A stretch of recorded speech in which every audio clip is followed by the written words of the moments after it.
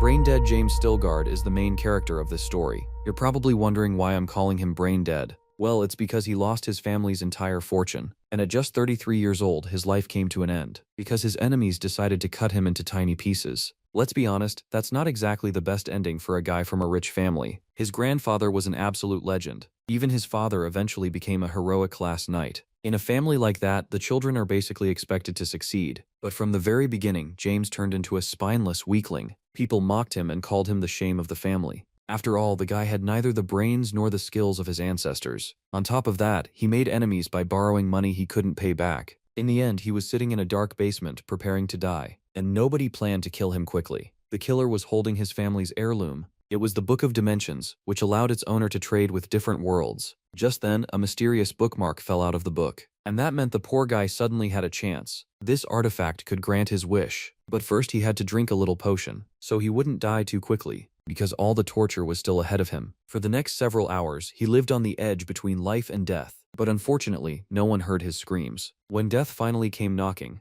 a miracle happened. The magical artifact gave him a second chance. Right now, the system was restarting his life from the beginning, so a typical loser could try everything all over again. He opened his eyes in the body of a 16-year-old boy. Of course, at first he had no idea what was going on. Then, once his memories cleared up, tears of joy appeared in his eyes. Even the servants were surprised by his manners, because before this he had been a real rude and nasty bastard. But now all of that could be forgotten, because James was starting a new life, and he promised not to repeat his past mistakes. Also, his family could continue ruling over these lands. The first thing he did was head to the training arena. There, he met the knight Michael. James asked him to run a training session, and immediately heard people mocking him. In the past, James would lose these matches in the very first round, but now he had far too much experience and knowledge. In the end, he completed all of the trainer's tasks for the first time, even though his body was clearly not ready for it. After all, besides experience, he still had to build up his muscles and skills. Only then could he start dreaming of something greater. By the way, the dimensional system was now inside his head, and no one except him could see it. With this system, he could trade on a completely different level, and of course, improve his family's wealth. The boy decided to lock himself in his room, and figure out everything that was happening to him. He even created his own account in the system. Then he gained access to merchants from different dimensions. Now a plan began forming in his head. He would develop his trading skills and keep training constantly. The very next week, he had his first sparring match, and the results surprised even the experienced fighters. Not long ago, this guy could practically be blown away by the wind,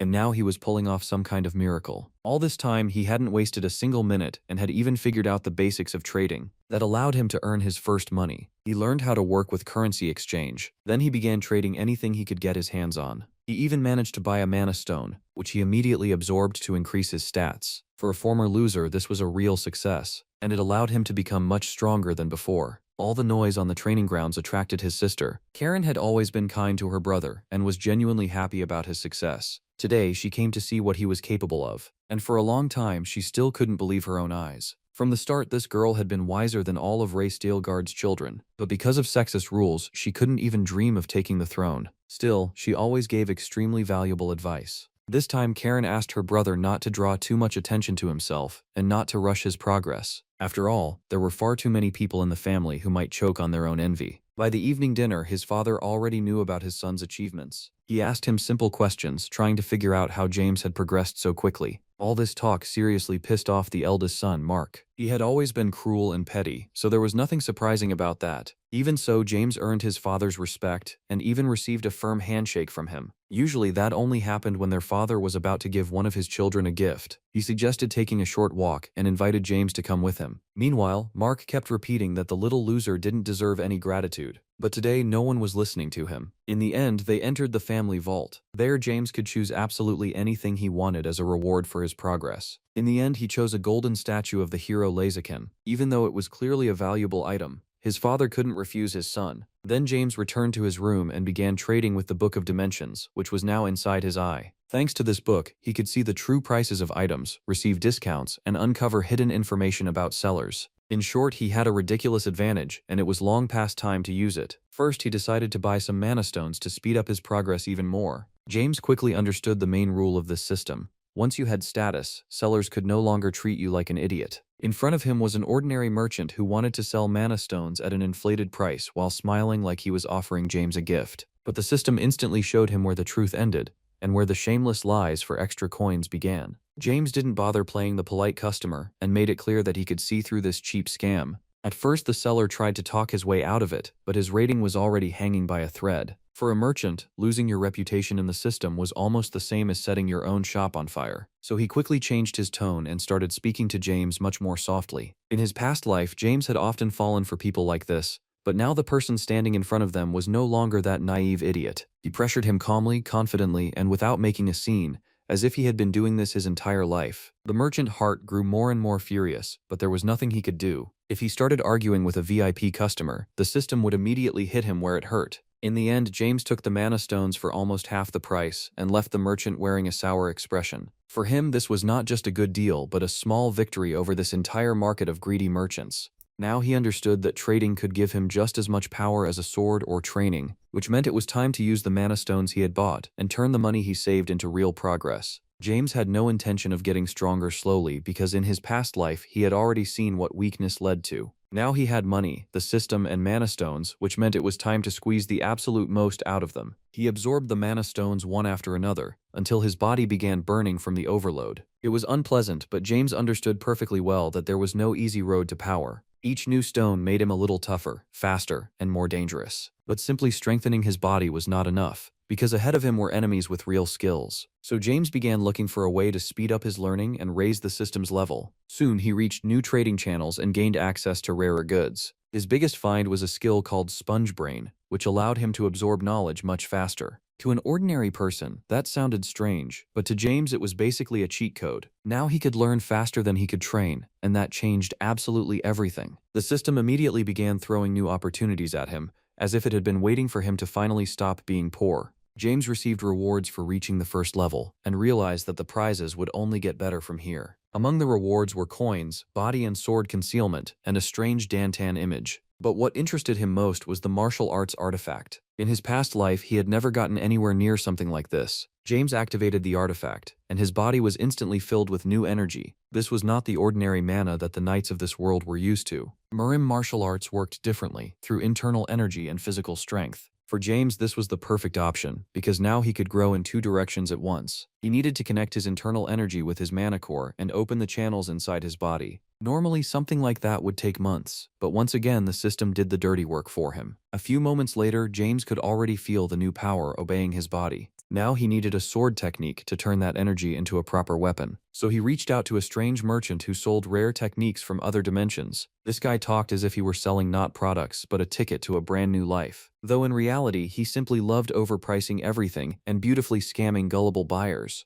James had already met people like him in his past life and had no intention of feeding them his money again. He needed one specific thing, the triple sword technique. This technique could give him several combat foundations at once and greatly speed up his progress. But instead of simply buying it, James decided to handle the deal more intelligently. To do that, he switched to the Fifth Murim world, where its own long-running feud had already been boiling for years. There was a sect called the Mountain Bamboo Sect, and its leader Brian was hunting a merchant named Lauren. Lauren had managed to make plenty of enemies, and Brian wanted to get to him at any cost. James quickly realized that there was good money to be made from someone else's hatred. He contacted Brian and made it clear that he knew where to find the man he was looking for. Of course, he had no intention of sharing that information out of kindness. If the sect wanted to catch Lauren, then they first had to prove their seriousness with coins. Brian tried to figure out how some random guy had access to such secrets. But James didn't reveal anything unnecessary and simply kept the conversation under control. For the sect, this information was too valuable, so the bargaining didn't last long. In the end, James received 200 coins and once again confirmed that knowledge was sometimes worth more than a sword. And to him, Lauren was just a small fish, because the real target was waiting somewhere else entirely. James's real target was Seok, a seller of martial arts scrolls. This was the very man who, in his past life, had helped push the Stilgard family toward ruin. Back then, James had been stupid, gullible, and bought anything from him that sounded impressive, and Seok took advantage of that like a predator that had found wounded prey. But now everything had changed, and James was the one planning to drive him into a trap. He contacted the merchant and asked to see his sword techniques. Seok immediately perked up, because a customer with money had appeared in front of him again. He began offering rare scrolls and insisting that they were nearly priceless treasures. James could clearly see that the prices were inflated, but he deliberately pretended not to understand anything. Seok decided that he had caught another rich fool and was already counting his profits in his head, and James simply let him enjoy himself, because soon this merchant would climb right into his own noose. A little later, Lisa entered the room and immediately noticed that something was wrong with the young master. James looked calm, but his thirst for revenge still lingered in the air. Lisa carefully asked if everything was all right. He smiled and said he was just a little tired, but the girl had come for more than that, because an unpleasant incident had happened on the training grounds that morning. James and his older brother Mark had clashed again there. Mark had never liked his younger brother and was used to looking down on him. To him, James was still a weak child who had suddenly started thinking far too highly of himself. So Mark decided to put him in his place right in front of the knights. He began by pressuring him with words, then quickly moved on to action. In the past, James would have been sent flying by the very first strike, but now he calmly dodged and showed that he was no longer the same weakling. Mark grew even angrier because his younger brother had not only held his ground but had started fighting back. The fight quickly stopped looking like training and turned into an older brother trying to vent his resentment. Mark was even ready to break the rules and use aura. James could have done the same, but he didn't want to reveal too much of his strength, so he fought carefully, but confidently enough for Mark to understand. The person standing in front of him now was no longer the helpless James from before, but someone who could not be pushed around without consequences. For Mark, this was especially painful, because their father had recently allowed James into the family vault, and people were not taken there for no reason, especially not a younger son who had once been considered a disgrace. Mark was not angry because of the training, but because James had started receiving their father's attention, and the more he understood that, the more foolish his attempt at revenge looked. Lisa was worried that this conflict could end in serious trouble, but James reassured her and said it had only been a brotherly training match. When Lisa left, he immediately stopped smiling and returned to his thoughts. Now he needed to enter the inner vault before leaving for the academy. Meanwhile, Mark still could not accept that his younger brother had become stronger. He replayed the fight in his head again and again, but the answer still wouldn't come together. Darren was nearby, watching all of it with a much colder gaze. She immediately understood that James was hiding something, and this no longer looked like an ordinary burst of talent. Darren suggested that Mark stop panicking and leave the investigation to her. And while the family was dealing with its own secrets, the Mana Stone merchants also began to get nervous. James was lowering prices and stealing customers too quickly, as if he were deliberately breaking the entire market. Hart gathered the unhappy sellers and suggested they finally put the arrogant VIP customer in his place. In their opinion, if they didn't stop James now, he would eventually devour the entire business. The problem was that James was selling below market price and still making a profit. The merchants thought they were cornering him, but in reality they were the ones starting to play by his rules, and James didn't even see them as a real threat yet. Once the noise around the Mana Stones died down a little, James returned to a more important goal. He needed to get to Seok in a way that made the man walk into the trap without even realizing it. To do that, James first contacted Librarian Chin from the Library of 1,000 Swords. This library was a serious place that stored the techniques of an influential sect. You couldn't just take anything from there unless you wanted to die very quickly. James carefully asked what would happen to someone who tried to steal martial arts scrolls. Chin answered directly. That idiot would be found, punished, and made to regret ever being born. That was exactly what James wanted to hear. After that, he contacted Seok again and pretended he was looking for a rare technique. Seok immediately perked up, because a customer with money had appeared in front of him again. James asked him to obtain a unique skill from the Castle of 1,000 Swords. To an ordinary merchant, that sounded like suicide, but Seok loved money far too much. He hesitated at first but quickly realized that there was good profit to be made from this deal. James didn't pressure him too hard, because greed was already pushing Seok in the right direction. The merchant promised to try to get the item if he could do it quietly. He didn't even realize that he had already agreed to his own sentence. All James had to do now was find the money and wait for the prey to bring him the evidence itself. Everything was coming together perfectly in his head, because Seok had to steal the one thing that must never be stolen. If the plan worked, James would gain not just a technique, but complete control over his enemy. And that kind of revenge tasted far better than a simple sword strike. Meanwhile, his supply of mana stones began running out quickly. James tried contacting the suppliers again, but one after another they began refusing him. Now it became clear that Hart and the other merchants had decided to cut off his heir. They thought that if they shut down his supply, James would immediately run out of goods and surrender. But to James, this wasn't a defeat, just another move in someone else's game. While he was thinking over the situation, noise came from the garden. Lisa was standing there, and in front of her was Darren. His older sister clearly hadn't come just to talk, but to pull information out of the maid. Darren had already realized that too many strange things were happening around James, so the first thing she did was pressure the person who was always by his side. Lisa tried to hold herself together, but arguing with a girl like that was like walking through a minefield. Almost every servant in the mansion feared Darren, and there were reasons for that. She knew how to pressure people so well that they would start feeling guilty on their own. But this time, James saw everything with his own eyes. He calmly stepped in and immediately made it clear that Lisa didn't have to answer anyone's interrogation. Darren tried to act as if nothing serious had happened, but when she reached for the maid again, James no longer tolerated it. He sharply stopped his sister and showed her that his people were better left untouched. For Darren, this was a blow to her pride, because James had never dared to act like this before. She quickly realized that she couldn't win with force right now, so she decided to play dirtier. Darren started acting like the victim, as if she were the one who had been insulted and humiliated here. From the outside, it could have looked like the younger brother had crossed the line, but James leaned closer to her and quietly said a few words. Lisa didn't hear exactly what he said, but Darren's expression changed immediately. It seemed James knew a secret that could hurt her far more than any scandal. Darren forced out an apology to Lisa and stepped back. The conflict was over, but now his sister wanted to uncover James's secret even more. A few days later, Hart gathered the Mana Stone merchants again. Everyone was sure James would surrender any moment now, but he kept selling goods at low prices. That infuriated them most of all, because no one understood where he was getting so many stones. Then one experienced merchant proposed a simple but expensive plan. If James was buying cheap goods, then they had to buy everything before he could. The merchants agreed and began lowering prices even further. They thought they were dragging James into a trade war where the winner would be whoever had the larger cash reserve. But that was exactly what James had been waiting for. The lower they pushed the prices, the more profitable his next purchase became. The merchants saw him as an arrogant enemy, while he saw them as free workers for his plan. When a normal price war failed, they decided to create a larger alliance. Now it wasn't just a few sellers trying to oppose James, but an entire group of merchants. According to their plan, this alliance would control the market and stop one upstart from dictating prices. From the outside, it looked reasonable. But the problem was that James had calculated this exact possibility in advance. He understood that greedy merchants would sooner or later gather into one pile on their own. And when all your enemies are standing in one place, it becomes much easier to strike them.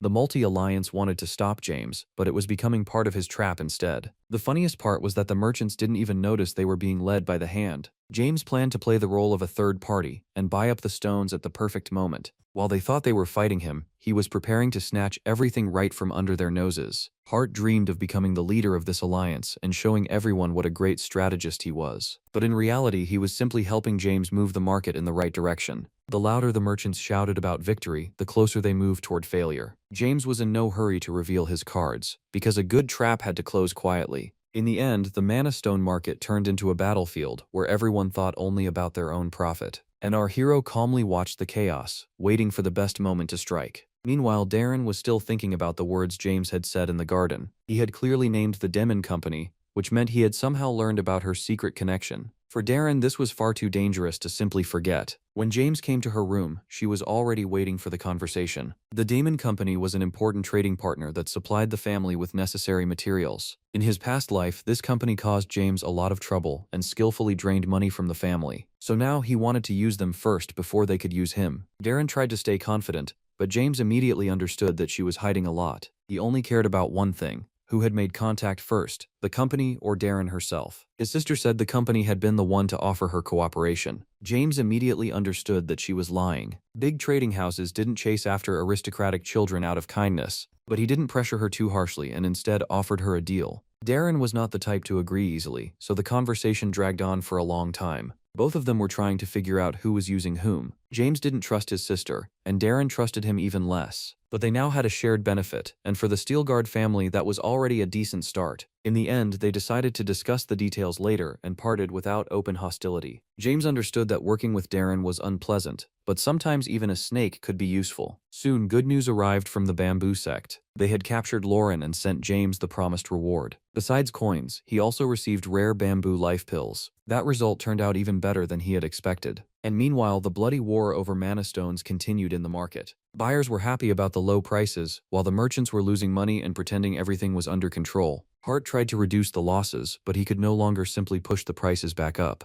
James, meanwhile, continued using his privileges to buy up stones almost unnoticed. In the end, he kept stockpiling goods while his competitors cut their own profits. The sellers thought they were winning, but in reality they were just feeding his warehouse. Soon, James planned to collapse their entire plan and make even more money from it. That night, a strange man arrived at the Demon Company. At first glance, he looked more like a shady scammer than a serious merchant. The guards tried to stop him, but he immediately demanded to see the person in charge. Very quickly, everyone realized that this was the famous Mr. Bonds. He was led into a room where Mr. Damon and Darren were already waiting. Darren immediately began studying the guest with her eyes, because he did not inspire any trust at all. James had warned her that an important merchant would come, but this guy looked far too strange. Bonds didn't waste time on polite conversation and immediately got to the mana stones. Mr. Demen examined the samples and quickly realized that the goods were genuinely high quality. Then Bonds pulled out an entire bag of stones, as if he had simply brought potatoes from the market. No one in the room even suspected that this whole performance had begun much earlier. In reality, James had already accumulated a huge supply of stones and was preparing for the final deal. He drank a voice-changing pill and put on a mask to turn himself into a different person.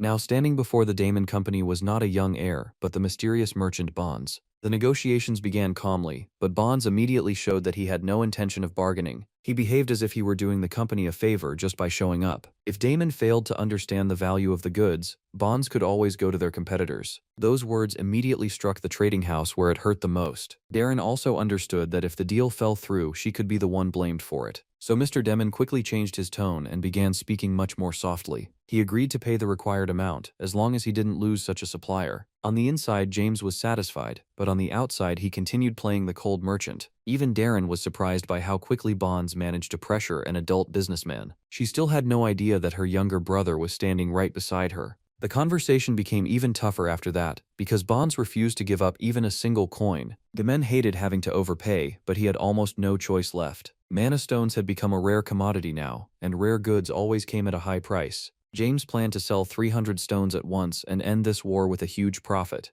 Mr. Damon couldn't understand where an unknown merchant had gotten such a supply, but Bonds immediately made it clear that his past was none of their business. He had come to talk about money, not to confess his life story to strangers. Everything was going perfectly, until one small detail began ruining the whole plan. The effect of the voice-changing pill was wearing off. James had to quickly swallow another one so he wouldn't expose himself right in front of Darren. It looked suspicious, but no one had time to understand what was happening. The deal was finally completed, and the Demon Company paid for the huge batch of stones. After that, Darren decided to speak with Bonds privately. She wanted to know how this man knew James and why there were so many mysteries around him. Bonds answered vaguely because too many extra words could ruin his entire disguise. Darren quickly realized that the name Bonds was obviously fake. She was far too smart to simply believe a pretty little story. In her mind, the idea was already forming that all of this might be part of James's plan. Bonds merely laughed and pretended her suspicions sounded ridiculous. He said Darren thought far too highly of herself, and not everything in the world revolved around her. But before leaving, he still gave her one piece of advice. She should fight her own family less and remember more often who could truly watch her back. In his past life, James understood that far too late. So now he didn't want to repeat his old mistakes, even if he was speaking to his sister through a mask. Darren said nothing,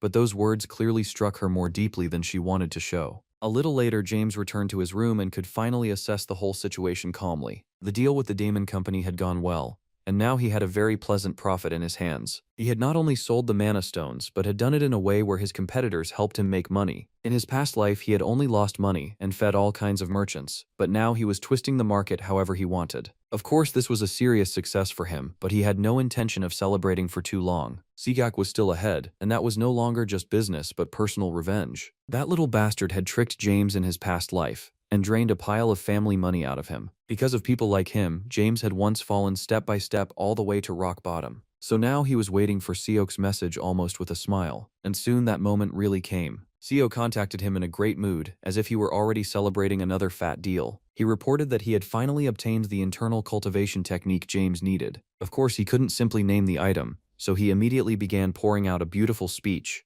According to him, this technique helped control nature, and even brought a person closer to the laws of the universe. It sounded grand, expensive, and very convenient for squeezing extra money out of a buyer. Seok had always known how to pressure people with words, especially when he saw an inexperienced customer in front of him. In his past life, that was exactly how James had fallen for it, because he believed every beautiful promise. Back then, he thought he was buying a path to power, but in reality, he was simply giving money to a cunning scammer. But now, the person in front of Seok was no longer that naive fool. Instead of the promised price of 2,000 coins, the merchant suddenly demanded 5,000. Apparently, he had decided that James had already swallowed the bait, so now he could squeeze him to the very end. James pretended that this offer had put him in a difficult position. He deliberately dragged out the time and acted uncertain so Seok would feel like the winner. Meanwhile, James himself understood perfectly well that the merchant was already neck-deep in the trap. The more shamelessly Seok raised the price, the more James wanted to see his face after the ending. In the end, James agreed to the deal and prepared to pay the full amount.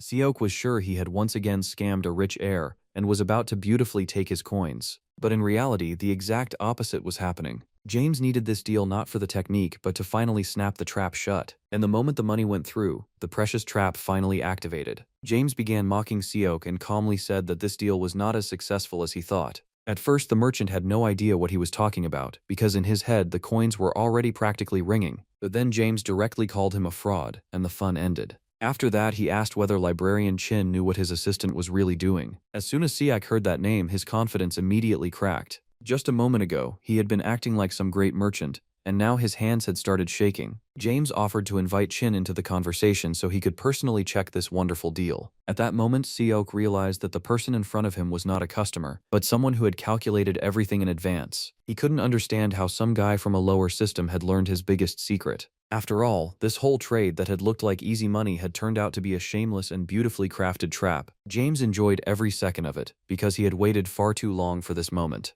Now it was time to explain the new rules of the game to Seok. If he broke even one of them, James would immediately report everything to the Heavenly Sword Castle. And there, for stealing techniques, they wouldn't just scold him, they would tear him apart so badly even the books would start crying. Seok had spent years stealing knowledge from the library and selling it to anyone he could, and now his entire life was hanging on a single word from James. James continued pressuring the merchant, as if he were deliberately stretching out the pleasure. First, he demanded that Seok return all the money he had just paid for the technique. Seok no longer argued and quickly issued the refund, because arguing with your executioner is a pretty bad idea. After the refund, the system strangely recalculated the balance, and James ended up with even more coins than he had before the deal. After getting the money back, James noticed a strange feature of the system.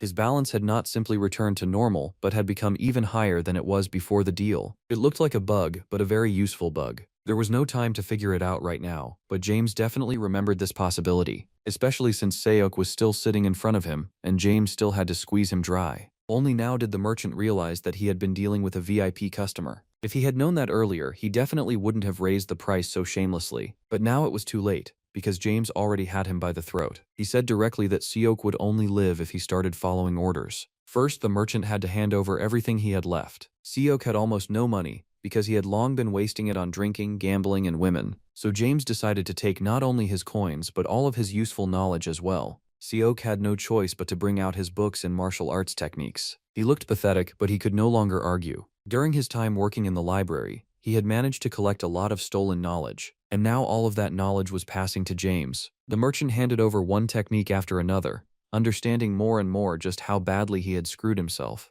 Even after that, James remained unsatisfied. Many of the techniques turned out to be too weak, and Seok had nothing more to offer. At that moment, he almost snapped, because he had already given up everything he could. James finally decided to stop. Killing Seok right now would make no sense. A dead merchant would bring him nothing, while a living one could still be useful. So James left him alive, but from now on that merchant was completely dependent on him. After that, the conversation ended, and James gained both his revenge and new techniques. As soon as the conversation with Seok ended, James could finally let his emotions out. Everything had gone almost exactly according to his plan, and his old enemy was now in his hands. But most importantly, he had gained not only revenge, but also an entire stack of combat techniques. James didn't put them off for later, and immediately went to test everything. First, he tried the movement techniques. His body became lighter and his steps faster, as if he had finally removed his old limits. Now James could change positions sharply and move in ways he had never even dreamed of before. His jumps also became much higher, as if his legs had received a separate blessing from the system.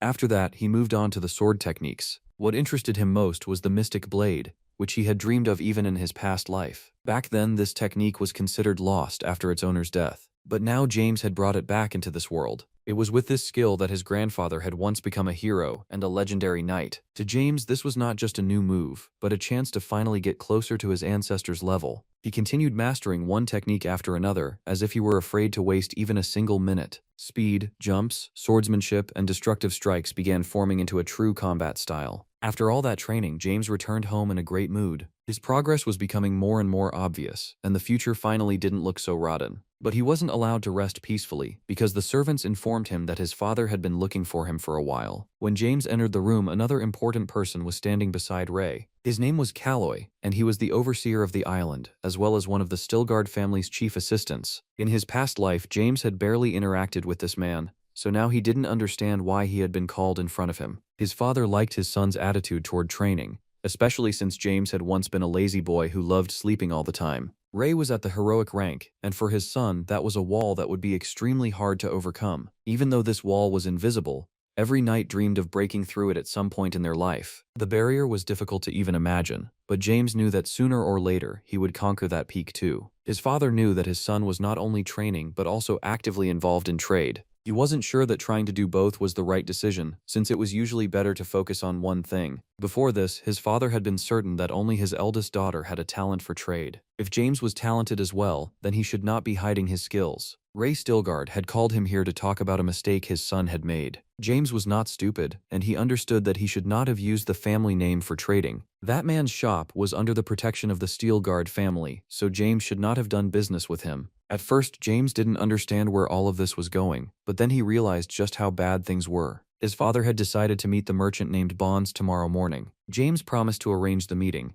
but at that moment his heart began beating twice as fast. He was leaving for the Night Academy in 3 days, so he had to finish all his preparations. The conversation ended, but his father couldn't help noticing how much his son had changed recently. It felt like he was hiding something, and even so he was carefully trying not to reveal his secrets. As soon as James left the room, Calloy immediately caught up to him. He suggested that the youngest son of the family speak with him privately for a moment, even though nothing like that had happened before. It turned out he wanted to know how James had learned about the relationship between Darren and the Demon Company. James immediately felt how tense the situation had become, because far too much attention was now focused on him. He said that many merchants operated on their lands, and they were willing to do anything to attract major clients. James had merely thrown out some bait, and his sister had taken it, so the situation was nothing more than a coincidence. The conversation ended there, but James understood that he needed to be much more careful from now on. From his past life, he knew that dangers would soon come for his family. He had to prepare for every twist of fate while still keeping his secrets hidden. Back in his room, he once again began searching for ways to improve his skills. One such option was 1 year of internal cultivation. In situations like this, martial artists would train for an entire year using basic techniques. This kind of technique would cost a large number of coins, even though the prices used to be much lower. Some people sold their internal cultivation techniques for almost nothing just to feed their families. After finding the cheapest offer, James bought 10 years of internal cultivation and gained an enormous opportunity. He tried to absorb this concentrated energy and immediately become stronger. In other words, thanks to trading alone, a person could become stronger than a knight without even leaving their room. That meant he had skipped a huge amount of time that would have been wasted on unnecessary training. To raise the system to the second level, he needed to keep improving himself. In his past life, he had been incredibly lucky to reach this level of progress, even though he had never dreamed of it. In just 2 weeks of training, he had become stronger than his past self, and this was only the beginning. Perhaps it was time to make use of the yin-yang bugs. Only a few knights knew that using these bugs could help control their targets. James quickly decided to search the system for more information about the bugs. It turned out they were not an item but living organisms, and these bugs symbolized loneliness. They were merely parasites that lived inside people and caused some interesting symptoms. The yin-yang bugs were a very peculiar pair, and it was better never to swallow them without a firm purpose. A person who used these bugs would become deceitful and greedy. Even the holiest people in humanity would lose control of themselves and turn into beasts. James learned all of this from the evil god of hardship, who had long since thrown away his humanity. He could be compared to a devil with a human form who used black magic. It was also not recommended to use these bugs on your own family or close friends. They could give complete control over them, but there was no way to avoid the side effects. Once they entered the body, removing those side effects became almost impossible. Judging by James's reaction, it was immediately clear that this was exactly what he wanted. He no longer had to worry. All that remained was to choose a victim for the yin-yang bugs. James went to the training grounds and met Sir Javis. A brutal training session from Raphael had just ended there, and the knights were trying to recover at least a little. James offered the knight a sweet drink to quench his thirst after the workout. Sir Javis didn't quite understand the young master's kindness, but he decided not to refuse. The color of the drink didn't look appetizing at all, and inspired no trust. Even so, James was clearly interested in making sure this particular knight drank this particular drink. Sir Javis decided to take the risk, despite the possible danger. It tasted disgusting, and he didn't hide his reaction at all. Nevertheless, the knight thanked the young master for his concern and said he appreciated it. After that, James asked the knight for a favor, and for that they needed some privacy. Once they had gone deep enough into the forest, James explained what he wanted. Javis told him that it was possible if he followed the instructions carefully, but it would not be easy. The young heir looked extremely excited and emotional as he asked the knight to show him his aura. All this time he had been acting like a child, and that helped him win the knight's trust. Normally he didn't show his aura to other people, but now he was ready to make an exception. One of the best knights in the army was truly talented and immediately displayed his skills. The quality of the light and the density of his aura could not even be compared to the eldest heir of the family. Even so, James was satisfied,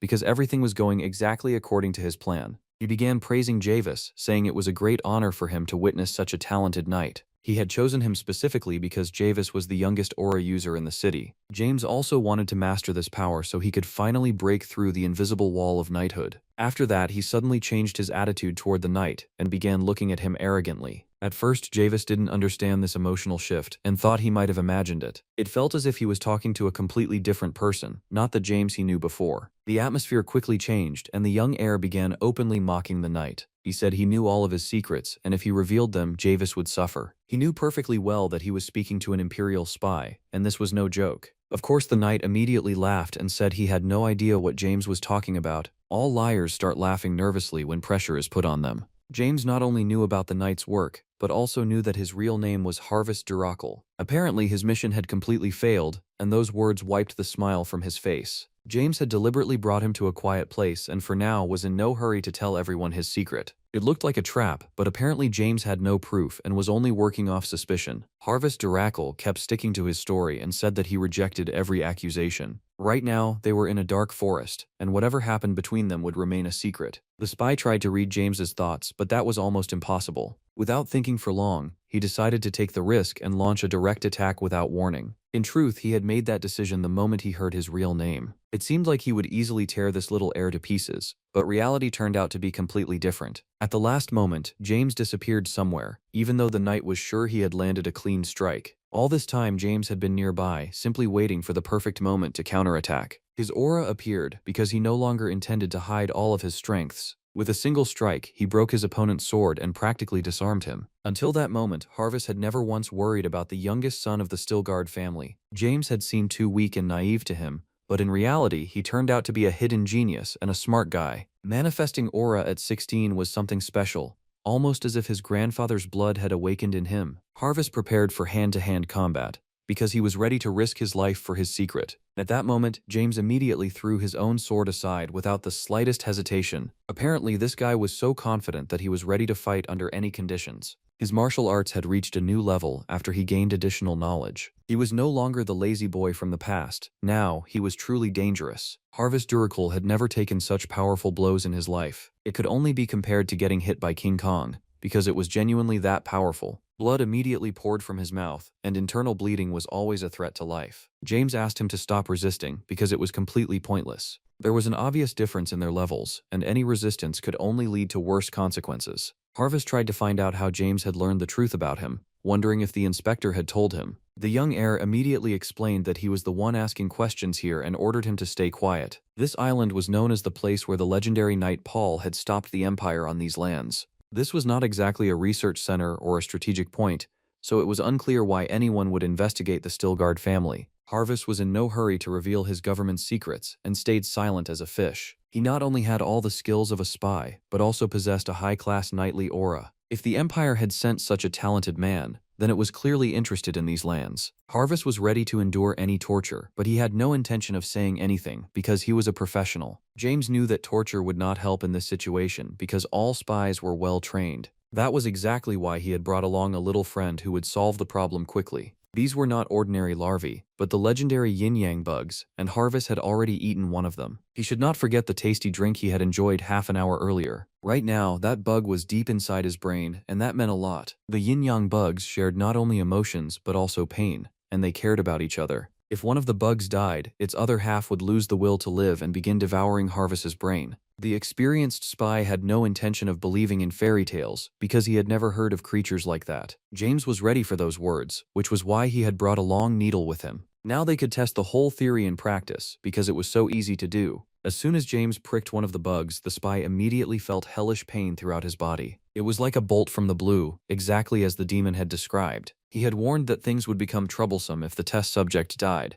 so he gave James a few pieces of advice. First, he needed to cause pain.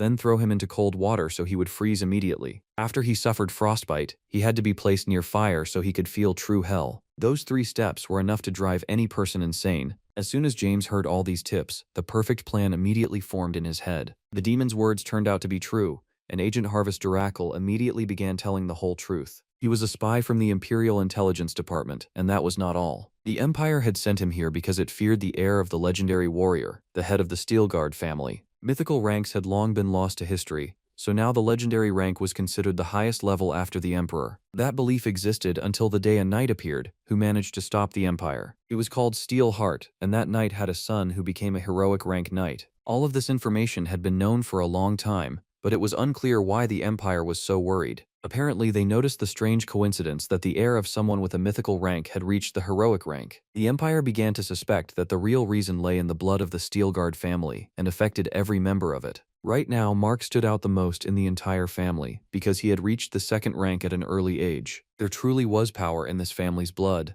but it weakened with each generation. That was what people believed until this day, when the spy Harvest Duracle saw the true power of the youngest heir. Apparently, James was the one who had inherited most of his grandfather's power and would now be able to achieve greatness. Harvest was confident in his theory, but only James understood that he was completely wrong. After all, the true source of his power was that he was using the aura from the Book of Dimensional Deals. His strength had nothing to do with inheritance or his grandfather's blood. Only now was he beginning to understand that all of this might be connected to his father's disappearance. That was exactly what had happened in his past life, because his family's downfall began with the disappearance of its head. That strange incident was called the greatest mystery of Navarro, and even now, James still did not understand what had happened in his past life. Now the Empire wanted not only to watch his family, but also to prevent the birth of a new Steel Guard hero. Meanwhile, the head of the family had not forgotten about active training and self-improvement. Lately, he had been having problems, because during training, his throat would start hurting and he would cough up blood. Even during rest, there was no recovery,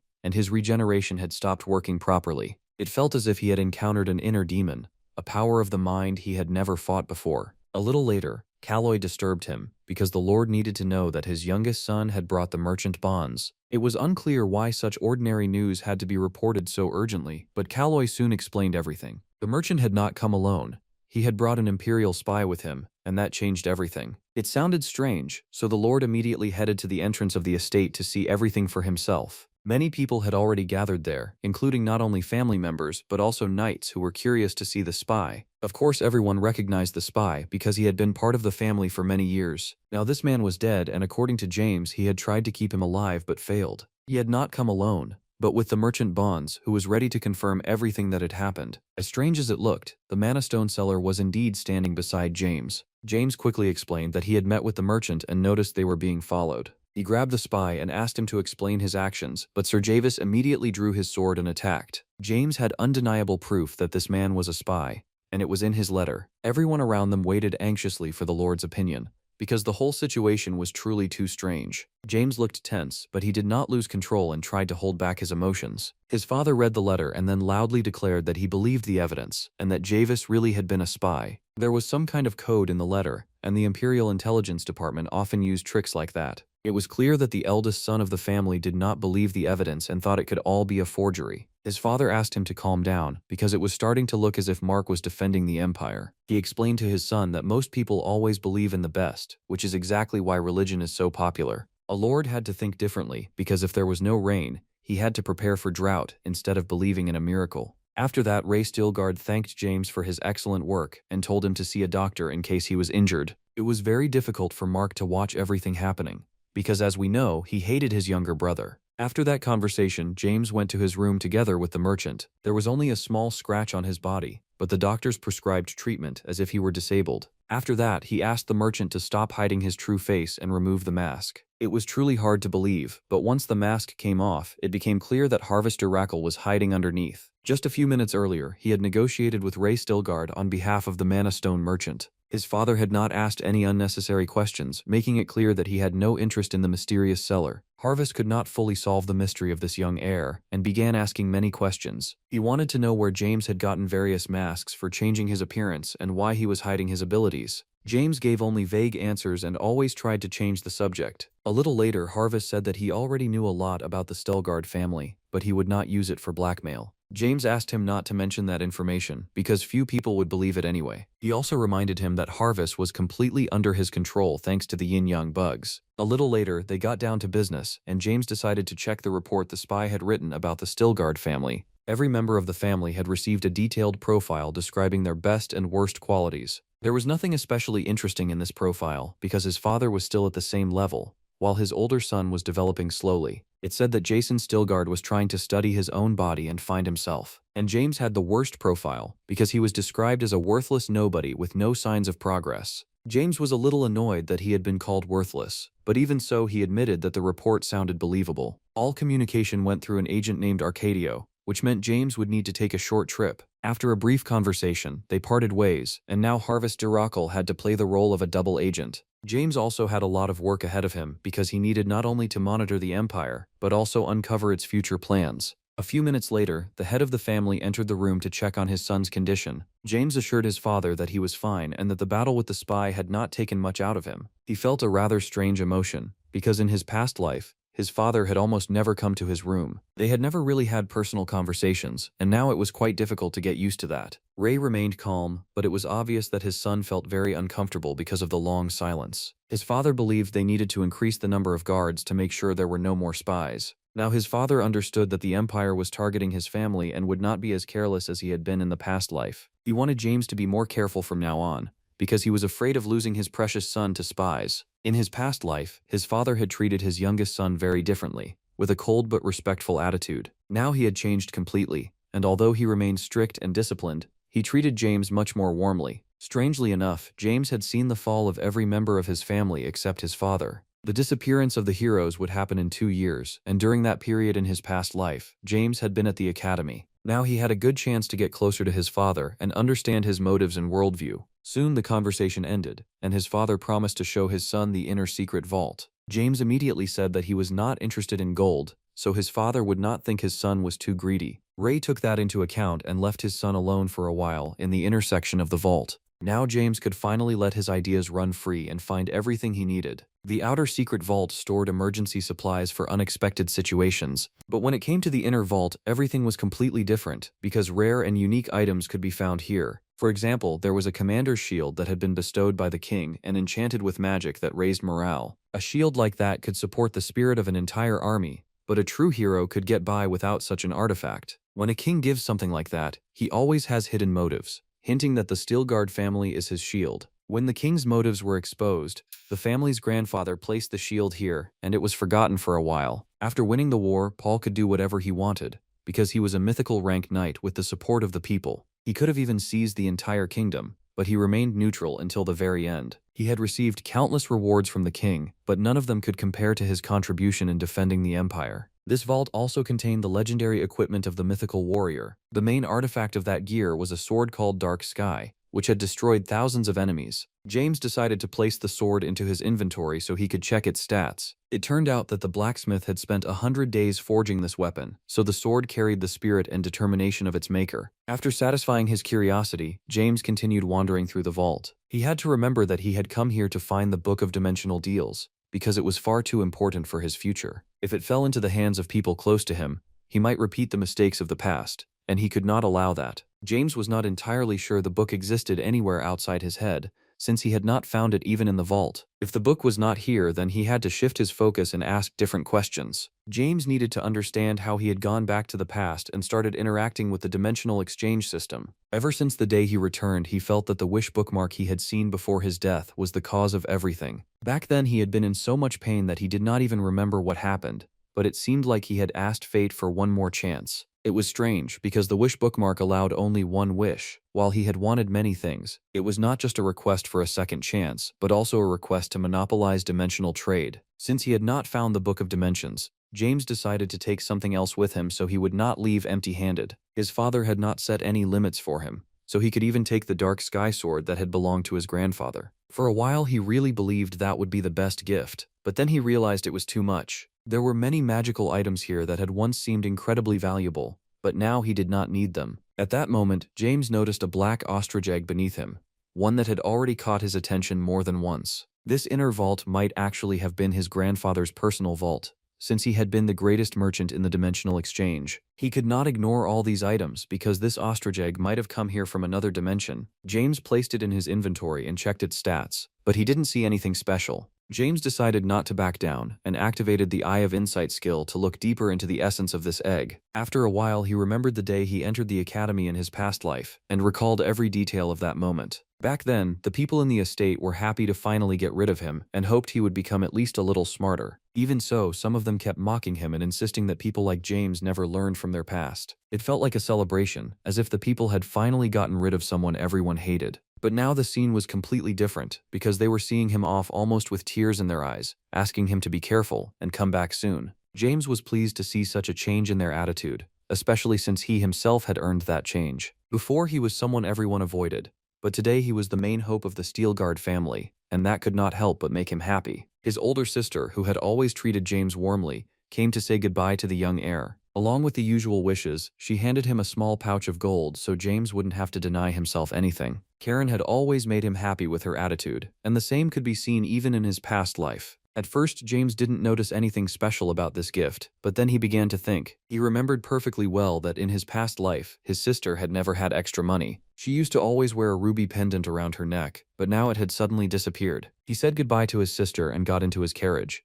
But those thoughts stayed in his head for a long time. James kept looking at that small gift and understood exactly what price had been paid for it. The ruby pendant had not belonged to their mother, nor had it been passed down through the generations, so parting with it was technically easy. Even so, that sacrifice meant a lot, because the ruby had been his sister's favorite piece of jewelry her entire life. Maybe she was under too much pressure and was trying to help because she felt it was her duty. After all, they could not forget that the Stillguard family had no mistress, and Karen had taken on those responsibilities herself. Soon James realized he had no time for sadness because right now he needed to prepare for the trials ahead. He entered the system and saw that he had received more than 50 coins from Seok, who continued handing over everything he had to his new master. James said that it wasn't enough and demanded that he bring in much greater profits. It was clear that the merchant was suffering badly from this arrangement, but he had only himself to blame for his problems. There was now a slave contract between them, signed after their last conversation. In exchange for keeping his secret and protecting him, Seok had to follow every order and give James 80% of his profits. The contract was written for the next 100 years, so now Seok had to forget about the luxury and fun he had enjoyed in the past. James didn't feel sorry for the guy at all, and took genuine pleasure in the whole process. A little later, he ordered the merchant to get him Patricia's breathing book, which belonged to a sword master. This book made it possible to improve one's skills without worrying about potential problems. James was gaining more and more benefits from working with the merchant, and he could not stop there. It was a fairly good martial arts book, and James decided to give it to his older sister. He understood that he had to take care of her, and he also knew how close sword martial arts were to her heart. Karen had a certain talent, and in his past life she had been much stronger than James. If she could learn iron breathing now, it would help protect the Stillguard family. Becoming a knight was very difficult, but his sister would not miss the chance to make use of her talent. Lastly, James turned his attention to Darren, since they had not spoken for several days in a row. He hinted to his sister that even though he was leaving for another city, he would continue watching her from a distance. In his past life, the trip to the academy could be compared to walking into hell to meet the devil. But now many things had changed, because his family looked at James in a completely different way. The positive looks from the people around him affected his sense of happiness, and James felt much more comfortable. This contrasted sharply with his past, and all these changes benefited not only him but the entire family. From here on, the differences in the future would only continue to grow,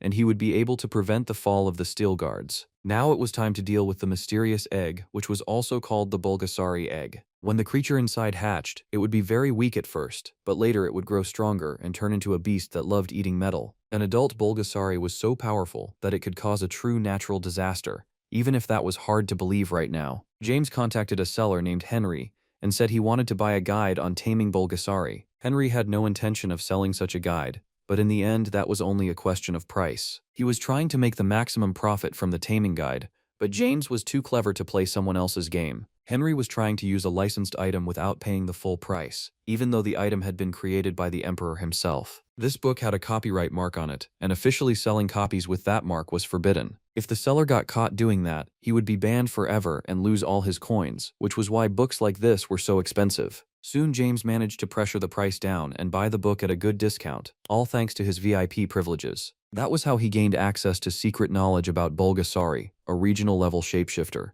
This monster could reach planetary level, even though it looked like nothing more than an ordinary little pet. As soon as James heard about the planetary level, he immediately felt scared, because that was unimaginable power. Soon he absorbed all the information, and the knowledge was truly worth the asking price.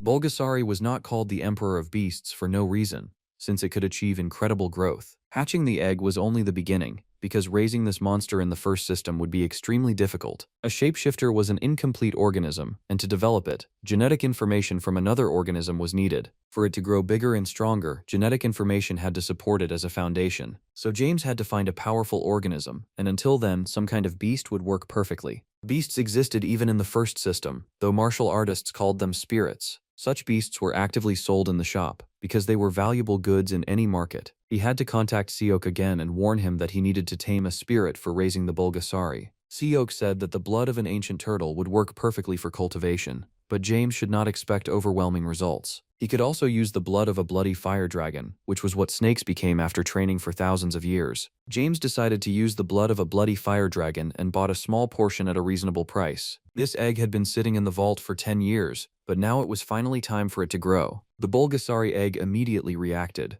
even though it had never made a sound before. Now all that remained was to wait, because sooner or later the beast would finally hatch from the egg. James tried not to waste any extra time and focused on inner energy searching and meditation. Several hours passed like that, and apparently the bloody fire dragon blood had finally taken effect. Now the infamous shapeshifter was supposed to appear, the one destined to reach planetary level and become a living disaster. It seemed like this monster would look breathtaking, but reality turned out to be far too harsh. Although James had imagined the shapeshifter would look completely different, he was still happy. He had to cut his own hand so the baby would not starve to death. Adult Bulgasari did not have mammary glands, so they fed their children blood instead of milk. The babies would remember the taste of that blood and treat that species as their own, which meant James would become the monster's real mother. The main thing was not to overdo it, because he could die from blood loss if he fed the baby too often. Without thinking too long, James decided to name this little killer Sari, since it sounded fitting.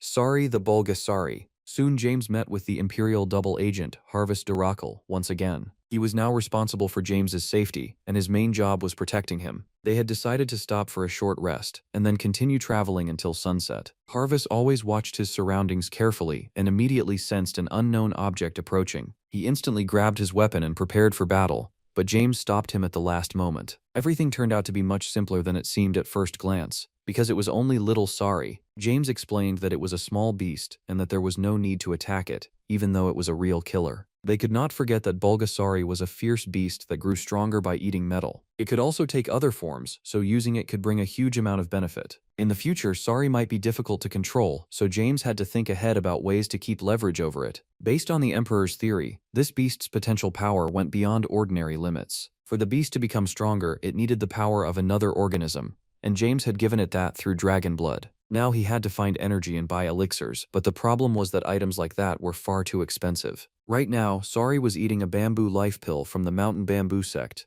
but its price was anything but cheap. Even if James sold all his belongings, satisfying the baby's needs would be difficult, so he had to come up with something. Only a little time remained until James could trade new goods. He had to choose something with a high base value so he could make a large profit. A few seconds later, inspiration struck him, and he finally understood exactly what he needed. His choice fell on internal cultivation, because it sold extremely well and had amazing demand in the first system. A product like that could earn him a serious amount of money, since its value was quite high. To become incredibly rich, he simply had to do classic reselling and not overcomplicate anything. It was hard to even imagine how much he could make in the first few months of sales. Although the exchange center might create some difficulties, James had received several bonuses from his previous sales and was ready to put that money into buying elixirs. All these investments were aimed at future wealth, which would help solve many of the family's problems. Over the next few days, Sari changed quite a lot, growing at an incredible speed. James couldn't get enough of it, because he had finally found a close friend he could play with. The color of a Bulgasari's fur depended on the creature whose blood it first received,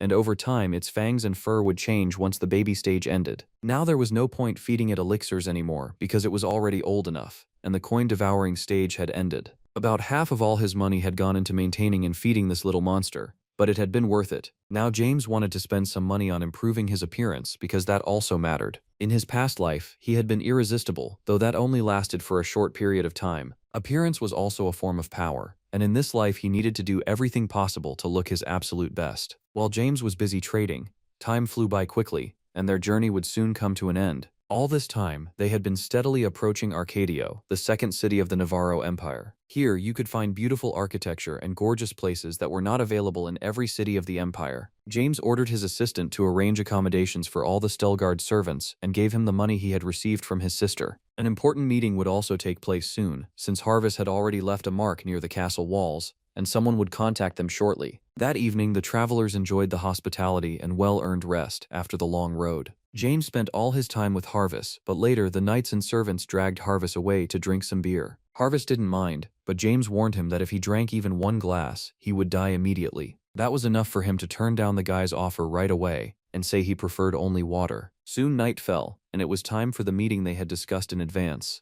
Harvest and James arrived at the destination and made sure that no one was following them. They were supposed to meet an agent named Trevor, since Harvest had worked with this man before. They could go to the meeting together, but Arcadio had too many eyes that might see something they shouldn't. Harvest was absolutely right, but James could not trust every word he said, because he was still a spy. Even though they had grown closer recently, that was not enough to build real trust between them. He ordered Harvest to show him a progress report immediately, because despite everything happening, he still had to stay cautious. Soon, James confirmed that everything was fine and that there was no need to worry too much. It was obvious that Harvest was offended by this treatment, but he understood everything. And now he understood his place, and he had no desire to go through hell again over some unclear suspicions. James did not search him and calmly handed over the report as if Harvest's words had affected him. The spy left for the meeting and promised to return as soon as the negotiations were over. It was always difficult to understand another person's true intentions, so James had to go through an important process. He activated invisibility using third circle transparency magic. His body immediately became undetectable, and now he could do whatever he wanted while staying incognito. By adding a small amount of mana, the body became light, and a person gained the ability to float in the air. Right now, James could easily remain unnoticed, as if he had become a living shadow. From a convenient spot, James would watch the meeting between Harvest and Trevor without fearing that he would be discovered. For now, Harvest was acting quite professionally, staying calm and fully adapting to his surroundings. Only after some time did it become clear that several people were watching him at once. James realized he had made the right decision by staying at a distance and not risking his reputation. Soon Harvest reached the right house, knocked, and entered without any unnecessary explanations. For now he was doing everything according to plan,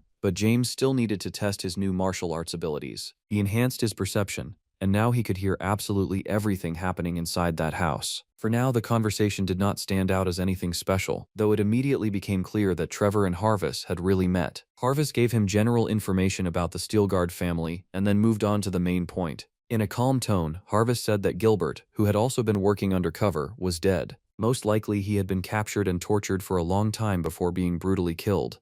So the guy really deserved some pity. Then Trevor fell into thought and quickly changed his expression, as if something had suddenly occurred to him. He looked carefully at his conversation partner and said that the academy was very far from Arcadio. He hinted that the special agent's story did not sound very believable, since there was no reason for him to come here together with James. The situation instantly turned upside down, and the tension in the room reached its peak. Strangely enough, Harvest remained calm and said he saw nothing suspicious about it. His confidence seemed to spread to the others, and Trevor laughed, saying it had only been a joke. He regretted what had happened to Gilbert, but there was nothing he could do, because a spy's life was full of danger. You couldn't do this job if you kept mourning every death, so you had to accept things as they were. Harvest said he had come here under a stupid excuse and had used the young heir for that purpose. He had brought a report on the progress of his work and asked Trevor to encrypt it and send it to the Empire. Their rather strange dialogue ended there, though there was still a feeling that something had been left unsaid. This way James saw what the life of a spy really meant, and that it was anything but sweet. James was about to leave, but then he witnessed the continuation of the conversation, which concerned his family. Trevor and his people discussed how strange it all was, since the agent had survived while the contact was dead. Trevor did not think Harvest could have switched sides because he was a very reliable man. He also said that Harvest valued his family incredibly highly and would rather die than cause them trouble. Everything would be decided by higher command, while their job was simply to pass on the information they had received. This entire conversation revealed certain details about Harvest, and now it was clear that he had reasons for some of his actions. James was already about to return to his quarters and sleep, but then he saw some rowdy guys getting ready to fight in the middle of the night. Looking closer, he realized that his own people were involved in all of this, even though they should already have been asleep. They had argued because of their masters, the Steelguard family and Marquis Albert. As soon as James heard that man's name, he immediately remembered his terrifying past. Meanwhile, a conflict broke out between the knights, and now it would be very difficult to stop them. They were very lucky that a real authority figure stepped in at the last moment.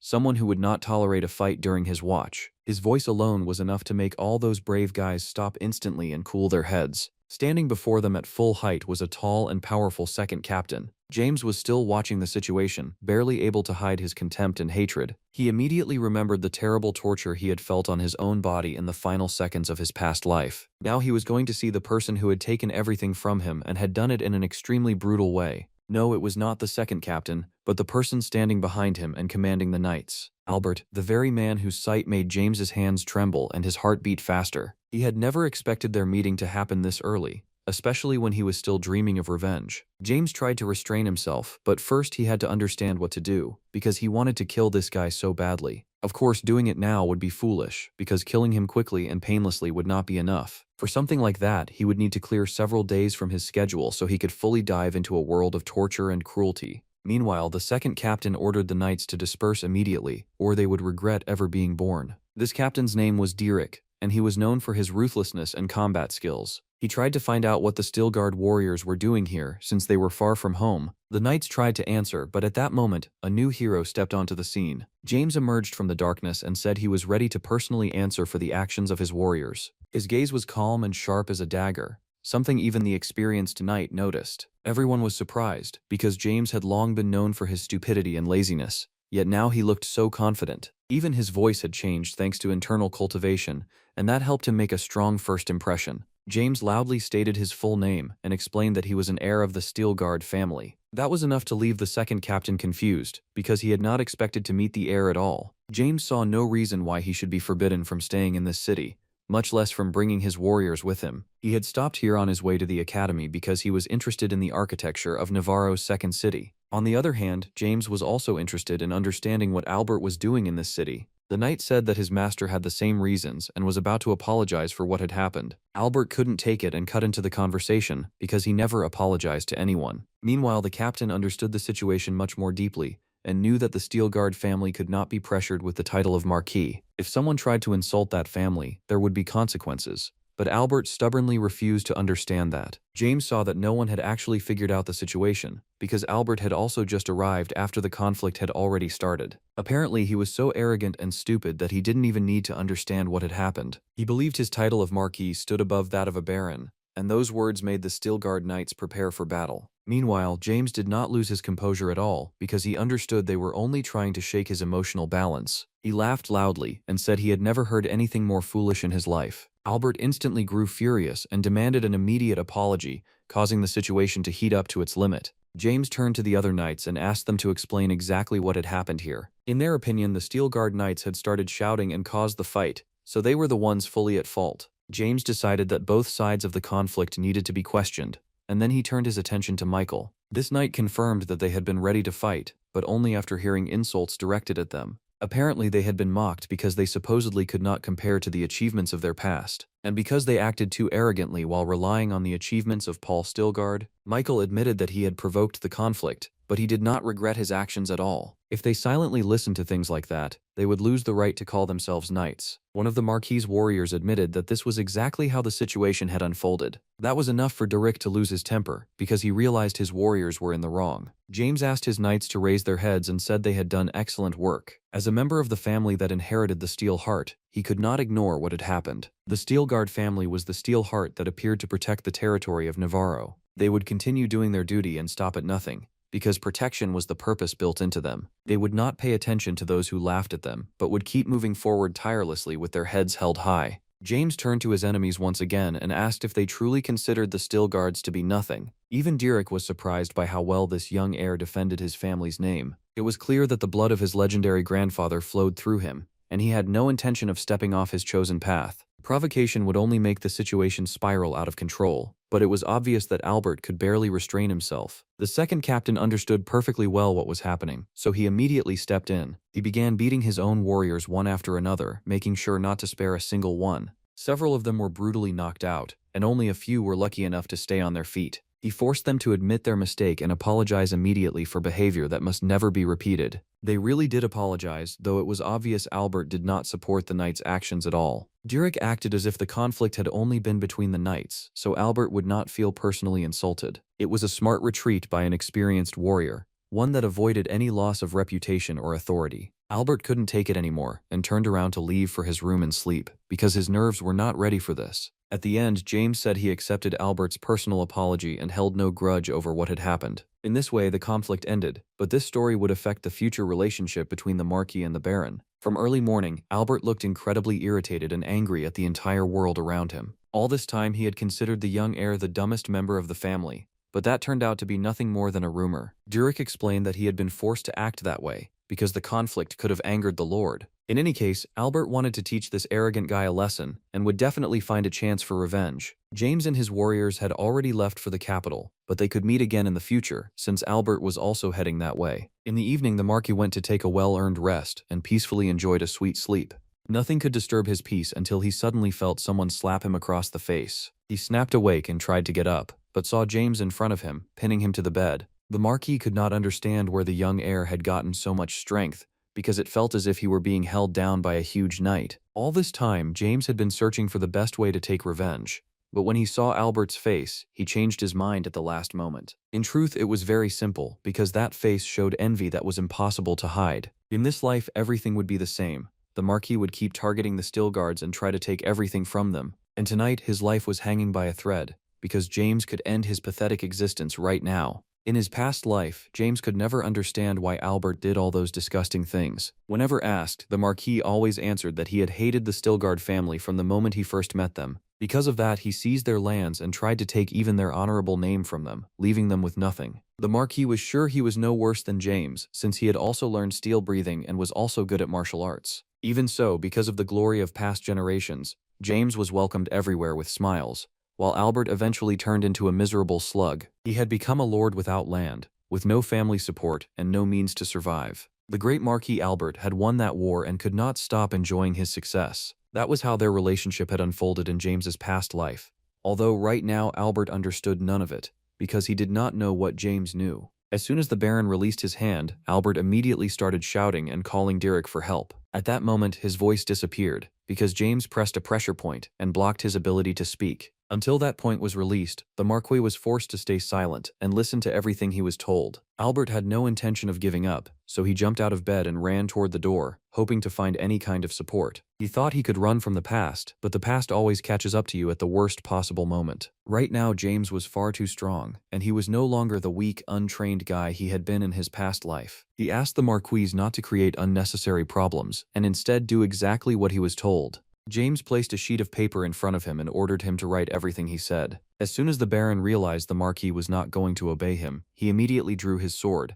He wanted to show through decisive action that he would get the result he wanted no matter what. With a light swing of his hand, he cut off Albert's arm and said that if Albert failed to follow his order, he would lose his head instantly. For a while, it was difficult for the Marquis to speak, because he kept screaming and writhing in pain. He had been asked not to complicate the situation, so he had only himself to blame for what happened, though it was still not too late to fix it. Now he quickly got to his feet and said he would write everything required, because pain had made him obedient. He tried to calm himself with the thought that a prosthetic could replace his living arm. Besides, his servants did all the dirty work for him anyway, so an arm was not exactly a life-or-death necessity. He hoped Dirac would hear the noise in the room and come to help, since he was a first-rank knight. It turned out James had been hearing all his thoughts from the very beginning, and was playing with him like a cat with a mouse. The Marquis was trying to buy time, but James had no intention of allowing him that luxury. Soon the work was finished, and Albert tried to figure out whether he would stay alive or die from blood loss. James returned his voice to him, and at that very moment, the Marquis immediately started screaming as if he were being slaughtered like a pig. The calmness of the young Stillguard heir was easy to explain, because he was not an idiot at all. As soon as he had entered this room, he had used a scroll of silence so not a single sound would escape into the outside world. The Marquis did not deserve the power and wealth he had received since childhood, all because of his inferiority complex. Although Albert tried to stop his enemy, James remembered his past life and everything that had happened in it far too well. Now the Marquis had not only lost his arm but also his head, in the literal sense of the word. Now all that remained was to use bone acid to completely cover his tracks and destroy the evidence. The Stillguard knights were traveling on horseback and were already quite far from the city. It was impossible to return so quickly in a single night, so even if James came under suspicion, he had an excellent alibi. He disappeared completely thanks to his invisibility skill, and the owner of this room vanished along with him. In the suicide note, Albert wrote that he apologized to his father, but considered himself unworthy of bearing the title of Marquis. He was giving up all responsibility and planned to run away to find a chance at a new life. Soon, James returned to his carriage, which was escorted by the warriors of the Steelguard Knight clan. He had barely slept that night, so he looked far too sluggish and drained. The revenge he had dreamed of for so long had been carried out, but strangely enough, he did not feel the satisfaction he had craved. Something still troubled him. Maybe he should have planned the revenge more carefully, because everything had happened too quickly. On the other hand, such an opportunity might not appear again in the future, so there was no point regretting it. In his past life, he had made many mistakes, but now he had at least closed some of his inner wounds and calmed down. His actions had been caused by the fall of his family, although that fall had happened regardless of Albert, just like his father's disappearance. It felt as if Albert had not been the main evil, but merely someone who attacked a weak James after he had been left completely alone. Right now, he had to pull himself together, because there was still a long road of trial and error ahead, and he had to walk it with full confidence in his own strength. Now James could deal with Albert's magic sword, which he had taken from his room. He definitely needed to think about selling this artifact, because it could bring in a decent amount of money. Although it belonged to a low circle, this magic could still be used for the benefit of knights. James thought about his own level of mastery, since he had not practiced real combat in quite some time. He immediately remembered the knight Derek, who had seemed very experienced and strong, and sparring with him would be quite interesting. Right now, James could fight a first-class opponent without any problems, because he was the heir of the Mystic Blade. Considering his age, he understood that he had achieved outstanding results, but he could not stop there. He even thought about using Albert's sword in his own battles, but in that case, people would quickly suspect him. The best decision would be to sell it, and there was already an offer to buy the sword for 500 coins.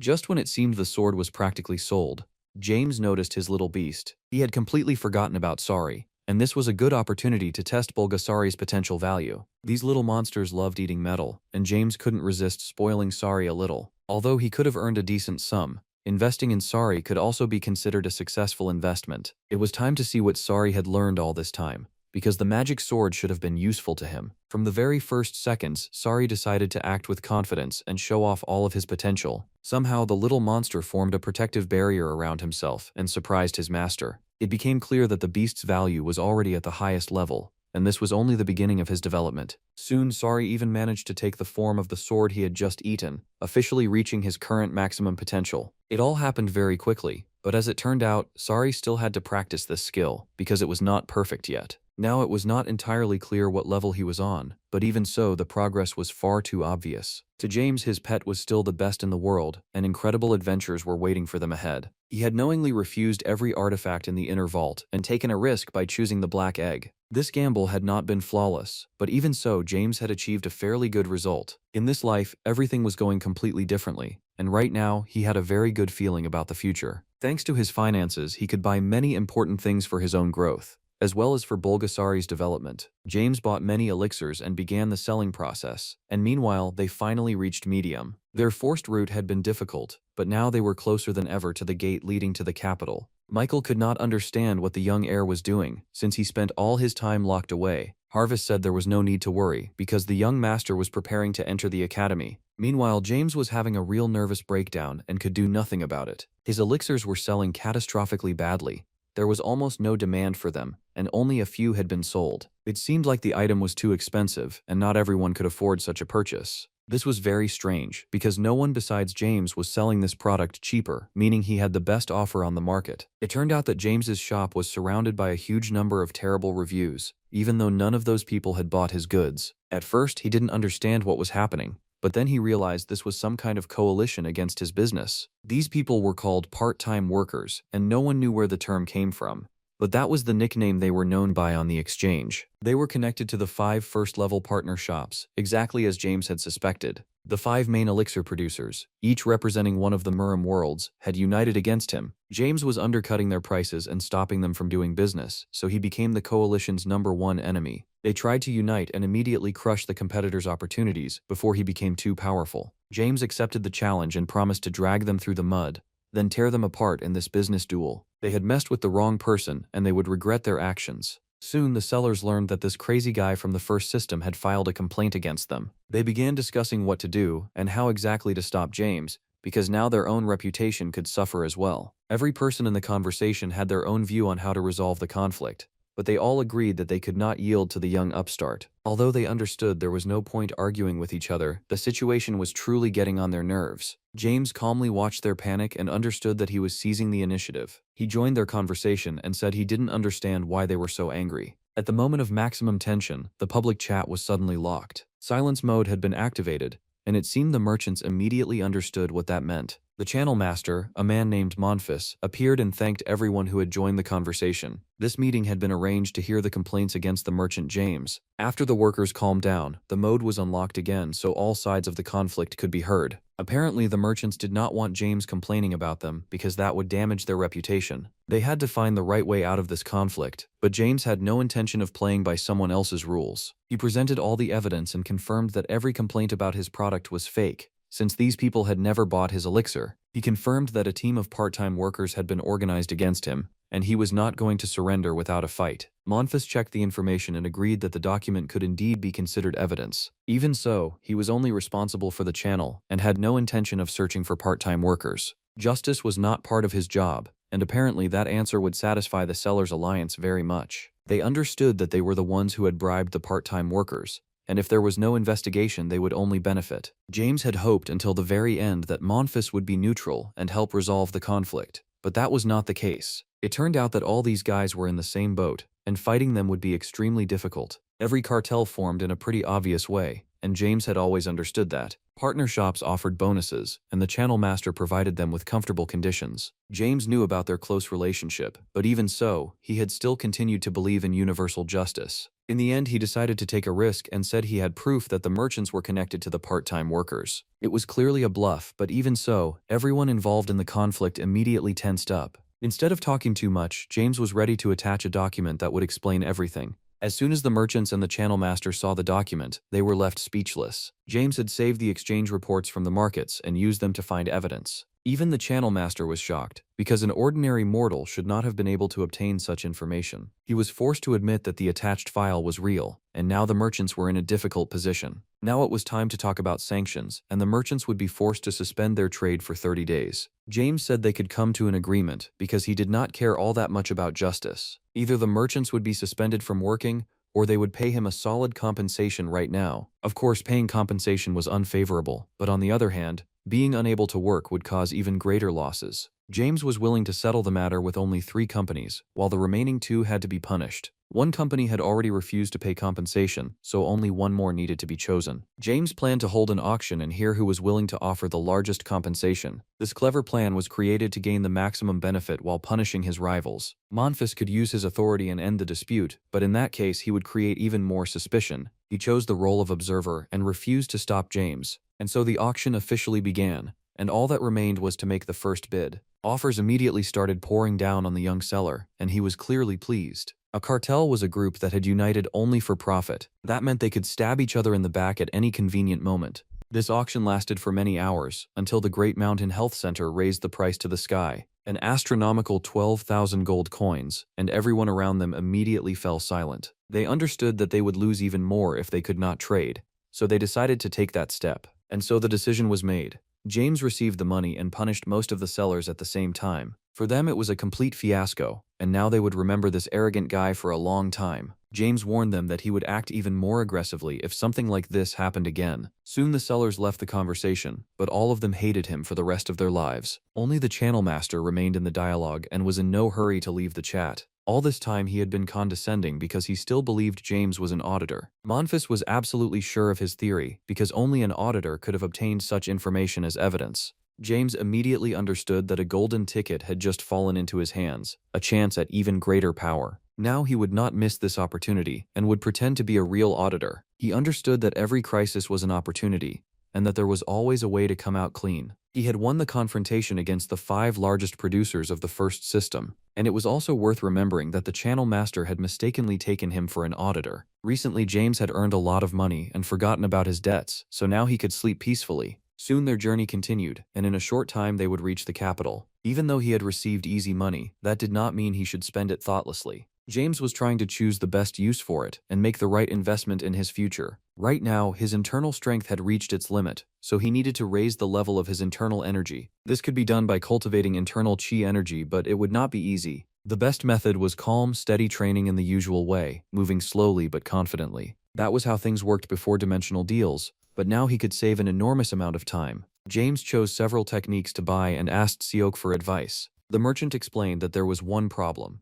The more magical power a person absorbed, the more their possibilities narrowed. Balance always had to be maintained, because the deeper someone sank into magic, the harder it became to master martial arts. In the past, choices and opportunities had been limited, but now an era had begun where everyone could learn and absorb martial arts. Perception had changed greatly, and now a person had to think carefully before starting any training. To reach a high level, he needed to expand his possibilities through pure martial arts. That meant he had to forget about magical techniques for a while. It would be fun to hit someone with aura lightning, but that possibility had to be put off for later. Now he had to choose a training method, and that was not easy, because there were many options. James decided to settle on the Northern Light technique, because it represented the pure essence of martial arts. James faced a difficult choice, because every art had its own strengths and weaknesses, but he always tried to choose the option that would bring him the greatest benefit. At the end of the conversation, something strange happened, because Seok fell to his knees and began begging for mercy. He was tired of this horrible life and asked for one more chance to escape it. The merchant begged James to return his martial art, known as the Heavenly Cultivation Technique. Murim was a twisted world obsessed with martial arts.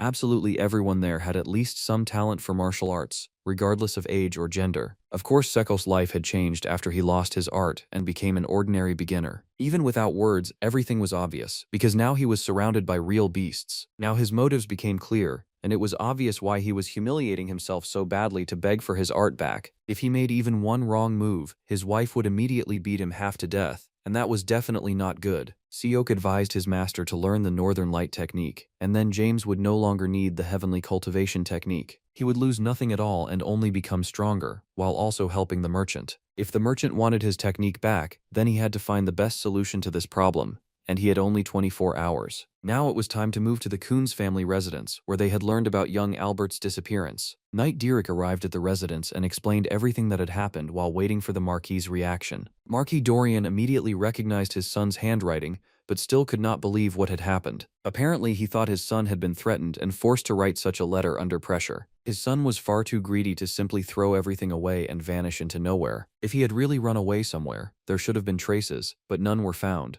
That meant young Albert might have had enemies who waited for the perfect moment to take revenge. This was the theory the knight voiced, but the Marquis found it hard to believe. He had to be told what had happened a few days earlier in the city of Arcadio. When the Marquis heard the whole story, he turned into a raging beast. Now he understood why their knights were not respected, and why people thought Derek had no dignity at all. He no longer wanted to hear about apologies and conflicts, because that was not what he paid knights for. He also learned that the youngest heir of the Steelguard family was different from the rumors that described him as a loser. It felt as if he might be the true successor of Paul, and those words carried a lot of weight. Back then, James had looked exactly like someone who hated Albert with his whole soul and wished for his death. Knight Derek was absolutely convinced that there was some connection between these events. He had to begin an investigation immediately, and the Marquis gave him permission to handle it at once. The main thing was to avoid reckless actions under any circumstances, and remain extremely careful. That same night, the merchant Seok risked his own life to get his martial art back. He truly did everything he could because he broke into the library and stole something special. When James saw this gift in the morning, he couldn't hide his happiness. Now in his hands was the secret record of the Heavenly Sword of the Lost Soul. In Murim, this art was one of the 3 best sword techniques and one of the most famous. If he learned this technique, he could forget about giving ground even to great sword masters.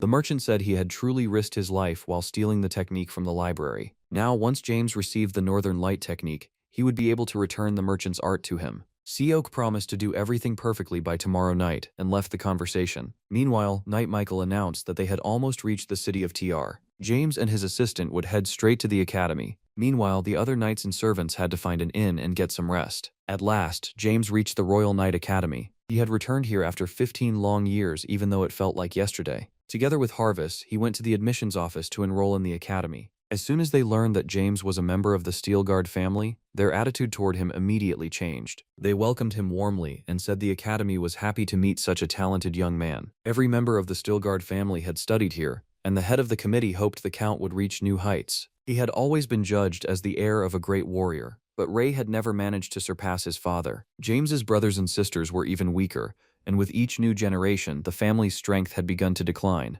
Now he had a chance to become stronger, and he would do everything possible to bring glory back to the Steelguard family. James had to take an entrance test because the academy did not grant special privileges to influential families. Now all that remained was to figure out exactly what kind of test awaited the young heir. The first trial would be leaving a palm print on the backside of a stone wall, as instructor Zirkle explained. James was not supposed to strike it, but simply feel as if he were pushing through the stone. The instructor wanted to see his overall mana control if the Baron wanted to pass the test and avoid the lowest score. The handprints on the wall looked rather weak, showing that no one had come close to a high score. Only one print was truly strong, as if it had been left by an extremely talented knight. James immediately remembered that in his past life, there had been a special guy at the academy, and perhaps they would meet again. For James, completing this task should not be difficult, because his abilities had reached a new level. He immediately activated his aura and tried to demonstrate everything he was capable of. Only at the last moment did he stop himself so he would not reveal his full potential and attract unnecessary suspicion. His mark turned out fairly average, not clear but not blurry, not deep but not shallow either. He received 5 points for passing the test, with 10 points being the maximum score. Now it was time to do a little fencing and show what he could do. Zirkle immediately evaluated his skills and realized that the person before him was an ordinary guy without any special talent. His skills were very average, so the instructor placed him in the middle rank. James consciously made these concessions because he did not want to attract unnecessary attention. Harvest did not understand his master's plans at all and thought the test had gone very badly. James explained that he did not want people to know about his skills, especially the Empire. Until he had enough foundation to challenge the Emperor, he would remain in the shadows. It was a very serious statement, and even Harvest Duracle was surprised. This did not sound like empty talk at all, because the young heir truly had potential on the level of Paul Stilgard. It was entirely possible that thanks to James, this family would once again bind the Empire in iron chains. For the next 2 years, he would have to work tirelessly to successfully graduate from the academy. All this time, Harvest would have to handle all the dirty work and continue acting as a double agent. If he did everything perfectly, then in 2 years he would be free and could forget this entire nightmare. James gave him some money and told him to go enjoy a well-earned rest. They had to go their separate ways for a while and keep an eye on each other from a distance. Harvest thanked him for the support and headed toward the inn where the Steelguard knights were staying. James had finished all his preparations, and now all that remained was to wait for the family's downfall, which would begin in 2 years. Now it was time to establish himself in the academy in the best way possible. No matter what happened in the future, he had to spend the next 2 years working constantly. The semester began the day after the entrance ceremony. The academy's curriculum was called the Hell Race, as explained by Phil Talabreman, the son of a viscount. He also talked about the internal ranking battle, which involved duels between young students. Soon Instructor Zirkle entered the room and immediately ordered everyone to shut up. When this man entered the hall, the students immediately knew that any disobedience would be punished. He was the one in charge of the first years, and he announced the internal ranking duel. Opponents would be decided by lottery, and every student had to prepare for the upcoming battles. Soon everyone gathered in the training complex, and the duels began. After several hours of constant matches, it was finally time for James to test himself. Today he was seriously unlucky, because he would be fighting Franz, who was above average. Franz was very confident in fencing, while James had shown himself in a rather poor light. It was hard to believe the family of heroes had fallen to such a low level, because people expected more from them.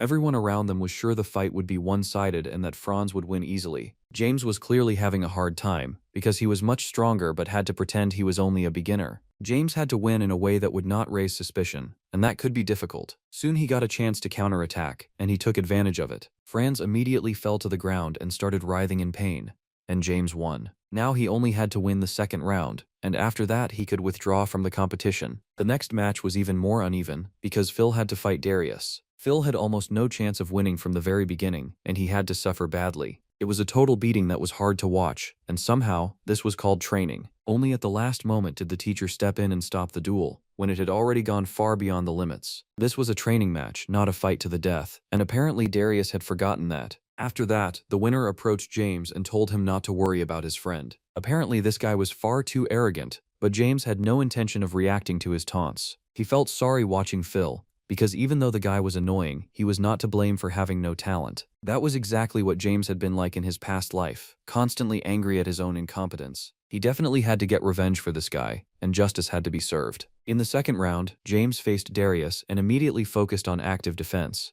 His opponent was aggressive and forceful, but that made him far too vulnerable. Anyone who constantly thinks about attacking forgets about defense and always risks losing. James not only defended against his attacks with ease, but also easily found chances to strike back. Soon the games were over, because it was time to land the decisive blow and end the match. None of the spectators expected this outcome, because it looked like a battle between David and Goliath. James truly took a clean victory into his own hands, and no one doubted his superiority. Darius promised to get revenge and brutally destroy his new enemy in just 1 week. He was so angry that he could barely control his emotions in front of the instructor. At that moment, everyone around them learned that James belonged to the Stilgard family. Compared to Darius's family, the Stilgards were on a completely different level, because they were a family of heroes. If Darius had known that from the beginning, he would have behaved very differently and kept his mouth shut. Everyone knew about the power of the Stilgard family, and the legends about those warriors still lived in people's memories. After training ended, the students returned to their rooms and prepared for sleep. Early the next morning, James noticed that Phil was no longer in the room.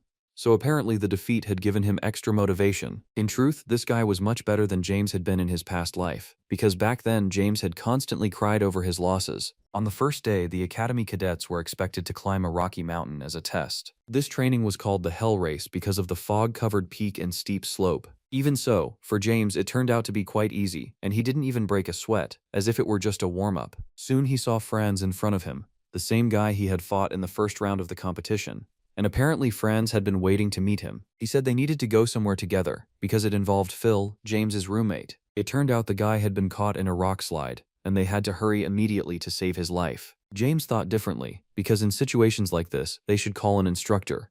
But Franz insisted. There was no doubt this was a trap, since James had recognized the danger from the very start of the conversation. If he ignored this situation, he would only get more problems in the future. It would be better to settle this matter here and now so they would stop bothering him. Franz returned to his friends with a wide smile on his face because everything was going according to plan. He had not set up this trap alone, because Darius was the leader of this little gang. They were sure they could punish James for everything he had done, but once again they were underestimating their opponent. They should have understood who he really was yesterday, but apparently anger had clouded their minds too much. Today they gathered in a group of 5 to look more confident, but that would not help them. At the moment there were only 4 of them, but James immediately guessed that the 5th member of the team was hiding somewhere. He was absolutely right, because backup had been hiding in the forest the entire time in case something unexpected happened. Darius was not afraid of the Stilgard family, because he knew that all the descendants of the legendary warrior were much weaker than their predecessor. He believed James had no right to call himself a Stilgard, and should immediately change his family name. It turned out that the middle brother of the family had once studied at the academy and had spread many nasty rumors about James. He said he considered his younger brother far too weak, and Darius remembered those words very well. Apparently none of that really mattered anymore, because James had changed, and people's opinions of him would change too. He was surrounded, but he was not worried at all, and showed no signs of panic. As soon as his opponents came within arm's reach, they immediately felt the power of his fists. James did not hold back at all because these guys did not deserve kind treatment.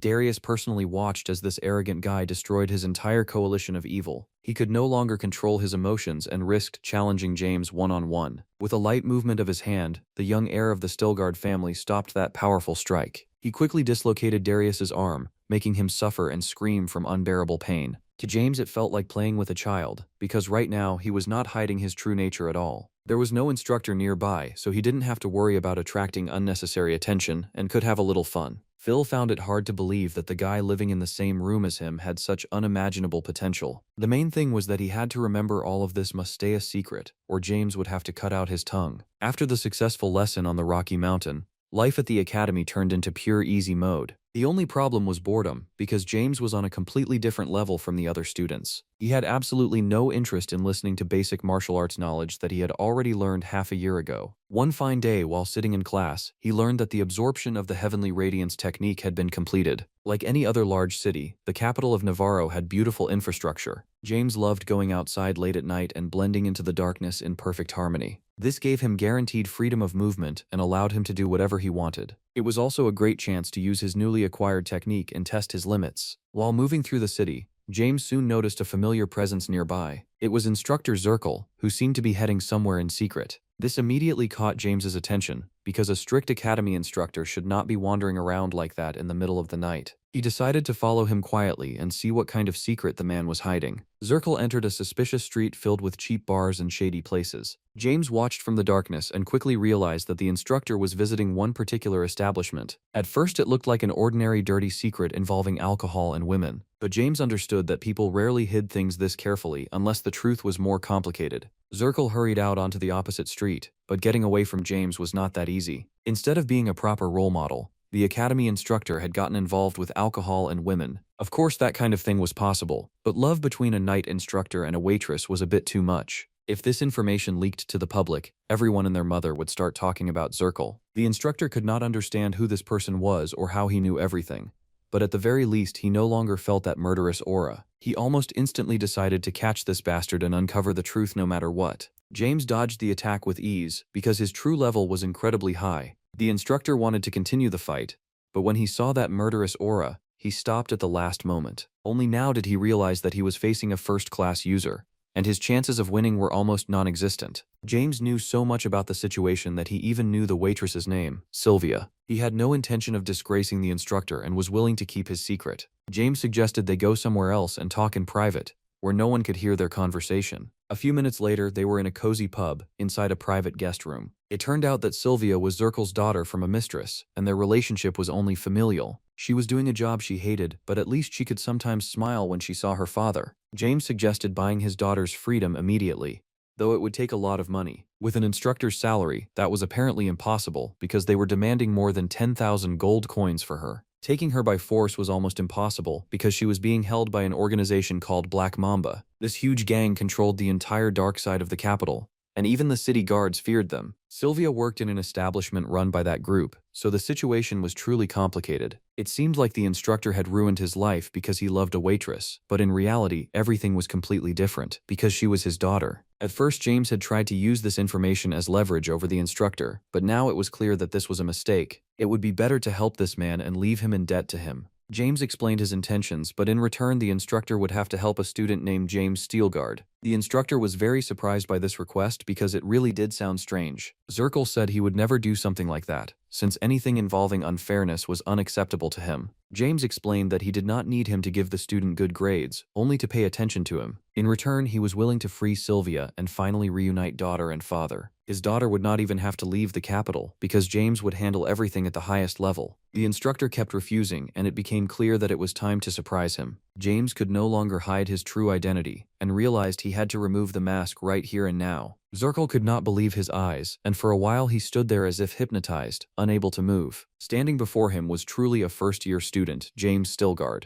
who supposedly had no talent at all. He could not believe this student had beaten him in battle and shown such an incredible aura. Just yesterday, he had been an ordinary teenager, yet today he had displayed the highest class. At 16, James had already reached a high level, and now he could dictate his own terms. All he asked for was the legal right to skip classes when needed. The instructor still could not recover from the shock, but even so, he understood that he had to agree to the conditions. As soon as the conversation ended, James immediately went to fulfill his obligation. He went to the Black Mamba establishment and told the owner that he wanted to take Sylvia with him. It looked truly strange, and Sylvia herself still could not fully understand what was happening. Before the conversation began, James warned her that he had come to save her. The owner of the establishment said he was willing to let the girl go, but only for a very high payment. He was sure this guy would refuse, but James immediately pulled out a bag of money and placed it on the table. After that, he said he was taking the waitress with him and no longer wanted anything to do with Black Mamba. They had almost left, but at the last moment, Kai stopped him and said they were not finished yet. He said he had changed his mind about letting the girl go because she brought in far more profit. He was willing to release her, but for that, he would need 13 times the original amount. That was exactly how he calculated it, based on the profit Sylvia brought in over a year. If James refused, he could take his money back and get the hell out. James asked him to reconsider, or they would have to fight with swords immediately. He told Sylvia not to worry and to stand behind him, because nothing bad would happen to her. As soon as Kai ordered his warriors to deal with this little fool, something unthinkable happened. Almost instantly, one of his guards was brutally knocked out and showed no signs of life. James said he had wanted to solve the issue peacefully, but now he was forced to act differently. As soon as those words were spoken, the remaining guards immediately felt his power for themselves. The terrified Kai instantly drew his sword because he realized the situation had gone too far. He immediately activated his murderous aura and sent the hellfire of Black Mamba toward James. Just one nimble movement was enough to stop that attack. That situation alone was enough to show that James had now reached an unprecedented level of progress. Not only was he unafraid of dark magic, but he openly challenged anyone who stood in his way. It was a harsh punishment, but Kai had deserved something like this for a long time. To avoid dying a horrible death, he was now ready to offer twice as much payment. He had a lot of money, and if James told him who had hired him, he would bury him in gold. James said he had come here of his own free will, and now he could be called an executioner. It was a brutal killing, but through it, our hero showed that he did not sell his conscience. Sylvia witnessed a terrifying scene, but somehow she did not seem frightened at all. She became interested in this mercenary's identity, because she was shocked by how he had defeated every killer in the room. After that, they went to the nearest inn to get some rest. James ordered dinner to be prepared for the girl and told them not to disturb them unless necessary. He offered such generous payment that the innkeeper immediately fell in love with him. James would be staying in the room across from hers, and if Sylvia needed anything, she only had to call him. All traces of the crime were hidden with dissolving acid. No one noticed them, and now the matter was finished. No one should threaten them anymore, so James could remove his mask and relax. Today's events had only been possible thanks to the techniques James had bought several weeks earlier. The Heavenly Cultivation Technique and the Northern Light Technique had helped him greatly, but he was still only at the beginning of his training. His meditation continued until morning, because to understand the basics, he had to fully immerse himself in the process. James was satisfied with the work he had done, because now his skills should be even more balanced. He immediately felt the fruits of his labor and reached a completely new level. At the age of 16, James Stelgard broke his own immortal record and became even more powerful. He also decided to use an appearance-changing technique to slightly alter his looks. After that, he entered Sylvia's room and completely forgot to put on his mask. As soon as the girl saw a stranger, she immediately started closing the door, but he managed to stop her. James said that yesterday he had used transformation magic, and this was now his real face. He brought her some tools so she could change her appearance and no one would recognize her. James explained to the girl that she had to be careful now and must not take any risks. Soon the preparations were finished, and everything had gone so well that even her father did not recognize his own daughter. She looked completely different and had changed beyond recognition, but even so, she kept her beauty. Zirkle thought he had entered the wrong room and was about to leave, but James stopped the experienced instructor. Sylvia was very happy to see her father and assured him that she had not changed one bit. It was only the result of dyeing and cutting her hair, but she was still the same girl as before. James also gave her a magical artifact to wear around her neck so she could avoid being pursued by Black Mamba. At that moment, something interesting happened, because someone crawled under Zirkle's robe. At first, no one understood what was happening, but everyone around them froze in fear and held their breath. Only a few seconds later, the horrible creature burst out of the instructor's clothes. Sylvia nearly fainted from fear, and it seemed like they were all about to be killed. In reality, it was just Sari, who had been drawn by all the screaming and immediately ran to his master. It was funny watching father and daughter spend a long time trying to recover from the shock. Soon James spoke with Zirkle in private to discuss their future plans. It turned out that the instructor had signed him up for closed training in a practice hall prepared for true geniuses. This could become the main excuse for when James needed to skip classes. After that, James decided to give Sylvia the remaining money as compensation for her years of hard work. While covering his tracks, he also managed to clean out Black Mamba's safe, take all the money inside, and even set some of it aside for Zirkle. The instructor bowed deeply before his savior and said he would be indebted to him for the rest of his life. James also knew that Sylvia was now left without a job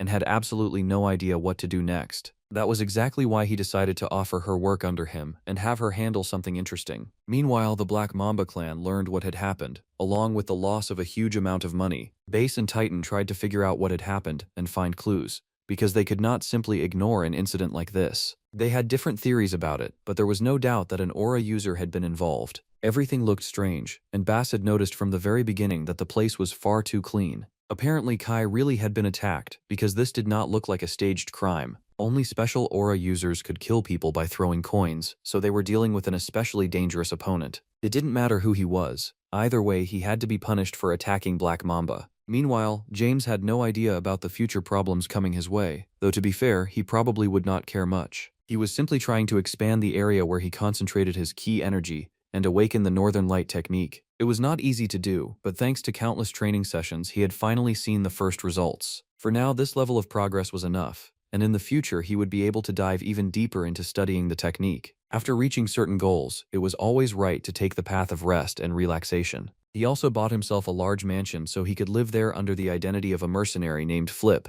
It cost a huge amount of money, but this estate truly deserved special attention. James also did not forget to keep an eye on Sylvia and realized that she was a rather capable girl. Whatever work she received from him, Sylvia completed it properly and finished ahead of schedule. She could read and write very well and had also been trained in etiquette, almost as if she were part of aristocratic society. James had only 10 days of closed training left, during which he could skip the academy and continue his own studies. During this time, James had earned a large number of mid-grade mana stones, which he had bought from Hart. All this time, the Alliance had been pushing a high-price policy, and now James wanted to take advantage of it. He was ready to put the mana stones on the market at reduced prices and earn a large amount of capital from it. As soon as the price dropped by 30%, a crowd of buyers immediately appeared, ready to pay. All of them were willing to buy the stones in bulk because they understood that the price would rise again in the future. All James had to do was enjoy the easy money and eat delicious cake while sitting on a soft couch. Hart could not believe this had happened again, because it had seemed like his alliance had finally gained the upper hand over this guy.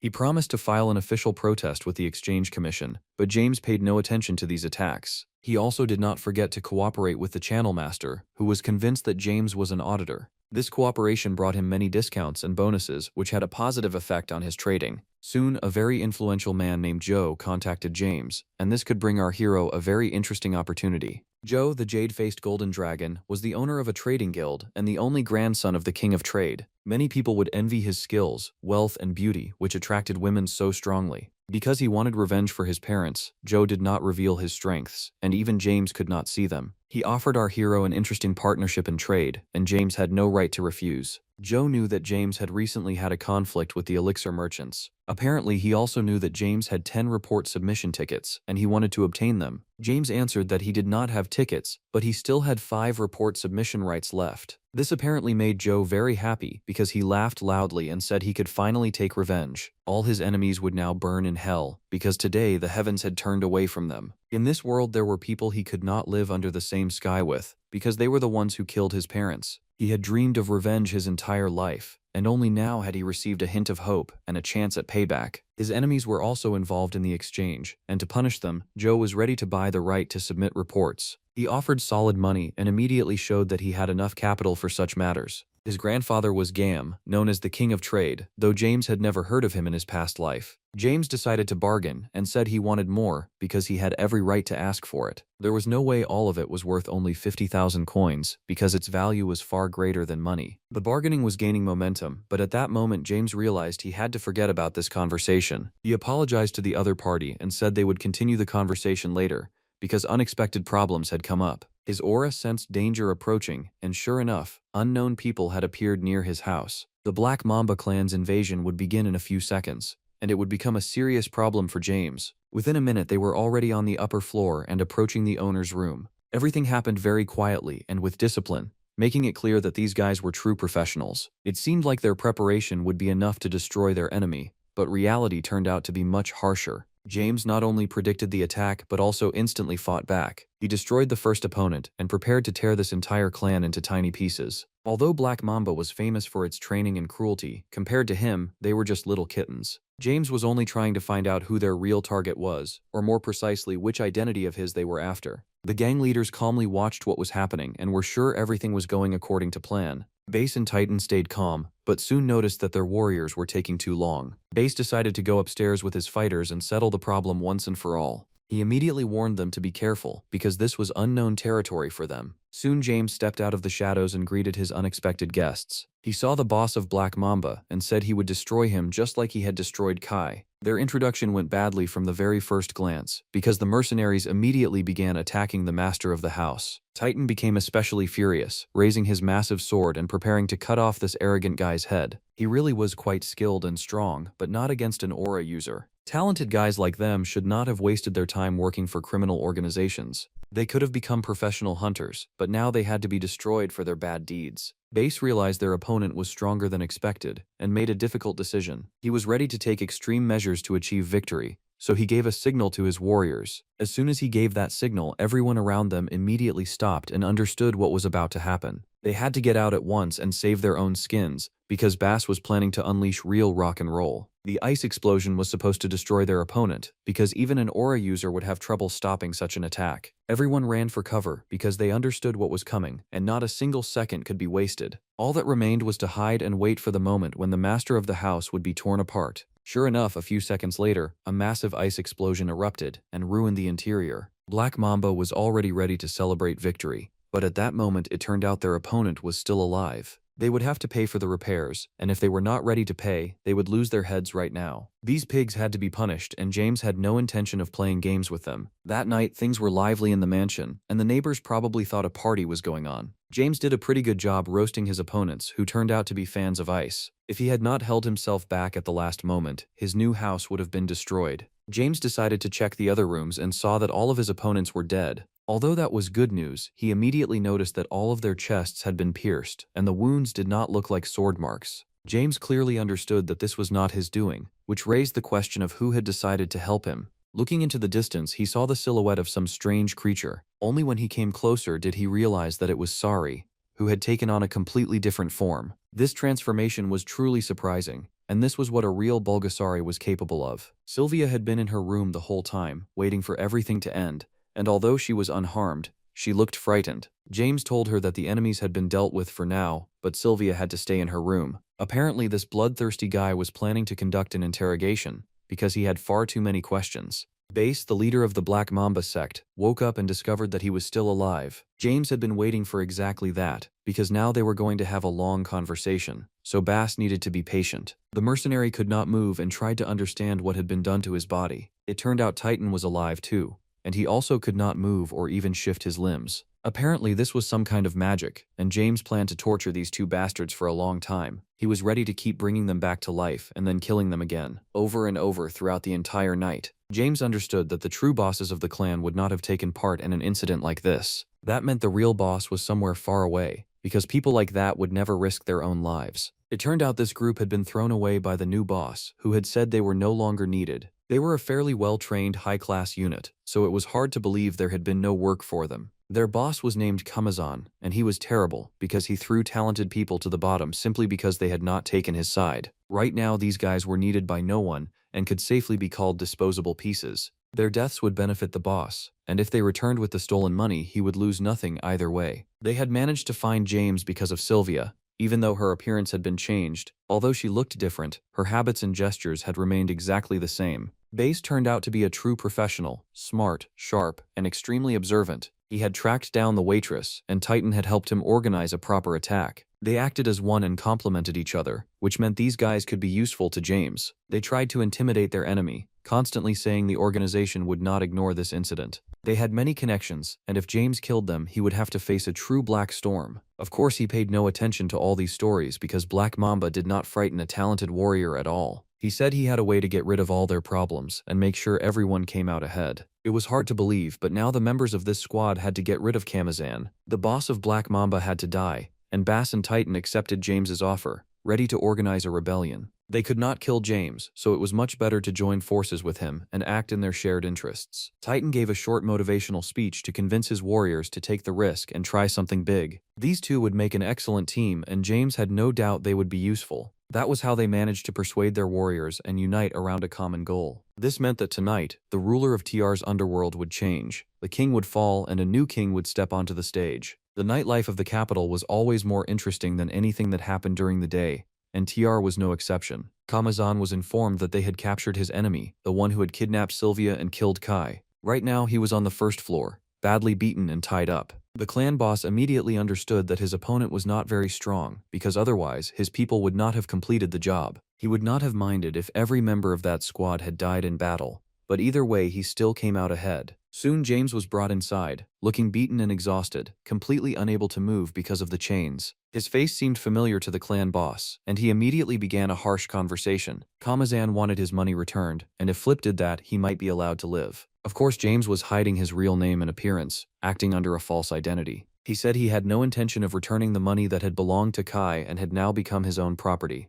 Such arrogance enraged the clan boss, and he reminded him that all money in the capital belonged to Black Mamba. He ordered Bass to find the money immediately and place it in his hands, but the mercenary ignored the command. Bass believed there was no point talking to a walking corpse, much less obeying his orders. All the warriors around them tensed up, but they were not surprised by what was happening, as if they had known this part of the plan was coming. James waited for the signal and released his aura, and now the chains could no longer hold back his anger. He had come here to overthrow the King of the Night, and he would do it no matter what. He ordered Bass and Titan to get out immediately if they didn't want the shockwave to tear them apart. All the guards who remained loyal to the boss felt this guy's anger for themselves. They screamed and lost their lives in unbelievable agony because James killed them with iron chains. Kamazan had felt a strange sense of danger from the very beginning, but he had ignored his instincts. Soon he understood what had happened, realized he had been betrayed, and decided to stop the rebellion with his own hands. Even though he had to fight an aura user, he was confident he could win. Overconfidence sometimes plays cruel jokes on people, and today, that was exactly what happened. Thanks to Kamazan, James would completely absorb the Black Mamba clan and become the new king of the city's night. It was cruel and harsh, but James was not used to being cautious in front of his enemies. Even Titan and Bass were shocked by what happened, even though they had seen far worse things than this. They reported that all of Kamazan's bandits had been destroyed, and only those willing to sell their loyalty remained. James said they had to finish all the work before sunrise. He had contributed enough to the overall victory, and now all that remained was to transfer all of Kamazan's business to himself. They only needed to spread the rumor that Kamazan had betrayed his own clan and had to be removed. That way, all of his associates would switch to their side, and they could completely seize power. James was a shadow few people had seen, which meant these two mercenaries had to take the spotlight. They would play the decisive role in this plan, and now they had to take on part of the responsibility. Once the job was done, they had to come to his mansion and report on the work they had completed. Soon James found himself back home, took a bath, and prepared for some well-earned rest. The beginning of the rebellion had been perfect, and now he had fully absorbed control over the Black Mamba clan. It was time to speak with the Golden Dragon, who was ready to introduce James to his grandfather. The King of Trade, Gam, personally greeted the young VIP client of the exchange, but that was not exactly a good sign. James did not know what to do, because now he had to deal with an experienced merchant. He could not see his information with the eye of insight, so he had to be extremely careful. Gam was a merchant and an expert in buying and selling, with many years of experience. He was surprised that James demanded more than 50,000 coins for his help, since that did not seem logical. James understood that he would lose in this verbal exchange because his opponent was too experienced and intelligent. It would be difficult to provoke him, since he knew perfectly well how to assess a situation and remain calm. It seemed like the King of Trade would force James to make concessions and agree to their price. But at the last moment, the young entrepreneur noticed his opponent's mistake. James understood perfectly well how dependent Game and Joe were on this revenge, which meant he could manipulate them right now. He was the only one who could give them what they needed, and it would be foolish not to take advantage of that. What he wanted was not money or even magical artifacts, but true trust. At first, James had seemed like nothing more than a guy hungry for profit, but now he had earned the trust of the King of Trade. James wanted to sign an exclusive trade contract with the Golden Trade Association, and that was an extremely risky move. This could cause chaos in the world of Murim because James wanted to become a middleman and profit from arranging deals. It was unheard of arrogance because in that case, James would become an incredibly influential figure. As it turned out, that was not all, because James made another offer and asked them to invest 200,000 in him. Game did not know James's trading skills, so he could not take such a risk. In that case, James found a way out and fully absorbed knowledge of high-level trading. Now, strangely enough, he could be considered a merchant with great experience, and he could be trusted, and so the deal would be signed, with James receiving not only the contract, but also investment in his project. All of his demands were met, and now James had to help Joe carry out his revenge. Either way, this was a huge success because signing a contract with the King of Trade on these terms was a jackpot. Now they had to plan an attack on the enemies, and every one of them was a very serious opponent. These warriors had reached the transcendent level of martial arts, so dealing with them would not be easy. Joe was also at the transcendent level, but for an ordinary teenager, such a challenge could naturally cause concern. James had to be patient and prepare properly for this meeting, because it would not be simple. Meanwhile, the two experienced mercenaries could not believe this was really happening. They had thought Flip was proposing an overly naive gamble, yet now everything had turned out exactly as he predicted. Titan decided that Bass should take the boss's position because he had always been known for his strategic thinking. These guys also began discussing the strange incident that happened after the victory. Flip had forced them to drink 2 glasses of some unknown beverage and had insisted on it very strongly. He said they had become one team and therefore they had to drink to it. Flip insisted far too aggressively, so the mercenaries could not refuse him. And so they really did drink those 2 beverages, and it was not hard to guess what was inside. The yin-yang bugs. Soon they met with Flip, and it was time to talk a little about their future plans. He was ready to give them freedom of action because he had no interest in running business in the criminal world. All they had to do was follow his conditions, and then their cooperation would be long and happy. If they tried to remove the yin-yang bugs, he would kill them immediately without a shadow of doubt. The same would happen if they revealed his identity or refused to pay tribute every month. There were many more wishes on that list, which brought tears to the mercenaries' eyes. It seemed they did not like these conditions, and Flip immediately made it clear that he would not allow any misunderstandings. As soon as he saw their complete agreement, he immediately put the smile back on his face and thanked them for their cooperation. Black Mamba also had to fully cooperate with the Flip Trading Company. Flip said this was his personal trading company, and that he had 50 years of experience as a merchant. Base and Titan had never heard anything more insane in their lives, but they had no choice but to stay silent and accept it as fact. Shortly after that conversation, James returned to the academy, where he had not been for quite some time. He used his invisibility technique and was surprised by how weak the academy's security was. In 15 days he had achieved unprecedented progress, managing to rise to the superior rank. He had signed a contract with the King of Trade and gained the lifelong knowledge of an experienced merchant. He had placed his own people in control of Black Mamba instead of its boss and now controlled the organization. He had also bought a bankrupt guild and opened the Flip Trading Company. It had been a very productive period, but now it was time to move forward. James still had a lot to do, so he needed to ask Zirkle to extend his closed training. He needed to skip some more time at the academy in order to handle all his affairs. As it turned out, that would be difficult now, because a problem had appeared. Yesterday, someone from the Prosecutor Night Corps had come here and said he wanted to meet James Stilgard. The instructor said the closed training would only end the next day and asked the inspector to come later. This did not look like a minor issue, because people like that did not bother students without a serious reason. He had not come alone either, because with him was another person, Derek from the Kunz estate. Now James understood what was happening and completely solved the puzzle. Marquis Dorian suspected him, which was completely unplanned and could lead to problems. Soon it was time to meet and have a serious conversation about what had happened. James tried to calm himself, because it was impossible to accuse a person who had left no evidence behind. He also had a solid alibi, so he planned to be confident and firm in his testimony. Soon the commander of the Prosecutor Night Corps entered the room, and his name was Zenitz. He asked James not to be afraid, and said he only wanted to ask a few questions. The commander had come personally to handle this, which meant James had a problem. The situation was troublesome because they still had not found the missing Albert. They understood that James had left a day before his disappearance, and he had an ironclad alibi. Even so, the commander found it strange that Albert had not shown up for his academy lessons. James answered that he saw nothing suspicious about it and was sure Albert had started a new life. The commander said he had no more questions, though it was clear that he was dissatisfied.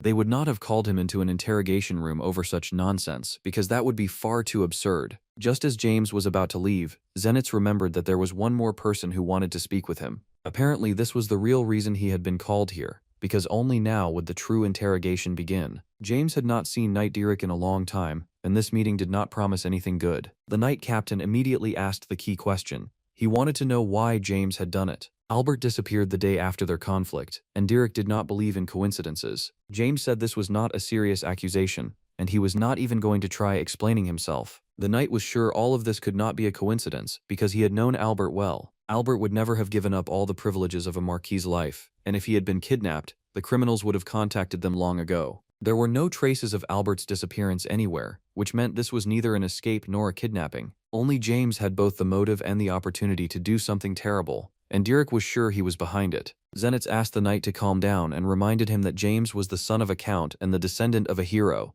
so it would be better to be more polite. James made it clear that without serious evidence, he had no intention of wasting time on this. All of this was only assumption and theory, but he wanted to speak in the language of facts. Derek knew the conversation would turn in that direction, so he had come prepared. The villagers stated that the arriving escort unit had stayed there from night until the next morning. That was not enough for an accusation, but there was one very important detail that could not be overlooked. Witnesses said there was one person who stayed alone in his room. He did not leave until dawn, and that person was James Stilgard. The knight had indeed prepared well for the interrogation, but even that was not enough. Derek was implying that James had returned, killed Albert, and then rejoined his guards. Zenitz understood the theory, but in front of him was a mid-rank academy student, and it was unlikely he could have pulled something like that off. There was too much guesswork and theory in this story, and no room for facts. The inspector asked the knight to let the boy rest and think everything over again. Derek was sure that James had been hiding his true skills all this time. He felt that all of this was just smoke and mirrors, and he knew he would eventually reach the truth. James was ready to undergo a test of his abilities, but he had one condition. He wanted to know what he would receive if it turned out he had nothing to do with Albert's disappearance. The knight said he would do anything, and after that they shook hands. From the very beginning, James showed skills that went beyond his official rating.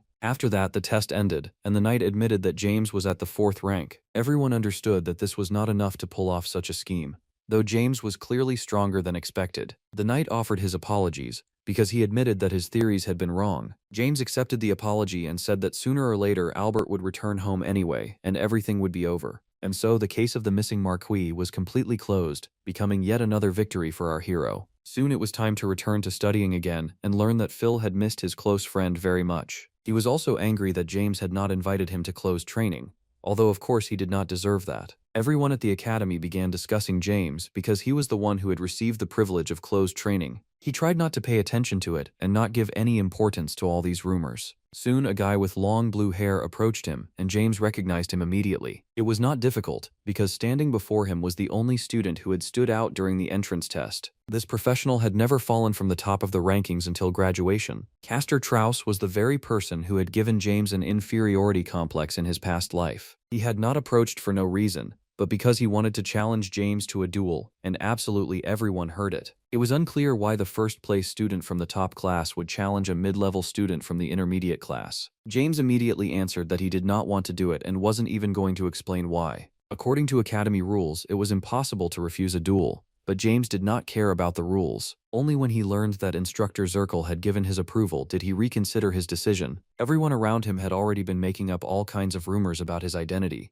so he had to end it here and now. It looked like he was serious because he would have to fight the best student in the academy. A few seconds later, they armed themselves and prepared for battle in front of the instructor. Apparently, Castor was unhappy that James had been allowed into closed training, so he decided to test him under real conditions. Castor believed that only he could be number 1 in the academy, and he would not allow anyone to surpass him. Right now, he wanted to show everyone that James was an empty shell who did not deserve any attention. He immediately attacked, but his opponent quickly deflected the blow. That alone was enough to shock everyone, because it had seemed like the duel would not last even 2 seconds. Castor was undoubtedly a true genius, and in James's past life, he had been a real star. Back then, James had envied him, but in this life everything was different, and James was on a completely different level. He had already defeated countless strong warriors, and now he was ready to add another scalp to his collection. If he remembered Castor's stats, his weaknesses became clear right away. He was excellent at releasing mana, but he forgot about control. That was why James needed to act intelligently and use his weaknesses against him.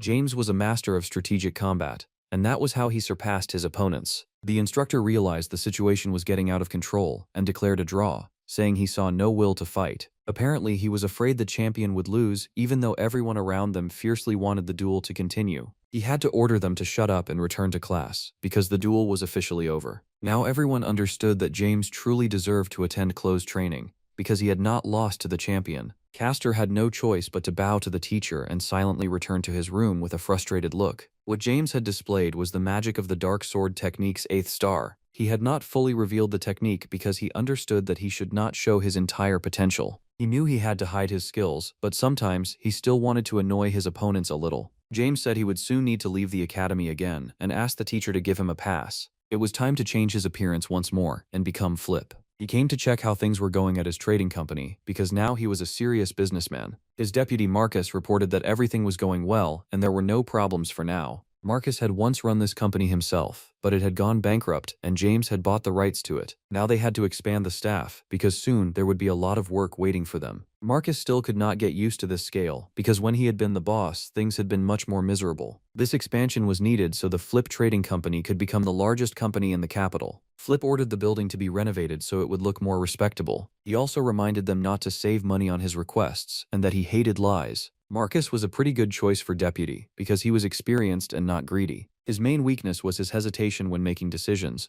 but he would not stab James in the back. After that, Flip went inside the building to check on the secretary. Sylvia had been appointed to that position, and she worked there together with Sari. As soon as Bulgasari saw his master, he immediately flew over for a hug. Sylvia was also happy to see her savior, because not long ago she had still been a slave of Black Mamba. Sylvia said Flip's order had been completed and was waiting for him in the backyard. It turned out to be an order specifically for the little beast, for whom Flip spared nothing. It could be called exclusive food, because a huge iron carriage could be very tasty. They could not forget that Sari loved iron and grew stronger by eating metal. Although watching it was rather awkward, Sari was not embarrassed by his preferences at all. It was time to check the first system because James had not updated the data in a long time. He had already received investment from the King of Trade and could now direct it where it was needed. His shop had to be diverse so customers could find any goods there. For now, many products were out of stock, so he needed to arrange purchases. Thanks to James's help, Seok was able to solve all his problems and accumulate internal energy. But there were also problems because now it was almost impossible to steal anything from the library. James told Seok that if he could find a gap in the library's security, he would benefit from it. After all, James had found him a reliable business partner with whom they could earn good money. From now on, Seok would work with James's shop of all kinds of goods. Apparently, the name did not sound very serious, and Seok did not appreciate that marketing move. James immediately had to warn him that if he laughed at the name, he would be destroyed. The main thing was to ensure a high sales volume,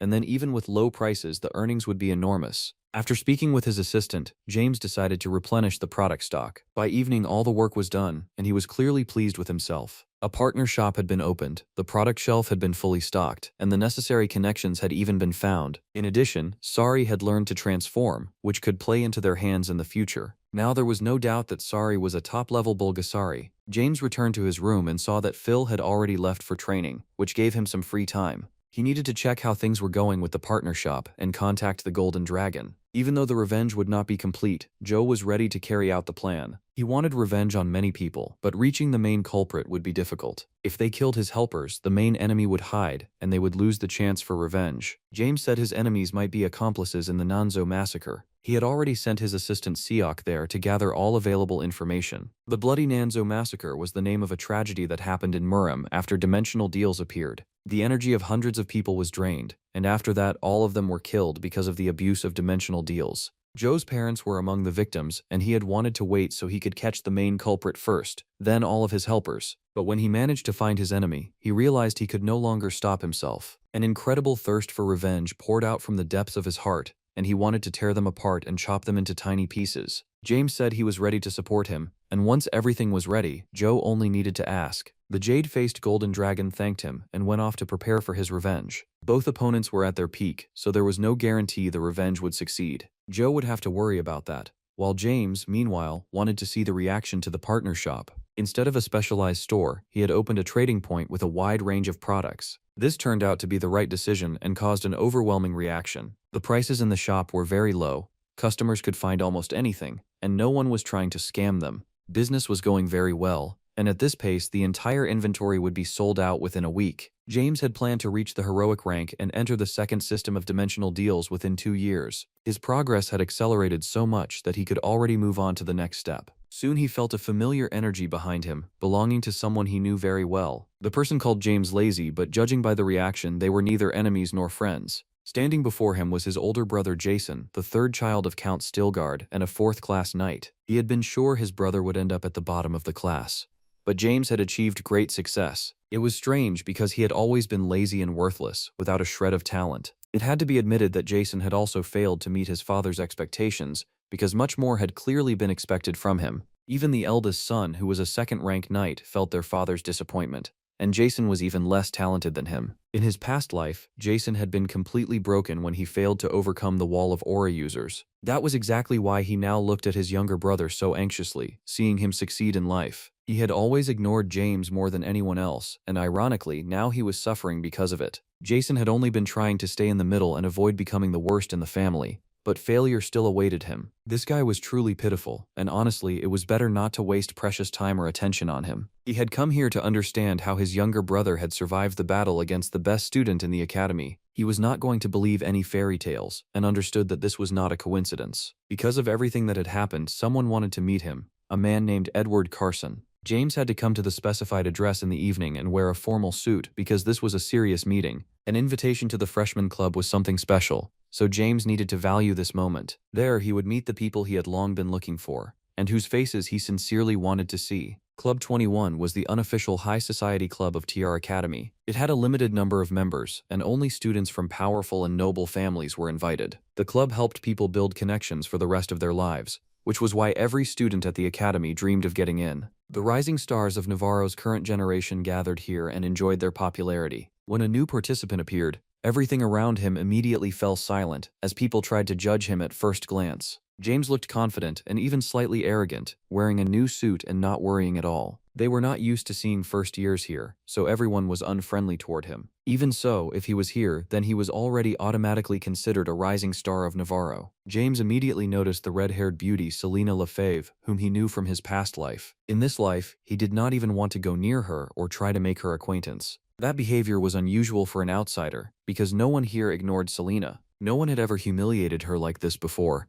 and she had no intention of forgiving such treatment. In his past life, James had not seen Selena's true nature and had only been charmed by her beauty. Now it was clear that she was of no use, and it was better to avoid her just like many of the other people at this event. Ilan and his brother Darius greeted the new guest with hostility and hinted that no one here was happy to see him. James understood that he had to destroy them immediately, but there was too much attention here. The situation grew more heated with every second, and if no one stepped in, a full conflict would break out. Jason could no longer stand aside and asked the guys to stop the confrontation. When the brothers learned that James had come at Edward's invitation, they immediately fell silent and cooled down. It became clear that Edward truly played a major role in this community, which made James want to meet him in person even more. He did not come out to the other members, because the future Duke preferred proud solitude. Jason immediately warned his brother to keep his mouth shut and not lose his sense of fear. It was obvious that everyone around them was deeply afraid of Edward, and James could understand why. This guy had the aura of a noble family behind him,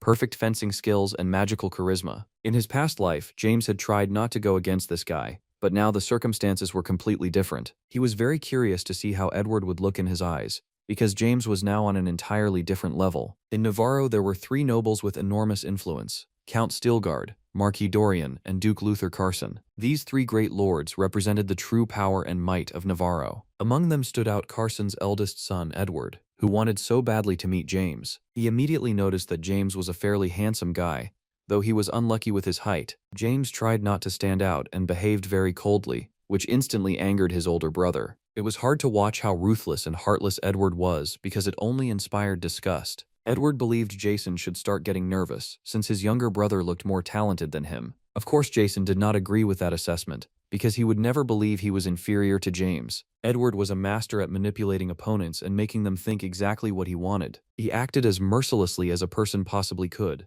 Soon he allowed his footstool to leave the room, and it was disgusting to watch. James paid attention to that guy and looked at him closely, as if they had known each other before. Edward did not care what others thought of him, because he intended to live exactly how he wanted. The only thing that interested him was that everyone showed him proper respect, including James. The youngest Stilgard heir said that in this place, no one showed respect to anyone. He remembered the behavior of the brothers Hilan and Darius, as well as Edward's own behavior. He was also ready to follow that same line and forget about showing respect to others. This whole story made Edward laugh, and he realized his conversation partner had a good sense of humor. He had already heard that James had recently dueled Castor, and everyone around them had heard about it too. After that duel, Castor remained in a strange mood and barely spoke to anyone. It was obvious something special had happened, because before he had been an energetic and talkative guy. Apparently everyone wanted to know how James had managed to compete with an opponent like that. It was not really a secret because he had simply learned to control strength with softness and overcome heaviness with lightness. He had understood what the fullness of emptiness meant, and that was why he had been able to resist the champion. That meant knowing how to hide what you had and pretend you were completely empty. All these beautiful words interested Edward, though of course he understood none of them. Edward immediately took a liking to James, but he could not let him into the club because all the seats were taken. At the same time, he could not simply let him go either, so he had an idea. If James wanted to join this club, he could take his older brother's seat. Jason could not believe what he had just heard, because he considered himself better than James. Even so, Edward had no desire to have two members of the Stilgard family in this club. One was enough. Only a few seconds later, he said it had all been a joke and that Jason did not need to worry about his place. After that, he made a real offer and said he wanted to arrange a friendly sparring match. Edward intended to fight Jason in front of everyone attending the event. It was hard to call this a competitive duel because it looked more like a complete beating. Today's role of punching bag had fallen to Jason, though usually he was much luckier. Many people were sure this guy was worth nothing without his family and the title of Count, and in some ways they were right. Jason could not help hearing all these insults, even though he pretended not to care. Out of anger, he kept trying to fight and attack, but the difference in level was far too deep. There was a real abyss between these two in martial arts skill, and it was visible to the naked eye. The battle had gone too far, but apparently Edward had no intention of stopping. Just when it seemed Jason was about to be completely destroyed, his younger brother unexpectedly stepped in for him. That was enough to shock every person at the event. No one had expected such a turn of events, because very few people would dare challenge Edward. James could not call this spectacle a real duel, because there was no suspense in it. In response, Edward only laughed, because he did not take the Stilgard family seriously, and believed they only lived off their grandfather's glory. Deep down, James agreed with that, but it was hard for him to accept a reality that went against his wishes. Their family had become a laughingstock, no longer the same Stilgards who once struck terror into their enemies. But that did not mean they had to be ashamed of their name, because reality could always be changed. James offered his hand to his brother and said they could leave, since they were clearly not welcome here. Edward continued mocking them and said they could get lost. There was no doubt they would meet again in the future, and when they did, James would definitely show him who was really in charge. Very soon everything would change. They only had to wait for the perfect moment to land a precise strike. No one would ever belittle the Stilgard bloodline again, and this family's star would shine once more. A little later, James felt a bitter aftertaste and even regretted holding back his emotions. After all, he understood perfectly well that he could have easily torn that fool apart, but he had not done it. Strangely enough, Jason blamed his younger brother for all the problems and said he had acted incorrectly. Now he would be kicked out of the class and turned into an outcast, all because James did not know how to behave. Apparently, he was deeply afraid of Edward, and that was where the Stilgard family's failure over the past decade truly came from. They had become weak and fearful people who were afraid to challenge fate. Judging by his expression, Jason fully agreed with those words. If people like Jason did not change, the Stilgards would be destroyed and cease to exist. James did not feel warmth toward his brother, but he did not reject their blood connection either. He remembered Edward's insult toward his family and would definitely take revenge for it. Soon he returned to the event and once again met those unpleasant brothers. He directly stated that he considered them mentally disabled and was ready to help with treatment. Edward said the brothers could destroy James and do whatever they wanted with him, because he did not care. As soon as they heard that their master had allowed them to bite, they immediately prepared for battle. Apparently, this was exactly what James had been aiming for, and as soon as he saw aggression directed at him, he struck first. He had been hiding his true intentions for a long time, but now all masks would come off. That was enough for the music to stop and every conversation to end instantly. After that, James invited Edward to have a friendly sparring match under exactly the same rules. He immediately smelled fear and assured his opponent that he would not beat him too badly. It was an open provocation, and everyone around them held their breath as they waited for an answer. Apparently, Edward had no intention of tolerating such humiliation and was ready to accept the fight under any conditions. He immediately lost his mind and attacked the young, arrogant heir of the Stilgard family. It seemed like his power would pierce straight through him, but reality delivered another surprise. James turned out to be several times faster than expected, and once again acted first. He kept mocking Edward and never let him land a hit, exposing the complete failure of his technique. A situation like this had never happened in the past, so Edward had never learned how to control his emotions. He gave in to his rage too much and promised to break this little slug's jaw right now. Apparently, he believed in his own strength too much and completely forgot about defensive skills. Aggression always makes people lose control, and it leads foolish warriors to their deaths. James did not stop and continued slapping his opponent across the face. Now Edward had to feel everything Jason had felt before him, namely humiliation and punishment. Everyone around them stayed silent and was afraid to intervene, because what was happening before their eyes felt like some kind of nightmare. Only now did everyone realize that the arrogant James Stilgard was actually an eagle hiding his claws. Edward was not ready to disgrace his family, because he was a descendant of the legendary Luther Carson. He immediately called the guards, and 3 huge giants appeared beside James. They did not care that this had been a one-on-one duel, because they were ready to spit on the rules and forget about honor. The future Knight Squad of the royal family planned to tear James apart and punish him in front of everyone at the event. At least that was what they wanted, but when it came time to act, James once again turned out to be stronger. The entire hall of guests could not stop being surprised. And honestly, that was understandable, because truly unbelievable things were happening. He had taken down the best and most talented students of the upper class all by himself, and he had done it in just a few seconds. Edward realized that only Paris could help him here, and began nervously calling him for help. This was one of the academy's most talented students, who was supposed to graduate next year. He was clearly older than James and intended to punish this little boy for his arrogant behavior. Paris explained that they were not in the kind of club where a first year could dictate his own terms. A red aura meant thirst for death, and it seemed like James really would not escape serious injuries. This technique was also known as the famous Red Moon Sphere of Light, which certainly sounded convincing. Paris was sure he would wipe that stupid smirk off this guy's face, but even so, James still did not lose his optimism. This guy was always confident in his own strength, even when fighting an experienced warrior. He easily defended against all those red beams and remained unharmed. Now all that remained was to choose the right strategy, because he could not act too naively. If he showed his full potential,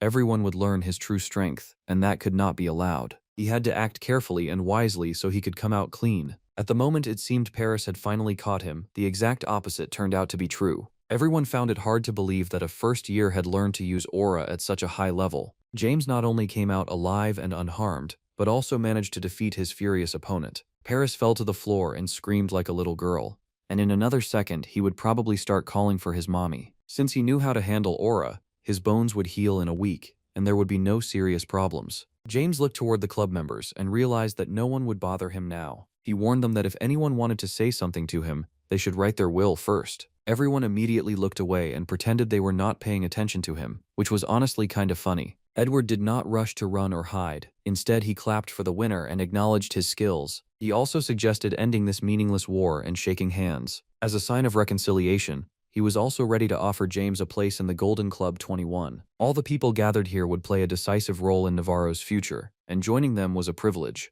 James listened to this entire speech with a serious face, then burst out laughing. He found Edward both funny and boring at the same time, and he clearly had no desire to deal with people like him. This guy was constantly clinging to his father's pant leg, and aside from his family's power, he had nothing. Those words angered Edward so much that he decided to attempt murder. He pulled out a dagger and attacked, crossing the line completely. James quickly put this arrogant upstart in his place and showed everyone who the real daddy was. To him, Edward was nothing more than a worthless worm with nothing special about him. This entire closed club, created for spoiled rich kids and show-offs, was nothing more than a sandcastle. Now Edward had to be careful, because James was the wave that would destroy any castle. If he ever tried to hurt anyone from the Stilgard family again, he would regret ever being born. After such a spectacular humiliation, it would be difficult for Edward to regain his former authority. Then James turned to everyone else at the event and repeated his words. In the future, they should not create problems for him, or they would regret it badly. With that, the performance at the closed Club 21 officially came to an end.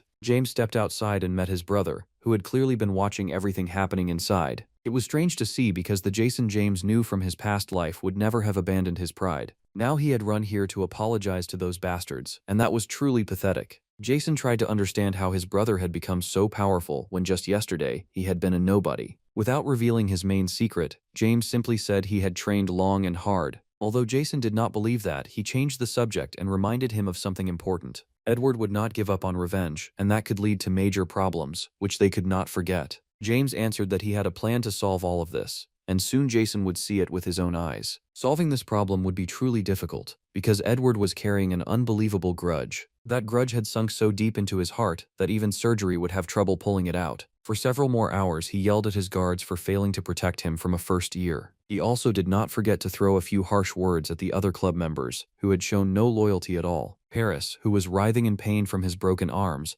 apologized to his boss and promised revenge. That would probably be impossible, because James was strong, and they would need support for something like this. Edward also warned them of serious consequences if any information about today's incident leaked out. While he was giving orders, no one even suspected that James had been nearby the entire time. He was watching them and listening to their conversation, and apparently, everything was going exactly as he had expected. For a while, the club members would stay silent, so James did not need to worry about his abilities being exposed. He prepared to head toward the person who was actually the reason he had come to tonight's event. We all remember the guy who served Edward as a footstool. Going through that humiliation had been so hard for him that right now, he was thinking about suicide. Just as he was about to stab himself with a knife, James appeared and offered him a bet. He immediately recognized that confident first year with the Steelguard name. James knew that Edward was this guy's brother and understood his feelings of self-pity. Before us stood Huon Carson himself, the Duke's second son and Edward's younger half-brother. As soon as James asked him to hand over the knife, Huon immediately tried to kill himself. Only thanks to his speed did James manage to stop this madness and save the young man from death. He convinced him to calm down and stop trying to commit suicide, because they needed to talk. In truth, Huon did not actually want to die, because he loved life and feared death. The problem was that his life was too difficult and unpleasant, and it caused him many troubles. In some ways, he was right, because his older brother really did make Huon's life unbearable.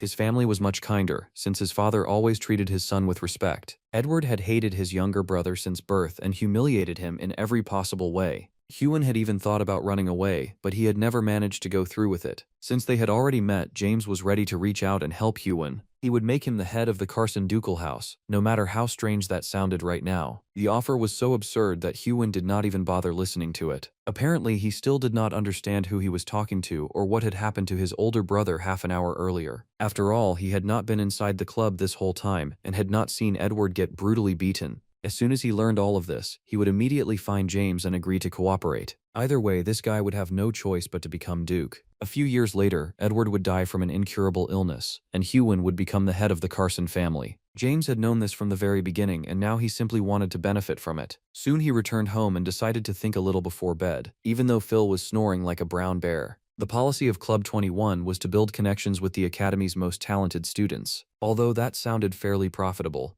in reality, things were not quite so rosy. James wanted to choose only those who were guaranteed to succeed, because Hyun was not the only one. There were several other talented students who would soon turn into beautiful swans. Among them were the future head of a ducal family, the hero of national songs, and even a genius official. There were quite a few precious gems around him, and James had to find them before anyone else did. Under one roof were people who would decide Navarro's future, and he absolutely had to build connections with them. These diamonds could bring great benefits over the next decades. To befriend them, James would start raising his recognition as early as the next day. In the morning, as soon as he entered the classroom, everyone immediately recognized the guy who had stood on equal footing with Castor. Step by step, he really was becoming more famous, even though he had barely even tried yet. James entered the upper class with clear intentions. A bald guy nicknamed Phantomus immediately approached him and began asking a lot of questions. Apparently, he didn't like first years wandering around here and had no intention of allowing it. James understood that this was one of the weakest students in the class,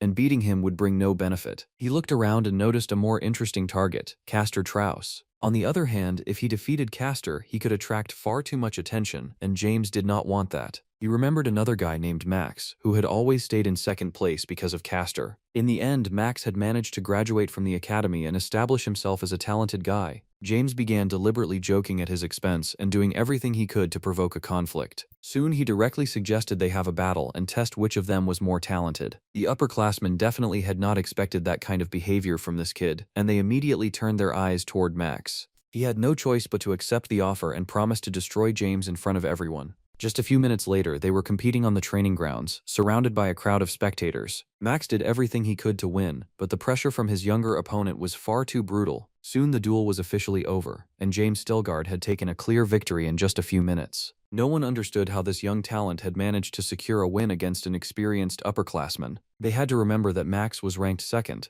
and until this moment, he had only ever lost to Castor. Everyone tried to understand how James was only in the middle class and what his true nature really was. His victory meant that James had to be promoted to the upper class. It also meant that Phantomus, who was in last place, had to be moved down a level. After the duel, James noticed a familiar figure among the crowd of spectators, and it was Hyun. He had come much earlier than expected, and he had not come alone, but with members of Club 21. Everyone around already knew that James was an aura user, and that was all they were talking about. Soon they moved to a more secluded place so no one would interfere with their conversation. Hyun had thought over James's offer from yesterday and wanted to discuss their possible cooperation in the future. When he learned that Edward had been humiliated, he could not contain his happiness and kept thanking James for his help. He promised he would never forget this kindness for the rest of his life, and would definitely repay him in the future. It was a little ridiculous watching him rejoice over his brother's humiliation, but every family had its own rules. Either way, they could not forget that Edward really was insane, and had even once tried to poison Hyun.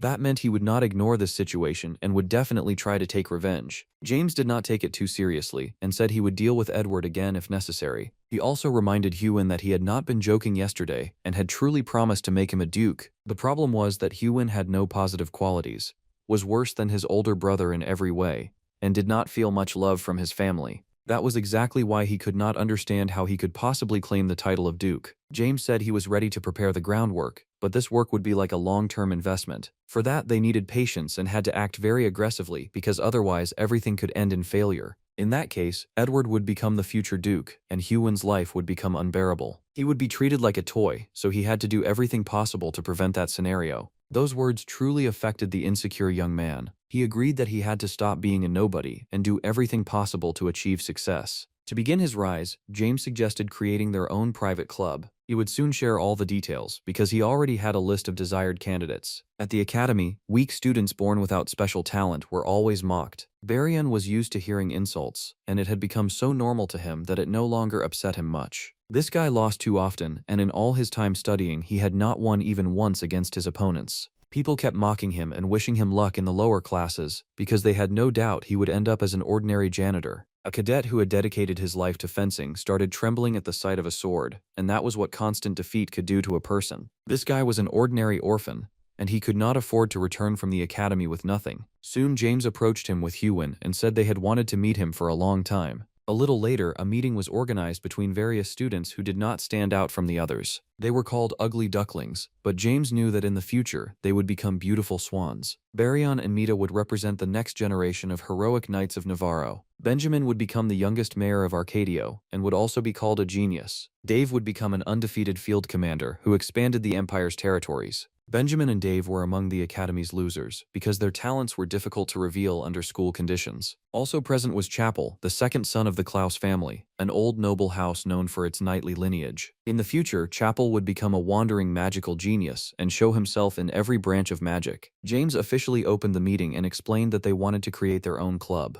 It would be called Rise, because every one of them was destined for a rapid climb up the pyramid in the future. The idea looked pretty good, but the members were not sure they could really make progress. There was not a single talented student among them who had already made a name for themselves, and that did not fill their hearts with hope. Club 21 was the club of dreams because it gathered the elite and the most talented students in the academy. To reach their level, they would need to work very hard, but James was sure nothing was impossible. He was ready to demonstrate the clear advantages of the club in order to erase all doubts. Soon he asked his assistant Marcus to come inside and greet the students. Marcus explained that he was the deputy head of the Flip Trading Company and that their business had been going very well recently. He was ready to provide regular sponsorship support to the students, and that was exactly what he wanted to discuss. None of the students had clearly expected that they might interest potential sponsors. The idea was beyond their understanding, but now the club was starting to make sense. The Flip Trading Company was under James's care, so it was ready to sponsor the Rise Club. Now each of them had to make their own choice and answer whether they wanted to join this club or not. Several hours later, the members' meeting ended, and James returned to his room.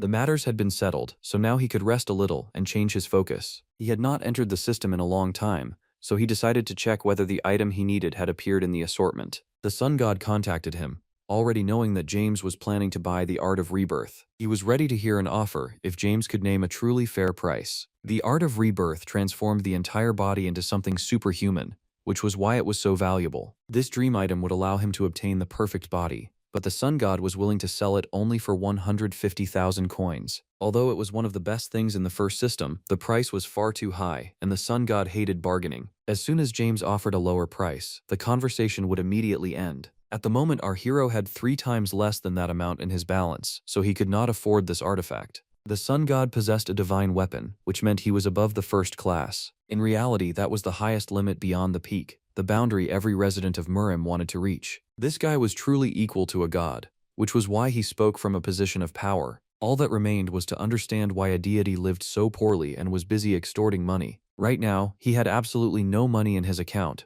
even though Lee was the supreme ruler of the Sun Palace. He had also defeated the Ice Warrior of the Northern Sea, Sol Jinwook. Although the battle had lasted more than half a century, the victory had taken a great toll on his health and changed his condition forever. Extremely powerful ice energy had struck his entire body, destroyed part of his vessels, and pushed him into a critical state. James was short more than 90,000 coins, and even with his privileges, it was impossible to reach the required amount. He needed the Art of Rebirth to create the perfect body, which meant he had to find a way out of the situation. James said he understood why the Sun God was in such a hurry, because he needed to remove the ice energy from his body. It was clear that those words hit the mark and wounded the god's pride. James was sure the Sun God was not in a position to try inflating the price. If he had gone so far as to sell such a valuable art, then he was not in the best position for negotiations. To fully cure his illness, he would have to invest an enormous amount of money into treatment. James negotiated brilliantly and showed that he knew everything about his opponent. Now he had risen above him and began negotiating as Party A, despite his young age. James would not die if he failed to obtain the Art of Rebirth.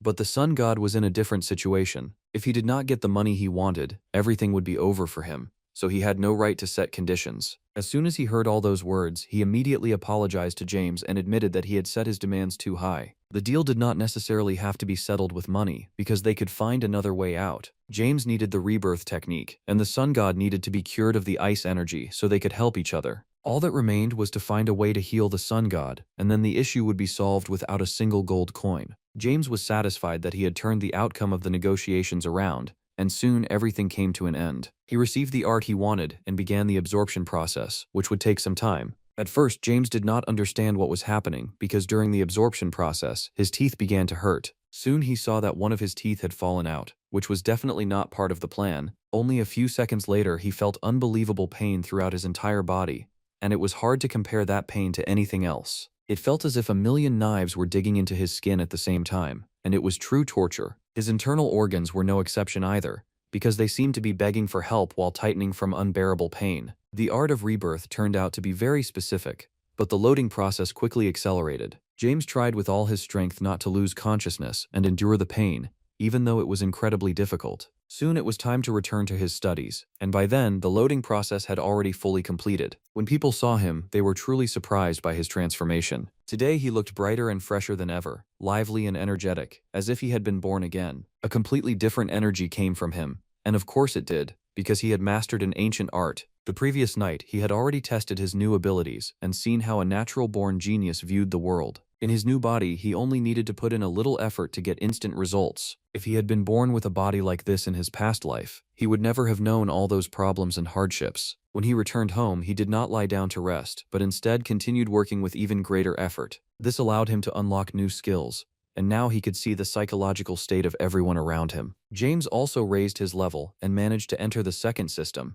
which was a very significant promotion. Now he could enter a magical world, even though not long ago he had only just begun his path in the system. He also received a magical massager created by a monster named Antello to treat a huge number of diseases. James gladly began trying all of his privileges and absorbing new skills. Soon he started loading the Mana Ring Seal and Introduction to Hermeneutics. As soon as the absorption was complete, James became a magical sword master and discovered new possibilities. For now he had only one magic ring, and it was hard to count on success with such a small amount of power. He needed to try raising his level and buy magic effect amplifiers. Most representatives of the second system were scholars and researchers, but that did not mean he could not meet people obsessed with magic here. Soon James found an important seller who had fallen into depression and was ready to sell everything he had. This guy had incredibly precious artifacts, and he was willing to sell them all to one buyer. And so it was decided to buy all the items at once and push his progress to the limit. Although the first deal ended successfully, that did not mean he could relax in system number 2.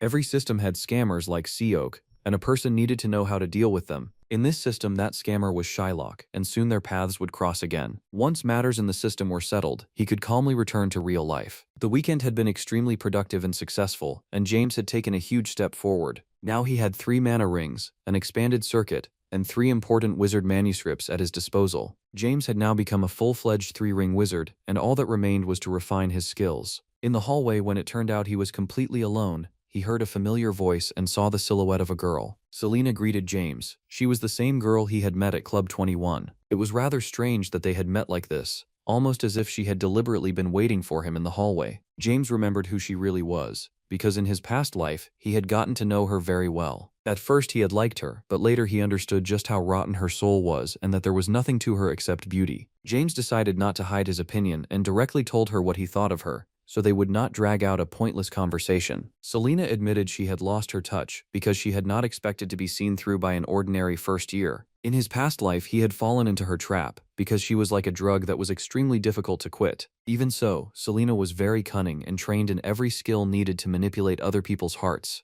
James had spent many years suffering as he tried to break free from her chains, and in this life he would not allow himself to fall into that trap again. Selena was sure they were very similar, because James wanted to use hidden talents in his new club. Those words meant that she, like many students at the academy, had already learned about the existence of the Rise Club. But that was not why she had come, and she suggested that they deepen their relationship and take it to the next level. Although James had not expected anything like that, he refused immediately without the slightest hesitation. He wanted to devote his time to training, despite all the beauty of this drug. At the end, James tried to understand how she had learned about the existence of the Rise Club, since that was private information. Soon after this meeting, a new club gathering was organized to discuss current problems. It turned out that Hewin had told his brother about the club's existence after Edward started interrogating him. As soon as James heard those words, he immediately asked his comrade to step outside with him for a private conversation. In truth, he was not interested in the leaked information. The topic of the conversation was slightly different. In Navarro, there was no name higher than the royal family. So if Hewin was a member of the Carson family, he had to behave accordingly. Everything came from his insecurity, because he had no talent, no skills,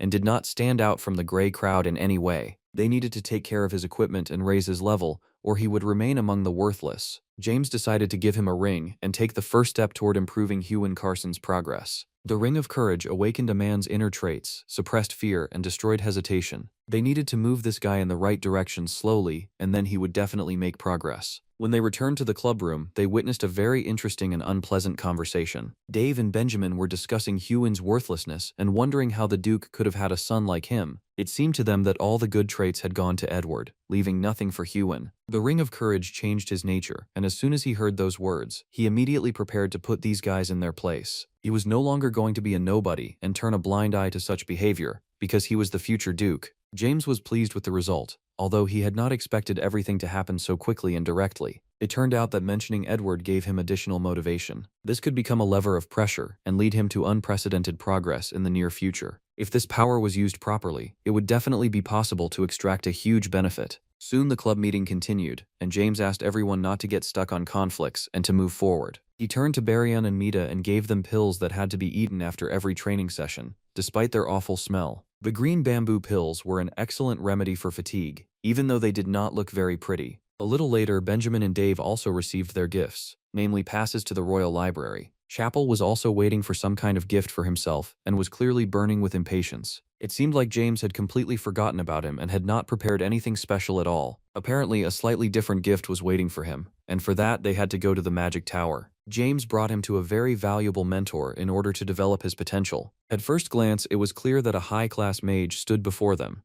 and he immediately recognized James. It turned out that this mage was his uncle, and his name was Sir Kendall Risker. Chapel could not believe for a long time that this legendary mage was truly James's uncle. After all, he was the youngest six-ring mage and ranked first among the candidates for the position of Archmage. Sir Kendall was a true legend, and a mentor like that could help any student make progress. Soon he was told that Chapel also wanted to learn all the secrets of magic, and was a descendant of the Klaus family. James said there was no need to train this guy directly. It would be enough to give him access to the tower's magical materials. Although Chapel had wasted 20 years of his life, he still had incredible potential. If he started practicing in this tower from now on, he could become the youngest archmage in history. The Magic Tower was a haven of truth and a beacon of wisdom, and it did not open its doors to just anyone. Kendall had to make sure of Chapel's talent, so he needed to pass a small test. The main thing was not to be afraid and to show his best side, and then the result would definitely be positive. Now James had some free time, and he was about to go home when he heard someone's voice. Many mages trained in this tower, and all of them were constantly busy solving equations. Seeing the lively training, James decided to stay here for a while and study magic too. He had recently made progress in this field, but he was still only a beginner. Magical terminology quickly appealed to him, and he gladly began studying. Everything came fairly easily, and it seemed to him that he could easily become a qualified wizard. Before coming here, he had said he was not a wizard, yet this place was only for students. One of the guys he had met earlier called him a liar and ordered him to leave the area immediately. At that moment, Kendall entered the room with Chapel because they had just finished the test. Kendall immediately started yelling at Raphael and ordered him to calm down at once if he did not want problems. The senior wizard thought his mentor was putting too much pressure on him and that it was completely unjustified. That kind of attitude toward a teacher seemed rather strange, even in the most advanced academies. Raphael was unhappy that the students had been solving problems for a whole week and still could not go home, even though they wanted to bathe, sleep, and eat. He understood that the duty of a senior wizard was not easy, but sometimes it felt like this had gone too far. Raphael was also unhappy that the teacher had recruited a genius boy in order to give him a leadership position. He was talking about James because he had seen the problems James solved and now had no doubt that this guy was a real mage. He had just solved all the highest difficulty tests, something no one in the student class could manage. Kendall remained calm and said that the Steelguard family had always stood out from the rest. At first, Raphael could not understand what that meant, but then he remembered that he had heard about the Steelguard family before. It was impossible to live in the Navarro Empire and never hear stories about the Steel Heart. Now it became clear that the conflict was over, because Raphael had no more complaints. Chapel said that he had passed the initial test and would now be able to use the services of the Magic Tower. He had been accepted and even received a special pass, so everything had worked out almost perfectly. We had almost forgotten about the Club of Spoiled Pigs, also known as Club 21. Today Edward was unhappy again, because one of the club members had lost to a nobody named Baryon. No one knew that this loser had overcome his fear of the sword and had now reached a new level of fencing. Apparently, Edward did not care about any of those excuses because only the result mattered to him. They could not forget that the entire academy looked up to their club, so they could not lower their standards. Right now, their main goal was the complete and total destruction of the Rise Club, because they had to show who was in charge. It was decided to challenge the Rise Club to a series of duels, and now all that remained was to wait for the confrontation to begin. Soon Jason met with his younger brother, because he was the one who had to challenge the opponents to the confrontation. Right now, he was being treated with contempt and considered a potential spy. That meant everything was going according to James's plan, and their duo was working beautifully. Edward had already decided to propose a series of duels, and now all that remained was to choose the time and place. Soon a meeting of the Rise Club was held, where James told everyone about the coming confrontation. They found it hard to believe that a battle against the Academy's elite was waiting for them, because before this they could only dream of something like that. Whoever lost would have to close the doors of their club and completely forget about gathering again. Real panic began, because no one understood why they had to take such a risk. Everyone was afraid their club would cease to exist. But Hewin remained calm and asked the members not to rush to conclusions. There was no doubt James had a clever plan for them to win, so all that remained was to trust him. When James showed the number 5, everyone thought they had 5 months to prepare, even though that would still not be enough. James laughed and said that in reality they had only 5 days left, because they had all misunderstood. At first it seemed like he was just joking, but soon everyone realized that his statement was completely serious. Now even Hewin lost his composure, even though he had stayed calm until that moment. He kept shouting that they were all going to die and would definitely be humiliated, so apparently the Ring of Courage was working inconsistently. 5 days passed after that conversation, and it was finally time for the confrontation between the two clubs to begin. When the members of the elite group arrived at the competition venue, they were quite surprised. James had truly created ideal conditions for the tournament, and had spared neither nerves nor effort to do it. Rich and famous people could be seen here, though no one knew how he had managed to lure them in. Paris was sure something was wrong here, and every part of his intuition was screaming about it. Even so, Edward answered that nothing would change, and the Rise Club would be disgraced in front of everyone. All this time, he had only been craving revenge and dreaming of finally avenging his defeat. Meanwhile, James assured his team that everything was under control and they could forget about their doubts. Kendall, the mage representing the Magic Tower, would be responsible for the live sound, the event process, and the broadcast of the match. The series of duels between the sworn rivals was about to begin. Each side dreamed of victory, but only one of them would receive the glory of the winners. The participants of the first duel stepped onto the arena and prepared for battle. Club 21 was represented by Edward, the Duke's eldest son, a talented young man and the pillar of the next generation. He would be fighting a completely unexpected opponent, and all of this was part of James's plan. Edward's opponent would be his younger brother Hewin, which made things intriguing from the very beginning. And now, the moment had finally come for the two brothers to clash face to face. Hewin had endured humiliation and insults for a long time, but today he had the perfect chance for revenge. At first he felt incredible fear, because he was even afraid to look toward his older brother. Edward gave him a chance. Hewin could refuse the duel and return to Club 21 to avoid disgrace. Now he had to make a choice: give up on his revenge, or finally punish his tormentor. Returning to the original path would mean enduring all those humiliations and beatings again. It would mean being nobody, completely erasing his identity, and forgetting his dreams of becoming Duke. For Hewin, this was a rhetorical question because he was not going to take a step back and was ready to humiliate his brother in front of the crowd. That was how he made his true intentions clear, and the judge allowed the duel to begin. As the older brother Edward tried to attack, but Hewin turned out to be more stubborn. The inner anger that had built up over many years burst out.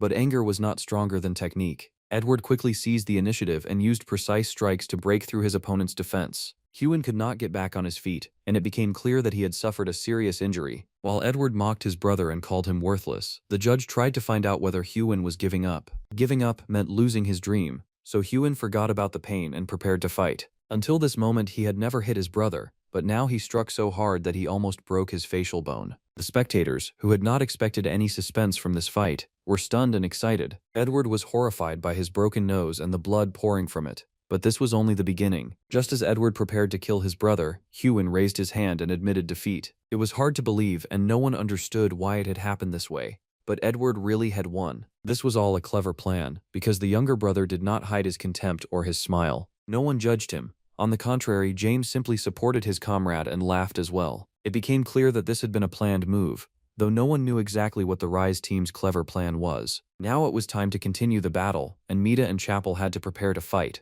Although they had doubts, James reminded them that they only needed to trust his plan, and everything would end well. Just a few minutes later, both Mita and Chapel lost their fights, looking extremely sluggish. Now it was Barion's turn, and everyone hoped he could break Club 21's winning streak. As soon as the fourth duel began, both warriors immediately rushed forward to attack. Neither of them intended to yield, and against all expectations, Barion created a very competitive fight. There was no sense of a ranking difference at all, and a second year from the lower rank was fighting evenly against one of the Academy's most talented students. No one could believe a person could change so quickly, because just yesterday, he had been a loser with a long streak of defeats. The first critical moment of the battle arrived when Barion landed a very precise and powerful strike. Soon Edward managed to get up and said he would continue the duel, but his condition did not inspire confidence. The arrogant rich kid grew so angry that he promised to kill this orphan right now. He prepared to show his full potential and reveal his true speed. Now the difference in their levels made itself known again, and this was no longer funny.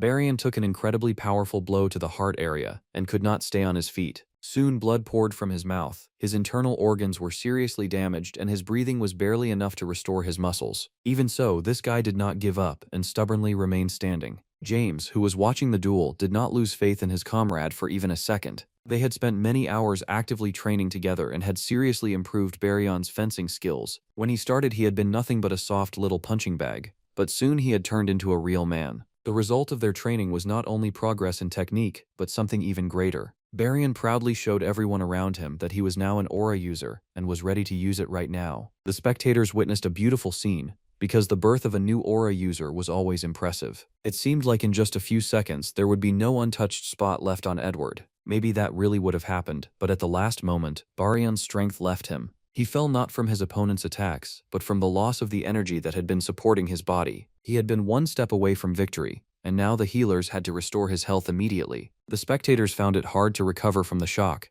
but either way, this duel had left no one indifferent. Strangely enough, Edward did not feel like a winner at all, despite his victory. Now a new opponent was waiting for him, and this time everything would be as serious and uncompromising as possible. James Stelgard prepared to share the training arena with him and find out which of them was better. Recently, he had managed to rise to second place in the overall ranking, and today he was ready to challenge the champion. From the very beginning, he had guessed that Edward would enter the duel first, so he decided not to rush his own appearance. Deep down, Edward knew this would happen, because he had wanted to score as many victories as possible before this fight. At the same time, he also wanted an excuse in case he lost, since he had already grown tired. James could see situations like this several steps ahead, and now he was ready to make another unusual move. The moment the judge allowed the duel to begin, he threw away his sword, because he did not need it. He wanted to give his opponent a handicap, since Edward was already tired, and in this way balance their level and chances. Now Edward would have no excuses, because he had no right to lose to an unarmed opponent. This brilliant move was risky, but James was confident in his skills and ready to destroy Edward. In the very first seconds of the duel, he broke his opponent's sword with his bare hands. This quickly evened the odds, and now he could do whatever he wanted to Edward. A strike to the right points immediately stripped Edward of the ability to speak and move his arms properly. Now he could not raise his hand and ask the judge to stop the fight, so he would be beaten half to death. What happened next would be written into the history of TR Academy in golden letters. Never before had the Academy's best student been beaten so badly, especially in front of everyone. The judge did not understand why Edward was not surrendering, while James clearly had everything under control. While the spectators were confused, James took genuine pleasure in beating his opponent. Soon the Duke's son had been beaten so badly that he could no longer stand on his feet. He was carried away on a stretcher, showing no signs of life at all, almost like a corpse. This victory became the first success for the Rise Club, and now they would feel a surge in morale. James's next opponent would be Castor, who held first place in the first-year rankings. Their previous draw was still fresh in the spectators' minds, and now everyone wanted to find out who was truly better. Castor remembered their first duel perfectly, and all this time he had dreamed of proving his superiority. He decided to seize the initiative from the very beginning and not let James breathe freely. Castor applied serious pressure with his wind technique and surprised the assembled guests. With this attack, he once again proved that he deserved the top spot in the first-year rankings. James smiled and said he had noticed his progress, because this time he had truly felt his opponent's strength. Castor was glad to receive even a little comfort from the real monster he had happened to face. After that, he calmly turned around and refused to continue the fight, completely ignoring the roar of the crowd. His team could not understand why he had decided to surrender, since they were supposed to attack according to Edward's strategy. Castor remained calm and answered that soon they would understand his motives and stop being angry. He was sure their strategy would not affect their opponent at all, because James Stilgard was a monster on a completely different level from them. Soon the next opponents also admitted defeat, because they could not even find a moment to attack. James forced them to stay on defense the entire time and gave them no chance to breathe.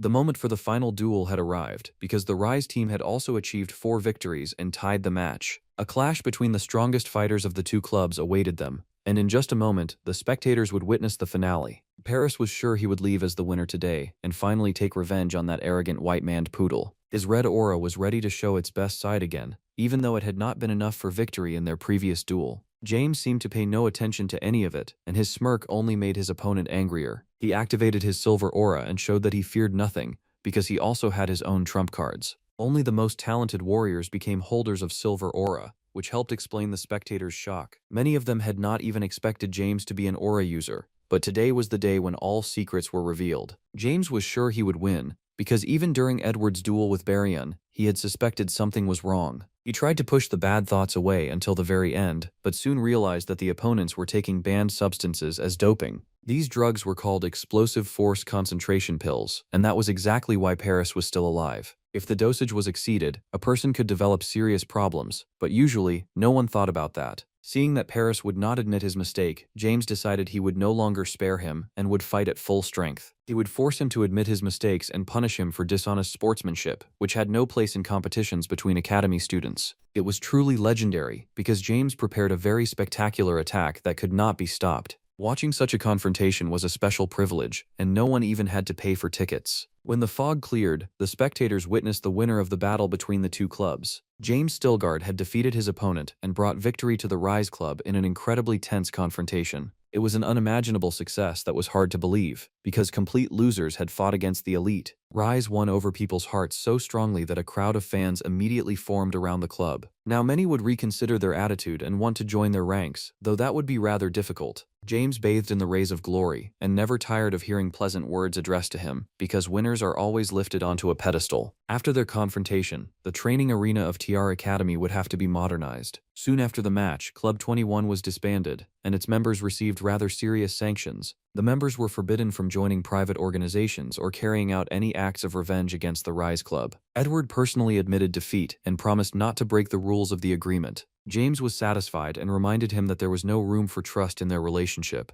but they could at least try to forget the hostility. He was ready to keep Edward's team's use of banned substances a secret and not create even bigger problems for them. Soon, an unpleasant meeting awaited James with a person he was not exactly happy to see. Imperial Prosecutor Zenitz had not received an invitation, but nevertheless he was already here. He could not help coming after hearing that the match of the century had taken place within the academy walls, because it was a major event. He had also heard about the birth of 2 aura users, even though that had once seemed impossible. To him it seemed more accurate to call this a demonstration rather than the birth of talent, and there was something suspicious about it. It was hard to call what happened a miracle, because all of it was too strange, even for talented students. James answered that steel breathing was a mana concentration method that allowed miracles to happen. They could not forget that the power of the Stilgards flowed in his blood, and aura was not created, but inherited. Such cases really had happened in the past, but that did not change the fact that all of this looked suspicious. The commander of the Prosecutor Knight Corps did not believe in coincidences and saw too many mysteries here that needed answers. Their conversation was interrupted by the mage Kendall, who had come to speak with James about an important matter. Everyone immediately noticed an interesting woman beside him, one who seemed to be hiding her face. Looking into her eyes, a person could lose themselves because her inner power could be felt even from a distance. An experienced commander from the prosecutor's office could not fail to recognize the woman before him as Sierra. She was the head of the 14th Magic Tower, and the only 7-ring archmage in Navarro. In the continental rankings, Miss Sierra held the honorable 7th place and was known for her fame piercing the heavens. Even the imperial family did not dare oppose her opinion, because she was called the Mad Maiden of the South. Although the stories about her were truly intimidating, in real life she looked rather calm and even cute. James bowed before the legendary mage and said it was a great honor to meet her. Zenitz immediately realized he needed to leave at once and said that unexpected circumstances had come up. Kendall remembered how James had solved various problems for experienced mages and given Raphael advice about a magic circle. It had seemed like that incident was over, But magic circles were one area that could not be explained away as coincidence. Perhaps James had once heard of the gift of the beautiful eye, since it was a common story among mages. The story was connected to a magical talent that was said to appear once in a million people. The eye capable of seeing the beauty of brevity and efficiency in magical formulas was called the gift of the beautiful eye. James was sure he had nothing like that, because it was only knowledge from the second system obtained through interdimensional trade. He did not understand why they were asking him this, or why he had ended up in this carriage with such a dangerous woman. They had offered to talk in a calmer place, and had not even asked whether James wanted that conversation. Sierra noticed that the student was nervous and kept glancing at her, as if trying to ask something. When such a serious and dangerous woman started talking to you, it made you want to sink into the ground. Sierra looked much younger than her age, and in real life she was calmer than the stories about her exploits made her seem. She had seen the formula James had created, and felt an incredible urge to meet him in person. He had created a creative and very concise magic circle, so she had to test his abilities. If he could find the inefficient section right now, he would receive the item in her hands. James was not surprised at all when he saw the item, because it had been bought from his own shop. When ordinary knights saw this crystal, they immediately went crazy with desire.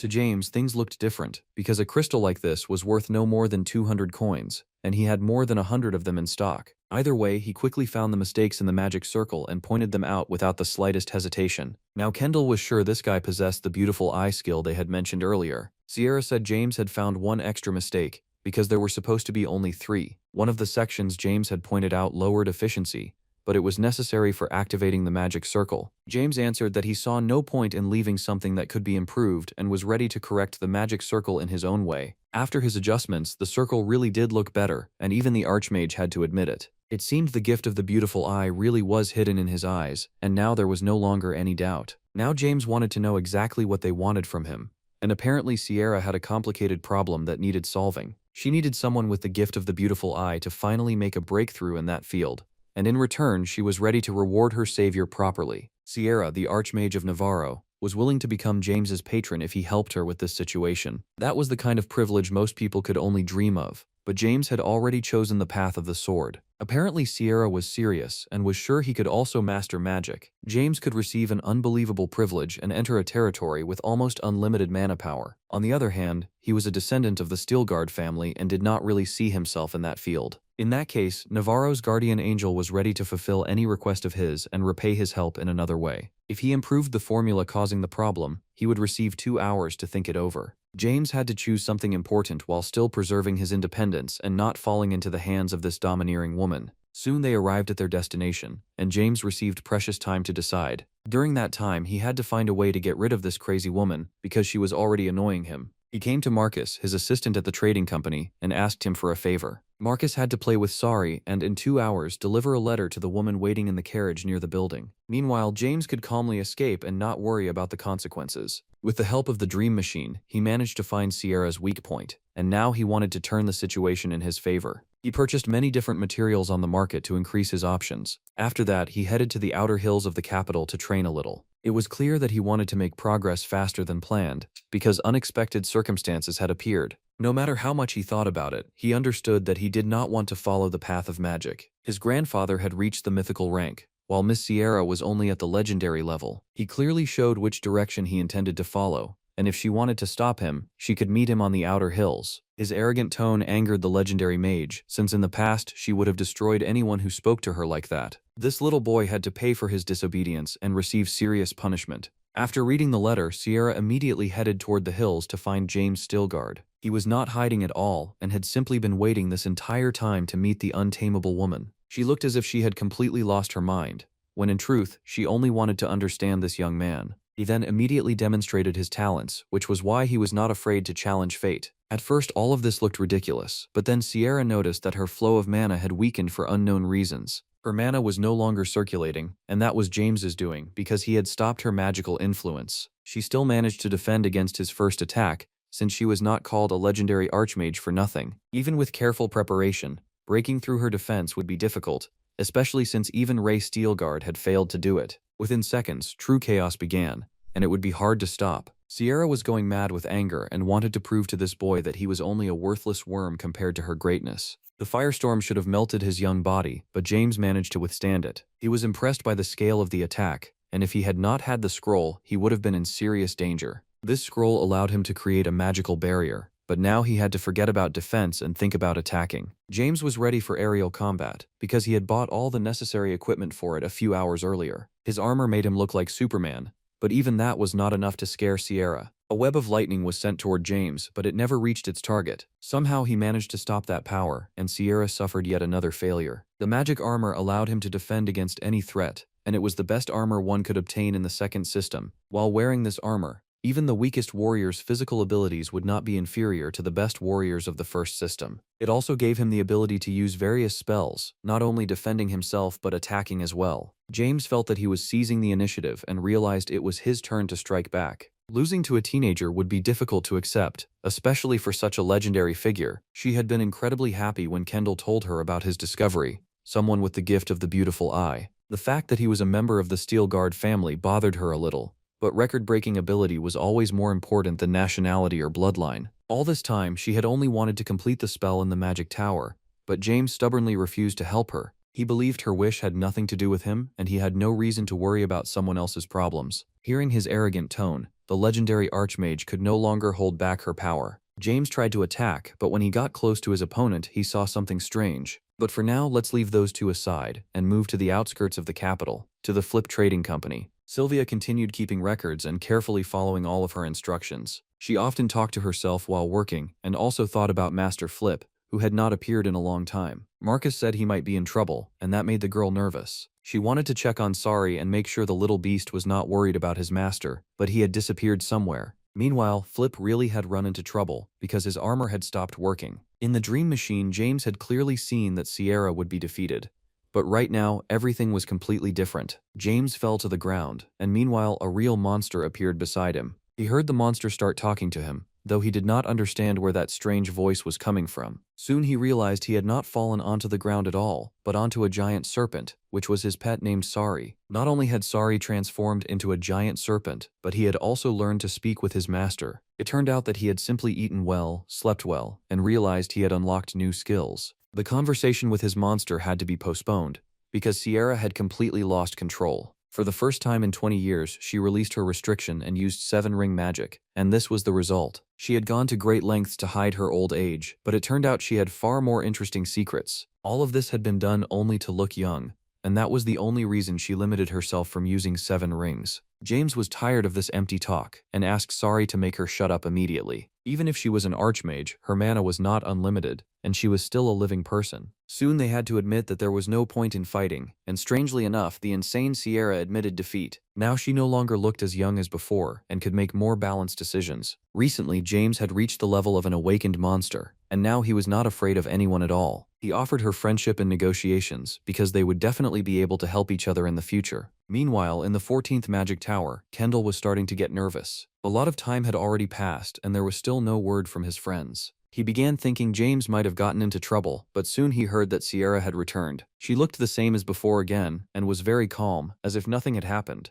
There was some strange guy beside her, and it felt like he was mentally slow. Sierra allowed him to settle into a room, make himself at home, and not hold back on anything he needed. After that, as soon as the room door was locked, the guy began harshly pulling at his own face. Only a little later did it become clear that all of this was to remove a mask, because this entire time, it had been James. Apparently, he had not even needed to act mentally slow, and that was what you called true skill. Now James would train here in isolation and study all the secrets that interested him. He promised to help Sierra research the areas of magic responsible for reverse aging. In return, he signed a supply contract for magical items between the Magic Tower and the Flip Trading Company. He also received a place for closed training and could focus on his progress. He entered closed training for one purpose only: to carry out the final revenge tied to his past life. Shylock could no longer remain unpunished, because the time for payback had come, and the time for revenge had arrived. James had caught his attention by buying magic armor, and now the two of them had become acquainted. Now all that remained was to drag this horrible bastard down to the very bottom of the social ladder. Over the next few days, James earned more than 10,000 coins from daily sales. In the 0 and 1st systems, he had already earned recognition,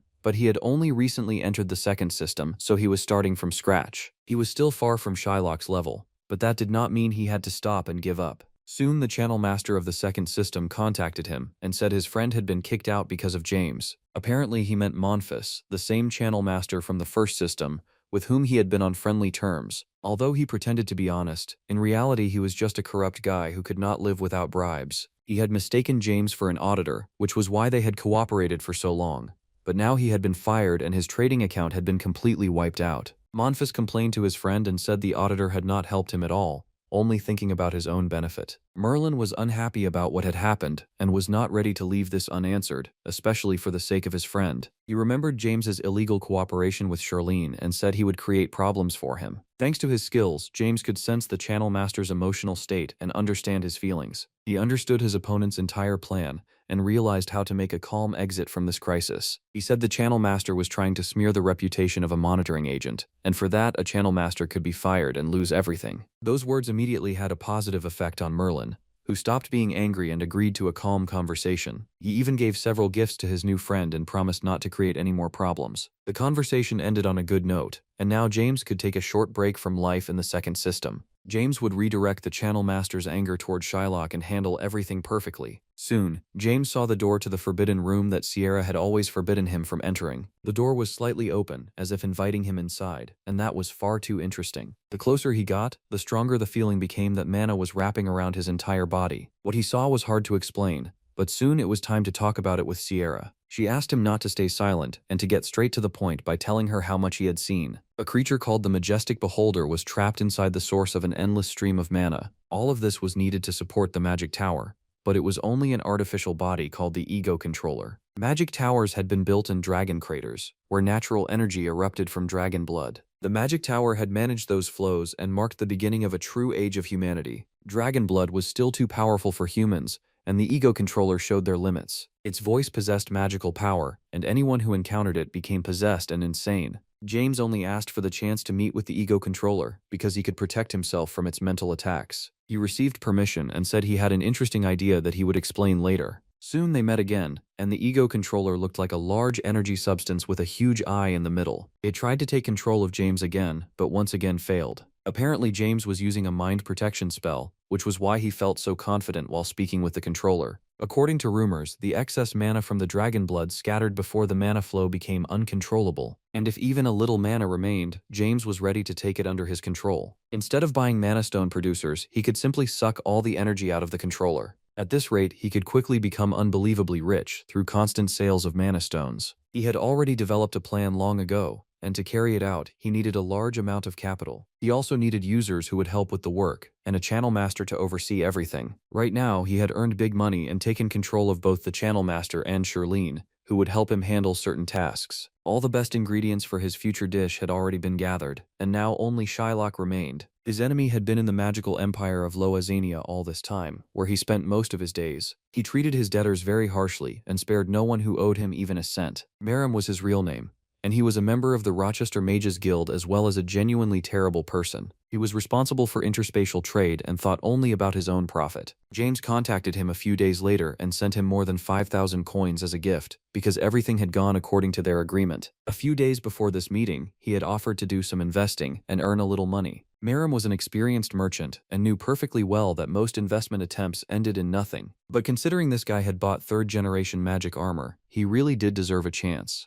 Meram invested 1,000 coins in James and, just a few days later, received 5 times the profit. If he had known everything would be this easy from the start, he would have invested all his money. James even bragged that he had personally earned 20 times more, and this was only one of his business ideas. Meram knew the business was somehow connected to mana stones, but he did not understand how someone could earn so much from an ordinary product. Most likely James had cooperated with the channel master, but even that did not explain such shocking success. It felt as if James stood above the channel master, and if that were true, making a friend like him would be extremely useful. Meram felt that he had received a chance to change his fate, and he was ready to try again by investing a much larger amount. James suggested playing big, and his worst enemy agreed without hesitation. Once Meram swallowed the bait, James calmed down, because now all that remained was to execute his plan cleanly. Merlin and Charlene were involved in this matter, though they did not fully understand what was happening. All of them were pursuing their own personal goals, because James was paying them double for their work.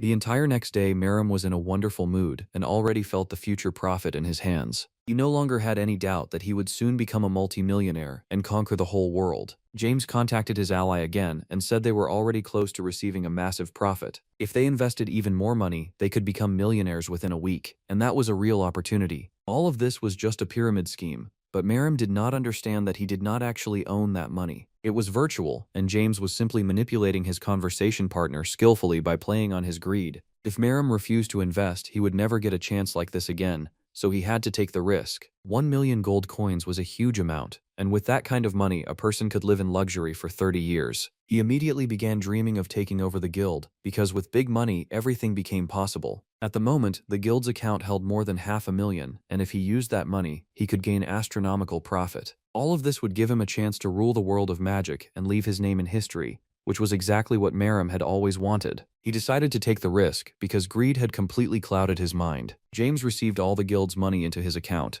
and now he had complete power over this man. If everything went according to plan, James would invest that money properly, earn a huge amount, and leave Merim with nothing. That was exactly why he needed helpers, because earning serious money required a properly organized business plan and structure. Only now did it become clear that some people never changed, and their actions were always driven by a rotten nature. Now James could finally close all these issues from his past life, because he had already taken revenge on each of them. Soon, a hunt was declared for Merim, because he had lost all the guild's money. The business had not gone according to plan, and he did not receive a single coin from James, so now he became persona non grata in his own province. He should never have touched the guild's money in the first place, but now it was far too late to step back. Soon he was finally found, and now he had to return all the money he had stolen without permission. From that moment on, there was no need to be careful with him anymore, and Merim instantly turned into trash with no rights. Meanwhile, James watched everything happening and took true pleasure in it. Now his main enemy from the past had finally been dealt with,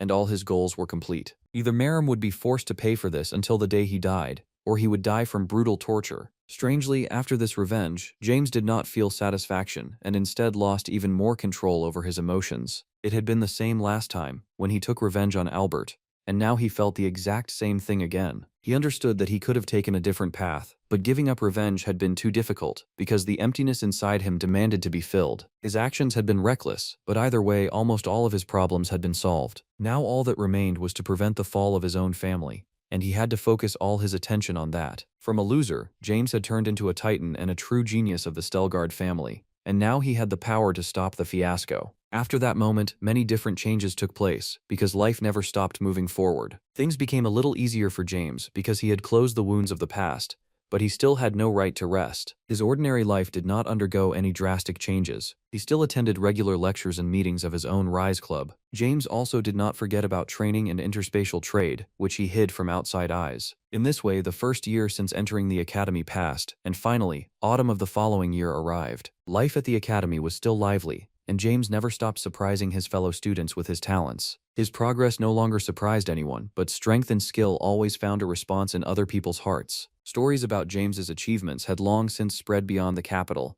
and reached every corner of the empire. Now even Derek had learned that James was an aura user, which meant he would definitely visit the capital. At last, 2 years of study had passed, and although many things had changed, the main goal still lay ahead. James Stilgard was already 17 years old, and now far too much paperwork had appeared among his duties. Being a CEO was not easy at all, and sometimes you had to drown in paperwork in the most literal sense. Over the past 2 years, James's trading companies had grown into major firms that no one could ignore anymore. The Flip Company achieved steady growth through trade with the massive criminal organization Black Mamba. James's company hit the jackpot by trading rare items at the lowest prices. James had climbed to the top of the mountain and become the CEO of a united business empire. Although his earnings had grown, the workload had grown too, while the pleasure had become smaller and smaller. Lately, Sylvia had been looking at him in a special way, as if she saw him as more than just her boss. Sometimes she became so lost in thought that she could drown several flowers through pure carelessness. The CEO had long since figured out all her little hints, and now he only had to understand how exactly to react to them. Soon Marcus knocked on the door and said with a troubled expression that a serious disaster had happened.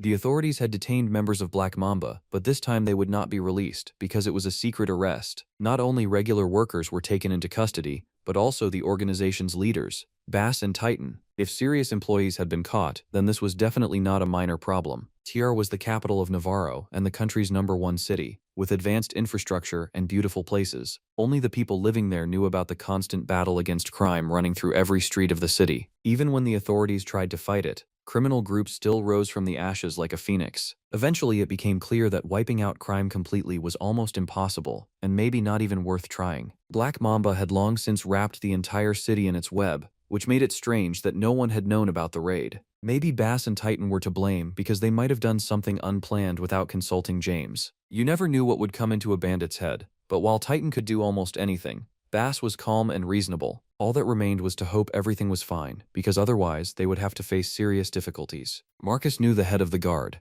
and after James changed his appearance, they would be able to enter without trouble. Soon Flip found his comrades and ordered them to immediately explain everything that had happened. Marcus had already learned that besides the city guards, even knights had taken part in the capture of the bandits. That meant they had clearly done something terrible, and they had done it behind their boss's back. In the past, Flip had earned huge money with these guys, and everything had been wonderful. But now everything had changed. James had become influential, and business with bandits brought in only a small part of his income. Now they could become nothing more than a weakness and a heavy burden on his shoulders, because working with them could create many problems. James was planning to end the cooperation and forget about Black Mamba, but the bandits said the accusations were completely absurd. They had done nothing wrong and believed they had the right to demand immediate release. During their first meeting, Bass had used an ice scroll bought from Andrew's den, but it had not worked properly. Now they had been tied to it, while that shameless moron had apparently decided to carry out a forbidden experiment. He had listed their names in the customer section, framing both members of Black Mamba. In the past, they had constantly made deals, but no problems had ever appeared until today.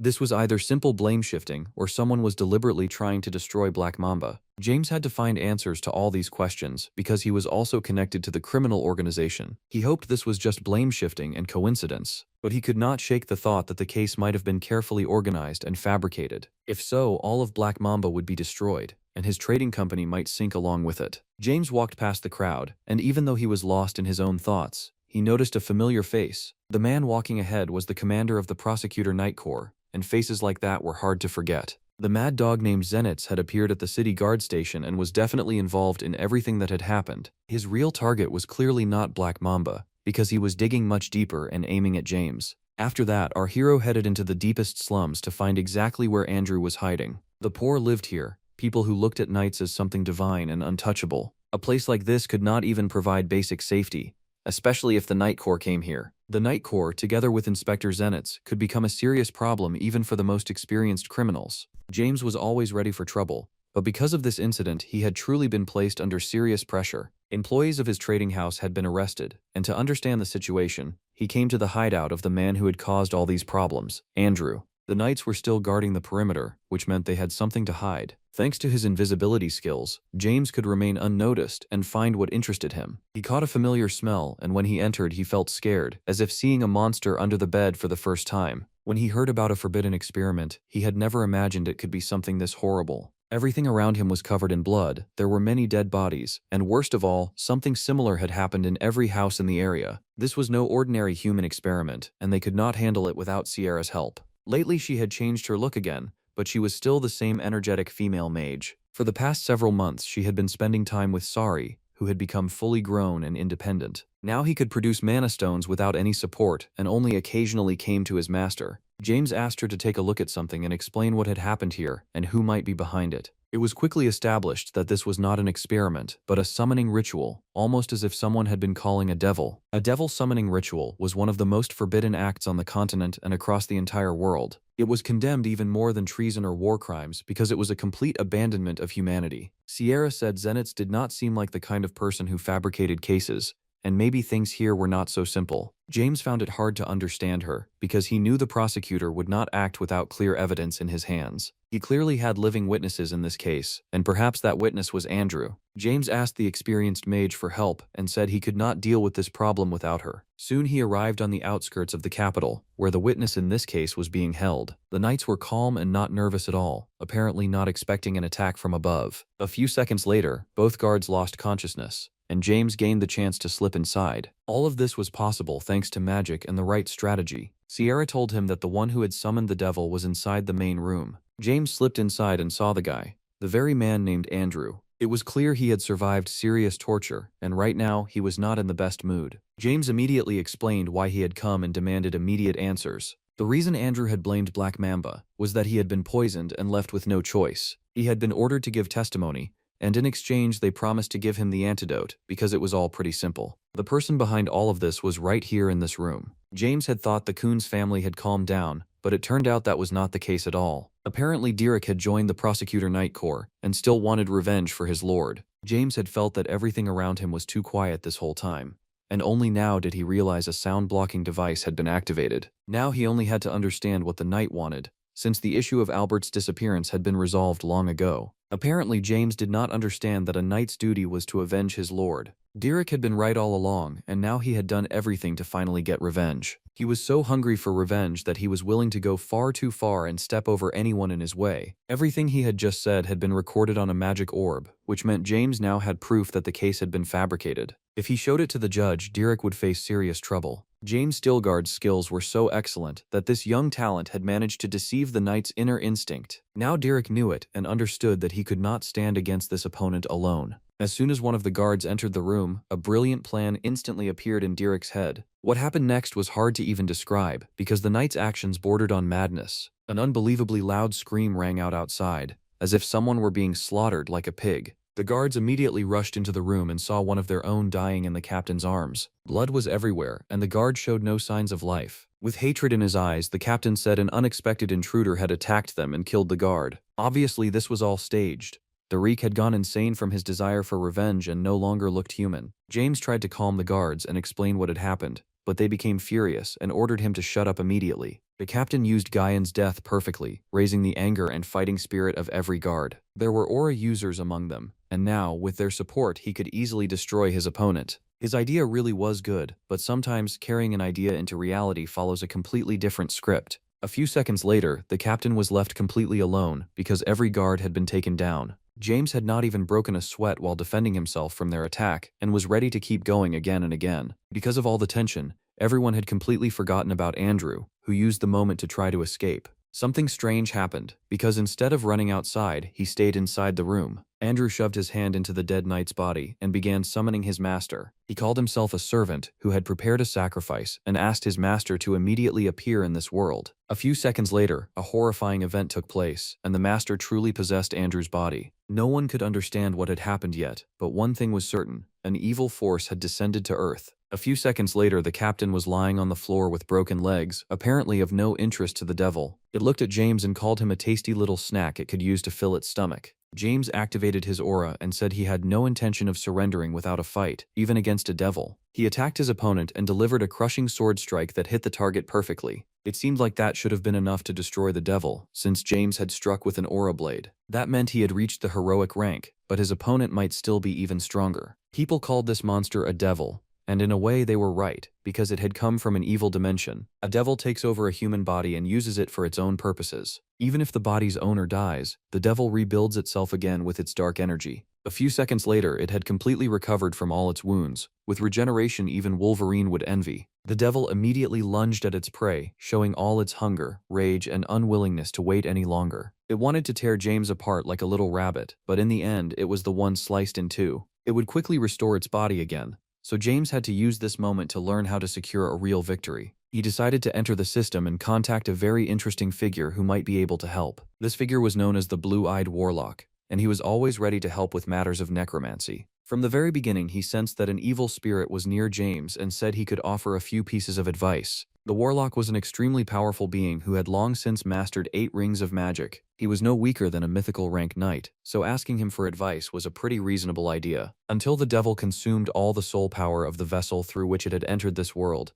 it would continue to exist. With each new kill, its regeneration process would slow down, which meant repeated deaths really could stop it. James craved revenge, because an enormous number of people had been destroyed because of this devil. He did not simply want to destroy it, but to turn it into his slave so it would suffer for the rest of its life. To do that, he would have to use necromancy and buy a book of black magic from the Warlock. James quickly agreed to the deal, and now he had the crucial knowledge needed to defeat the evil spirit. A few seconds later, the devil rose from the ashes again and prepared for revenge. It began the transformation process, because it understood that its current body could not keep up with James. As it started transforming, it promised to make James suffer for the rest of his life. Apparently, it had no idea James could activate the Heavenly Sword Soul Chain and strike it with that technique. James attacked in time, because the transformation process had not yet finished, and thanks to his new knowledge, he knew exactly what to do. Through his training in necromancy, James gave it a chance to reveal its true face. Since its mental body was in another dimension, absorbing the demon would require real effort. To do that, it had to pour all of its soul power into this world,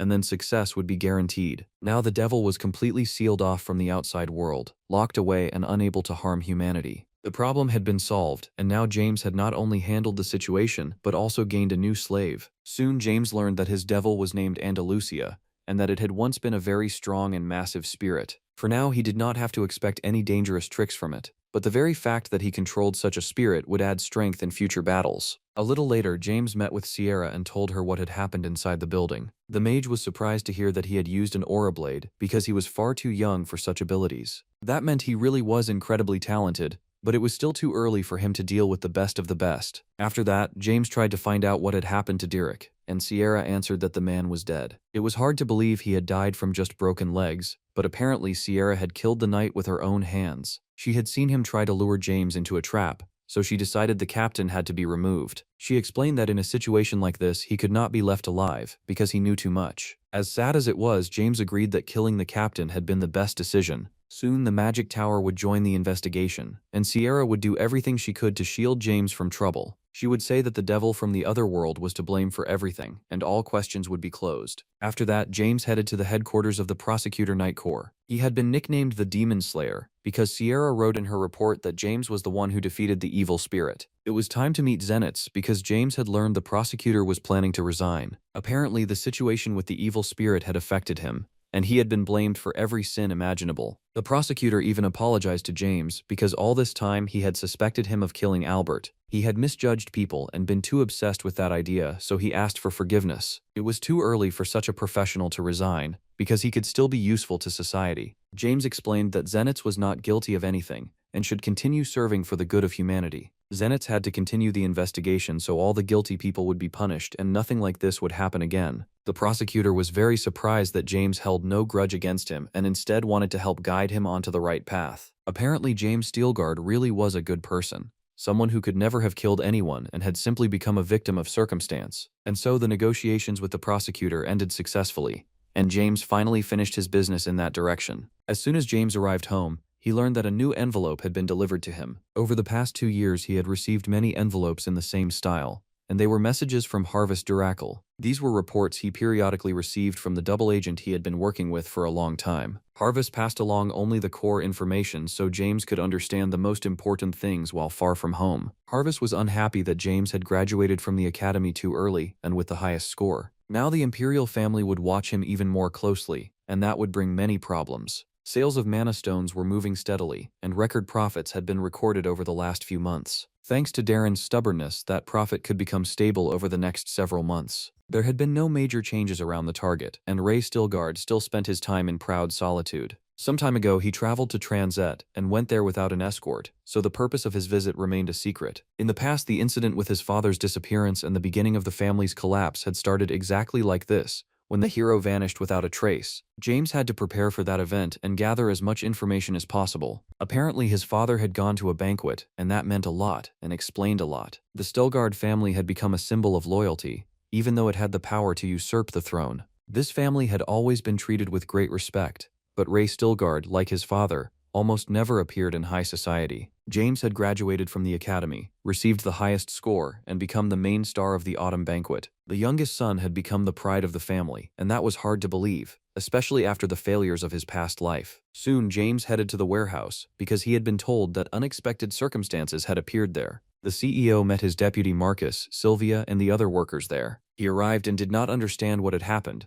because their products now looked like blue pills and beauty cream. While checking the trade operations, his assistant discovered that the goods had been delivered to the wrong address. The Rayon Trading Company was distributing this product as a new item, but only in small quantities. That meant knockoffs of their products had started appearing, and now James had to solve this problem too. Their pills really did help relieve fatigue, while the competitors' pills were copies and had no effect at all. As for the beauty cream, the same fate awaited it, because it was nothing but an empty fake. The problem was that their trading company's products cost 3 times more, so now no one would buy them. That was exactly why the competitors had to be taught a lesson and shown that business should be honest and fair. James decided to move out immediately in order to find the Raihan Trading Company. He told no one about it, but there was another reason he had recently paid attention to this trading company. James had spoken with Sierra, and she had pointed him toward a very interesting location. It became clear that the Raihan Trading Company might not only be a business competitor, but could also create much bigger problems. Soon James met Meryl and immediately felt that she was not hostile toward him. As it turned out, James had chosen her as his bodyguard, even though he had other, more suitable candidates. First, they needed to go back a little to understand what was happening here. James had organized a night squad, and now people who had applied to join had come to him. He needed to assign each of them to the right position, especially since they were all very different. Soon James learned that the girl's name was Meryl and that she was 22 years old, which meant she was even younger than Mark. Meryl had not studied at the academy, but that had not stopped her from making progress with her skills. Soon James assigned each of them to their positions and decided to use Meryl as his bodyguard. He did not do this without reason, because he had learned that Meryl was a member of the Terap family. If a girl from an aristocratic family was applying to work as a knight for a trading company, then her family was clearly in trouble. Meryl was the eldest daughter and carried a heavy burden on her shoulders, because she had to help her relatives through difficult times. James understood her very well, which was why he decided to help her make progress. Soon they arrived at their destination, because today a meeting with the Raihan Trading Company was supposed to take place. They were immediately greeted by Zimmer, who was responsible for receiving visitors and handling small errands. James became angry and ordered the head of the Raihan Company to run here immediately, or else he would destroy everything in this place. Zimmer immediately ran to his boss to report what had happened, because no one had expected a meeting like this. Zimmer knew who the Demon Slayer was, so he immediately warned his boss that the meeting could be dangerous. Raihan Solomon was nervous, but he did not show his emotions at all, even though it was not easy. He was unhappy that James had not even greeted him and had immediately started walking around his room like he owned the place. Soon James threw the products copied from his trading company onto the desk as evidence. James reminded him that extreme greed could cause serious problems if it was not stopped in time. The green pills and beauty cream were literally a declaration of war, because they were copies of a competitor's products. Among merchants, there had long been rumors about a predator named James Stilgard, who was taking all the capital's money for himself. The merchants had no intention of sharing their profits and were ready to defend their interests no matter what. As soon as James heard that confident speech, he immediately decided to smash a vase worth a fortune. At the last moment, Raihan managed to catch his vase and warned that he would call security. After that, James asked Meryl to leave the room and go to the carriage so he could deal with this gangster. Now the two of them were alone and could hold a serious man-to-man negotiation without extra eyes. James said Raihan's guards would not help him because he knew the head of the trading company was a demon summoner. As soon as the bald man heard those words, he immediately ordered James to be seized. A professional killer appeared very quickly, ready to carry out any order from his boss. The Sicario had excellent assassination skills and was unbelievably fast, like a ray of sunlight. His rank was high enough, but they had to remember that James had recently reached the legendary rank. He could easily block the Sicario's strikes while fighting without a weapon. Thanks to the power of aura, he easily dodged every danger and found opportunities to counterattack. The defining feature of the Dark Moon technique was that with every minute of battle, the user gained more and more strength. Only now did the owner of the house realize that a truly high-class warrior had come to him, one even a professional Sicario could not stop. The Demon Slayer had truly frightened the experienced merchant, but James had probably not come here just to kill him. Either way, there was no longer any point in hiding his true face, especially when he served a demon. The demon was sure it could stop an aura user, but it had seriously overestimated its own abilities. You could not rely only on spiritual power because knowledge of martial arts also played an important role. Seeing that the demon was not willing to negotiate, James understood that he had to make it suffer. A few seconds later, it was screaming in pain, but no one in this house could help it. One more strike, and it really would die, because its recovery speed was very weak. Raihan would be in serious trouble if everyone found out that the owner of the trading company was a servant of a devil. In this situation, James decided to use the spirit Andalusia so one demon could destroy another. Everything was exactly as the warlock had said. Spirits lie flat like dogs when they meet someone stronger than themselves. If a necromancer catches them, they stay on a leash for the rest of their lives. Now the demon would call James its master, because he had completely taken over its body and soul. This meant James would soon be able to gather his own army of the dead, and then he would have nothing in the world to fear. After some time, Raihan returned to his normal form so he would not raise unnecessary suspicion. It seemed he had already sacrificed more than 10 people in order to increase his power. Although this was horrible and he deserved punishment, James intended to make use of this man. He would not even forbid him from selling his products, even though that was the reason he had come here in the first place. Apparently, he changed his plans at the last moment, and now he needed Rayhan's signature. The signature was needed for a loyalty contract between James's and Rayhan's trading houses. The Rayhan trading house had to pay compensation equal to 1/5 of its net profit. Although this was basically robbery, Rayhan had no choice but to accept the offer. The most interesting part came after that. When James saw that the Sicario Chris was still breathing, the owner of the house said he did not want to get rid of the assassin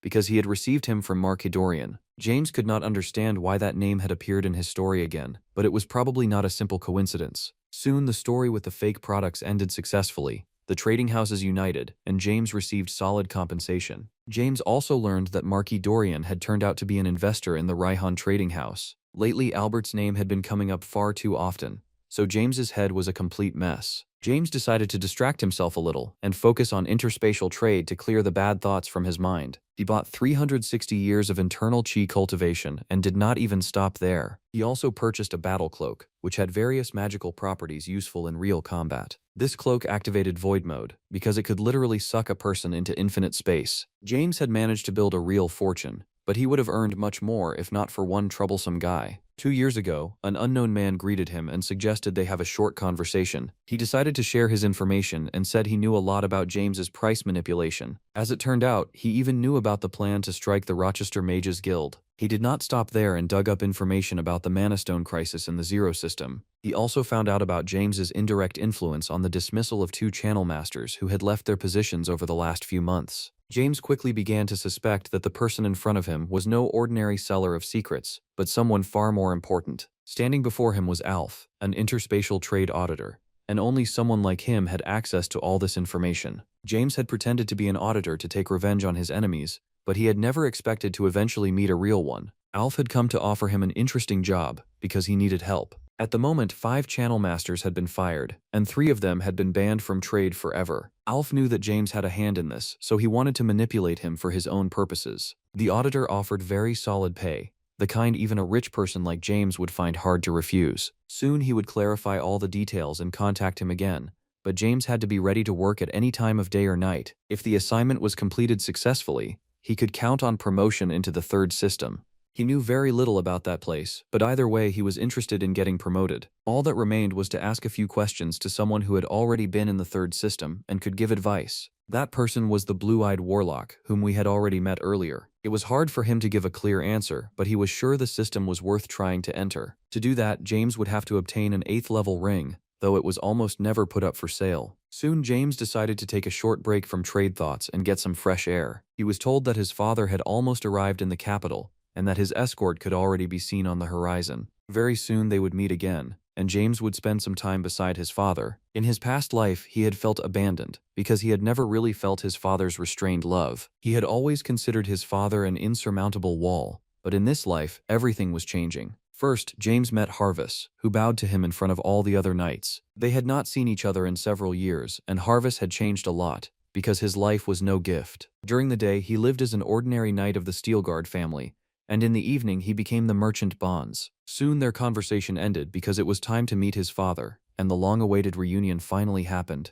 James immediately greeted the most important person in his life and bowed his head before him. He did not manage to hug his father, because his older sister ran up to him and could not hold back her emotions. She congratulated her brother on graduating from the academy with excellent results and said the whole family was very proud of him. Her pleasant voice and incredible kindness still reminded James of the better parts of his childhood. It turned out that his sister Darren had also come, though of course she did not greet her brother nearly as warmly. The girl said she had come to the capital to broaden her horizons, but James guessed that this had not been her own idea. Harvus had definitely suggested it to her, because he had no choice, since Darren could not be left home alone. Lately, she had started suspecting that he and Bonds were the same person, which meant they had problems now. Once Harvus left, she would notice that Bonds had stopped appearing at the residence, and her suspicions would only grow. After that, Harvus asked his master to help him with an important matter, and said they needed to put on a small performance. A lot of people had gathered near James's trading house, because he had asked them to come help. Harvus explained that James only wanted to give a small tour, but Darren refused to listen to him. She noticed that he had been acting strangely since their first meeting,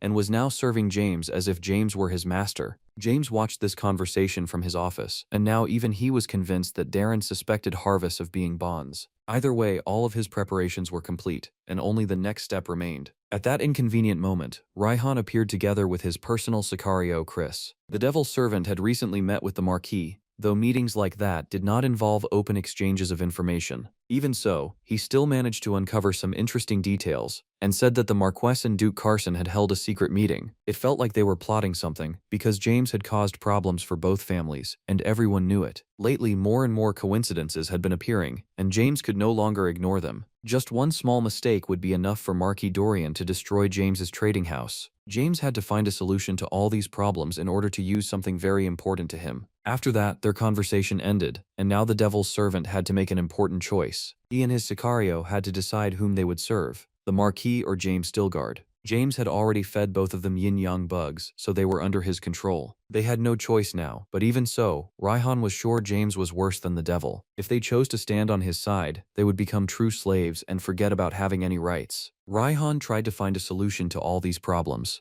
and at that moment he noticed something special. It was a girl of extraordinary beauty, but beyond that a mana barrier could be seen around her. He smiled and said the heavens had not abandoned him, and now they were going to meet Marquis Dorian immediately. James had no idea about these thoughts from his servants, because he was thinking about completely different things. The performance with Bonds' disguise had worked, and now Darren suspected no one. During that conversation, he also noticed that some kind of magic seemed to exist between Harvest and Darren, even though it was hard to believe. He did not feel any hatred toward his spy, but letting him into his family would still be strange. James decided to meet his older sister, who was actively working hard on the training grounds at that moment. James was glad to see that she had not lost her skills and remained a very dangerous knight. The book her brother had given her during their last meeting had helped her greatly, because that book was exactly what allowed her to reach a new level. James asked to read that book, and thanks to his skills, he quickly absorbed most of the information. Now it was not strange that his sister had risen to the 4th class, even without male strength and energy. Breathing techniques had always been underestimated,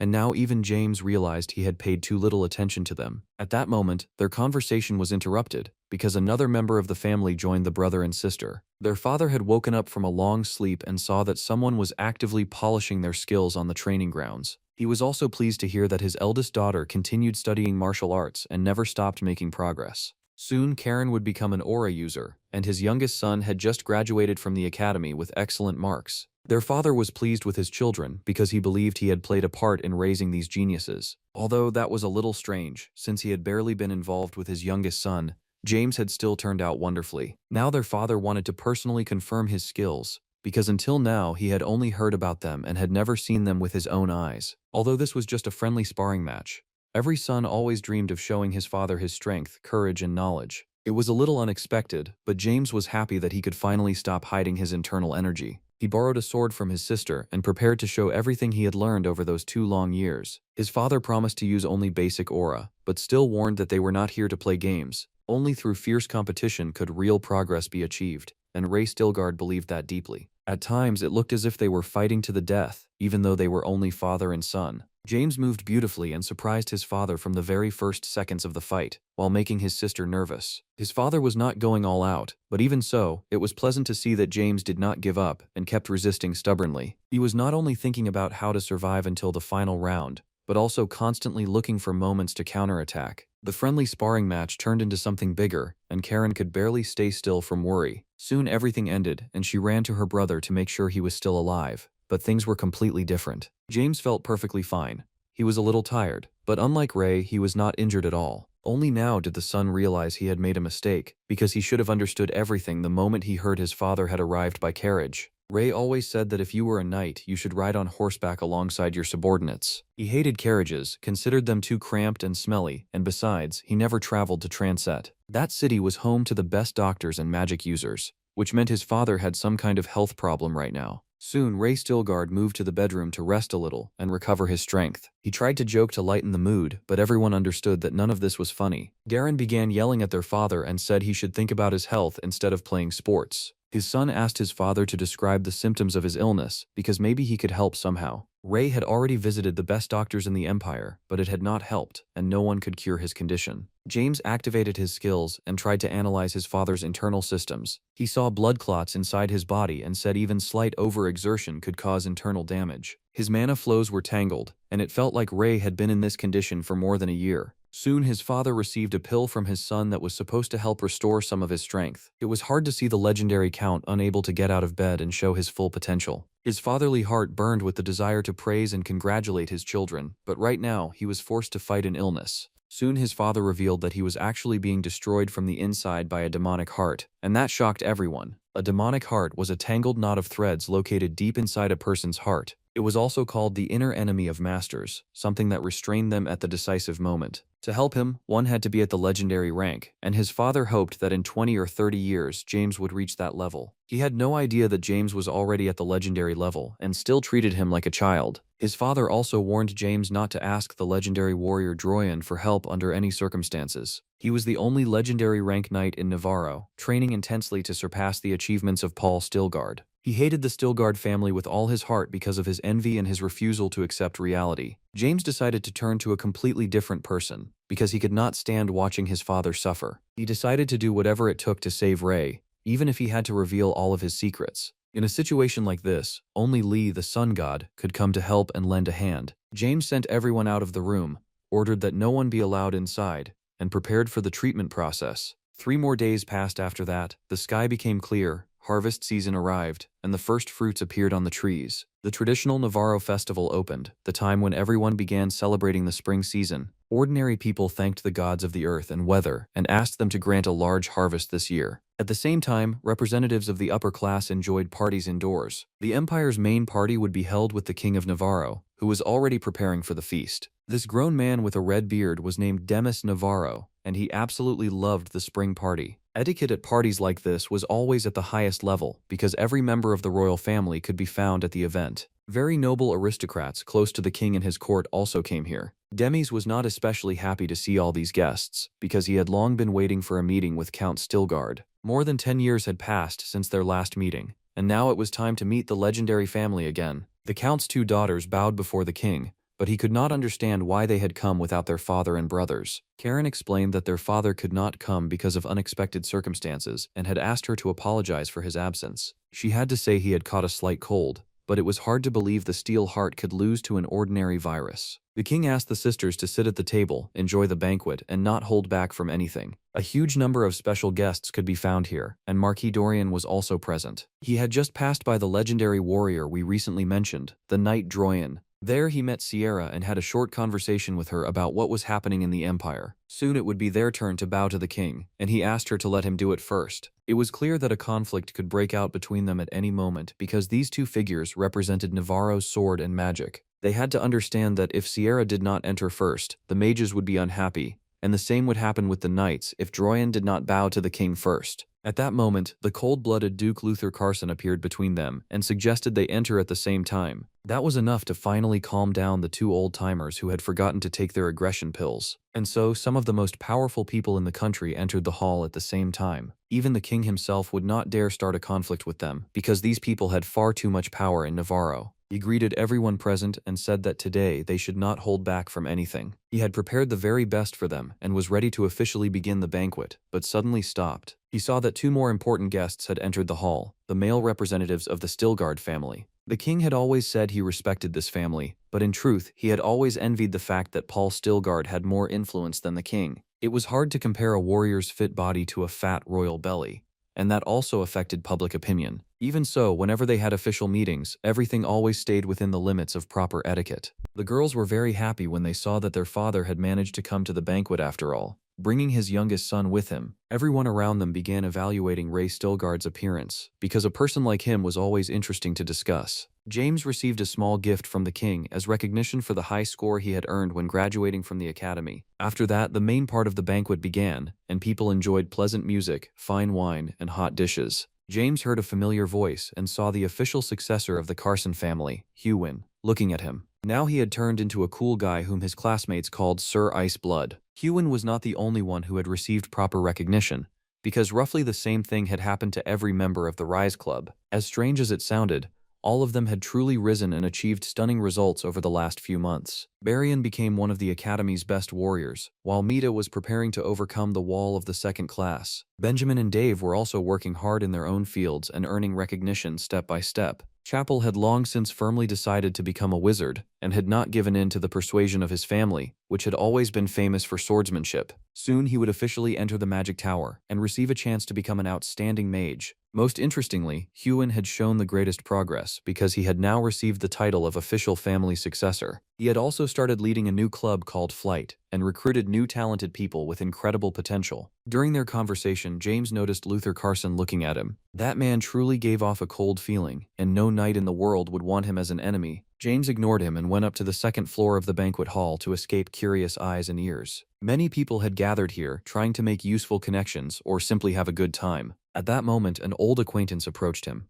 Selena, who looked stunning again today. He already knew that today was her official debut in high society, because she had never attended events like this before. Places like this always attracted people with striking looks, so it was strange that she had not been invited earlier. James hinted that she should not lose her mind from happiness, because that was exactly what had happened in her past life. Although she did not understand what he meant, their conversation ended there, and Selena moved away from him. She could not understand why he treated her so badly, because this was not the first time James had tried to humiliate her. She would no longer tolerate it, and now it was time to punish this arrogant boy and put him in his place. The worst part of this situation was that very few people knew who this girl's father was. It turned out that the legendary knight Droyan was not just her relative, but her father, and he would never allow anyone to hurt his daughter. His patience ran out, and as soon as he heard about the offense caused by James Steelguard, he immediately headed in his direction. He decided to express his dissatisfaction to the Count and hint that he did not know how to raise his children. Selena professionally faked an injury to her arm in order to pretend that James had deliberately hurt her. Count Stilgard tried to explain that his son was not capable of doing something like that,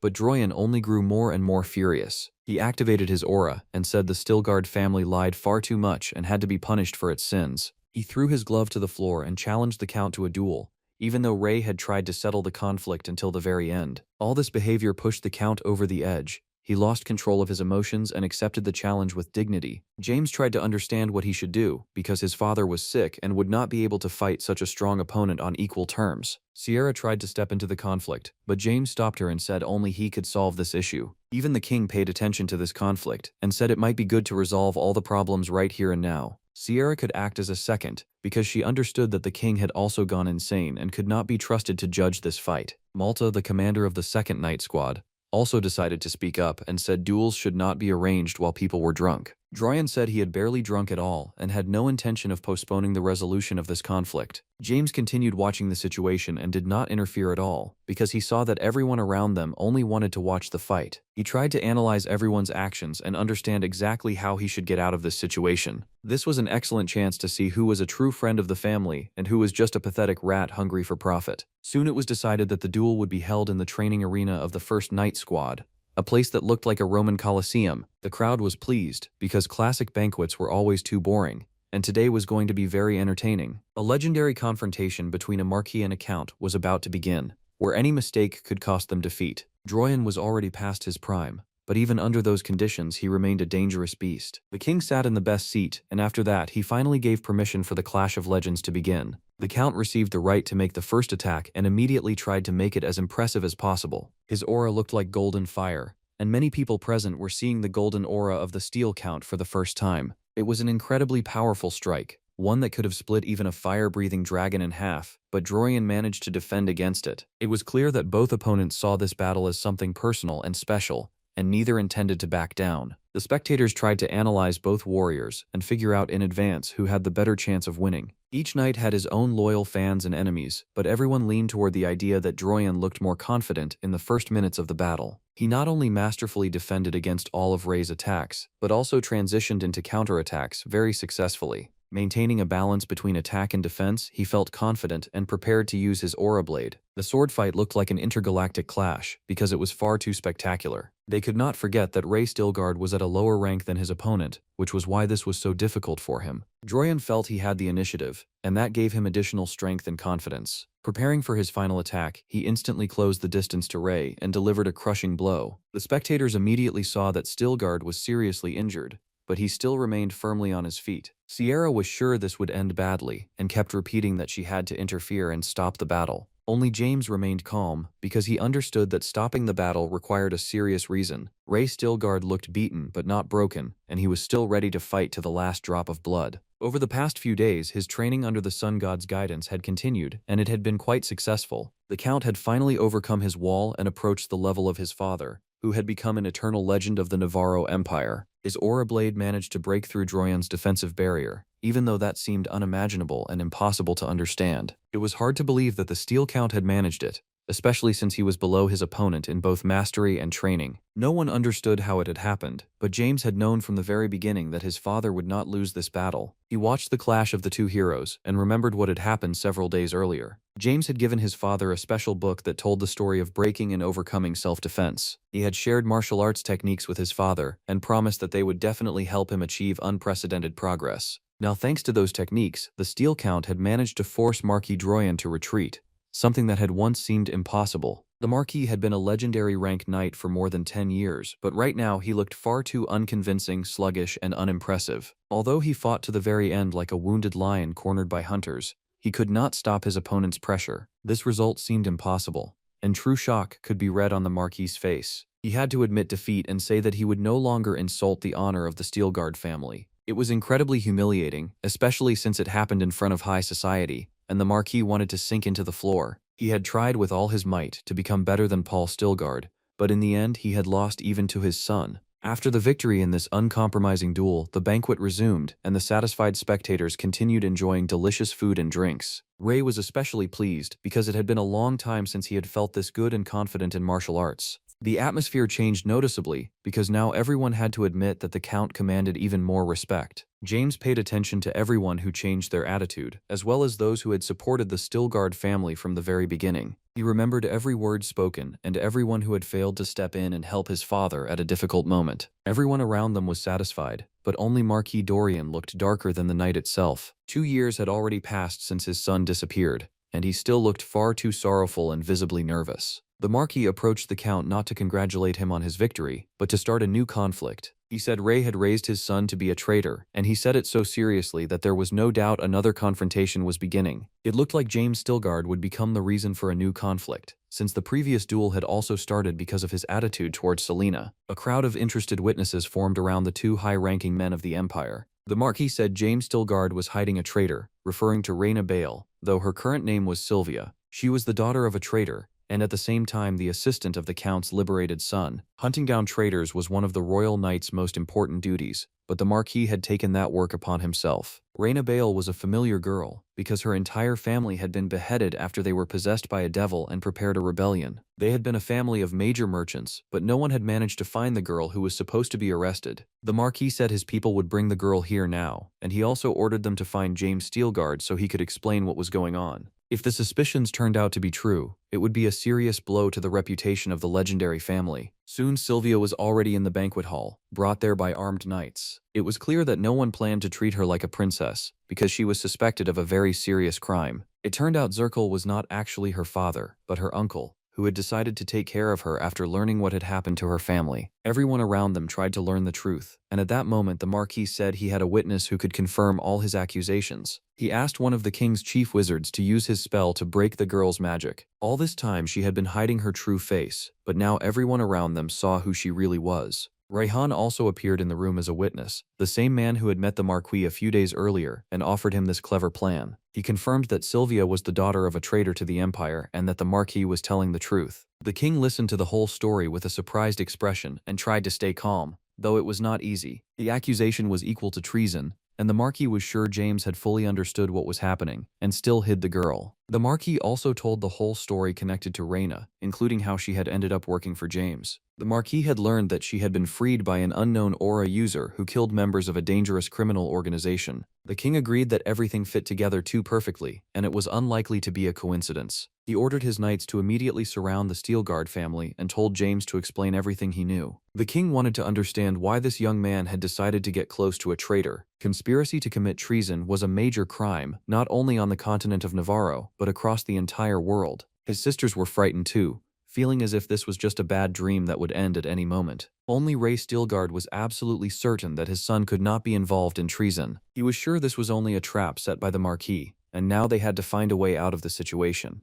James calmly took control of the situation and began explaining his own view of what had happened. He spoke in strange formulas, and very few people around him understood what he meant. James had long since learned how to go all in, because in the system huge bets like this were nothing unusual. He was ready to risk everything to test his luck and flip the situation upside down right here and now. At that moment, a new witness appeared in the banquet hall, and it was none other than Zenitz. Everyone immediately recognized the mad dog, the man who never let go of his prey once he was sure of its connection to a crime. Now James's words took on a completely different color, and it began to feel like the real traitor might not be the Stillguards, but Marquis Kunz. Everyone understood that the previous duel could have easily been avoided, but that had not happened. The king had knowingly allowed it, because deep down he had always wanted to see the Stillguard family's defeat with his own eyes. Zenitz said his case was tied to treason, and he was obligated to interfere with the banquet. A few days earlier, he had received an anonymous letter in which the sender revealed the truth about the incident that had destroyed a family 9 years ago. Zenitz conducted his own investigation and learned a shocking truth that could no longer be hidden. The captain discovered that a warlock was present here and asked for the witness, Knight Academy instructor Zirkle, to be brought in immediately. He told the whole truth and also revealed that Reina's mother had once been his lover, though their relationship had not worked out. She had been accused of treason and sentenced to execution, which brought her life to an end. It turned out that the person who stole young Reina and sold her to a brothel was Raihan. When James learned this story, he decided to help and stepped into the situation to free the poor girl. Zirkle was also sure that the Bale family had been falsely accused all this time and had not deserved such treatment. The one who had deceived everyone and tried to betray the empire was none other than the merchant Raihan. The mad dog took several steps forward and said he had all the evidence needed to confirm the witness's words. It was the accounting ledger of the Bale Trading Company, which had been thought lost at the time but had actually been kept by Zirkle. Inside it, one could find traces of all Raihan's criminal activity, as well as proof of who exactly had betrayed Navarro and how. The Bale family had seen who he really was, so he decided to get rid of them in the most disgusting way possible. James had prepared extremely well for this situation,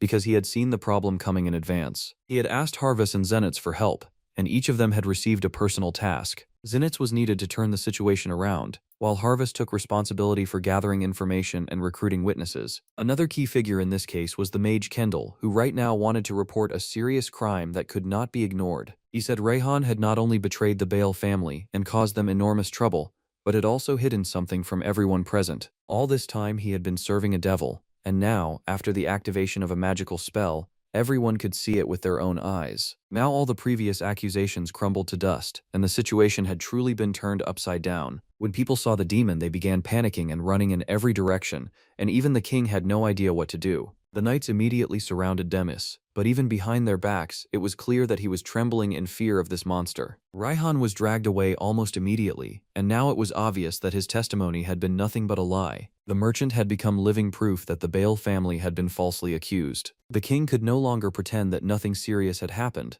because this scandal touched the honor of the entire royal court. If the truth spread through the capital, people would start asking why an innocent family had been executed. The royal family would look like fools who had killed loyal subjects and failed to recognize a devil's servant. Demis tried to keep his face calm, but everyone could see that the situation had slipped out of his hands. James had not only defended Sylvia but also forced the entire banquet to look at the real criminal. Marquis Dorian's face changed as well, because the plan he had prepared so carefully was falling apart in front of everyone. The witnesses, the ledger, and Kendall's magic left him almost no room to escape. Even the nobles who had been ready to laugh at the Stillguards now began whispering in a completely different tone. The king understood that if he punished James now, he would only make himself look even worse. So he had to find a way to turn this disaster into something useful for the crown. At that moment, someone stepped forward and offered the king a path out of this mess. It was a person whose words still carried enormous weight among the highest nobles of Navarro. It turned out to be Duke Carson, who said they did not have to look at the situation from that angle. It had been proven that the merchant Raihan had turned into a black snake,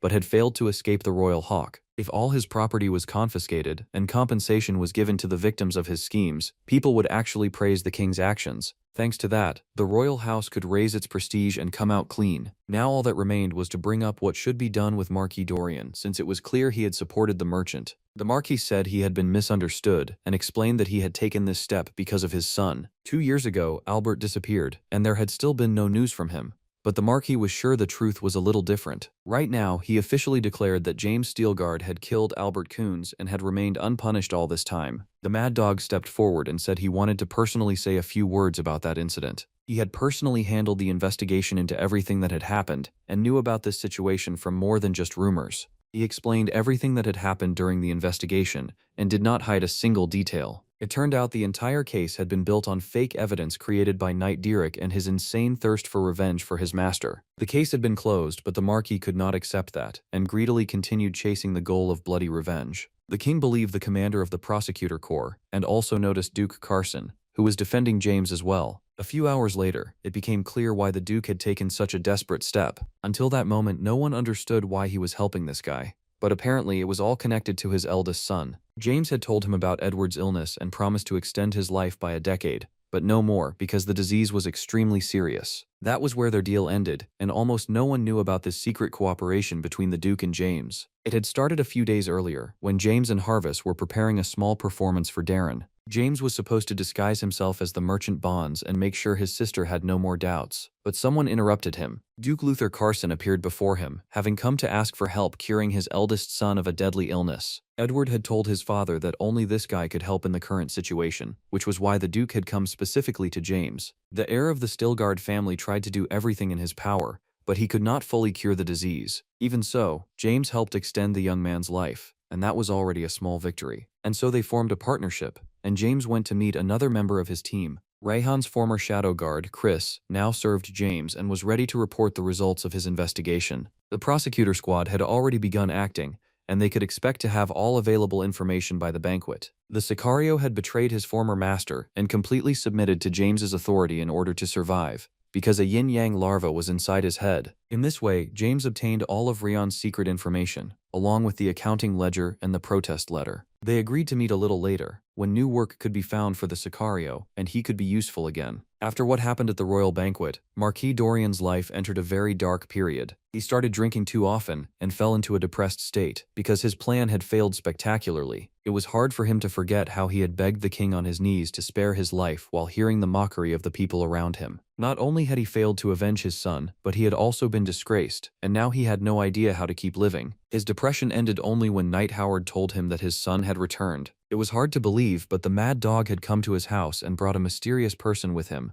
This person, who was clearly struggling, looked very much like Albert Coons. The father immediately hugged his son and cried from happiness, because all this time he had been sure Albert was long dead. Meanwhile, James was pleased with what was happening, because the last few days had been extremely eventful. He was sure he would no longer fall under suspicion and could finally sleep peacefully. The day before, James had personally confirmed that it would be difficult to find any difference between this creature and the real Albert. He had ordered it to copy Albert's behavior, and now it was almost no different from the original. To understand what was happening here, we need to know that James had discovered the existence of homunculi through his constant interspatial trading. A homunculus was an artificial life form created by wizards, capable of becoming almost anything depending on the method used to grow it. For this, he had to use a handkerchief stained with Albert's blood and memories of the days they had spent together at the Knight Academy. His experiment produced a true Albert personality, although now it was unclear why he had needed to kill the previous version. Apparently, James had formed a clever plan and wanted to fully absorb the empire controlled by the Coons family. After that, James met with his father,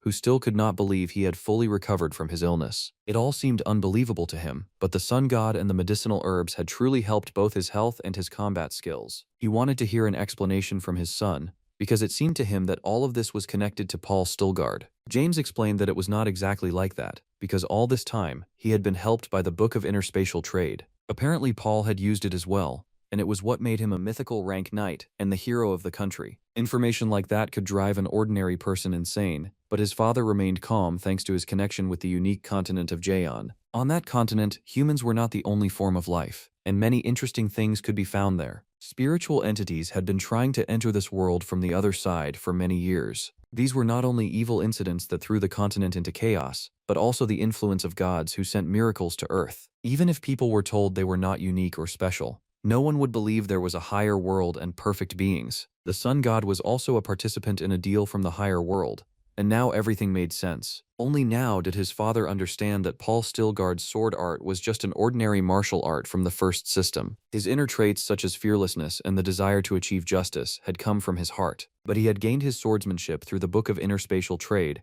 because it was an ordinary Muram martial art. His father deeply respected his grandfather, so this information was painful to him, because Paul turned out not to be as legendary as he had seemed. All this time Ray had tried to surpass him, but now he felt lighter, because he understood that it had been impossible. Only with the skills of interspatial trade could one understand true genius, and James now had that opportunity. Their conversation ended on a positive note, and it was time for a short rest and an analysis of their next steps. Yesterday, his father had learned all of his son's secrets, but today something unthinkable happened. Harvest entered the room without warning and announced that Count Ray had disappeared without notice. Apparently, the past was repeating itself because no traces of magic were found in the Count's room or anywhere else in the mansion. Although everyone around him kept saying the Count would definitely return soon, James strongly doubted that theory. Several days passed after that conversation, but the Count still did not return home, and James lost his appetite. His sister tried to reason with him and guide him back onto the right path, but James barely listened to anyone. He was too worried about his father and perhaps felt guilty about what had happened. After all, the day before the Count disappeared, they had had a difficult conversation that might have influenced Ray's decision. Either way, the young heir of the family knew he could not sit around doing nothing and had to act. James set out in an attempt to find at least some kind of clue.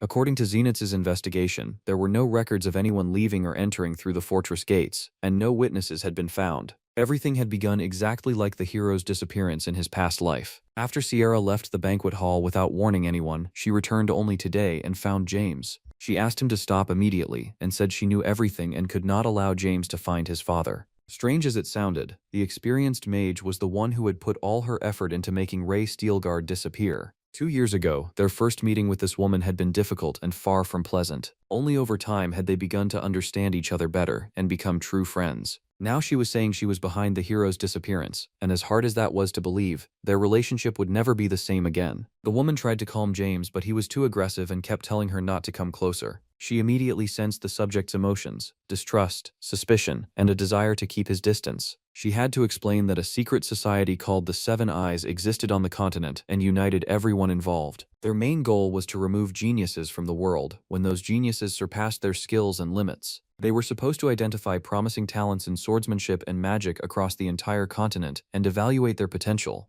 James was also on their list, because his abilities at such a young age were abnormal. His father also ranked high on the talent list because he had already reached the legendary rank, which made them interested in him. All of this was supposedly done to preserve the balance of the world, even though it sounded like a children's fairy tale. Wizards took this matter very seriously and poured enormous resources and effort into it. Superhumans really could change the world, because they could interfere with events and lead humanity down a different path. Ray Stilgard had been recognized as a dangerous person, and usually in situations like this, talented people faced death. James was frightened, but the wizard immediately told him he did not need to panic because his father was fine, though he must not search for him. She had tried to protect him until the very end, but the legendary rank knight had not ended up in her hands. Sierra could even show him a recording of the conversation to confirm her words. She had been ordered to immediately kill Ray Stilgard because his recklessness and heroism made him a threat to all humanity. For now, she had managed to secure the hero's safety, but he was imprisoned for a while. Now James was filled with courage, determination, and purpose, and his emotions had completely changed. His father had reached a new level because of him and was now in danger, so James had to save him immediately. Soon, in the neighboring kingdom to the east, in the state of Kaidan, a rather unusual traveler appeared. He crossed into another country without any trouble, and was now staying in a hotel in the city. Sierra had warned him not to attack without careful preparation, and asked him to be reasonable. Behind the organization that kidnapped Ray Stilgard stood a very serious wizard named Damius. For some time, James watched this wizard and tried to learn more about him before meeting him face to face. A few days later, the enemy went hunting, and Damius, the head of the 11th Magic Tower, did not foresee the trouble coming. When the hunt seemed far too easy, a large pink unicorn appeared in his path, as if it had come straight from paradise. Without thinking for long, Damius immediately began attacking the unicorn so he could enjoy its delicious meat for dinner. The arrow bounced off the beast's skin, and the unicorn managed to escape, which had never happened before to this experienced hunter. He was extremely disappointed and angry, right up until an enemy sword pierced his body. Falling to the ground, he tried to understand what had happened and who was behind this hidden attack. As it turned out, he was now the prey, even though until that moment he had played the role of an experienced hunter. Perfect protective magic had been placed over this forest, but it had not worked, and James had made it inside. Apparently, the golden anti-magic cube had helped him because it instantly destroyed all magical effects and protective barriers.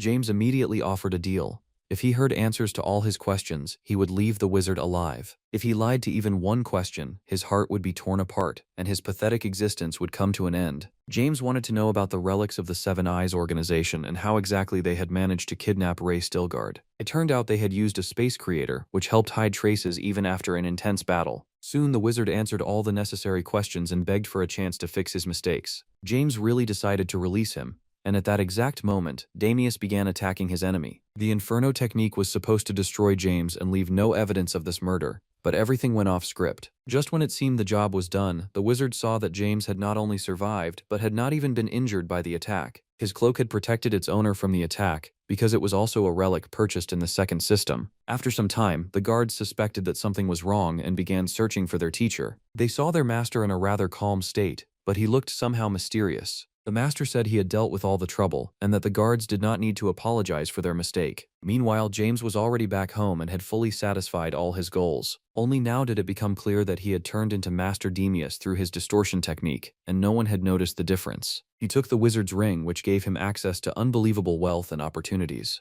At that moment, his old friend Joe contacted him, also known as the Jade-Faced Golden Dragon, the grandson of the legendary Golden King. Joe was one of the richest and most influential people, so he was viewed as a pillar who would lead the next generation. He had not contacted James for more than 2 years and only now reminded him of himself, because James was the only person he could reach. Recently, he had managed to kill 2 of his 3 enemies, and soon he finally found the last one. In the future, Joe would be called the legendary Warrior of Light, but right now he was in serious trouble. His enemy was someone who had reached the peak of divinity, but he only learned that after meeting him. Now Joe had very little time left. He had lost his arms, and he could feel his heart beating slower with every second. For 2 years he had worked under Lee's guidance to find a way to kill him, but from the very beginning that man had already known about the danger. Now, as death waited for him, Joe tried to make one final deal with his friend. James could receive the martial arts he had been searching for so long, but in return he only had to kill the demonic dragon who had killed thousands of people. Joe asked James never to forget him and to avenge him at any cost, because Lee had done truly terrible things and deserved punishment.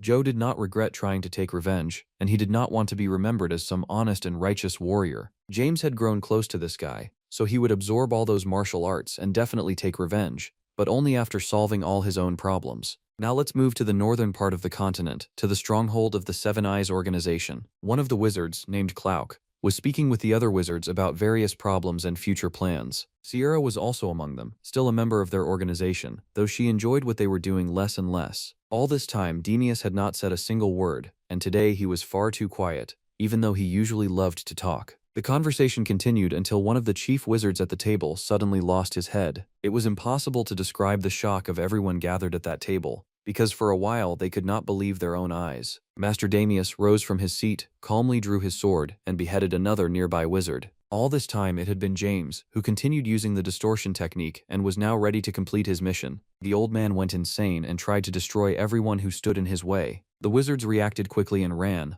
leaving Damius to fight an iron robot. These robots were new inventions, and with them, serious conquests across the continent could be achieved. All the wizards were sure the robots would soon destroy Damius, and only Sierra remained calm, because she understood what was really happening. Indeed, someone at the heroic rank could not defeat iron robots, but James had long since become stronger than an ordinary hero. Through constant martial arts training, he had learned how to break past his limits and had now reached a higher level of progress. His aura release, called Blue Wave, struck fear into everyone who had to face this warrior. Soon the iron monsters were destroyed, leaving only piles of metal that would no longer cause any problems. James said he had come for his father, and would destroy not only robots, but also wizards if necessary. His movements were so fast that even magic could not stop his attacks in time. The most interesting thing was happening not near James but among the wizards attacking him. Sierra had been pretending this entire time that she was also fighting the unexpected guest, but it was only acting. At the very last moment, she aimed her magical attack at the other wizards because she had chosen her side long ago. Now it became clear that she was a traitor,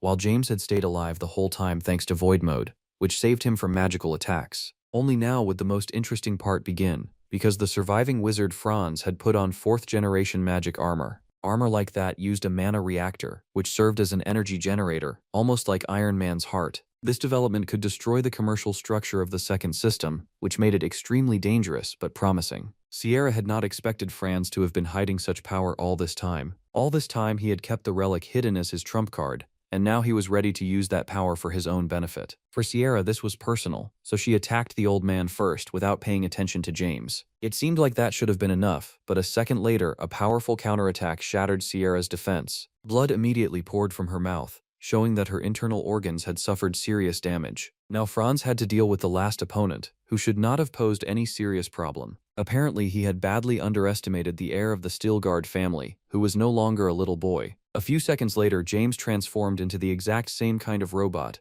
ready to challenge Franz. The Battle of the Titans began immediately, and in a moment like this you understood that Godzilla vs. King Kong was not that interesting. It was a long battle where the initiative constantly shifted from one side to the other. Franz believed he would soon claim victory, until another robot stepped in to help his opponent. Sari could not just stand there and watch his master get beaten, so he also joined this battle of Iron Men. Now the two of them could defeat the powerful opponent more easily, because their strength was in unity. Even so, they would have to work extremely hard, because Franz was using not only the armor, but also the skills of a high-class wizard. James only managed to defend himself at the last moment by activating a barrier, otherwise he would have been torn apart. Soon, it turned out that Sierra had regained consciousness, was fine, and was trying to understand what was happening. Franz was acting with such overwhelming power because of the mana reactor embedded in his chest. James tried to understand who exactly had given him permission to use such technology, since it had always been forbidden. Either way, thanks to the efforts of the 3 team members, they had already managed to defeat this old man,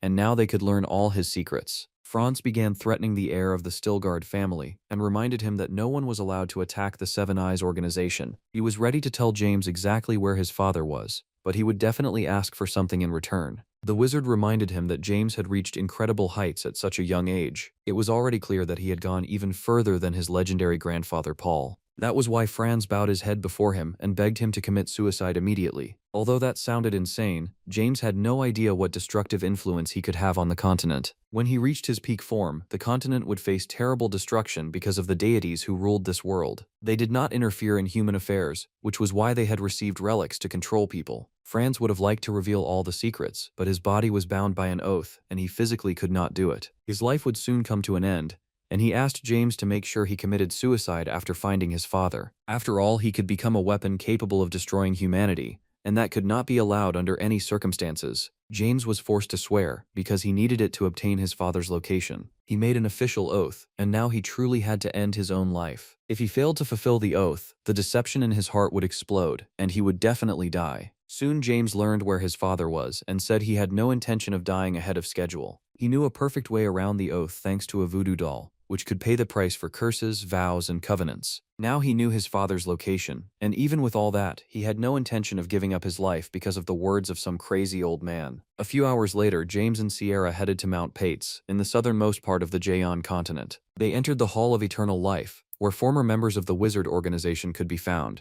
People who had fulfilled their duties and grown old. These bodies would sleep here until the reverse aging magic was complete. The legendary warrior, Ray Stilgard, was also here, lying unconscious. James instantly shattered the sleep capsule and freed his father from the illusion. Although Ray did not understand what had happened, he could now be calm, because the worst was behind him. Also in the hall beside them was the previous head of the 14th Magic Tower, Sierra's teacher, a man named Bimos. He would also become their ally, and leave this place with the others. Lastly, Sierra wanted to destroy everything around them, because the people stored here had long deserved death. The most interesting thing they could see here was an elven girl with a very young face. She had been captured by members of the Wizard organization, and although the details were unknown, James decided to save her. Now that he saw her with his own eyes, he understood why elves were called the ideal of beauty. He would have been ready to admire her beauty for much longer if it had not raised suspicion among the rest of the team. Soon the girl woke up and learned that all the wizards behind her kidnapping were dead. She became very frightened and said James and his friends had no idea what they had done,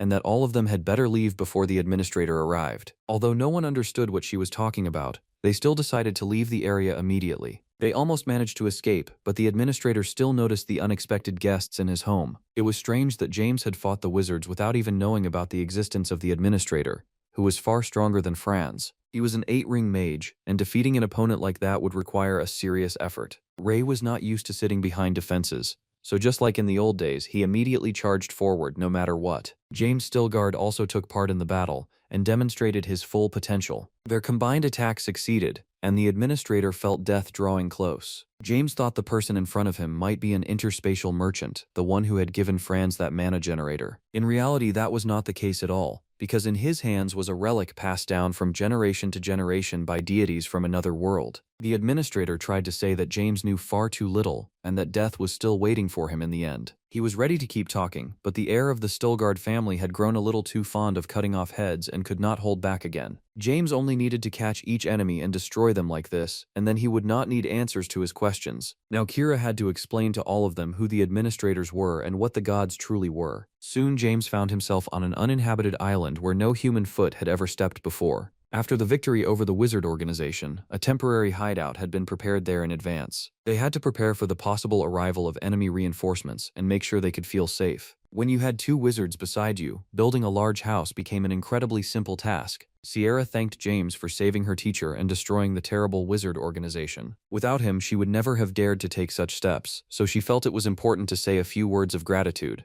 A little earlier, Kira had explained that she had sworn by Mana to keep her secrets, which meant she could not reveal the information they needed. James said this area was his specialty, and that he could easily help her get rid of the oath. It was not entirely clear how the doll helped bypass all the rules, but Kira had no choice but to trust him. It turned out that this girl with the funny ears was already more than 300 years old, and she still looked incredible. At the moment of her birth, the age of elves ended and the age of humans began, and Kira had been offered the role of balance keeper, but she refused. In return, she was locked in the Hall of Eternal Life, and she was spared only because the administrator had fallen in love with her beauty. In truth, even she did not know the real nature of the administrators, but there were at least 10 beings like them. The administrator James had killed earlier had been only average among the others. An organization where 8 rings were considered average already said a lot. If those people wanted to, they could conquer the continent, so it was unclear why they needed to create a wizard clan. Apparently there was something the administrators feared, which was why they acted through their agents. Once they learned what had happened, James and his friends would be in trouble, because the hunt for them would begin. After that, James asked her one final question,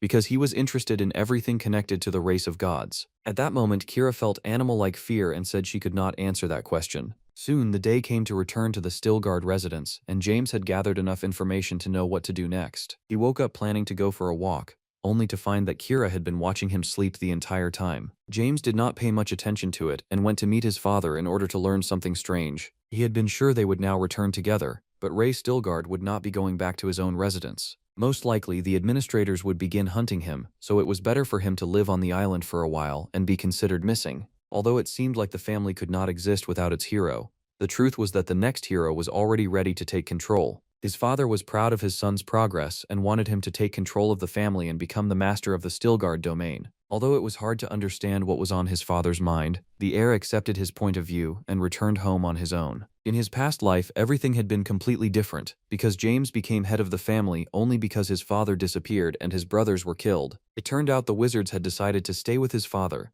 spend time training, and avoid the administrator's eyes. They also dreamed of reaching 8 rings of magic, while Ray would finally be able to break through the wall of the mythical rank. James accepted this turn of fate and promised to protect the Stilgard family with all his strength. Right now, he had to become stronger, destroy the administrators, and bring his father home. As it turned out, James was not traveling alone, because the beautiful Kira was beside him. James reminded her that the outside world was far too dangerous and that she had to be ready for anything. Those words offended the girl so badly that she asked him to stop the carriage immediately. It was time to demonstrate her strength and show this guy that he had been underestimating her all along. Although James had no intention of taking things that far, Kira was not going to back down from the provocation. She immediately stepped forward to attack her opponent, but James was ready for any blow fate threw at him. Her attacks, filled with silvery light, were a full demonstration of elven swordsmanship. The girl's movements were fast and light, yet every strike carried inhuman strength. If she really was that strong, then James could test the knowledge he had received from Joe. He had received information that served as the key to the mythical rank, because it had once been used by the Jade Dragon. Kira was surprised, but she had no choice except to defend herself with everything she had. Maybe this would have worked against the old version of James, but now he had become far too strong. Kira admitted defeat, but she had lost to a true monster, so there was nothing to be ashamed of. This girl was one of the few representatives of the Moon Clan from the Great Forest and had been chosen as a master of moon spirits. Because of that, she had gained the ability to use the silver sword with its incredible power and aura. She could also transform into something very small and cute, becoming almost like a little pet. This was called a spirit form, and her transformation meant that Kira now trusted James. It felt like she was playing against the rules, and right now James understood the administrator who had fallen in love with her beauty better than ever. Either way, James had to hold firm because he had already met plenty of beautiful women and had developed immunity to beauty. Soon they continued on their way, while Kira fell asleep after the exhausting sparring match, since it had been a long time since she had shown her strength. Meanwhile, James entered the system to study and understand the technology behind the mana reactor. Soon he finally returned to the lands belonging to the Stilgard family. Kira's small copy was named Ariel, and she had already managed to befriend Sari, with the two quickly finding common ground. James had not been on his own territory for a long time, so he needed to understand what had changed during his absence. There was a strange atmosphere in the city, and although this was the farming season, something here was clearly wrong. There had never been taxes on Stilgard territory, a rule first introduced by Knight Paul himself. This allowed the villagers to feel much more secure. But now something had changed. James and the others stopped to grab a bite and continue observing the situation. The owner of the place was in a bad mood today and decided he could raise the price and try to cheat his customers. He ordered James to pay more than he owed, or else he would regret ever being born. The family heir had to reveal his true face so everyone would understand who he really was. James ordered the tavern owner to immediately take a fighting stance, because he had far too many questions about such terrible business practices. A few minutes later, several knocked-out guards were lying on the floor, though the owner was still alive. He apologized for his behavior and promised never again to take even one extra coin from the villagers.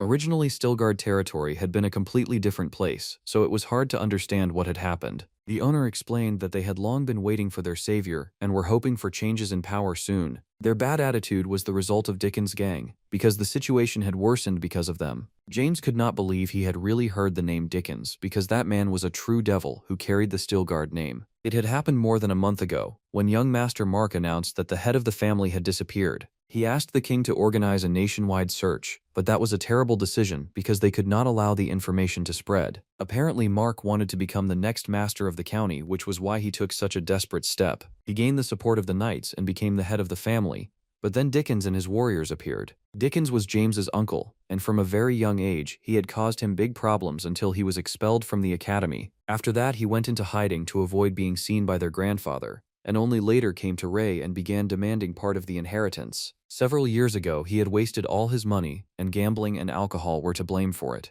Apparently, he succeeded, because he returned with knights who were able to defeat the warriors of the Stilgard family. He had come to help Mark, but in the end, he took control of the family and began filling his pockets with gold coins. Dickens went mad, because he had never before received such limitless power and opportunity. His warriors constantly took the last money from the people and demanded insane taxes that were impossible to pay. A parasite had settled on the territory, and James had to begin cleaning house immediately before the county rotted from the inside. He was not the only one worried. The eldest daughter of the family also could not understand how the situation had gotten out of control. Such horror could not be allowed to continue, especially in a family with warriors talented enough to do anything. Just a few months ago, James had been the star of the royal banquet, but now he was far away, even though the family needed his help. Now Dickens even beat the servants if he saw the slightest disobedience. Karen promised to go downstairs, where all the family members were already waiting for her. Dissatisfaction could be read on every face, but no one dared say even one wrong word to Dickens. He felt extremely confident and enjoyed every second on the throne,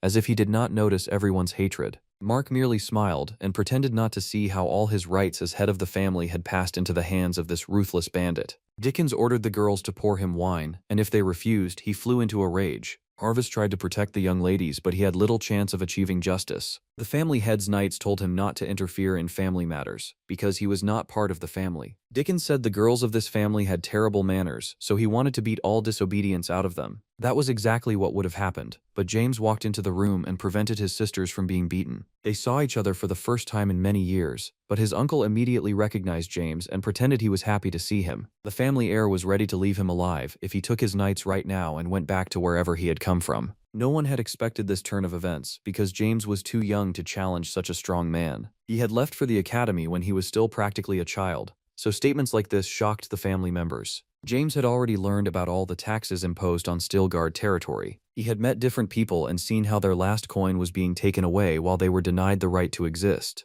James also reminded him that their father would be furious if he saw what had happened here. Dickens tried to explain his actions, telling all kinds of fairy tales and saying he was not guilty of anything. James did not have enough patience for that, so he immediately drew his sword, attacked, and almost killed his own uncle. Only at the last moment did a knight manage to save him, but that did not mean James would stop there. The family knights immediately began attacking the young heir, as if he were an enemy of the Stilgards. A fierce moral struggle broke out among the other family members. Darren ordered Raphael to immediately step into the battle, but Mark ordered him to stop, because they could not attack the head of the family. Apparently he was sure Dickens would not kill his own nephew, but that was a massive mistake. No one listened to him, and Darren, together with Jason, drew their swords and ran to help James. Even Calloway was ready to intervene, despite the temporary lord opposing such actions. It looked like a family rebellion, a fight for justice and the honor of the Stilgard family. Now was no time for hesitation, so James acted harshly and without compromise. Soon, it was time to fight Dickens, who had been doing nothing but watching his warriors the entire time. Apparently, he had seriously overestimated his own abilities and underestimated the strength of the young heir. James quickly showed who was really in charge and said he had no intention of tolerating bandits and criminals here. He was ready to kill his own uncle, but in that case they would not be able to deal with the three Viscounts. Apparently, he still did not know much about recent events, so it was better not to rush into killing everyone around him. Soon, the central hall of the estate had been completely cleared of the criminal group.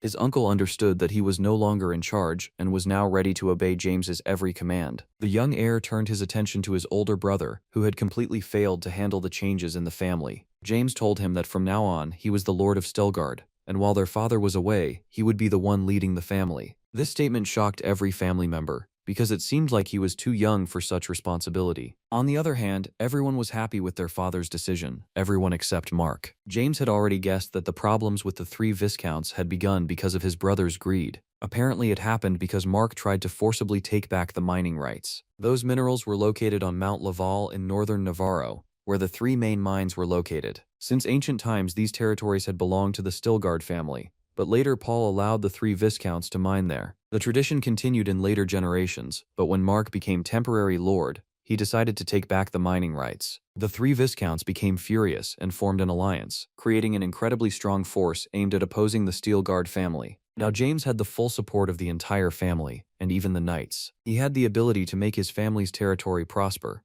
but to do that he would have to work hard. James also decided not to postpone an important announcement, and to show his progress right here and now. He had been gone for a long time, so he needed to show that the academy had taken him to a new level. James Stilgard had reached the awakened rank, which confirmed that he had the right to control the family. Every knight dreamed of reaching the awakened rank, and the sword flower was proof of awakening. Now it could be confidently said that James was close to the upper limit of the awakened rank and had almost crossed into the heroic rank. This meant he possessed a great talent that surpassed even the emperors. If he wanted to, not a single living knight would remain around him, because right now he was capable of it. James promised to solve every problem in the family within 5 days, and if he failed, he would hand control back to his older brother. It was almost like making a deal, witnessed by every important person in the Stilgard family. Several days passed, and everyone connected to the family began to grow quietly nervous. They were sure James had to have a clear plan of action, but for 4 days, he had done nothing at all. James spent all his time in his room, lying on the couch and enjoying rest after his long absence. Only 1 day remained until the moment when he would be forced to fulfill his promise. After returning, he had only cancelled the taxes, but now the villagers were living much happier lives. The information had already spread through the entire city,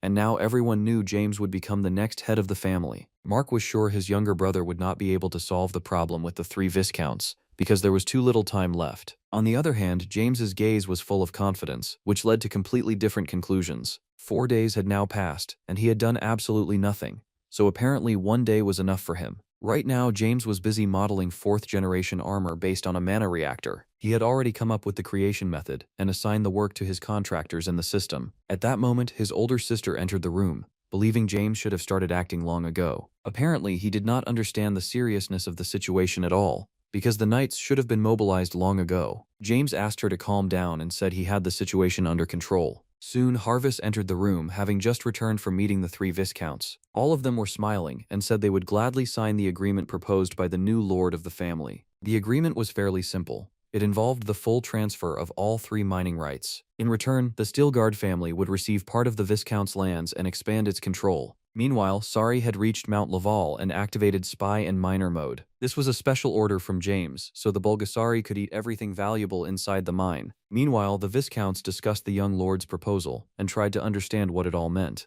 Viscount Gates believed all of this might be some clever scheme meant to deceive them and make a profit. Heron believed it was a profitable agreement for them, so they should accept it immediately. Viscount Ind said the offer was indeed good, but that was exactly why it sounded strange. Soon they were told that the Stilgard family had arrived, and the negotiations were about to begin. James arrived with his assistant, which immediately showed his fearlessness and confidence. He had not come here to start a war, but only to form a peaceful alliance. James also immediately said he did not recommend doing anything stupid, showing not only confidence, but a touch of arrogance. From the very beginning, the Viscounts had prepared for battle in case something went wrong, but now they understood that it would not be necessary. James was not demanding the return of the initial capital invested in the enterprises, and that already said a lot. A notary named Perez would also participate and handle all the paperwork. The negotiations began a few minutes later, and it immediately became clear that the main terms suited both sides. Now they only needed to review the additional clauses, because James wanted to take an equal portion of territory from each Viscount. He believed this would be fair and was confident in his position. At the moment, these 3 men were allies, but they always kept each other in check. Their trust in each other was not very strong, so each one thought about his own benefit. After a few small concessions, the agreement was signed, and all sides were satisfied. One of the Viscounts decided to ask his knight to test whether James really was at the awakened rank. The knight's name was Liam, and he said it was a great honor to meet the lord, then asked to shake hands in greeting. James immediately understood the game, but he had no intention of showing weakness, especially when he was this strong. A few seconds later, Liam was lying on the floor and praying to God for help because his hand hurt terribly. Now the Viscounts understood that the opponent before them was truly serious and that it was better not to joke with him. James already knew what he would do with the territories now under his control. They could make good money from them, especially if one understood agriculture. James behaved too relaxed and too boldly, and now the people speaking with him began to suspect something was wrong. The documents had already been signed, and James realized he no longer needed to hide his true intentions. He instantly attacked the guards, breaking the silence of the negotiation process. He had not come here to take their lands, but to talk about his uncle. He knew very well that they were the ones controlling Dickens while hiding in the shadows the whole time. Although the Viscounts tried to say it was not true,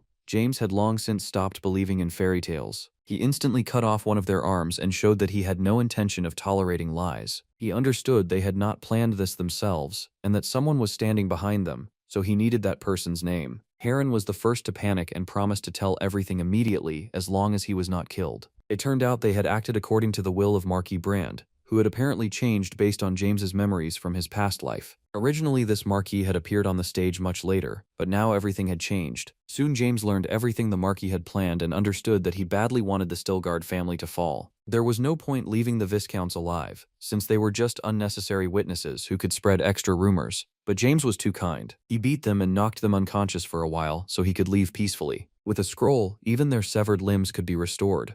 So apparently the Lord was not as bloodthirsty as we thought. Now they would never again stand against the Stilgard family, and that would be enough. James erased their memories, and when they woke up he told them a few fairy tales. He said a huge rock had fallen on their tent, but James had managed to save everyone inside. Although it sounded strange, especially since James was not injured at all, the Viscounts had no choice but to believe it. Right now, he fully controlled their minds and could edit their memories. These 3 men had better not quarrel with James because he could change their lives for the worse. After that, the Lord met with Sari, who had completed every task from his master. James entered his inventory and asked the Bulgasari to spit out everything he had eaten while staying in the mine. This monster could chew and eat an endless amount of metal, becoming stronger as he absorbed it. Everything the Bulgasari ate, he could smelt into any desired form. But even that was not the limit of his abilities. James received 500 tons of top-quality steel, and all of it in just a few hours. Sari was magnificent, and in the future James needed to use him more often to gain even greater benefits. That evening he met with his younger sister, who was trying to understand why they had given up 3 important mines. Those mines brought their family huge money, so why had James decided to trade them for land? He had to explain that this would let them earn even more, and also get rid of unnecessary problems. In one of the mines James had given up, active work was still going on at that very moment. It seemed like the mine would bring profit for many more decades, but something completely unexpected happened. One of the workers got scared and started shouting, drawing the attention of the other men. Huge holes appeared inside the mine, and it became clear that all the iron ore had disappeared. The same thing happened in the other mines that had passed under the Viscount's control, and now those mines would bring no profit at all. Now James could move on to other matters, but he still had not solved all of his problems. Even after reaching the mythical rank and becoming an 8-circle mage, James could not guarantee success in a fight against a group of administrators. James entered the interspatial trade system and purchased a high-level dark spirit summoning stone. Now he only had to make a contract, but for ordinary people this task could be impossible. That was why high-ranking spirit masters were valued even higher than the awakened rank. But James was still going to try, because he always took risks in order to claim the grand prize. He activated the stone, and the result did not take long to appear, though it was a little unexpected. The spirit of death turned out to be tiny and did not look threatening at all. It began making friends with Kira, and from the very beginning it became clear that James had wasted a lot of money buying it. After that, he decided to buy the Dark Lord's Ring of Dominion and play a little Lord of the Rings. This was the final condition for advancing into the third system, and James saw no reason to put it off. Now he was completely changing phase and raising his deal rank, which would help him conduct business in the future. James reached the third level very quickly. Even though only yesterday, he had still dreamed of advancing to the first level. Now it became clear why everyone stayed quiet about the third system, because selling to lower dimensions was forbidden there. The leading forces of this system spared no effort in preserving the uniqueness of each world. All items that could affect an ecosystem or even destroy it were also forbidden. James needed to learn all the rules of this new world, and first, he had to meet the Dark Lord imprisoned in his ring. The ring would help control this spirit, who had once led a dark civilization. Now it was time to talk to the Little Death, who had to form a contract with James. He had surrounded himself far too heavily with dark energy, but this was a necessary part of reaching a new level. Darren knocked on the room door and said the Viscounts had arrived with protest notes because a new problem had appeared. All the iron mines had been exhausted, and now the rights to those mines were completely useless. She was not a stupid girl and immediately understood that James was the one behind all of this. Outside, near the entrance to the estate, both sides of the conflict had gathered for a new round of negotiations. The Viscounts were sure this was just James's dirty plan to leave them with nothing. They had to be reminded of the clause in the contract, because the agreement had already been signed and there was no going back. From a legal point of view, they had no right to demand a revision of the contract and had to accept their defeat. James reminded them that they had no right to make claims against the Count's family, or they could be seriously punished. They had to take their whole group and leave this territory immediately before James tore them apart. The agreement had truly turned out unfavorable for them, but the Stilgard family remained satisfied. They had sold mines that would not bring in a single cent and received large lands for agricultural development in return. Mark had no intention of acknowledging his younger brother's victory, so James was forced to use another method to resolve the conflict. If Mark did not want to hand over power in the family, then James could use the right of the Stilgard family's treasure keeper. He took out Vigo's key and showed it to every family member as if it were a sacred relic. Soon James returned to the seat of Count Stilgard, which meant he had defended his right to the throne. He would handle this until his father returned, but until then he had to act wisely and fairly. James had shown the treasury key only so everyone would recognize him as Lord. The exhaustion of the mines had also been part of his plan, although James had no intention of admitting that until the very end. Right now he wanted to bet on his most reliable allies, and he knew whom to focus on first. In his past life, Raphael had fought for the family until the very end, and now he received complete freedom to act. They made an oath between lord and servant, and now their bond would become even stronger, while the Stilgard family would only benefit from it. James had dealt with the 3 Viscounts and strengthened his position as Lord. He thought he could rest a little now, but then the debt notes arrived, and the work stole all his attention. His father had borrowed far too much money, and apparently he had clear and understandable reasons for it, though they were unknown right now. Most interestingly, all the money had been taken from Dussel Kreit, but the actual owner of his company was Marquis Brand. This was the man who had planned the fall of the Stilgard family and asked the 3 Viscounts to help with it. His intentions were obvious. He wanted to completely swallow the family by piling up interest on their debts. James could always open the treasury and pay it off, but he had no intention of handing family relics to bandits. Calloy would help him solve this problem, because the young lord had already come up with a plan. The magic carriage looked very much like a modern sports car, so apparently Sari had helped with it. James arrived at the Kreit Trading Company and met the head of the company, a man named Dussel. He knew James had come to pay the debts, even though more than 2 months had already passed. Earlier he had said it would be enough to return the debt amount, but now he had completely changed his tone. It was clear that Dussel was acting based on orders from above,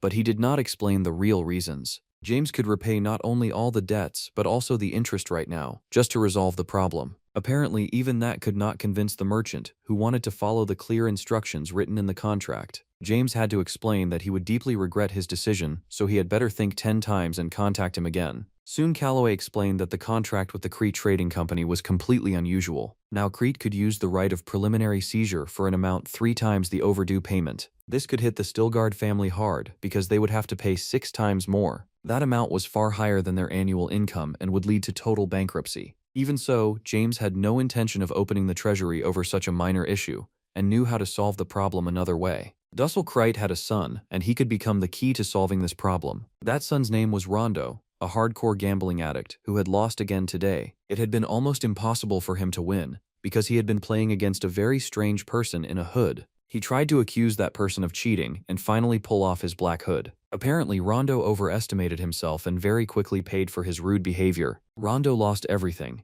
and now had to borrow some money to try his luck at gambling again. At that moment, another stranger appeared, someone who had also lost all his money to the man in the black hood and considered him a cheater. Calloway could lend Rondo some money and help him out in this difficult moment. He offered a way to deal with the cheater and said that if they joined forces they could punish that pathetic worm. He even offered him a contract to sign, and Rondo failed to notice the bad intentions behind it. If he failed to repay the debt, he would have to hand over the rights to his entire body, including his internal organs. His father was so rich that Rondo was willing to take that risk because Daddy would always bail him out in a difficult situation. Soon a duel began at the card table, a notorious game that had ruined countless lives. The rules were simple. An ascending sequence of 40 cards was created, and the person with the highest combination won. From the very start of the game, Rondo was winning and began feeling extremely confident. No one had played big here in a long time, so James decided to raise the stakes. The bets multiplied by the minute and reached unbelievably huge amounts. That money could support a person until death,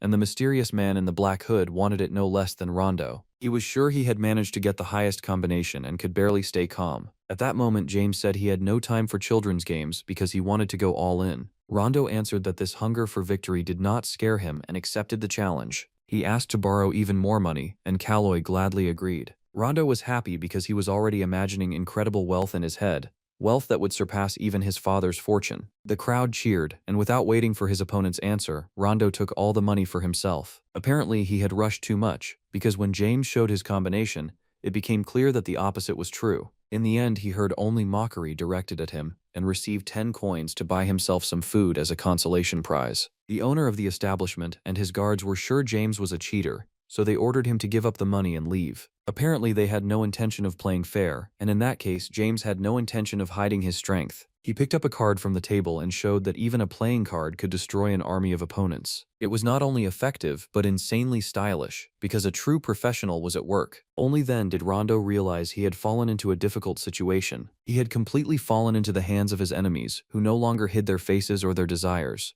After that, James went to Dussel to hold another round of negotiations. This time, he used completely different methods of psychological pressure, and they turned out to be much more practical. He had a full memorandum transferring the rights to Rondo Crate's body, and if Dussel failed to follow every instruction, his son would be turned into ground meat. Right now, James looked like an experienced snake slowly tightening around his opponent until he completely lost the ability to breathe. Seeing that words were not enough, James decided to demonstrate that he had no intention of dragging out the negotiation process. He began torturing Rondo with his knife while Dussel watched in panic. Only at the very end did the experienced merchant ask him to stop and agree to accept all the conditions. And so, all the Stilgard family's problems connected to the Crete Trading Company were quickly solved. James was pleased that he had adapted so quickly to the role of Lord, and decided he could not stop there. He needed to show everyone that no one could touch the Stilgard family, especially Marquis Brand. Brand had already learned that Dickens and his knights had been completely destroyed, and he was unhappy with the failure of his special operation. He also learned about the collapse of the Crete Trading Company, which had failed to hold back the young lord. Now the Marquis had to think twice about what to do next, because his opponent was clearly well prepared. He decided to enter the secret room of his castle to hold a private discussion. There he met an unknown being who guessed that something unexpected had happened. Her name was Lady Cassandra, and Brand told her everything that had happened and explained that he was in danger. Cassandra believed they had to keep pressuring the Stilgard family, almost as if it were her personal business. The Marquis was forced to promise that he would destroy the entire family so he would not die from Cassandra's anger. James returned home and announced that all the family's problems had been solved, and now they owed nothing to anyone. Everyone could relax and feel at peace because the family was no longer facing bankruptcy. A small celebration was held in honor of solving the problems, and there James met with Marcus. He heard about everything happening at his trading company and also shared his new ideas. James invited his assistant into a secret room to show him a new business idea. As it turned out, James had bought a massive amount of toilet paper, which they were now going to sell. At the time, no one understood how profitable it was, or how they were even supposed to work with it. James explained what the item was used for and said it would blow up the market. Back then, rich families used silk, while ordinary mortals had to settle for leaves and straw. James explained that this was an improved version suitable for every class of society. Marcus liked the idea so much that he decided to test how it worked right away. James told him to do that later, because he did not want to witness anything that horrifying. Soon he returned to his office and began planning his next moves. Right now, he was a third-level interspatial trade merchant, as well as the lord of his family. His plans included improving the business of his trading company and developing the territories that had come under the family's control. He ordered Zirkle to come to his home so he could help stabilize public opinion. James learned that most members of the Rise Club had graduated and achieved stunning success. Zirkle also could not hide from his friend that Albert had recently returned. James was not upset at all, because only he knew that Albert was a homunculus he had created himself. At Zirkle's request, Sylvia, meaning Reina, received permission to continue helping the Stilgard family. Meryl also received her assignment, and now she was the Lord's personal bodyguard. James even met with representatives of Black Mamba to find out how things were going on the dark side of the capital. He asked them to investigate every company connected to the Krite Trading Company and ordered them to do it as quickly as possible. The Sicario was supposed to follow Titan, monitor his actions, and help if necessary. Right now, Chris was already fully under the Lord's control, and their contract was set for the next 5 years. James had dealt with all his problems and was now ready to reach incredible heights beyond imagination. In Loazania, production of the magic armor we had already seen in action had been established. Market capitalization was constantly rising, because this was the key business that had created modern Loazania. That was exactly how things had been, but recently the stock had crashed because investors had fallen into panic. In reality, the shares fell because of James, since a crystal orb video had recently been spread around. In that video, people could watch the incredible performance of magic armor. Improved power, reduced maintenance costs, and increased performance were immediately obvious. As the video spread, chaos broke out among the weapons makers. The problem was that the video claimed the armor belonged to Loazania's competitors,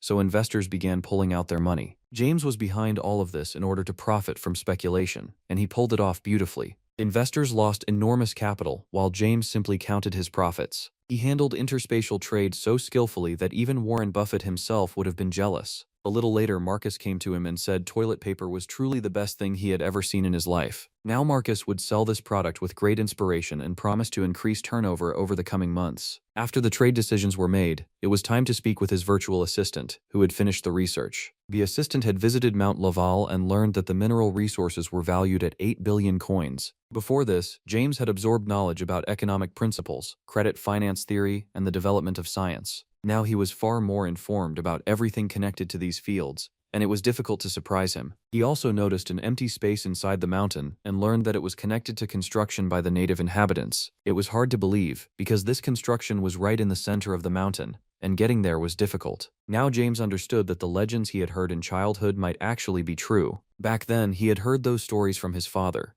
Stories about a creature living high in the mountains and deep inside caves. This creature possessed magic and used various servants for large-scale construction. According to the legend, a dragon's nest existed at the heart of Mount Laval. Dragons existed not only in the first system, but also on the Jaon continent itself. They were living disasters capable of destroying castle walls with a single swing of their tail. Dragons used their massive size, their overwhelming strength, and even magic. The strongest living creature on the continent was now right in front of James, and that was insanely interesting. Thanks to the drones, he had already scouted the area, and now he was going inside with his magic armor as backup. He activated stealth mode, but immediately noticed dozens of traps made from magic circles. He had to activate the anti-magic cube again so he could move forward with peace of mind. He was wearing magic armor, so even if he had to attack the dragon, there should not be any serious problems. What James definitely did not expect was to run into gargoyles that the drones had failed to detect. He had to work up a bit of a sweat to deal with this small army of flying bats. James decided to light up the space in front of him and saw a dragon skeleton. He had expected to see something more, and only the presence of gold coins made him at least a little happy. Dragon bones could be used to make weapons, but the dragon heart here was even more important. It looked like a core of internal power, and as soon as James tried to touch it, the dragon's spirit came to life. This dragon's soul was 10 times stronger than the demon soul of Andalusia, which said a lot. In a situation like this, only the Dark Lord's ring could help,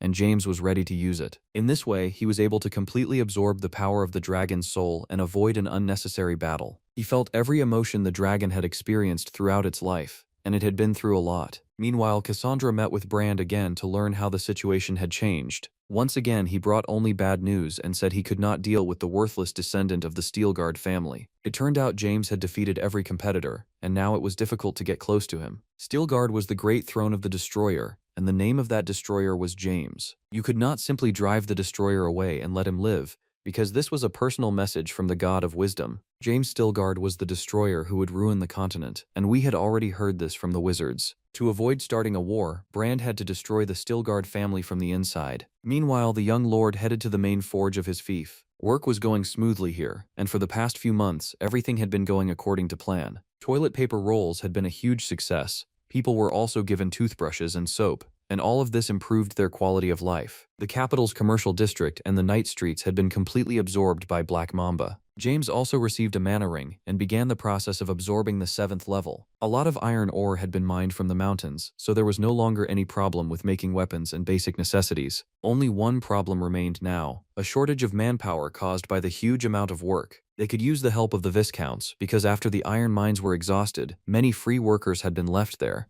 They would only need to negotiate with the Viscounts, who would be forced to accept the deal. Soon the workers of Mount Laval learned about the changes, even though they had already begun to starve. They had thought there would be no more work. But then came the news that they would now be working for the Steelguard family. They no longer needed to carry huge stones by hand, because new machinery and improved working conditions would help them. A new world opened before them, where they no longer had to work until they collapsed, and could actually rest and handle their own lives. The worker districts of the Steelguard family began to prosper. Wages increased, and so did rest days. There was not a single person who was dissatisfied, because the conditions were several times better than before. Just when it seemed like all the bad things were behind them, a major problem appeared. Some of the guys began looking far too sleepy and tired, and they could no longer complete the required amount of work. At first it seemed they simply needed rest, but later the true problem became clear. Marquis Brand soon learned that a plague had spread through the Steelguard County. More than 100 people had been infected, and at this pace, the disease would quickly destroy everyone on that territory. A plague was considered the ruler's disgrace, and the Marquis wanted to use this excuse to attack the Steelguards. The workers had truly run into a hellish disease, and at first, no one understood what needed to be done. 30 workers had already died,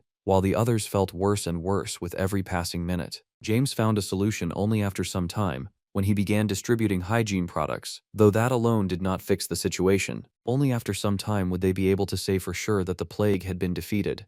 But that was not the main problem. From the very beginning, James understood that someone was behind all this, and he had to prepare for battle. Viscount Ines was enjoying his rest and nothing suggested trouble, until he heard a strange sound behind the door. Apparently James had come for revenge, because he knew a plague did not appear without a reason. These people had crossed the line of human decency, and now they had to be punished. In this way, James learned exactly how the disease had been passed to his workers. Before they were sent to Steelguard territory, one of the Marquis' assistants had personally shaken each of their hands. His handshake had turned out to be deadly, but no one had sensed the danger. James would leave the Viscount alive, but only so he could use him to reach the Marquis. First, he decided to meet the person who had spread the disease. The man was calmly sitting in his room when James burst in, smashing through the wall and immediately announcing himself. He wanted revenge for the people who had died in unbelievable agony and absolutely did not deserve such a fate. It turned out James's opponent was not a simple guy at all, but a real necromancer. In just a few seconds, he turned into a monster and promised to kill James very slowly. Strangely enough, the young lord saw this as an opportunity and even smiled.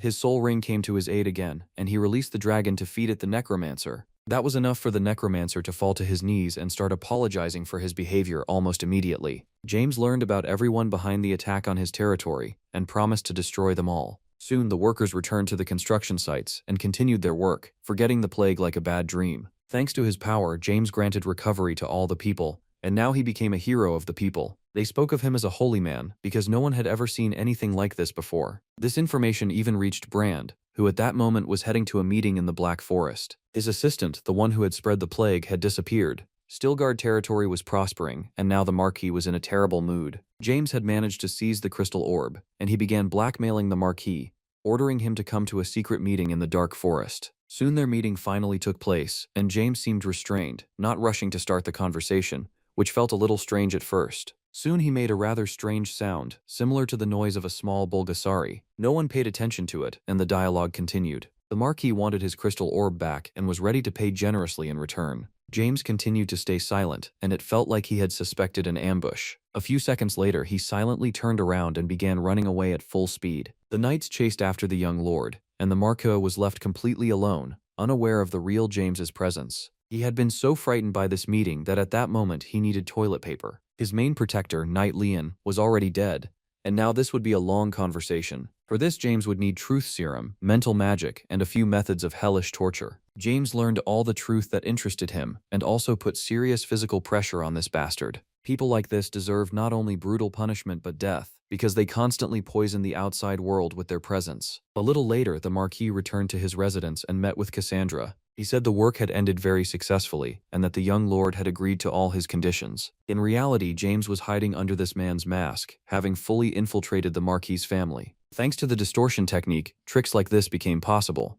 and now James had settled into this estate as if it were his own home. He decided to ruin the Marquis's territory through bad decisions, and immediately ordered huge taxes to be collected from the villagers. He promised his assistants promotions and generous bonuses if they did not argue with his orders. Soon Cassandra learned about this and tried to find out what was going on in the Marquis's head. Brand explained that they were going to start a war with the Steelguard family, which meant he had changed his attitude toward war. Cassandra was pleased with his decision and fully supported the initiative to begin the war. No one understood what James was planning yet, but soon they would realize just how brilliant his thoughts were. Now he understood who had been behind the hero's disappearance in his past life and why his family had ended up surrounded by hyenas. Cassandra was the head of the Imperial Intelligence Directorate. She was responsible for providing prophecies and advice to high-ranking officials of the Empire. She had predicted the destruction of the Steelguard family, as well as the appearance of the destroyer who would ruin the Empire. That was how the decision had been made to send Harvest Duracle to watch the Steelguard family, and now they wanted to get rid of the family completely. James had no intention of backing down and would fight to the end,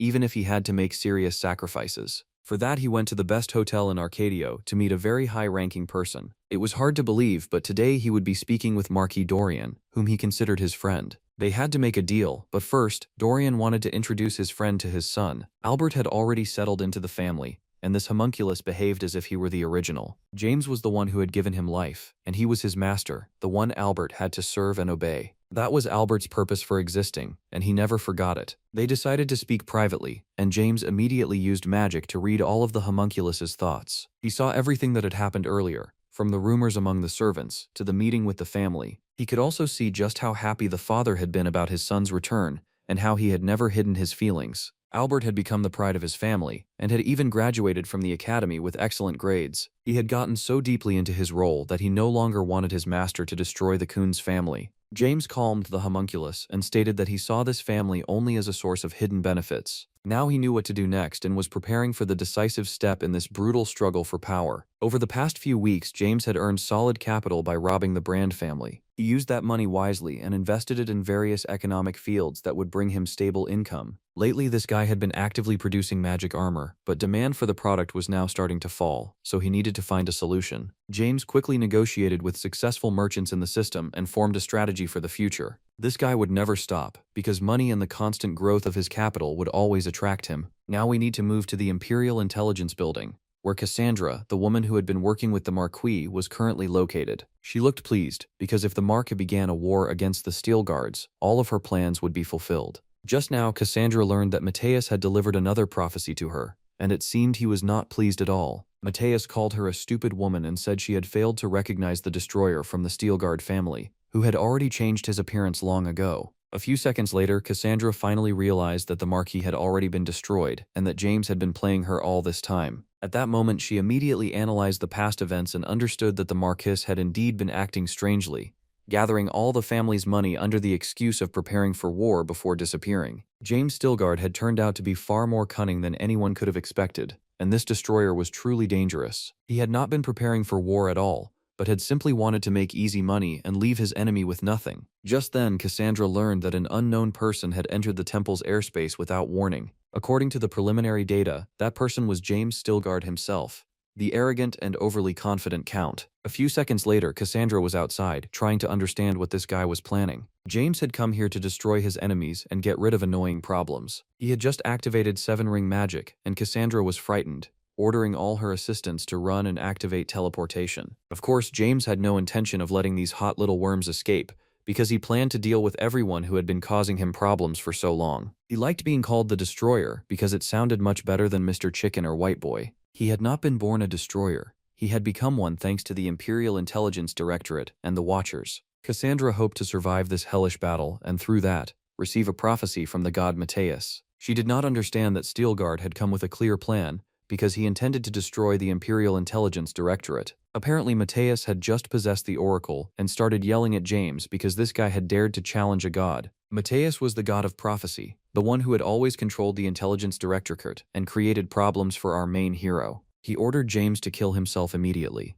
In that case, the Cradle of Destruction would be stopped, and the Steelguard family would be saved. Of course, James refused to accept such offers, because when he saw enemies of his family, he destroyed them without a drop of regret. A few minutes later, his plan was complete, and Cassandra, who had stood behind many of the Steelguard family's problems, was destroyed. James understood perfectly well that this would bring him even more problems, but he had no intention of stopping there. This guy would be able to rest only when every enemy of his family had been completely wiped off the face of the earth. After that, the Destroyer decided to enter the temple and see what was happening inside. He noticed that not all the servants of the god of prophecy had managed to escape through teleportation. Some of them were injured, and a girl who looked like Cassandra was doing everything she could to save those in need. James still had questions for this intelligence directorate, so he would gladly leave someone alive for a serious conversation. The servant of the god said she would not answer a single question from this man unless he saved the wounded girl. Before him was Rosa, and she did not want to die at all because she had never even experienced a romantic relationship.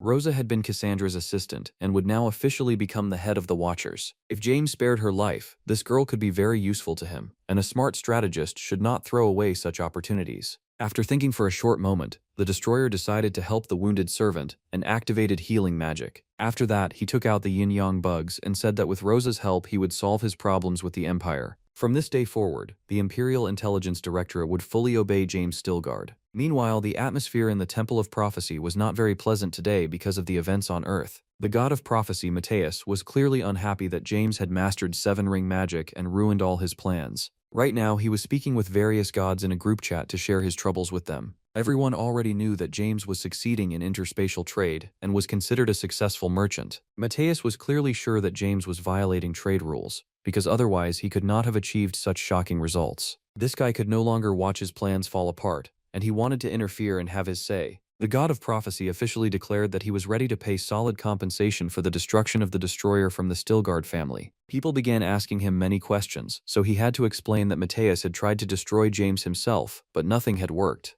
After speaking with the other gods, Mateus received a call that could turn his whole life upside down. It seemed that the people contacting them right now had somehow suffered because of the Destroyer from the Steelguard family. All of them had gathered together and were preparing a plan to destroy James, which was exactly why they wanted to cooperate with the god of prophecy. These guys looked insane, and they had clearly suffered because of the young merchant's actions, so they would never forgive him for their losses. Meanwhile, James was at home, feeling completely comfortable and not even suspecting the conspiracy being prepared. His production of 4th-generation magic armor had succeeded and surpassed the competitors in pre-sales. Lately, James had been standing very firmly on his feet, and his trade balance deserved special admiration. Of course, his constant orders created problems for the engineers, but that was the only way to achieve the highest results. During his morning thoughts, the doors of his office opened, and his sister Darren came in. It seemed she was in a very serious mood and wanted to talk about the lies that had piled up for far too long. Darren did not understand how much longer she was supposed to tolerate constant lies,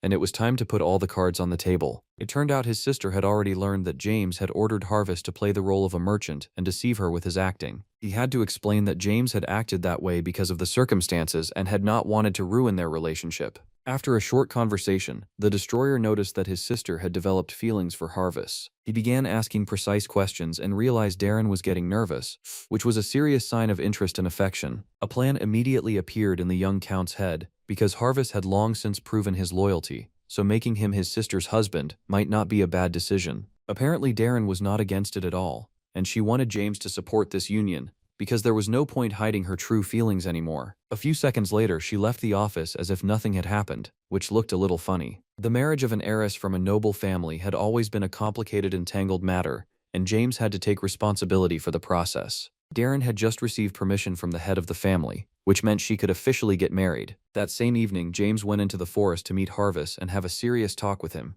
After discussing work, James decided to directly ask this guy what he thought about his older sister. Harvis was very surprised, but the interesting events did not end there. On the contrary, they continued. The destroyer activated the yin-yang bugs in Harvis's head and instantly destroyed them. The young spy was terrified and thought his head was about to explode, and his existence would come to an end. In reality, nothing bad happened. The bugs were destroyed, and that meant Harvis was officially free. He had served the Stilgard family for more than 2 years, and now it was time to form a more complete alliance and become Darren's husband. James could not allow his sister to marry a spy, so he offered Harvis the chance to fully join the Stilgard family's side. James now knew that Harvis still had family in the Empire, so he was ready to help move his entire family here and then arrange the wedding. A plan like that had become possible because James had recently gained a friend inside the Empire. Now we need to step away from these events for a while and move to the Imperial capital. The director of the Strategic Intelligence Department of the Imperial Intelligence Directorate was a bald man named Juan. Lately, he had looked tense because of what had happened at Cassandra's temple. The magic poured over the Watcher's temple clearly belonged to 7th level power, and if that was true, there was no doubt they were talking about a dragon. But the testimonies did not match. People said that during the events, a snake-like monster had been there. It had no wings, and there was not even any guarantee that it had used magic at all. Juan did not understand what it was, but he constantly suspected everyone around him, especially the new Oracle. He had just come to meet the new Oracle of the Watchers, a young girl named Rosa. It was obvious that Juan disliked this young follower of the god, because he considered her a stupid and naive girl. Members of the Imperial family tended to rely on the Oracle, which meant Juan also had to follow her orders. A few days earlier, Rosa had taken Cassandra's place, and in that time she had managed to win the hearts of the Imperial family.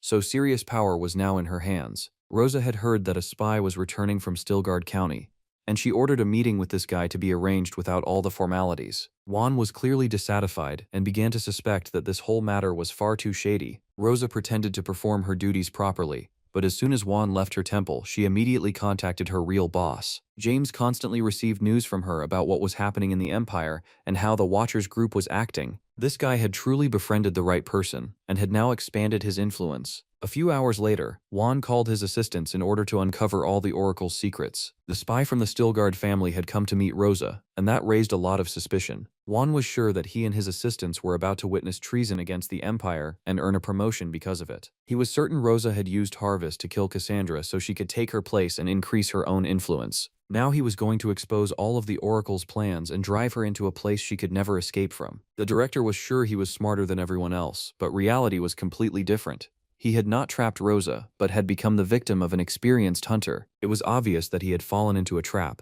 one he would no longer be able to escape. Standing before Juan was the young destroyer of the Stilgard family, who had carefully planned everything happening right now. James instantly activated his binding magic to stop all these pathetic slugs from escaping anywhere. With his skills, he could immobilize several people at once, which already showed the destroyer's serious progress. Juan tried to accuse everyone around him and kept repeating the names of the Imperial family, hoping to scare his enemies somehow. James had to make him eat several yin-yang bugs so he would finally calm down and understand that he no longer belonged to himself. From now on, the moment he went against James's will, his head would automatically explode, and he would never say another word again. Now Juan had to keep doing his job as usual, gradually build achievements, and eventually become the head of the Intelligence Directorate. His assistants would also rise in rank and take the positions of department directors, with one of them becoming Juan's deputy. James and Rosa would support this guy morally and spiritually, all for the sake of taking control of the entire Intelligence Directorate. After solving this problem, James decided to speak with Harvis and explain the next plans to him. Once all the problems were settled and his family moved to the Stilgard residence, he would have to return and unite with Darren. Rosa also had to be careful and never forget the importance of constant contact with her boss.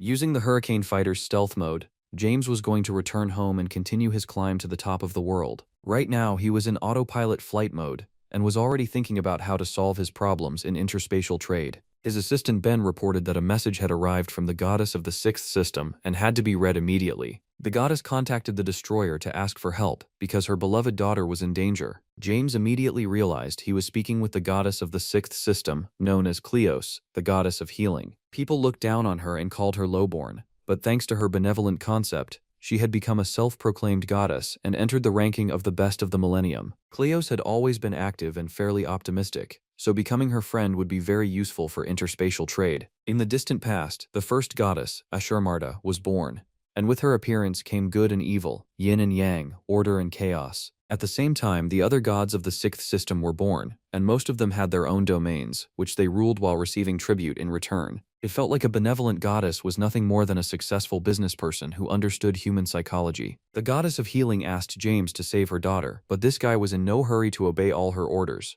The destroyer wanted to understand what he would receive in return, because he was not an ordinary person ready to kneel before a goddess. Usually people were willing to do anything to fulfill the will of the gods, but this guy was different. When James received offers like this, even gods became part of a deal for him, so Cleos first had to raise her bid. For the goddess, this was unbelievably bold, but if she wanted to save her daughter, she had to play by this man's rules. James Stilgard was ready to help her in these circumstances if, in return, he received information about the god of the sixth system, because he wanted to know everything about Mateus. Now we need to move to the very place where this goddess's daughter was currently located. Her name was Saint Cleosia Sinclair, and right now she was in deadly danger and begging her goddess for help. Her situation was truly unpleasant because she was pinned against the wall and surrounded by armed bandits. They were trying to break through her protective barrier so they could finally destroy this beauty. It seemed the situation had completely spiraled out of control, but at the last moment, a miracle happened. All these criminals began feeling unbelievable pain and losing parts of their bodies one after another, as if an invisible prince had attacked them.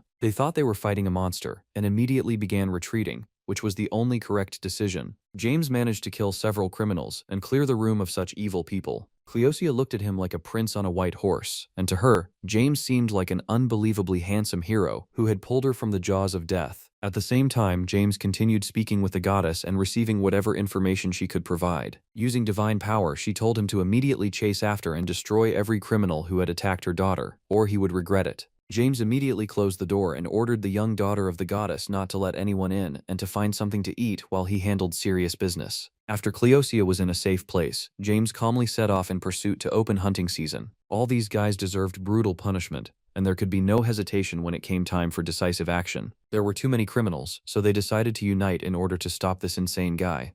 They had to understand that ordinary magic was not enough against a person who possessed seven-ring magic, because that was a completely different level. With protective key energy, James could overcome any obstacle and challenge his fate. He began brutally punishing everyone who stood in his way, so the goddess of healing would be satisfied. There were too many opponents, and killing them one by one would take too long, so he needed an alternative solution. James decided to use homing missiles that had become available after a successful deal in the system. Loud explosions thundered across the forest, and today was clearly a black day for every criminal who had crossed the young count. Even the goddess was surprised by how freely James used magic, because this guy never stopped surprising her. After James destroyed all the criminals, he activated the deluxe room, which was highly durable and spacious inside. Cleosia was now spending time there, enjoying her rest and not thinking about work at all. Sometimes the goddess possessed her in order to handle earthly matters and solve most of the problems. Sometimes it was strange to watch, because the goddess descended to Earth just to watch television, which felt like a joke. The Pioneer Agreement was a law of interspatial exchange designed to prevent artifacts from higher dimensions from spreading into lower dimensions.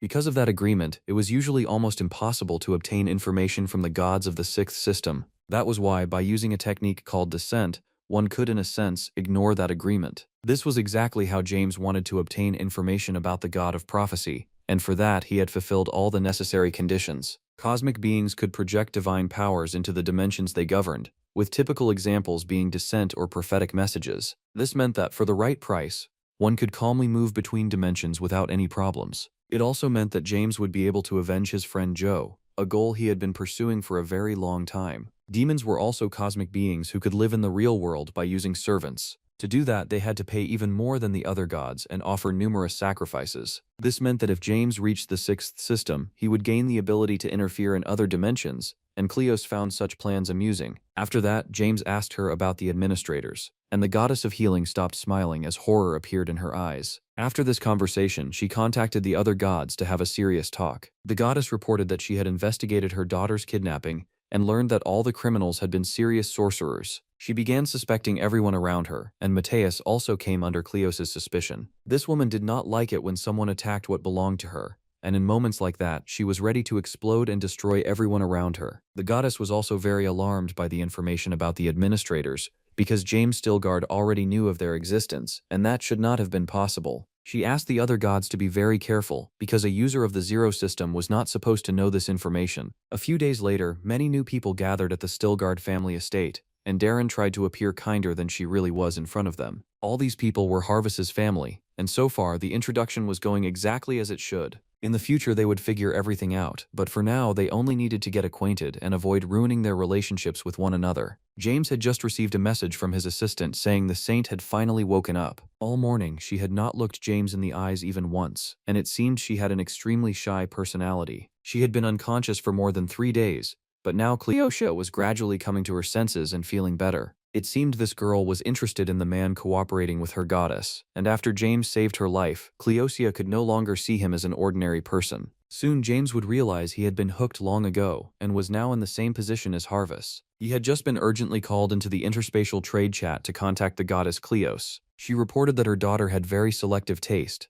and if she was still staying in James's house, that said a lot. To the saint, James was something unimaginable, like a prince on a white horse who was impossible not to worship. Perhaps the destroyer did not fully understand what all this meant yet, but soon he would definitely realize his position. It seemed the goddess had decided everything long ago and no longer planned to think through her next actions. Long ago, there had been a prophecy that a holy warrior from the barren land would appear. It would be impossible to go against this man's fate, and he would be the one destined to become the husband of the goddess's saintly daughter. Many princes had been ready to give their lives for the chance to take Cleocia as their wife. More than 12 years had passed since the prophecy was spoken, and it seemed that the destined hour had finally arrived. As a child, the little saint had constantly asked the goddess many questions about her future husband. She learned that he would be a magnificent swordsman and a fearless warrior who never stopped moving forward. James had saved her life and thereby won the goddess's favor, so now he had no choice. In 4 years, a person from the Zero system had reached the ability to trade with representatives of the Third system,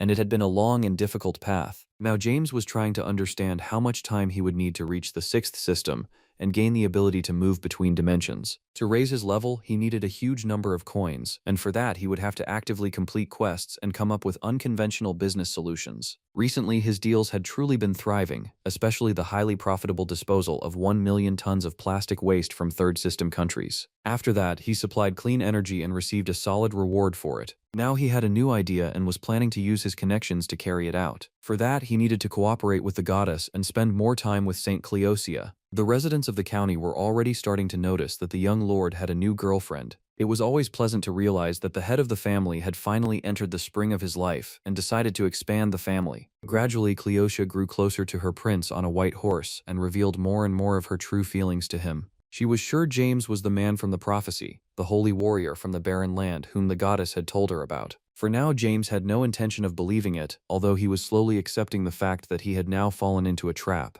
Soon he heard some noise behind him, as if a large crowd of villagers had gathered there. That was exactly what had happened, and all of them were happy and could not hide their joy that the young lord had finally made his choice. The goddess was also pleased as she watched what was happening, because her clever plan was gradually living up to expectations. James had planned to become a richer and more successful interspatial trader, but now he had some distracting factors. That same evening, he decided to contact the goddess again to discuss everything that had happened. He felt uncomfortable being called a prince on a white horse, and wanted this whole situation to finally be resolved. The goddess considered him an exemplary lord, and therefore insisted that James absolutely had to become Cleocia's husband. That same night, the goddess had other tasks to handle without arranging anything with James beforehand. After the fall of the Viscount and the Marquis, their lands had become ownerless, and in the modern world, that could not be allowed. The royal family sent a coordinator to find a new owner for the land, and that coordinator's name was Edward. The goddess came to him for a serious conversation and to guide him onto the right path. Coordinator Edward turned out to be an ardent follower of the goddess, and the moment he saw her, he woke up and dropped to his knees. A few seconds later, he heard a prophecy saying that the ownerless lands had to be given to a holy man named James Stilgard.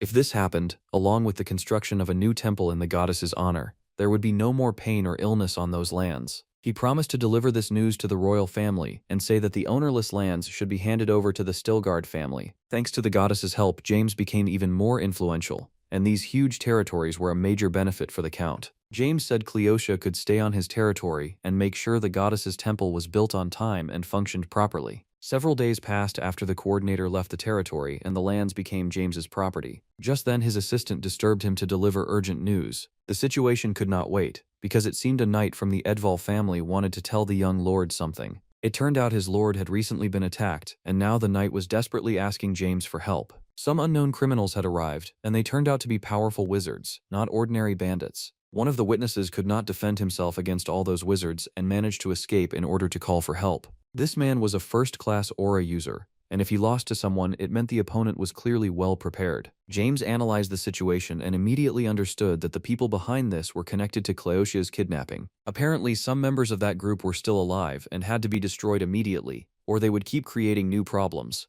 James told his assistant he would be away for a short while to deal with the issue. The fact that the coordinator had left this territory had not been publicly announced anywhere, so only James and the Medzian fief knew about it. The guards were very surprised when some unclear silhouette suddenly appeared before them and crashed into the ground. When the wind cleared the dust, they realized that James Steelguard himself stood before them, also known as the Destroyer. The guards were in no hurry to let him into the house, because a young face and blonde hair did not guarantee membership in a famous family. They ordered him to immediately reveal his true identity, and at that moment, James decided to demonstrate his strength. He was the only young aura user in the world, so the guards quickly understood that this guy was not someone to mess with, and that he really was a member of the Steelguard family. The Viscount had been arrested for spreading the plague, and James had flown here to learn who was now running this mansion. It turned out the person handling things now was the Viscount's assistant, a man named Sevian. As soon as James sat at the same table with him, he immediately noticed the servant's hands trembling, and an experienced eye always catches things like that. James began carefully looking into the girl's eyes and realized that something strange was happening in this castle. He learned that one of the maids had disappeared 3 days ago, and there was still no information about her. Sevian tried to change the topic and said there was nothing strange about it, since lately there had been a serious staff shortage. After that, the mansion's owner gave the young beauty a harsh look and ordered her to talk less and think more about her work. Then he turned his attention back to James and decided to continue their barely started conversation. The young Stillguard was not listening to him at all, because James stood up from the couch and decided to walk around the castle as if he owned the place. With a confident stride, he approached a mysterious room and kicked the door open, as if he were the real master here. James ignored the owner's constant orders and noticed a woman's hairpin lying on the floor. After that, he opened the wardrobe and saw bloody internal organs, which immediately fell to the floor. Sevian confidently claimed those were only pig intestines, and that he was interested in anatomy, so he conducted nighttime studies because he had dreamed of becoming a doctor since childhood. James was not stupid enough to ignore the fact that among all those organs were human body parts, and it seemed Sherlock Holmes had solved the mysterious disappearance of the maid. Sevian immediately began losing his composure and his expression changed very quickly. At first it seemed the man was simply angry, but then it became clear that a demon was sitting inside him and wanted to break out. James did not lose his calm at all. He calmly drew his sword and showed that he had been waiting for this moment from the very beginning of their conversation. A few seconds later, the fight was over, because the destroyer was far stronger than some ordinary demon. James made him suffer, and left him alive only so he could ask a few questions and get the information he needed. He wanted to know whether the person who had spread the plague in Stillguard County had been a warlock. It turned out the demon had nothing to do with the Black Dawn group, and had never even heard of them before. Lately, too many mysterious events had been happening, and they were difficult to explain. Right now, it was known that Mateus held a grudge against the Destroyer and had predicted that the Steelguard bloodline would be destroyed. Cassandra received the prophecy, and ordered Bran to destroy the Steelguard family, and for that purpose a worker from the Black Dawn organization had been hired. That was how the plague spread through Stillguard County, but it was possible other Black Dawn workers had been hired too. And that was exactly what James wanted to find out. Outsourcing could be effective, but solving problems yourself was even more effective. And that was exactly what James did. He wanted to understand why demons and dark mages had targeted Cleos, because from the very beginning, their real target had been James and his family. At that moment, the demon immediately began changing his shell, and his power was different from the power of the other world. It was obvious that the one before him was only an intermediary, one who would now finally reveal his true face. This demon was controlled by a god of the sixth system, known as the demon ruler Ganon. He was the true owner of Black Dawn, and if this meeting had happened a few days earlier, James would have been insanely frightened. Now he had learned a lot of information from the goddess of healing, so he felt much more confident even in front of an evil god. James had killed many members of the Black Dawn team, so Ganon wanted to destroy him and punish him cruelly first. The Destroyer knew that the evil god's abilities on Earth were clearly limited, which was why he had created the Black Dawn Order and Society. James understood that the being before him could not show his full power, which meant he had to take advantage of that weakness. The destroyer began landing precise strikes and immediately demonstrated his fearlessness during the fight. Now he would find every follower of the evil god and kill them in order to cleanse the land of filth. The evil god immediately calmed down and asked James to stop, explaining that he had acted because of Matthias's request. He was ready to forget all grievances and never touch the Stilgard family again, and in return he only wanted 4th-generation magic armor. The prototype had already been released, so the destroyer could actually agree to such a deal, because for him it was pure benefit. It turned out the demon was in debt and had to earn money somehow before he went bankrupt. This guy allowed himself far too much, but on Earth he could not dictate terms, so James felt he had the advantage. He knocked out the demon and decided to activate mind reading to learn everything he needed. Now it became clear that the evil god's base was nearby, and they could take advantage of that immediately. From the moment Ganon became a threat to the Stilgard family, he should have officially forgotten about any negotiations. James headed to the Black Dawn base to put on a fireworks show these guys would never forget. They thought they could obey a dark god and disturb the family's peace, but that was a fatal mistake. The followers of black magic desperately tried to stay alive and make James show more mercy.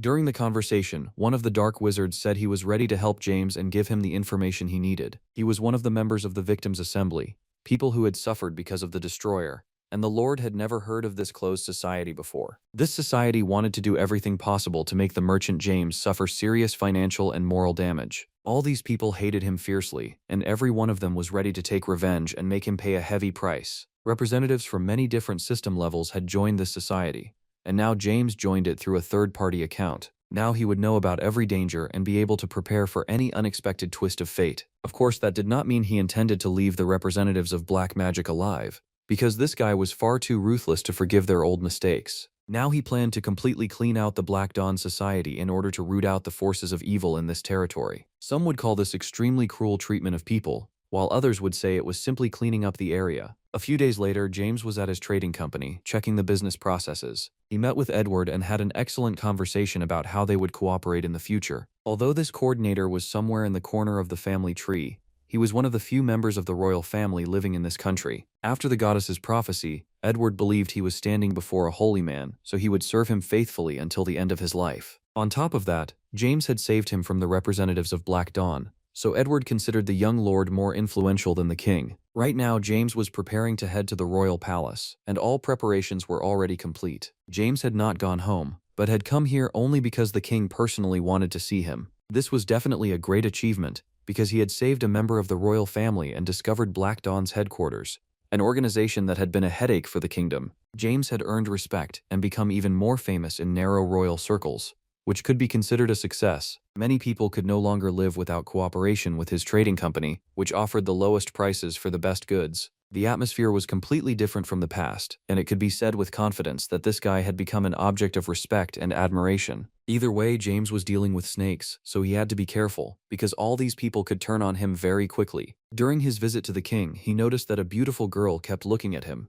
James immediately realized that she was the princess, the king's beloved daughter, Lady Rosaela. It was also worth noting that she had grown up very quickly, since James remembered her as a fairly small child. Soon the princess's older brother noticed James, and this guy was named Haywood. Judging by his face, he was not happy to see the Stilgard family here. The prince was standing beside Morris, who looked much more friendly toward James. Before us were the king of the next generation and the princess, who was called the greatest beauty of the royal family. Beside them stood a very cunning man who had reached the position of prime minister purely because of his silver tongue. They noticed that James was not showing proper respect to the prince and called him out for it. If everything went the same way as in his past life, Haywood would inherit the throne in 10 years. James knew very well that this prince disliked the Stilgard family, and if he became king in this life too, he would cancel their privileges and create a mountain of problems. As soon as James thought about the king, the experienced and wise man appeared. He greeted the destroyer and said James had done wonderful work and could be proud of himself. The king treated this guy very well and believed the Stilgard family was a strong pillar supporting the royal family. The prince interrupted the dialogue and said he had also always admired Paul Stilgard,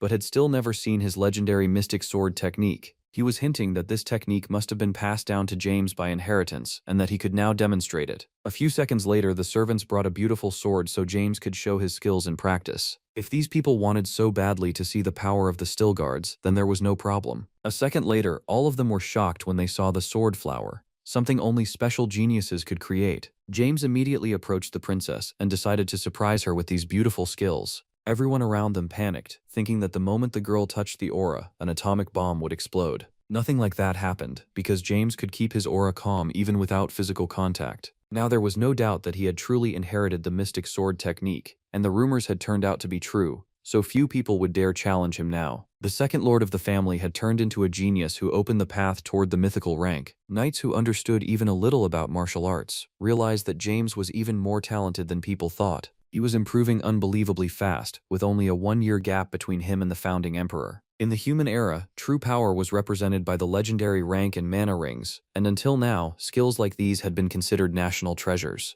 Once a mythical rank knight appeared in the world, everyone around him would have to start worrying about their own heads. Before us was a unique talent whose individual power surpassed collective strength, and that was what the mythical rank meant. The king expressed respect for this young man and said he had to thank him for such a wonderful spectacle and for saving his assistant Edward. The king had to reward the young lord, and he wanted to officially grant him the title of count, something James could only dream of before. The banquet continued, and everyone around them enjoyed delicious food and wonderful drinks. The original goal had been achieved, so James activated local eavesdropping to understand what conversations were taking place. The prince was shocked and could not believe that this pathetic slug James had inherited the legendary technique, and now everyone understood why he was so arrogant. All these envious people were very amusing, and now it was clear that the young prince was the destroyer's enemy. In the future, he could become a serious threat to the Stelgard family, so something had to be done about him. James decided to step in and wait until the prime minister was alone with his thoughts. At that moment, the destroyer was ready to intervene and finally turn the situation upside down.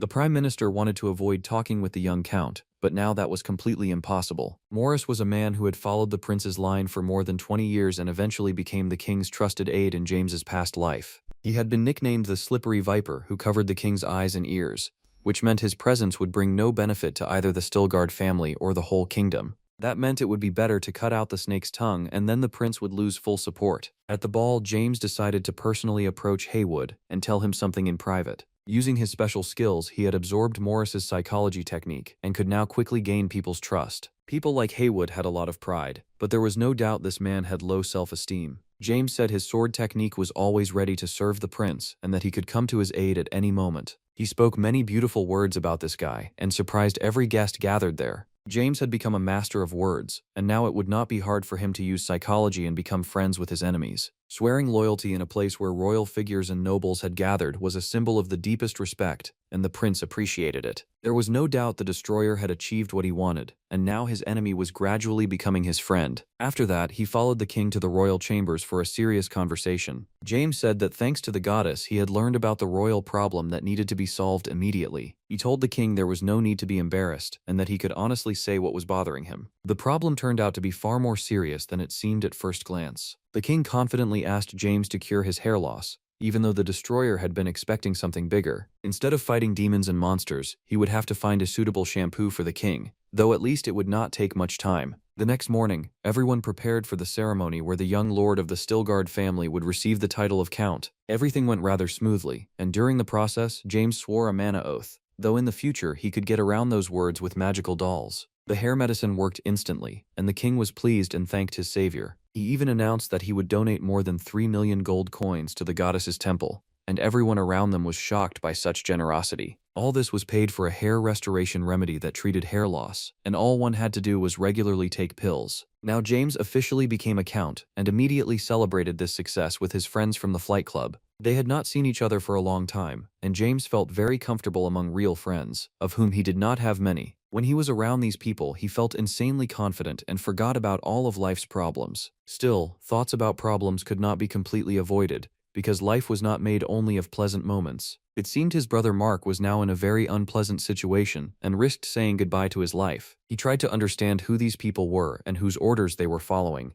as they tried to wipe him off the face of the earth. All these magical criminals had believed Mark was much stronger than he turned out to be in reality. It seemed they would have no trouble destroying this guy, and right now, he felt completely broken and crushed. First, he lost the chance to become the next count, so he joined a mercenary group with the intention of starting his path from the beginning. He was fairly confident in his swordsmanship, so he received a high class and used his saved money to create a mercenary organization. Mark felt he had finally found a chance to change his fate, but that was not the case at all. The evil demon Ganon was very pleased with his actions. He had failed to kidnap the saint, but James's blood relative had fallen into his hands. He had no intention of stopping there and told his partners that he wanted a ransom worth many millions. He was ready to begin negotiations, and at that very moment, James Stilgard appeared in the forest. He saw the representatives of Black Dawn and said no one had the right to visit his brother. They explained that the evil god wanted to know the list of companies that had joined the Magic Armor project, and in return he was willing to release Mark. James agreed to all those terms and immediately named every company the demon was interested in. The evil god was very pleased and began celebrating before he had even felt any real benefit. The representatives of the Black Dawn clan were about to leave since they had achieved what they wanted, but James had no intention of letting them go. These guys had seriously messed up, and now they had to pay for their actions with their own blood. It must have been very difficult for the demon to find new clan followers, and now he could start searching again. James destroyed absolutely every representative of Black Dawn, and now that organization had a serious staffing problem. Ganon was clearly unhappy with what was happening and begged the destroyer to finally stop. All of this was nothing more than acting, because of course we know the demon was on James's side after they personally met. It was all done so the council members who had organized themselves against the destroyer would suffer serious losses. They would buy useless shares and lose an enormous amount of money, while James removed the risk factor through his alliance with the demon. That was exactly why Ganon was acting so upset about the destroyer killing his followers. But it was needed to make the performance convincing. The money earned would be split equally between the evil god and the destroyer, and everyone would be satisfied. James was looking forward to being promoted to the 4th level of interspatial trade, and there was only a little longer left to wait. By that time, the sun had already risen into the sky, and Mark finally opened his eyes. He smelled the terrible stench of blood and realized that everything he had dreamed about had been real. James told him everything that had happened here, and explained that if not for his intervention, Mark would have turned into grilled meat. His younger brother had come to help and was not asking for gratitude, but situations like this could not happen again, because he could not always be nearby. At that moment, Mark had a psychotic breakdown and said that if James did not care, he could leave him here to starve to death. Mark started yelling at his younger brother and accusing him of taking everything from him. He had endured it for a long time, and could no longer keep it inside. So it looked like this guy needed to be put in his place quickly. James quickly landed a powerful blow and said that if Mark had any problems, they could settle them right now. It seemed we were about to witness a battle between brothers, but the difference in their levels was far too great. James was on a completely different level of training and skill, and Mark was no match for him at all. Either way, this guy still had a big future ahead of him because he had always been talented. Mark absolutely must not die or go down a bad road, because in the happy ending of the Stilgard family, he had a special place. In his past life, he had died in an accident at the age of 29. The cause of the accident was never established, but now, looking back, James suspected that Marky Brand had been behind it. All this time, the goddess had been watching James, because sometimes she liked to see what this guy was doing. Right now, he was allied with Cleos, but life could turn 180 degrees at any moment. Yesterday's enemy could always become tomorrow's friend, and that was the reality of interspatial trade. It was also worth noting that the person you called a friend today could end up on the other side of the barricades tomorrow. Right now, James had suspended the activity of most of the forces threatening his family, and he was ready to focus on increasing his own power. All of this would help him reach the 4th system of interspatial trade. Another half-year passed after these events, and James worked very actively while resting very little. Now let's move to the Temple of the Goddess of Healing, where strange things were happening today. A violent woman had appeared there, ordering them to fulfill her wish immediately. If she did not get what she wanted, she promised to destroy the entire Stilgard family. It looked like it was better not to joke with her because she was called Lucy, the Northern Beast, and she desperately wanted to save her younger brother. For half a year now, peace and calm had reigned in Stilgard County thanks to the young count, who had organized everything. To move into the 4th system, one had to achieve significant progress and raise their attributes. Right now, James was trying to learn psionic skills, a power known as a supernatural ability. He had been training actively for several days in a row, but so far he did not feel any progress. Over the past half year, many things had changed, and the farmlands had achieved unprecedented yields. They also could not forget the scale of trade turnover, thanks to Darren and Harvis's help.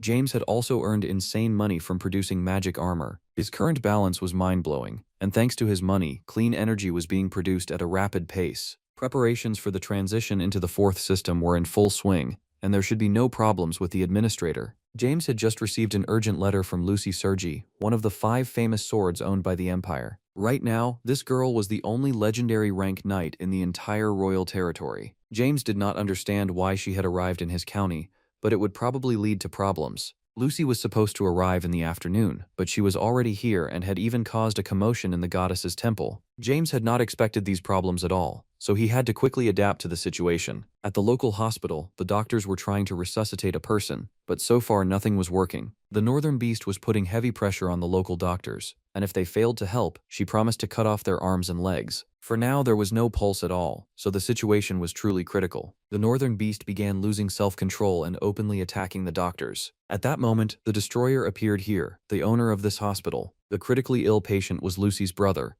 who had a serious heart disease and whose body could not endure the strain. James tried to calm the situation and immediately began analyzing the patient. He learned exactly what this guy had eaten, and it turned out he had been consuming fire dragon fruit, his favorite delicacy. Fire dragon fruit was called a continental elixir and contained an enormous amount of mana. Fruits like that cost a lot of money. But the older sister did not mind spending everything she had for her beloved brother. It turned out the illness had worsened precisely because of this fruit, meaning Alex had gotten worse because of Lucy. The Northern Beast immediately dropped to her knees and asked the Count to do everything possible to save her brother. James understood that before him was the daughter of a very arrogant family, a legendary rank knight and commander of an imperial army. People like that rarely got down on their knees, so if James became her friend, it would benefit him in the future. The Destroyer agreed to help and immediately activated the first system, along with all his medical knowledge. The medical department was located in the Temple of the Goddess of Healing, so it was easy to apply all necessary magical powers here. James quickly realized that the doctor had been powerless, because this kind of illness could not be solved with modern medicine. Alex had been born with natural yang energy, but because of ruptured blood vessels, the circulation of that energy had become impossible. To solve that problem, they had fed him fire dragon fruit, which caused an overdose of yang energy, and the guy's body had almost exploded. Even legendary experts in the field of heart mana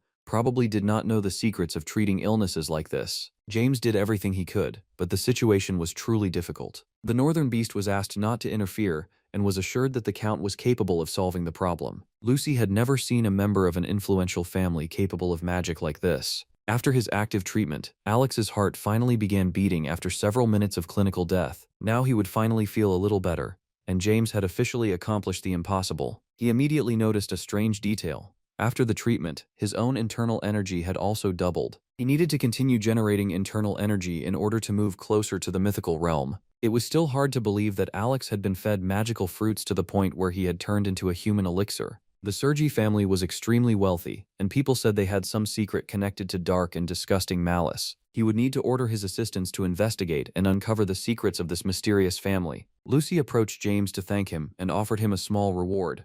But this girl was far too ungrateful. James directly stated that he wanted much more, because he had saved a person's life. She had to shower the young Count with words of gratitude and offer double payment. Lucy wanted to stay beside her brother, but the Count found the right words and convinced her to go to the estate. It was immediately obvious that there was tension between them, with a slight awkwardness in the air. Lucy was the most arrogant girl in the Empire, and finding the right key to her personality was not easy. To her family, the Stilgard Trading Company was nothing more than a small shop. Even so, Lucy admitted that the person before her was a very talented guy who had achieved a lot at his young age. She had underestimated his abilities, and now she admitted that his talent had surprised her. Among the nobles, James was considered a lucky guy who had managed to become the goddess's favorite. Very few people recognized his true talent, as well as his love of hard work and steady self-improvement. 5 days passed after that conversation, and James contacted Juan, who was still working for the Stilgard family. This conversation was needed to learn more about the Sergi family, because that was exactly what the Count wanted. In truth, there had been far more children in the family, 9 of them,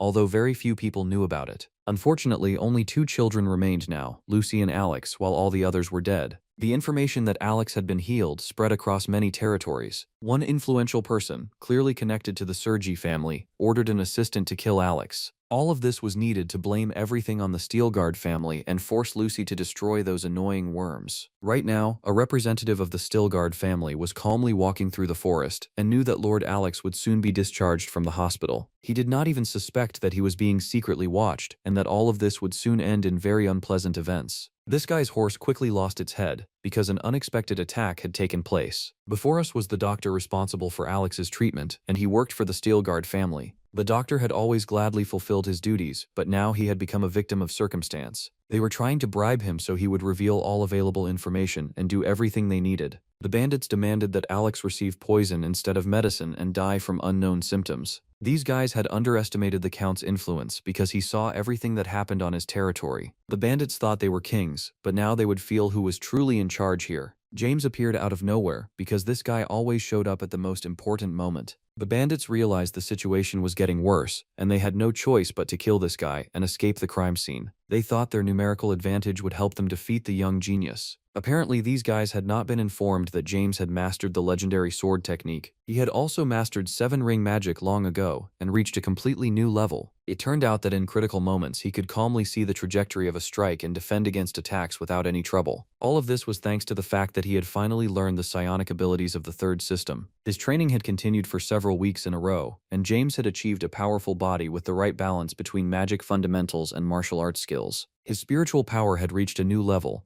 and now he was a completely different breed of beast. Ordinary bandits were nothing more than children trying to hit him with sticks. Thanks to his understanding of these new skills, James studied the main features of his new abilities. First, he gained the ability to enter an opponent's mind and strike precisely at a weak point. He also mastered telekinesis, which gave him a serious advantage over ordinary opponents. The bandits had not come here empty-handed, and it seemed they had decided to use a reverse magic scroll. They expected it to help them escape the trap, but absolutely nothing happened. James's new abilities did not consume his own mana, and these skills were also resistant to cancellation and even magic dispersion. The destroyer quickly restored order here, and now he was going to learn absolutely everything these guys knew. Lucy had a lot of money, and from a young age she had taken pride in dealing only with the best things on the continent, including clothes, furniture, and food. Food held a special place for her, which was why she was so excited right now. The northern beast tried a cookie at a small diner on the edge of town, and until that moment, she had never eaten anything more delicious. Every product she tried in Stilgard County made her heart tremble and her soul tear itself apart, because everything was insanely tasty. All this time, she had never once seen heavy labor being done here,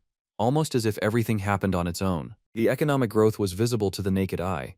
Every shop had a steady flow of customers, and the presence of the temple meant a constant stream of visiting guests. The county had absolutely no shortages, and here any small teenager could receive a decent education, even though such privileges had once been available only to the chosen few. It was unclear how all of this had become possible, and it seemed even the legendary northern beast could not explain this mystery. Lately, Lucy had been talking a lot with her brother, who had almost fully recovered. He invited her to take a walk so he could show her something interesting related to James Stilgard. Alex tried to take his sister up the mountain, even though he should have returned to the temple long ago for proper rest. Apparently, Alex really wanted to show his sister the answers to the questions that had been in her mind for a long time. Lucy wanted to understand what James was hiding, and now she would finally have that chance. At first it seemed they were standing before an ordinary mountain view, but it looked like a cognitive distortion spell was active here. Lucy decided to trust her crazy brother and activated the Parma armor. She was counted among the legendary rank representatives not only because of her strength. Lucy had rare equipment that she had received thanks to her family's full support. This armor was called Parma armor, and artifacts like it could shut down all magical effects in the surrounding area. Soon she truly confirmed that a perception distortion spell had been cast over the territory. There were many structures everywhere that could hardly have been created with human technology. Soon a familiar voice rang out, saying that crossing the border was strictly forbidden. That meant Count James Stilgard had appeared here,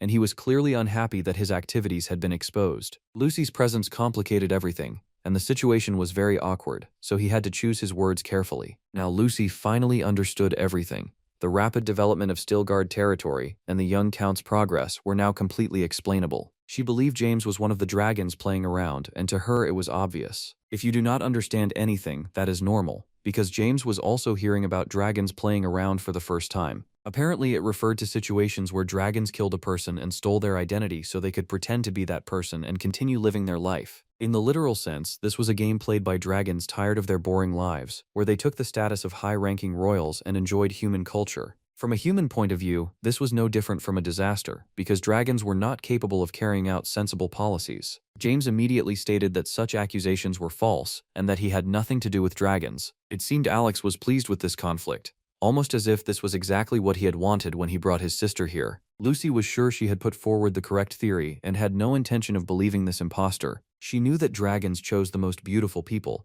so there was nothing surprising about James being a dragon. The northern beast planned to punish this guy, even though they had not been enemies. This girl was sure James Stilgard had died at a young age, and that a dragon now stood in his place, one that had to be destroyed. Of course, all of this sounded as strange as possible, and words clearly were not working, so he would have to explain everything through gestures. There was no avoiding a battle between two young, insanely talented, high-ranking warriors. Lucy was very surprised when she felt the aura blade, and she realized her opponent had revealed his identity. This girl did not understand that dragons had never practiced swordsmanship, and it was long past time for her to show some common sense. It did not even occur to her that dragons had small arms and physically could not be good swordsmen. Either way, Lucy had now given in to her emotions, so he would have to calm her down with a sword and strength. It was precisely because of her aggression and constant pressure that Lucy had received the nickname Beast. She came from the northern lands, where people had always been especially harsh and weak in empathy. James said he was no longer going to play games, and if she wanted a real fight, that could be arranged. He noticed that Lucy had excellent armor, but this guy also had a few aces up his sleeve. She had never heard of dragons using such weapons, and it truly looked strange. Now blocking his attacks would be even harder, not to mention trying to break through his defense. Lucy had never taken blows this powerful, not even when she was little and sparred with experienced knights. James showed a beautiful path to victory. Smart strategy, complete calm, and above all, reliable defense. Right now, many thoughts were spinning in this crazy woman's head, and none of them could fit into a single puzzle. She had just become the first witness to the magic armor everyone had been talking about so much. James explained that equipment like this would cost several million coins, and soon it would become a symbol of cost-effectiveness. It seemed the battle maniac did not like those words at all, because she wanted to continue the fight no matter what. All this time, Lucy had been gathering her energy to activate her best skills and show what she was capable of. The lightning strike was designed to fire faster than the speed at which a spell chant could reach an opponent. Even if a dragon stood before her, he would not be able to defend against such an attack, or so Lucy believed. In reality, James felt only a slight tingling in his stomach, no more and no less. Aggression had completely taken hold of this girl,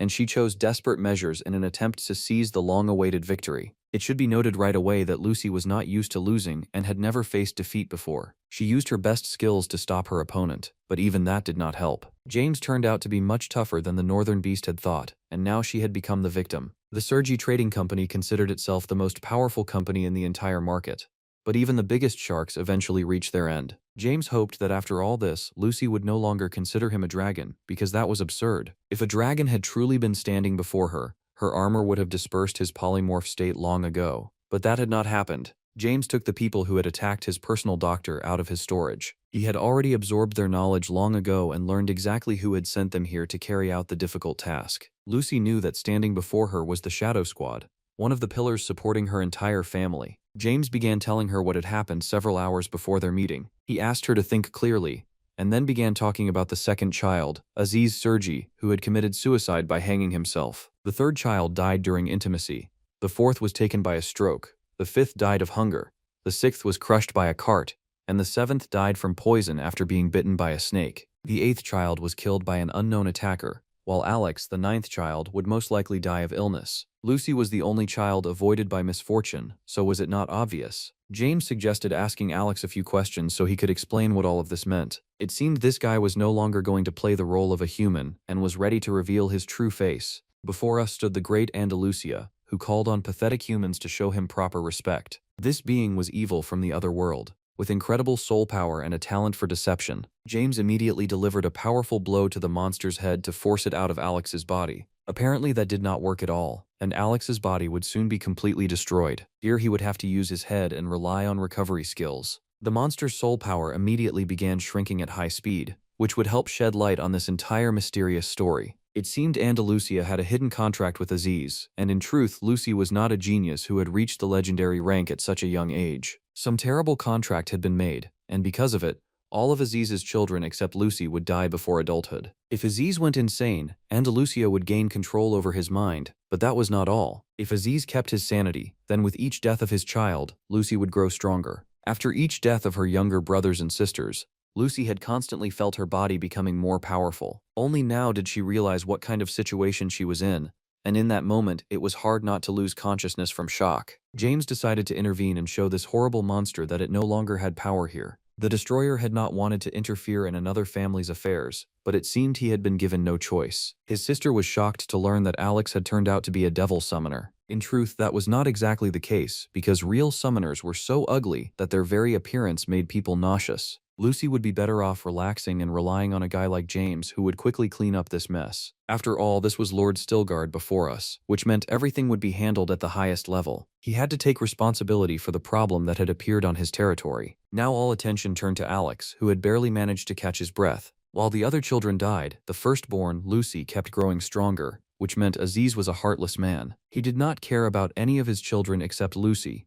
and even if Alex died, this man would probably not be too upset. When that happened, Lucy would be able to cross the wall of the mythical rank and reach a completely different level, and at that exact moment, beings would definitely appear and try to prevent it. They were called administrators, and people feared them even more than the tax office. They would kill Lucy once she reached the mythical rank. Most likely, Alex had intended to drive their father into complete despair by getting rid of his sister. The guy had clearly been backed into a corner, and now he had nowhere left to retreat. He used magical skills and threw off all earthly restraints to escape into the otherworldly space. They could not allow him to do that, because in that case, catching up to him would be impossible. That meant it was time to use the spirit inside the ring. The evil dragon would handle the task perfectly, as always. He was also called Doric, though that did not sound very intimidating. Right now he was ready to devour Alex's soul and finally satisfy his hunger. They could merge together and become one whole. James stopped the entire process in time, preventing it from going too far. His sister was still shocked by what was happening, and he did not want to break her mind ahead of time. Her brother was fine, he was safe, and soon she would definitely see him. Now, however, he had to explain things to this beauty. After all, her brothers had partly died because of her, and that truth was not easy to accept. James admitted those words were true, although Lucy had of course unknowingly been playing the devil's game. After hearing all of this, she asked him to destroy her immediately. Maybe she was one of those freaks who enjoyed harsh torture. In reality though, she was asking about the master she would serve. If she continued living, her father would try to kill Alex, and she did not want that. To break the cursed chain, she would have to self-destruct, at least that was what she believed. If she wanted to die that badly, James was ready to help. He even activated magic, but not to kill her, to save her. Now let's focus on Alex. Kneeling, he admitted that James was now his new master. It was clear that the educational procedure with the evil dragon had gone very well. As for the bet, Andalusia had planned to use an administrator to kill Lucy. Even now, that cunning plan excited him far too much. He needed to be hit on the head a few times so he would shut up a little. As for the administrators, his encounter with them had been far too simple and ordinary, through the making of a contract. It was interesting where these beings were hiding and whom they served. Most likely they were somewhere in their own lair, about which James knew nothing. Actually, the administrators were the very dragons mentioned earlier. This was a twist the guy definitely could not have predicted. Still, although dragons were powerful creatures, their strength was not enough to control something like the Seven Eyes. He had to ask questions of his closest assistant. The evil dragon said he had also been killed by one of the dragons. At first glance, they seemed the same, but there had been something mystical about his opponent. It seemed the administrators were the ones who had gotten rid of Doris. It looked like he would have to study this issue carefully and solve this puzzle. With that, the conversation ended, and James headed home. The next morning, he entered the room and greeted Lucy. Just please do not tell me they slept in the same bed. Her armor had already been repaired, and she could pick it up tomorrow. Although, of course, that was surprising, because only experienced dwarf blacksmiths usually worked with that kind of material. Either way, she had to thank James, because this guy never stopped surprising people. By the way, he had slightly distorted Lucy's memories yesterday. There were forces inside the Empire that had been hunting her family for many years. He had to erase the unnecessary memories so the girl would not blame herself too much for her family's problems. Instead of the bitter truth, she received a sweet lie, and that was one way to save her. So James had not broken their agreement and had done exactly what he needed to do. Or maybe he had even overdone it and made Lucy fall in love with him,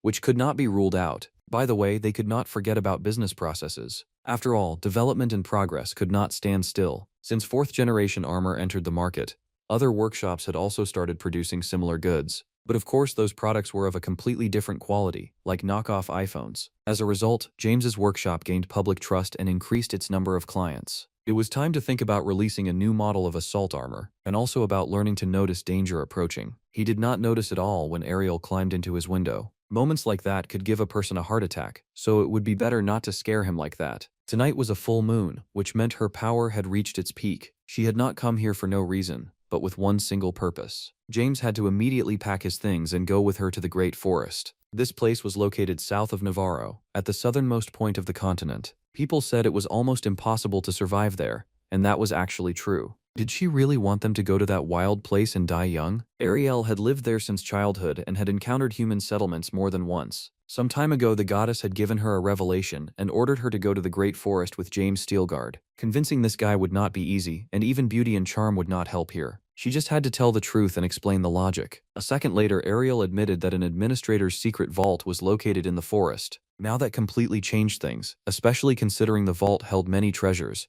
and James would receive 30%. That set of keywords was definitely enough to grab his attention. The only problem was that instead of 30%, he wanted twice as much. After all, this guy had always been a businessman first, so there was nothing surprising about that. If his financial appetite was not satisfied, he would not go anywhere at all. In short, they bargained a little and eventually agreed to split the money evenly. Either way, James would come out ahead. A little later, they gathered their things and set off for the Great Forest, even though it was nighttime. It was hard to believe such beautiful beings lived in this horrible forest. Elves lived in harmony with nature. But even so, this place was still far too disgusting. The mana flows of the Great Forest were tangled, which meant magic here either did not work at all, or worked with interruptions. In theory, the road should have taken several days because of the dense thickets and dangers, but James decided to take a different route, and broke the logic of the Middle Ages. I do not know what the author was thinking when adding a helicopter to this story, but it looked way too strange. My surprise looked about the same as Ariel's face. In the end, she agreed to take the risk and was flying in a helicopter very soon. Usually, going deep into the Great Forest required a full expedition and a lot of time, but with James Stilgard, everything worked a little differently. Naturally, she was shocked, and the guy even enjoyed it. He had always loved surprising people and staying at the peak of progress. Now that they had landed in the right place, it was time to get down to business seriously. His intuition became alert, which meant someone was approaching. His lightning-fast reaction saved James's life, and not for the first time. Judging by the sharp ears, they were elves who did not appreciate unexpected guests. They demanded that they immediately state their names and explain what was happening here. In civilized societies, people usually talk first and start swinging fists afterward. The elves were far too hostile and did not even want to listen to Ariel. In that case, James would have to act a little differently. In the modern world, weapons carried far more weight than pretty words. Using the Heavenly Steps technique, he immediately rushed forward. None of the elves' defenses could stop him. Ariel tried in every possible way to prevent the battle, but no one listened to her at all. After all, when guys want to throw hands, no girl can stop them. And most often guys fight because of girls, and today was exactly that kind of case. James knocked out every one of them, because he did not know how to fight at half strength. Now that they were all brutally beaten, it was time for a small procedure. He needed to find the captain and force him to play the role of a tracking dog. The destroyer tied all the elves together with one rope and ordered them to move forward. It all looked strange, but the guy clearly liked the whole tying and torture format a little too much. Hopefully you did not think of anything bad, because this is just a story about a merchant. The frightened elves no longer knew what to think and believed they had gotten involved with a terrible person. They probably thought they would be sent to a brothel and turned into toys for the rich. They should calm down and stop thinking nonsense, because James might be a pervert, but not that much of one. Now they had finally reached their destination. This pathetic fence would not even block the wind, let alone monsters. There was no protective barrier here, which meant the defense system was on a low level. In the past, elves lived in elite homes, but now even the homeless in Los Angeles probably felt more comfortable. Maybe it was all because of a bad high elder. They needed to arrange a meeting with this person. You probably think an elder should be a very old man, but that was not the case. It turned out to be a young guy who looked like a prince from a Disney cartoon. The elves warned the elder that these people were dangerous, but he seemed completely fearless. When talking was possible, there was no point in hiding. Ariel immediately recognized this guy and called him by name, Kyle. Apparently, no one here had called him by name in a long time, and he had almost forgotten it himself. The elder was stunned, immediately broke into a sweat, and also recognized Sister Ariel. After that, all misunderstandings were cleared up, and the guests were invited into the house. They chatted pleasantly for several hours straight, although for James it was insanely boring. The sole administrator had not wanted to let Ariel go, but she had her own plans. We will not go into the details, because the conversation had already turned to James. Ariel reported that this guy had pulled her out of the Hall of Eternal Life and helped put things in order. He also stood against balance regulation and wanted to kick the administrators off the continent. As for the poverty of the elves in the Great Forest, there were logical explanations for all of it. Everyone who refused to become a regulator had been destroyed, and this even applied to experienced elders. By the way, Kyle could be trusted, at least according to Ariel. She honestly admitted that she wanted to open the vault, although supposedly she had not returned only for that reason. It was a hint at love for her homeland, and of course no one believed her. Life in the settlement changed when the moon tree began losing its power. Because of that, the barrier vanished and it affected the villagers. Right now, no one had memories of the past, and foolish beliefs had begun spreading among the elves. They said the moon tree was fading because the goddess had left and abandoned her sinful children. Although it sounded like complete nonsense, they still believed it. And as we know very well, propaganda always leads to problems. Just then, the conversation was interrupted by the door being kicked in. Apparently, this pointy-eared guy did not like secret conversations happening without his knowledge. He seemed not to care at all that the elder was receiving guests. He and his assistants had come to kill the sinner along with her companion. In this way, they hoped to regain the goddess's favor. That is what happens when elves listen to too much nonsense on TV. They would have to be given an educational talk through force. James was already preparing to fight, but everything quickly went off script. Everyone tensed up and could not understand what was happening. The conflict immediately moved into the background. The elves saw the spirit of the moon goddess before them. She had descended in order to personally speak with James Stilgard. After all, she considered him a very interesting person. The goddess immediately focused all her attention on the conversation with James. He tried to sound funny and relaxed, although he understood perfectly well who was sitting across from him. Before him was someone like Cleos and Mateus, one of the gods of the sixth system with influence on Earth. At first glance, the moon goddess Aaron seemed light and carefree. But was that really the case? The hostile elves still could not calm down and asked the guy to show respect. Luckily, the goddess at least ordered them to shut up and stop interrupting the conversation. The elves had to listen to James's words and also hear what the goddess wanted. The young destroyer would become a great warrior who would protect the Moon Clan,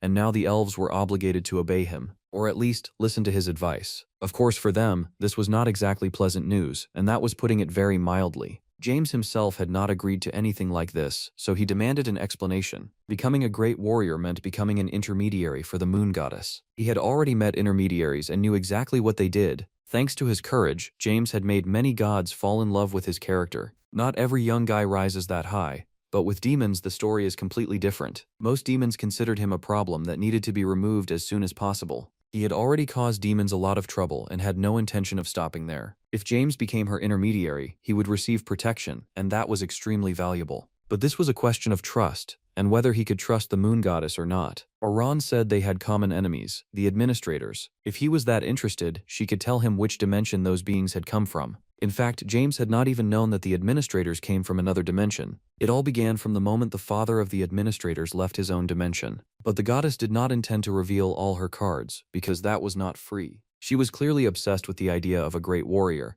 and there were certain reasons for that. After all, the goddess had been watching James for far too long, and had realized that he was a suitable specimen. Maybe the goddess had even fallen in love, because she could not hide her feelings. If James decided to join forces, he would receive a pile of advantages. And of course, first of all, he would be told a lot of interesting information. It seemed he was interested in cooperation, which meant she could throw him the bait. He already knew that the first system was Murim. Then came the magic-based second system and the third system, where science was highly developed. The third system was fairly powerful, but not like the fourth system, where there were more monsters than a first grader had life problems. At the same time, James had never met anyone who belonged to the fifth system, and that was the world of divine beasts, along with dragons. Those words became the missing puzzle piece in his head. Finally, he realized what he had been surrounded by for so long. In truth, an administrator was a dragon from the fifth world. Now it was clear why the evil dragon had thought the administrator belonged to the same species, and why Andalusia had called Doris an administrator. The goddess kept smiling and was ready to continue her fascinating story. With her help, one really could learn almost everything, even what Donald Trump was thinking. The goddess had an ace up her sleeve, and she knew it perfectly well. She was ready to use that advantage for her own benefit and get what she needed from James. Most likely, she hated the administrators because of the death of her previous intermediary. Since then, she had lost interest in Earth and even abandoned the Moon Clan. Either way, James had no choice left. After all this information, the destroyer simply had to cooperate. They chatted a little more, and then returned to the world. Of course, no one else had heard that confidential conversation, and the goddess disappeared immediately afterward, frightening all the elves gathered there.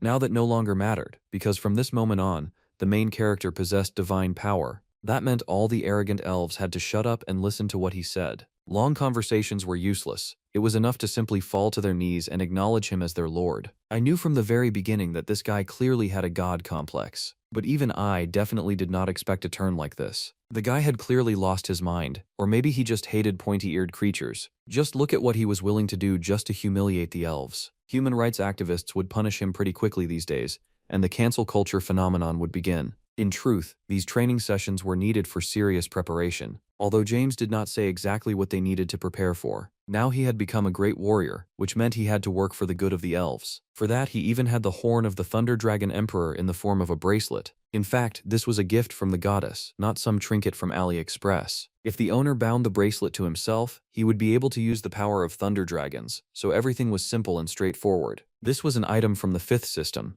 proving that the fifth system was the world of dragons. It also granted various skills that would help in the future. Immediately after activation, a manual appeared in the main character's head, or as psychotherapists would say, the man had simply gone insane. This was different from what he had before, and maybe that was the whole beauty of cooperating with the moon goddess. The goddess turned out to be so generous that she even gave Sari a gift. This small dark sphere was called Megadite. Do not ask why it was named that, because even I do not understand. Now it was time to achieve the goal that had brought him to the Great Forest. Inside this damp and cold cave should be the administrator's vault. Sacred ceremonies had once been held here, but now it was a forbidden zone. Kyle decided to show off some tricks and prove that he was capable of something too. According to him, he removed the emergency alert spell so they could enter without any problems. Although from the outside, it looked like he had just turned on a flashlight and said he helped. He also refused to go inside, because apparently he had forgotten to buy a diaper. The smell in the cave was not pleasant, but you got used to it quickly. By the way, I almost forgot to say that the owner of this vault was Mr. Herbenair.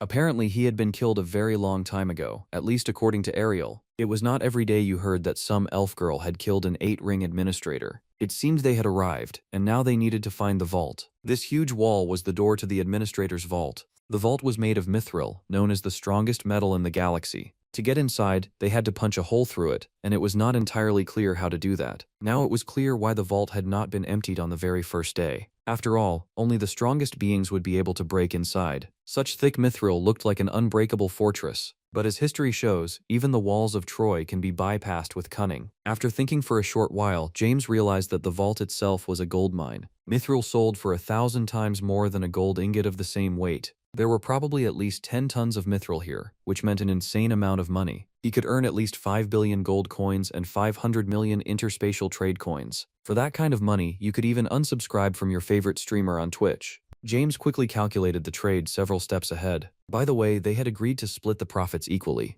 But now he was interested in whether they had agreed to split the profit from the vault itself. Hearing this strange idea, the elf hesitated a little. It seemed she was not very interested in mithril, and that was exactly what James wanted to hear. Now the 3D scanning and all those smart procedures began. Most likely they would need to use 4 powerful plasma cutters to slice a hole through it. Equipment like that would cost at least 8,000 coins and a couple hours of work. That did not seem like too much, so they could wait. And so it would not be too boring. James organized all the conditions for comfortable living. As it turned out, this guy loved discussing rumors and sharing gossip. He told Ariel that the administrators were dragons from another world. For the next several minutes, Ariel simply listened silently to everything he said. For her, this was a shock, because there were many things she had not even suspected. Although some secrets were indeed known to her, she had sworn to the goddess that she would never speak about them. She had been forced to swear on something extremely important in order to fully submit her will. Maybe this all even looked like a circus, and Ariel knew even more about the administrators than James did. As soon as he said that, she almost screamed in shock,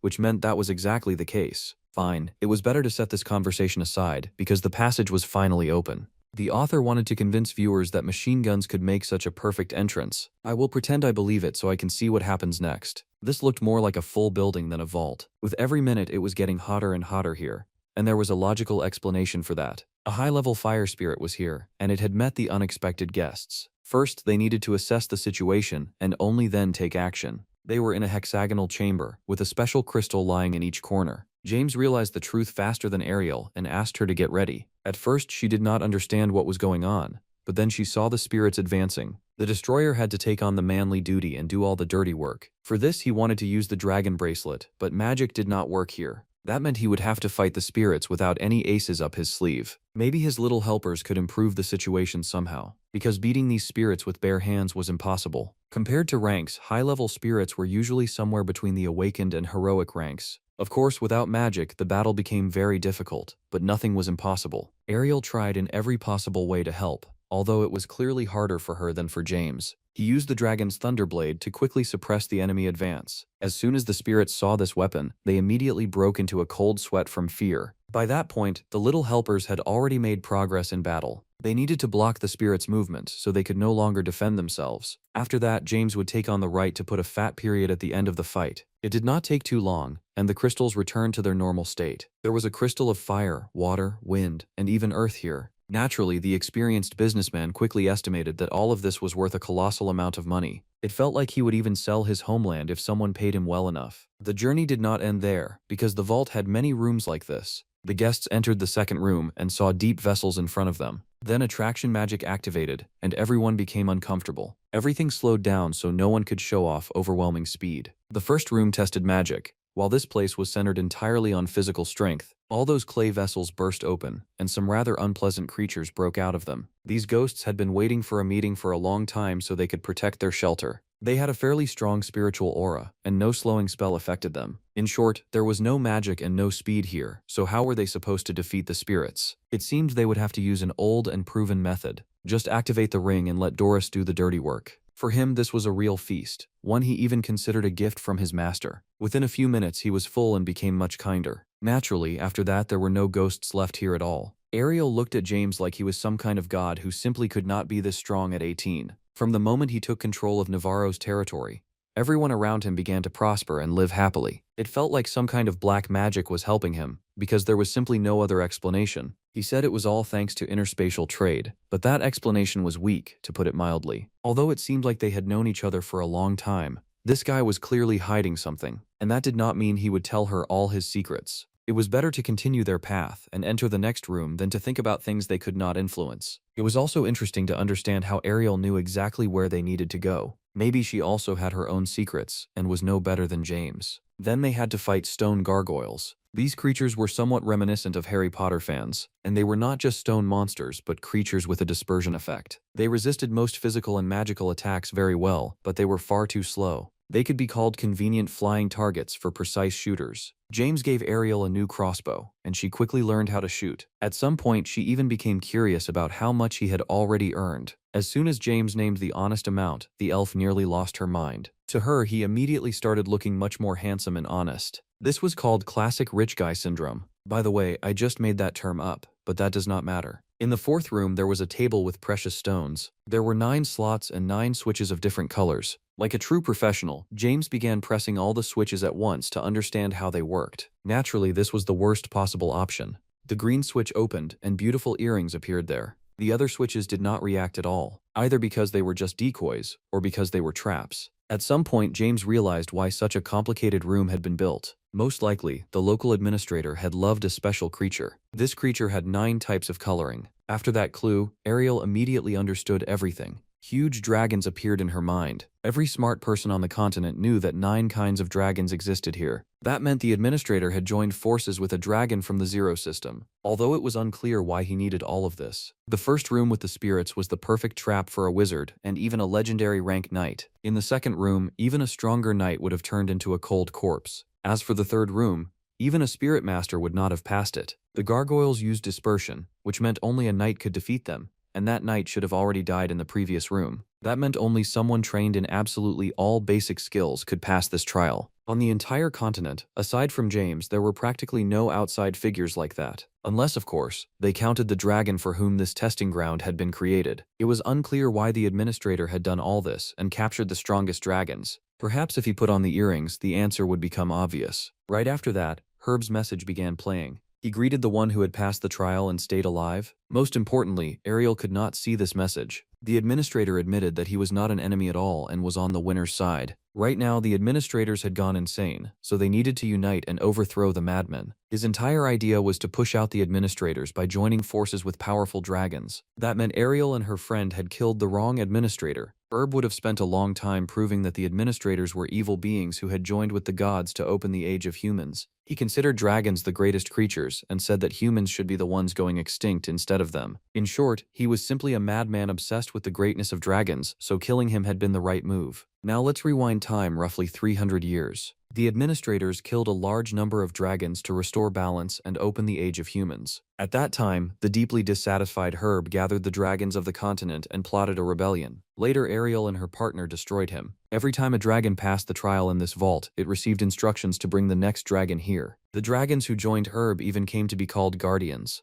And if only 2 pairs of earrings remained on the table, that meant there were at least 7 guardians. Everyone was probably thinking that the dragons could help the main character. But personally, I do not understand why they would need any of this. There was no need to ask what they wanted. He just needed to force them to do what the destroyer desired. The earrings studied mana, which could be easily detected. They only needed to modify a drone so it could accurately determine the guardians' locations. But before that, they would have to clean out the vault and its local storage. After all, there was enough money here to fund the realization of another Avatar movie. Naturally, no vault could be empty. If someone had built such a protected building, why not store a huge amount of money here? It seemed like the worst was behind them, but maybe that was not true. The connection with the moon's energy had just been cut off. Spiritual magic had also been blocked, which meant all the room restrictions had gathered in one place. After that, a very frightening and oppressive sound rang out. This room had been made round to perfectly and very quickly destroy an intruder. Pressing against the wall was useless, because everything here had been planned in advance. But instead of worrying about the main character, I was insanely angry that he still had not taken off those earrings.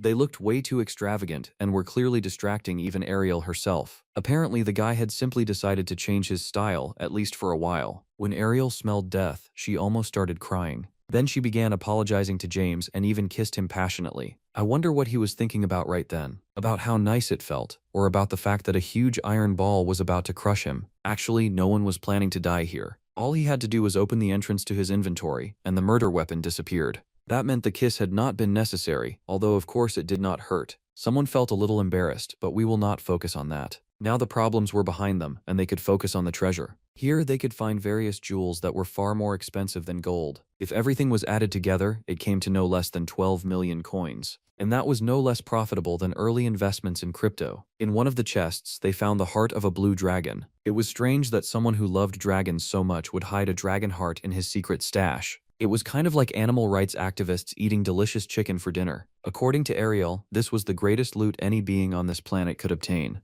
James decided to change the topic and talk about the past. He suggested they should not avoid what had happened a few minutes earlier. After all, that kiss had been a little too sweet. He decided to remind her that they were simply cooperating, without any feelings involved. He did not want their cooperation to be burdened by love. At the same time, Ariel was used to losing people close to her, and she could not allow that to happen again. For her, that kiss had been a rebellion against a horrible death. Or maybe she was just a little pervert who wanted something more than cooperation. Several more days passed after that, and James and Ariel were still locked inside the vault. The steel ball did not fit into the storage, so it simply blocked the exit. At least they had food, otherwise they would have had to snack on Ariel's tasty ears. During that time, they had already grown closer, but not enough for this story to receive an 18+ rating. According to the author, simply eating burgers could help a person progress. Apparently, it improved the progress of psionic abilities up to the 5th level. As soon as that happened, James intuitively understood that it was time to get out of here. The iron ball was so huge that it was simply impossible to break or push aside.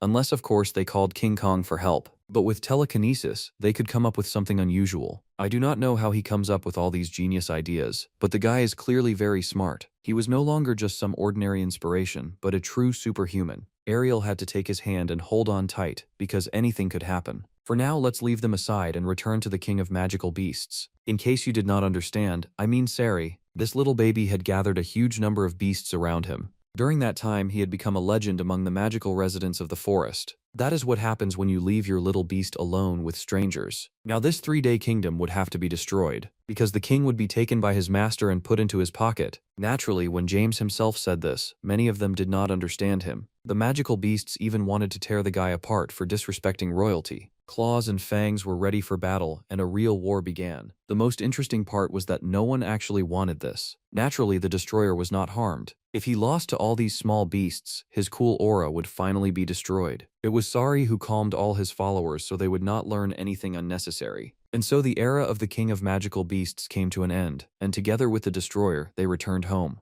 They managed to earn good money in the magical forest, and also learned a lot of useful information. The administrators had learned about their comrade's death and could attack from behind very soon. During this time, he needed to increase his power and act actively and ruthlessly. Although James had spent a lot of life force in the forest, that did not mean he would stop there. Right now, he was preparing to set out using a teleportation technique. All that remained was to wish him luck and wait for the next meeting. There was no need to rack your brain over where he was actually headed. He needed to meet old acquaintances and even relatives. More than a year had passed since their last meeting. James was incredibly happy to see his father, who was perfectly fine. By the way, Sierra had grown even younger, all thanks to the reverse aging spell. She had someone to train with and improve her magical skills. During that time, Bemos had made significant progress and solved his mana shortage problem. Maybe now he would have a new little job from James. Before him was a dragon heart, meaning the most expensive and rare magical material on the continent. It could be absorbed and used well, although it was better to do it as carefully as possible. His father asked whether his son had made any progress and become stronger during this time.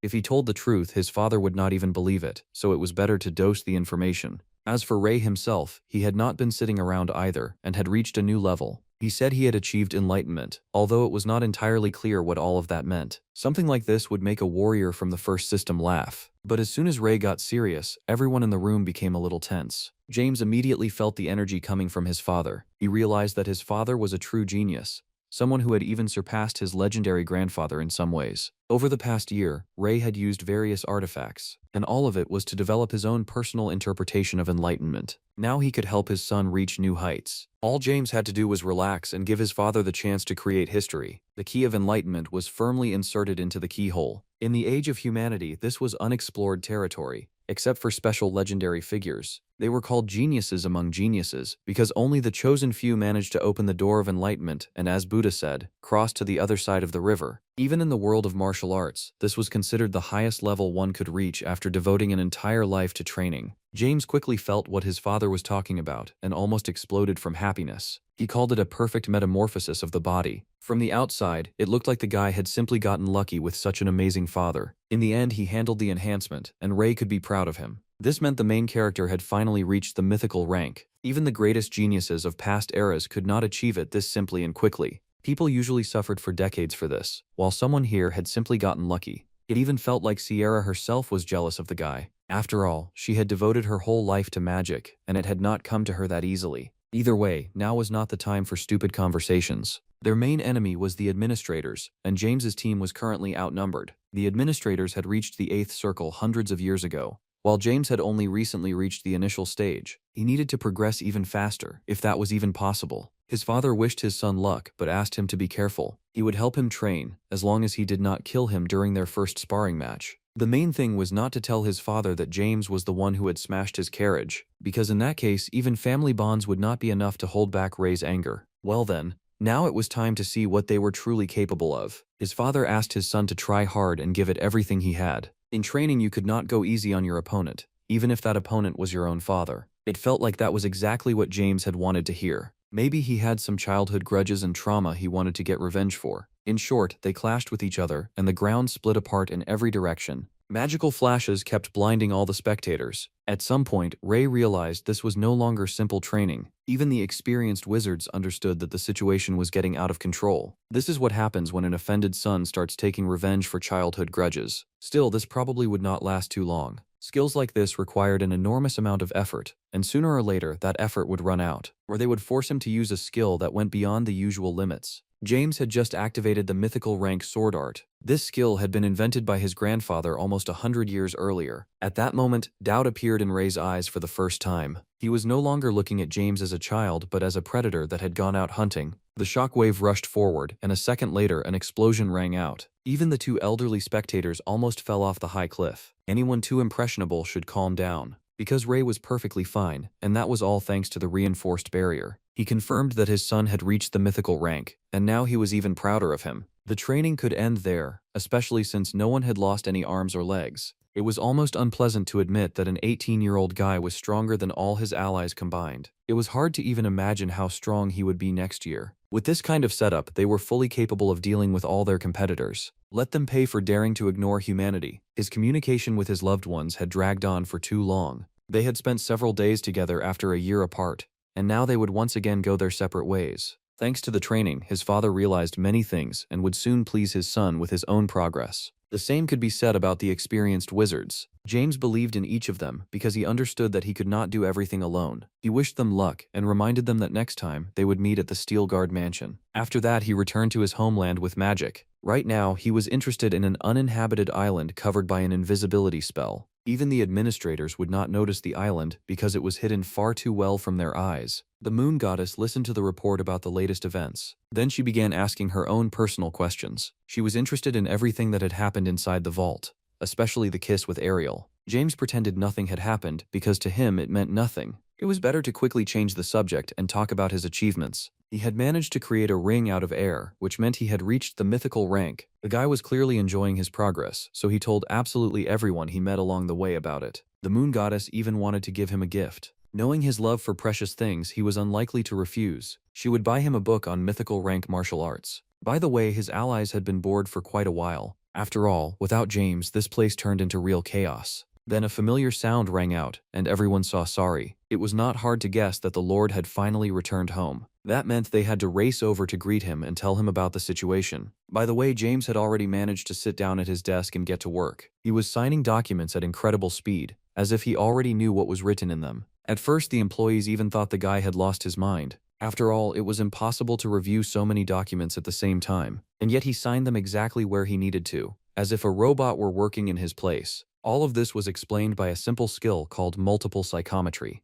It turned out he bought skills not only for battles, but also for such basic processes. Haitan came to complain that the furnace temperature had dropped for unknown reasons. James had to give him the necessary book and send him off to fix the situation. The Stillguard family wizard Jess also came with his own problems. He could not install the teleportation magic circle because the formulas kept breaking down. James had to correct his calculations and show him what the proper format should look like. Just like that, the head of the family solved problems with a snap of his fingers. Now it was time to talk about the biggest problem currently facing the Stillguard family. Of course, everyone knew James had established a high standard of living for all his residents. He had even had to work on the Knight Order, which was constantly progressing. But to reach a new level and stand equal to the kingdom's knights, they needed new armor. Mithril was perfect for that kind of work, and now they had plenty of it. This metal was considered not only incredibly expensive, but also extremely rare. When James was asked how much mithril he had brought home, he showed 3 fingers. Naturally, everyone thought he meant 3 or maybe 30 kilograms, and they were wrong. Only when Kalloy realized they now had 3 tons of mithril did everything fall into place. In truth, James had misspoken, and there was 10 times more of that metal. He decided not to tell him that so he would not cause a premature stroke. Once Kalloy recovered from the shock, he immediately continued the conversation. After all, mithril was an essential strategic material for any nation. Problems could arise because of the royal family, which might not recognize their ownership rights. After all, the mithril had been taken from the forest, and that was royal territory first and foremost. James proposed an alternative option: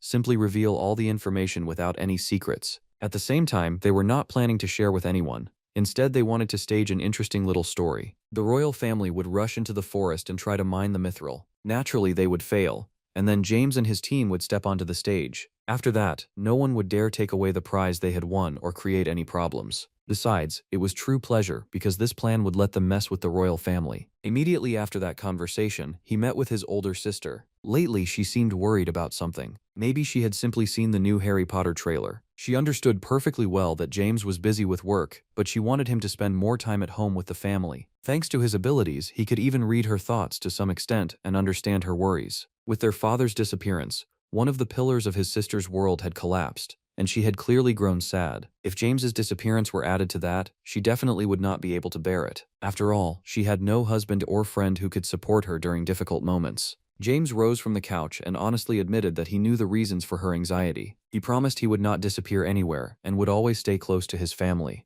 Dark forces were targeting them, but that was actually an opportunity to unite like never before. Karen sensed danger, even though she had only a tiny fraction of the information. Maybe that was the main quality of the Stillguard family: maximum intuition. To calm her down a little, he had to show her a few circus tricks. His sister, of course, knew her brother was talented, but not this talented. In just 1 second, they moved from a cozy room to the great dense forest in the south of the continent. James activated teleportation without scrolls or artifacts, like a top-level illusionist. He explained that this place would make the Stillguard family even greater in the near future. His sister simply needed to trust her brother and stop trying to protect him. With this magic, the James Company was going to take all the precious metals from this place. The Destroyer's message to his sister remained extremely simple and clear. He had stopped being a child and had become an incredibly powerful person. There was no point worrying about such power, so Karen could be calm. Naturally, questions began raining down on him. To avoid answering everything at once, he decided to change the subject a little and give her a gift. In the blink of an eye, the dragon heart from the nest appeared in his hand. Right now, he did not need this artifact at all, but Karen could use it. As a result, the family would be guaranteed to gain a special class knight. She only needed to unite the upper and lower cores, as well as the flows of internal mana. Thanks to her active training, Karen had spent all these years preparing her body for events like this. After that, Sari appeared from the bushes, and he also had to play his part in the plan. After all, this little guy was the king of the local monsters, who obeyed him like a dictator. Very soon, the royal family would learn that mithril was being mined here. Did they really think mining this metal would be that easy? James would simply force them to run away from here while wiping their tears and snot. Soon, the Destroyer finished creating the fake mithril deposits in the Great Forest, while his sister managed to absorb the dragon heart. Her body became light and airy, yet sturdy and powerful at the same time. At 22, Karen Stilgard received a more than solid foundation for awakening higher powers. This meant she could definitely be considered a genius, because she was still far too young a bird. Although her younger brother had actively helped her, most of the credit still belonged to her. Now let's talk about the neighboring country bordering Navarro, known as Leocan. If Navarro was known as the land of knights, then Leocan was the land of wizards. One of the employees of James's trading company, Mr. Hamoon, had been apologizing all day. Lately, the company's affairs had gotten worse, and now they could lose all the money they had invested. Actually, they had only needed to slowly enter Leocan's domestic market, but something had gone wrong. At first, negotiations with the mail trading company went smoothly, but at the last moment, they backed out of the deal. It was as if from the very beginning, all of this had been nothing more than a soap opera and a clever move. James received all the necessary documents and learned that he had spent 1,000,000 coins on building connections. You have to agree, that is not the kind of news a company owner wants to hear on a pleasant Saturday morning. Even though he could afford not to worry about the money, 1,000,000 was still far too much. James had chosen this city for a specific reason. He was interested in the Magic Tower because the most advanced magical nation on the continent lived here. Under the tower's wing were numerous academies that constantly needed supplies. This could be called a businessman's paradise, one that would bring unbelievable income. That was why he had to go all the way, search for loopholes, and find possible ways around the problem. In general, this was a good chance to see how quickly James's life was changing. A couple of years ago, he would tremble in fear over losing 300 coins, but now he did not care about losing 1,000,000. After analyzing the situation, he immediately headed to the mail trading house. The head of the company, Mail Rotten, welcomed him with open arms. He even decided to joke a little, although it was obvious this guy was looking down on James. In that case, they would have to speak very seriously and without any jokes. The destroyer had always been calm and polite, but when he saw someone openly mocking him, rage filled him. They decided to sit at the table, clearly understanding that they were ready to stab each other in the back. The assistant immediately recalled the agreements that had been broken. Honest businessmen did not act like that, and always stood by their word. Maybe that was how things worked in an ideal world, but not in the city of wizards. They were even ready to pay double the penalty for breaking the agreement. The only problem was that Mr. Mail viewed those agreements a little differently. Instead of 2,000,000, he offered to pay no more than 20,000 coins. If someone did not like his offer, he would not pay even that amount. In simple terms, this was an open spit in the face. I think it is not hard to guess what followed such insults. James did not even need to stand up to send his fist straight into his opponent's face. One precise touch to the chin, and Mr. Ham was knocked out. If the hand of the law could not reach people like this, then James's hand would do it much faster. Maybe that was not very good from a business or reputation standpoint, but he really wanted to punish this guy. And the lesson did not end there. The most fun part was only beginning. The guards had been warned in advance not to approach in order to avoid unnecessary casualties. The negotiations would continue in a closed office, where there were no extra eyes or ears. By the way, Mr. Mail had already lost a front tooth.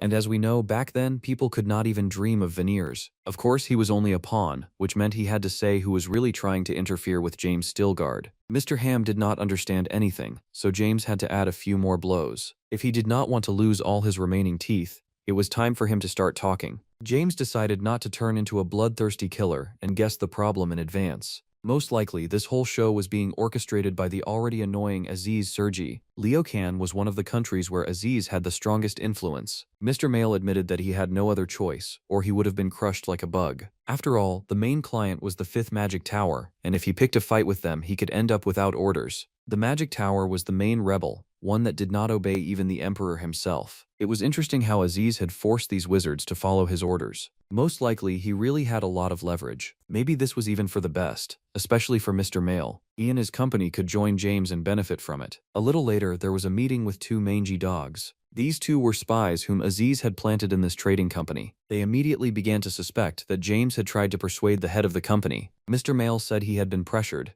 and then the entire room was searched, where they found a letter from Aziz. James promised to use the letter and spread the information across the entire continent so everyone would know what a disgusting person Aziz was. Naturally, the 2 spies did not like this at all and decided to somehow get the letter back so they would not expose their boss. These guys were far too confident in themselves, all because of their awakened rank and mystic blade skill. We had already seen similar little brats who failed to handle the destroyer's power and pressure. Most likely, these were just more pretty boys who would be destroyed only seconds after the battle began. In principle, that was exactly what happened, although it should be admitted that they lasted a whole minute. Either way, their strength was not enough to hold James back in any way, and he still dressed as if he lived in the 21st century. A spell had been placed over the entire room, preventing teleportation to another location. That meant this conversation would last exactly as long as James wanted it to. And in terms of bloodthirstiness, he immediately made it clear that he had no intention of playing games. If they did not tell him everything he needed, he would do horrible things. A wizard from the 5th Magic Tower named Guilford was already ready to sell his own mother just to be left alive. And as we know, James had no intention of being too kind. He was far more interested in the fact that Aziz had joined forces with the wizards of the 5th Tower. Even thinking about all of this made his head buzz like an ancient train. Let's look at all the known facts, starting, of course, with the fragment of Andalusia that possessed Alex's body, and learned about the existence of the administrators. He had made a no-lose bet, knowing in advance that if Lucy reached the mythical rank, the Seven Eyes Society would get rid of her. The problem was that James did not remember what had happened to Lucy in his past life. His memory seemed to refuse to work, so he would have to use outside artifacts.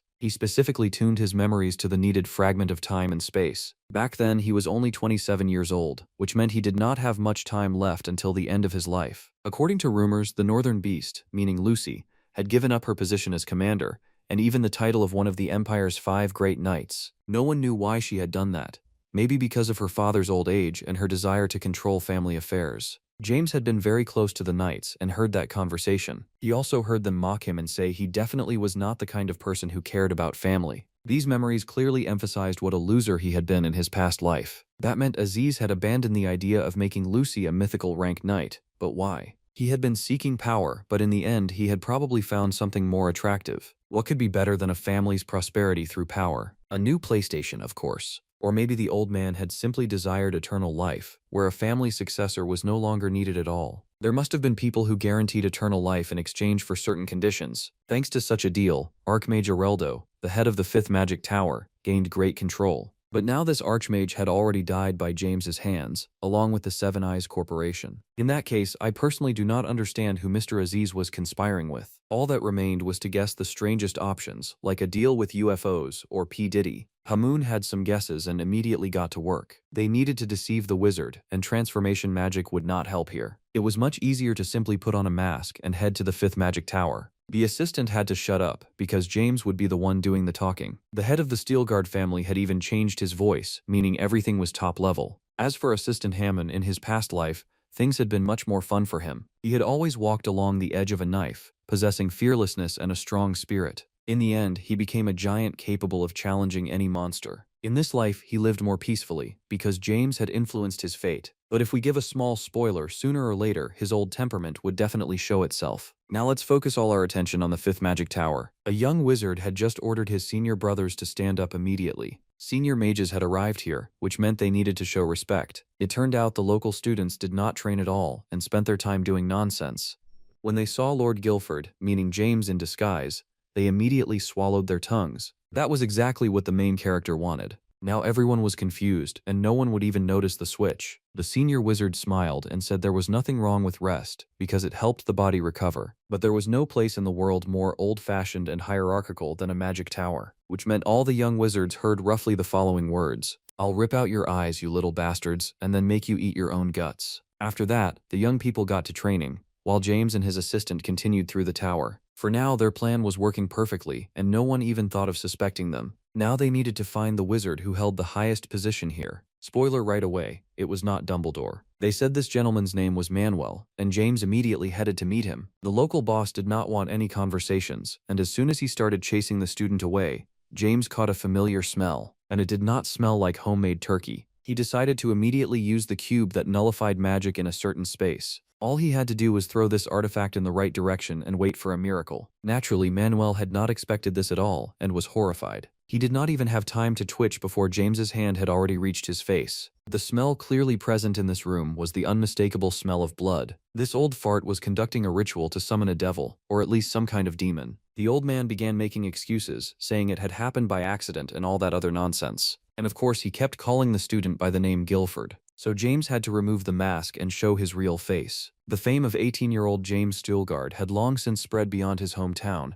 and even beyond the country. Even big shots like Manuel knew him, and that was not surprising at all. On the day James killed the members of the Seven Eyes organization, the magical world was turned upside down. The reason was that the heads of the magic towers had disappeared at the same time. The six-ring wizards carefully hid that fact to avoid confusion and chaos. Many people were aiming for the vacant position of Magic Tower Master. Manuel was one of them and decided to perform a demon summoning ritual to become a seven-ring mage. After all previous heads of the Magic Towers had been seven-ring mages, and since all the previous bosses had disappeared, all that remained was to level up and take their place. It should be admitted that almost all six-ring wizards had done the same thing, or at least they had tried to reach the next level. That meant he needed to call them in for a conversation and conduct a small interview. The next few hours were packed with events. Every wizard swore they had never entered any conspiracy, and especially had never taken money from Aziz. Supposedly that would cause great reputational damage for them, and they had not even thought about it. James copied Manuel's appearance, so the interrogation was very clever and subtle, almost like manipulation by an ex-wife. In the end, the six-ring wizard Enixon finally confessed to something like that. He had cooperated with Aziz and done everything he could to interfere with James's trading company. For him, this was a huge risk that could lead to him losing everything. Manuel said he would raise this issue at the public assembly. Those words immediately made the traitor jump like a worm in a frying pan. After all, he understood that the other wizards would support his dismissal. The traitor turned out to be rather weak-willed, and now it was clear why Aziz had pressured him specifically. At the same time, this guy clearly had big ambitions because he wanted to become the head of the Magic Tower. And all of that was because he had been carrying out the orders of his former boss. Enixon was the only one among the senior wizards who knew that the former head had cooperated with Aziz. Even a minimal analysis of the situation showed that Enixon was not lying. That meant a phenomenal meeting would happen very soon, because it was time to sort out this magical shit. When James killed Areldo, he burned his body, then burned the remaining ashes again. That meant this worm simply could not have come back to life, at least not through magic. He had to disguise himself again to dig deeper into all this mess. To be honest, even I was confused by now, because even Sherlock Holmes would envy this plot. Disguised as Enixon, James went to meet his higher-up. He definitely was not ready to see the man he had killed with his own hands. Even so, he did not lose his composure and greeted the head of the Magic Tower. As for Ha-Moon, he showed a little too much respect. Maybe there was an explanation for all of this. The Seven Eyes Corporation had wanted to kidnap his biological brother. In his past life, Ha-Moon had risen to the position of a very large merchant. All because when his brother disappeared, he lost his mind and became obsessed with making money. After the destruction of Seven Eyes, Hamon would not lose his brother and would not go insane. But the situation still looked ironic. Naturally, the person before them was not actually the highest mage of the fifth tower. Someone was pretending to be a dead man, and it was time to rip off his mask. The old man decided to act first and play a game called Magic Chooses Its Next Victim. He acted coldly and calculatedly, as if he had rehearsed the whole scene in advance. Very quickly, almost nothing remained of his initial confidence. Did this old fart really think he could pass himself off as a great wizard with basic magic skills? He would be finished right now, even if he had prepared for this battle his entire life. It was better to throw the assistant farther away so he would not get hurt under any circumstances. Then the special effects began, and this time there was no green screen in the background. James easily blocked the attack, then closed the distance to finish what he had started. A second later, the old man was pinned to the floor and made to understand that if he twitched, no one would be able to help him. He could say whatever he wanted, whether he had forgotten his pills or had Alzheimer's. But none of that mattered anymore. James had his own thoughts on the matter, and he suspected who was standing before him. To stage a small performance, he had to activate transformation, and within a few seconds, James turned into Mr. Herb, who was supposed to be dead. In the dungeon of the Great Forest, he and his partner had confirmed the existence of dragons. These creatures were conspiring with Herb in an attempt to drive out the administrators. They called themselves Guardians, which meant this old man was one of the dragons. His name was Zaynar, and of course he wanted to understand why they were even fighting if they were on the same side. James had to pretend they had not seen each other in a long time, which was why Herb had not recognized his ally. Or maybe it was because the old man had lost the earrings that had been taken from the vault. He admitted his mistake, saying he had lost the earrings more than 100 years ago. Naturally, he did not know the real Herb was dead, so he spoke to him like an old friend. He knew that sooner or later, Herb would definitely return and carry out their grand plan. After the destruction of Seven Eyes, he urged him to act more aggressively and go all the way.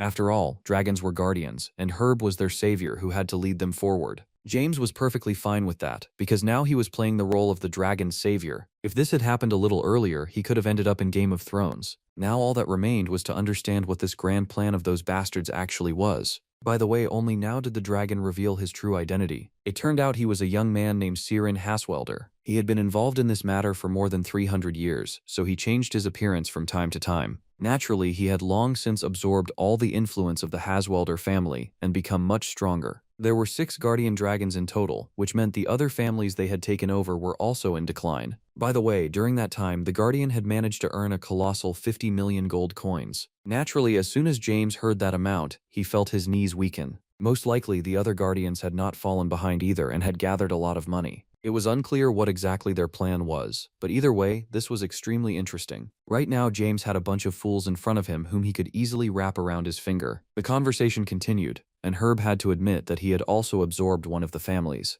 That way, no one would think he had spent all this time doing nothing useful. According to Herb, he had absorbed the Stilgard family, which meant this was a double lie. In other words, James was showing his real face and basically telling the truth, even though in practice it was a lie. On the other hand, it was hard not to believe him because James Stilgard had changed very quickly and stopped being a classic loser. He was that same young graduate and mysterious aura user, the head of a major guild, and even a demon slayer who had received the title of Count at the youngest age in history. On top of that, this guy had turned into a holy man loved by a goddess. Now James did not need to hide his real face or worry about anything. Naturally, his stats were far too abnormal because no one had ever achieved such success in a single human lifetime. But that only confirmed the difference in level between the administrators and the dragons. If James had gathered all the necessary money, the dragon urged him to carry out the grand plan. Now he somehow needed to cleverly find out what that plan was and what had to be done. Naturally, the dragon hurried to apologize for everything that had happened recently. He had not known James was an administrator, which was why he had interfered with his trading company. Now he would fix everything, and the main character could sleep peacefully. But first he had to answer one question.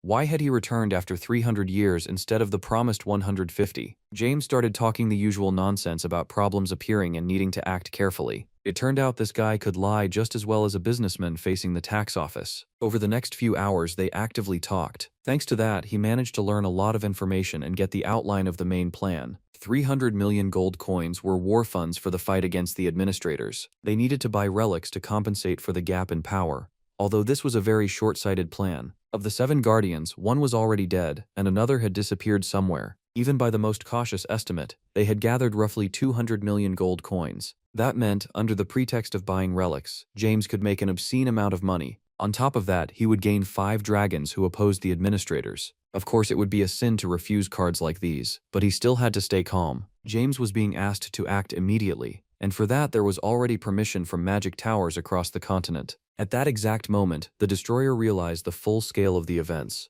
Huge money and an army of dragons were at stake, so a lot depended on his next move. He clenched his fists and decided to act with certainty. According to James, the right time had not yet come, and the plan needed to be postponed. Soon the dragons would learn everything, but he asked them not to worry, because everything was under control. This guy had long since become a master of vague answers, knowing in advance that it would work. Although the dragon was a little disappointed, his faith in James was far too strong. Well, after that conversation, there was no reason to stay in the magic tower. By the way, Mr. Hammond only woke up the next morning. Naturally, he had not heard that conversation and did not even remember what had happened yesterday. His last memories were connected to the fact that the Great Wizard had been fake. Even those could be considered unnecessary memories that would be good to erase. Such an experience could change the assistant's fate and make him into the person he had been in his past life. James had to feed him a bunch of lies and tell him a few fairy tales. But even that information could not be shared with other people. Hammond promised to keep the secret so he would not lose his memories. Lately, so many things were happening on Earth that there was no time to get distracted by other dimensions.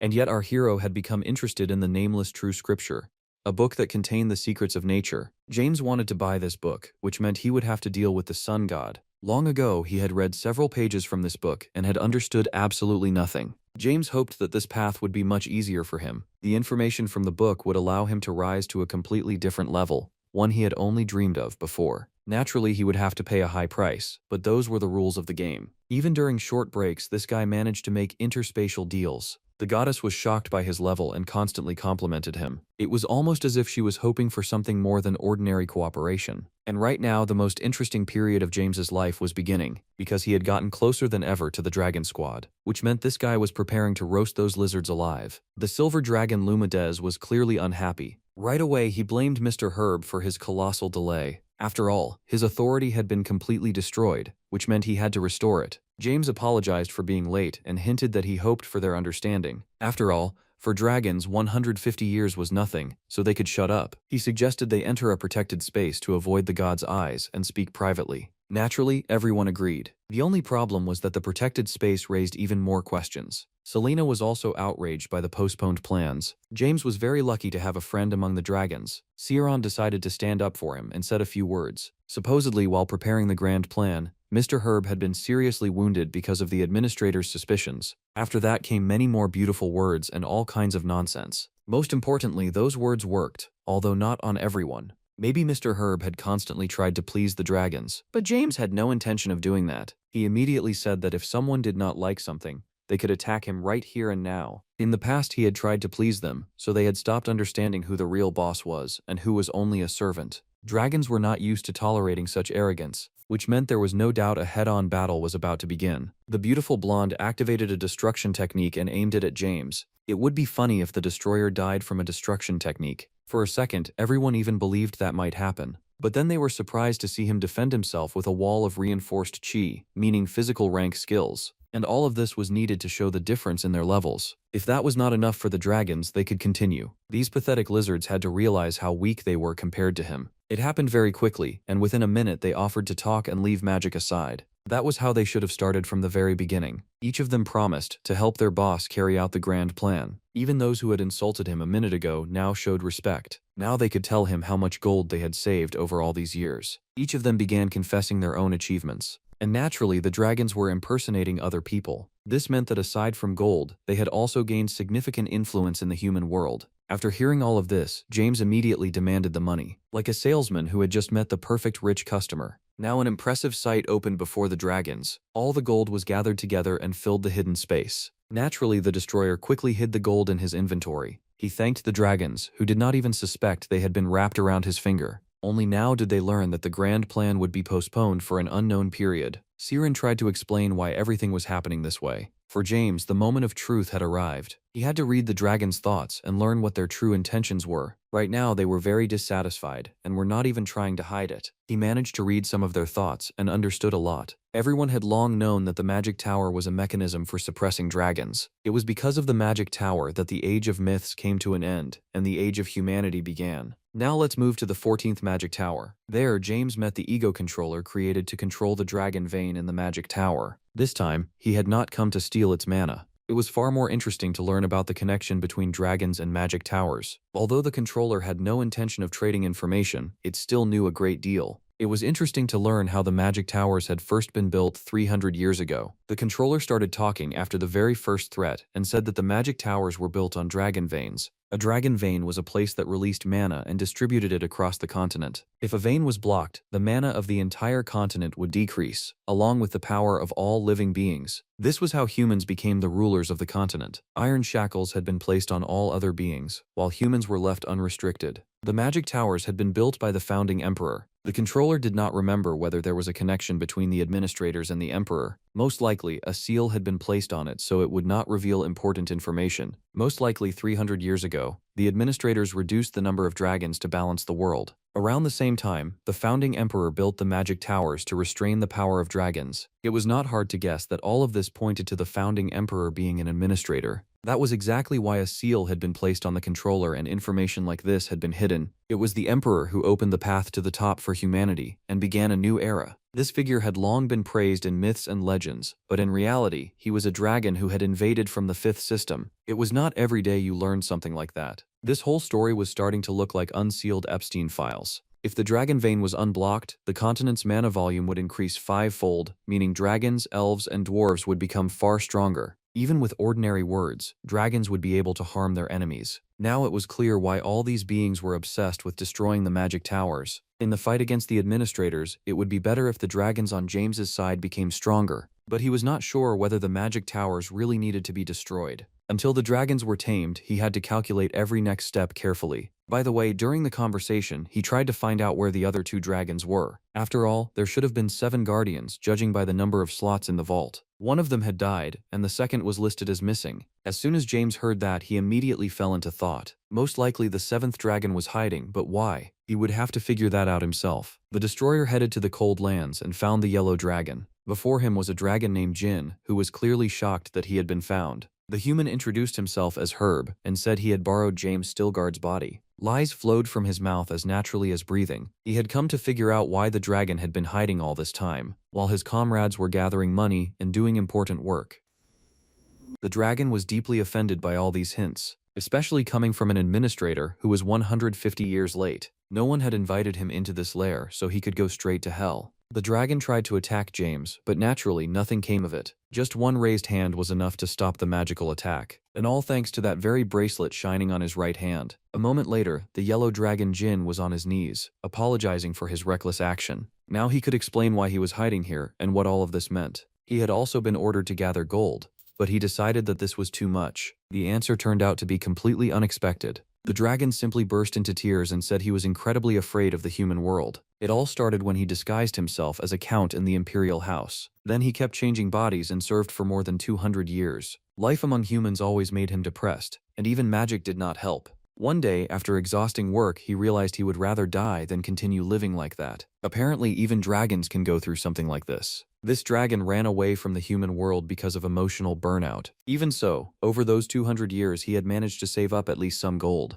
and for a very long time he really did not want to part with it. In exchange, James would keep his negligence a secret and even allow him to extend his vacation. At first it sounded strange, but if you work without rest, even a dragon will go insane. He had earned his relaxation, while James returned to his homeland. As for his trade in the interspatial system, everything there was stable as always. The dragon's pure gold was gradually being converted into coins, and everything was going rather smoothly. He was getting more and more money, and James was already among the richest people on the planet. And they could not forget that besides coins, he had plenty of other interesting things. While he was dealing with gods and administrators, his business had not been standing still. Market capitalization had nearly doubled, and even that was not all. Investors across all countries recognized him as the leader of a new civilization. That meant his total capital now exceeded 100 million coins. Of course, that was not Warren Buffett level, but still not bad, especially for an 18-year-old guy. It was time to knock on the doors of the fourth system, where naturally no one was waiting for him. Right now, he had several interesting options. He wanted to throw some money at the Bahamut mercenary group from the second system. People from the second system said these mercenaries were true professionals in their field. On top of that, today's price came with a discount, almost like it was Black Friday. Mercenaries from the second system were very famous for their achievements and excellent training. With the appearance of fourth-generation magic armor, the mercenaries' power had decreased, and besides, they were constantly getting older. That was exactly why there was now a discount on signing a contract with them. James wanted to build another factory for producing fourth-generation magic armor, and he would need support. A mercenary group could fill that role much better than many others. He only needed to provide them with fourth-generation armor. In return, he would receive not only factory protection, but also real data on combat performance. In short, it was a wonderful deal that was impossible to refuse. Now James owned a magic armor business, a mercenary group, and even a magic university. This guy's influence was growing, and even the goddess envied him a little. He had not yet become the most influential person in the world, but the peak was no longer that far away. His allies already called him chairman, despite his young age. James stepped outside to breathe in the fresh scent of grass and flowers. At that moment, he learned that he had to appear at the temple immediately. The saint had arrived without warning, and it seemed something was wrong. The report said she had been acting very strangely, which meant it was better to hurry to meet her. The frightened destroyer ran to Cleos's temple. Meanwhile, the saint was offered a drink from the Lord's castle that strongly resembled Coca-Cola. They explained to her that it was soda, and the sensation would be a little unfamiliar. The saint enjoyed the drink and became at least a little kinder. She did not shout at the attendants, because they were not guilty of anything. If anyone deserved her anger, it was the blonde-haired guy. Lord Stilgard was already here, which meant it was time to talk honestly. Everyone was ordered to leave so no one could eavesdrop. Lady Cleos had not visited for a long time, especially not without warning. Only recently, she had completed an important event and finally received her long-awaited freedom. When she returned, she ran into a situation worse than the actors in the Odyssey. She learned that the goddess of love had taken James into her hands, which meant this was a classic story of female jealousy. The conversation began with loud shouting. Then a little girl appeared from behind, one who could be considered the goddess of love's assistant. Her name was Luna, and she wanted to take part in the conversation. But Cleos decided that no one should interfere with them and cut herself off from the whole world. They were left alone so James could explain everything that was going on. He saw nothing wrong with becoming the great warrior of the goddess of love. The fact that he had not discussed it with anyone meant nothing, because he was a grown boy and did whatever he wanted. The saint had plans for this guy, but nothing stopped them from continuing their cooperation. Nothing had changed in their relationship, so she could keep her jealousy to herself. Besides, both on the continent and in interspatial trade, there were far too many people he cooperated with, and Cleos was the only one with whom he did business on both fronts. He had to bring up the rise in stock prices to calm her down a little. But changing the subject barely helped. Cleos pretended she knew nothing about the administrators, although her behavior clearly showed otherwise. On the other hand, Aran had approached James to avenge the death of her previous great warrior, and had told him many things. That was why choosing Aaron had been the more logical move. Now let's move to the sixth system, where the heavenly realm was located. Cleos was upset, of course, but she understood that James was not guilty of anything and had simply acted as he had to. However, there was now real hostility between her and Aaron, and maybe we would even see women's fights. Right now they met in one palace, although the goddess of love was a little busy. Lately she had been spending official funds, and that caused dissatisfaction. A real conflict broke out there, and it was all because of money. Naturally, Cleos was shocked by what she heard and even froze a little. When they noticed her, everyone around felt ashamed, but time could not be turned back. Cleos honestly said she had come to speak with the goddess of love. Obviously, this was not exactly the right moment, because after the conflict, Aaron felt shattered. Problems had appeared because of her financial cooperation with James. They needed to talk like two wise women and not start another conflict. They went out into the fresh air and discussed everything that had happened. Now Cleos knew everything and no longer felt betrayed. By the way, she had not been absent for the past several months for no reason. The saint had been searching for the Stone of Eternity, because in the sixth system, this thing was considered legendary. Whoever absorbed this stone became a true god and gained the ability to have two or more intermediaries. It was somewhat like the stones Thanos had been collecting so actively. Then the conversation turned to Espire, who had been screaming like he was being slaughtered over some minor issue. It turned out he had a reason, because Aaron had bought the chronotope. This artifact cost at least 8 million, and worst of all, the goddess of love had decided to give it to James,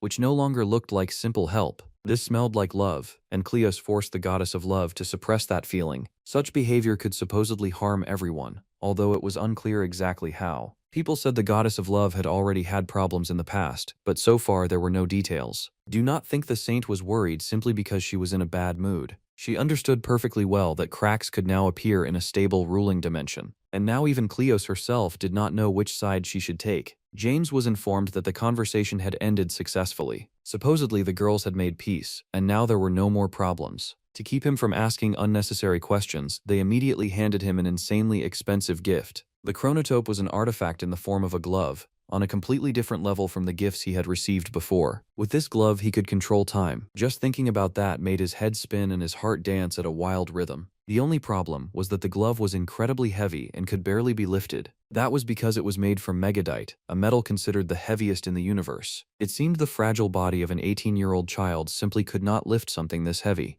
James should have started bulking up long ago, because he looked like a skinny worm. Skills were cool, of course, but when beach season came, he was unlikely to impress the girls. He had to call his assistant and order him to bring every elixir and internal energy supply from the shop. After that, he clearly had more strength, and the glove no longer felt like an unbearable burden. Increasing internal energy did not raise his rank, but it expanded his energy core and gave his body more power. Now he needed to figure out how exactly this artifact should be used. With this equipment, he could control time, but he had to be very careful. This artifact used a resource called time fragments. I should mention right away that such a valuable material had to be collected personally. The indirect method automatically extracted time fragments from the surrounding environment. There was also a direct method, collecting the fragments himself, which was much faster. It turned out that a time fragment could even be extracted from an ordinary apple. I do not know what pills the author took before coming up with this, but it sounded strange, to put it mildly. A second after the absorption, the apple turned into a rotten corpse. That meant James had stolen time from the apple and received a fragment that way. Of course, there were not many of these materials inside an apple, but even that was enough to make a small jump through time. The calluses on his hands disappeared, meaning his body returned to the state it had been in 3 years ago, before he started sword training. This artifact challenged the laws of nature,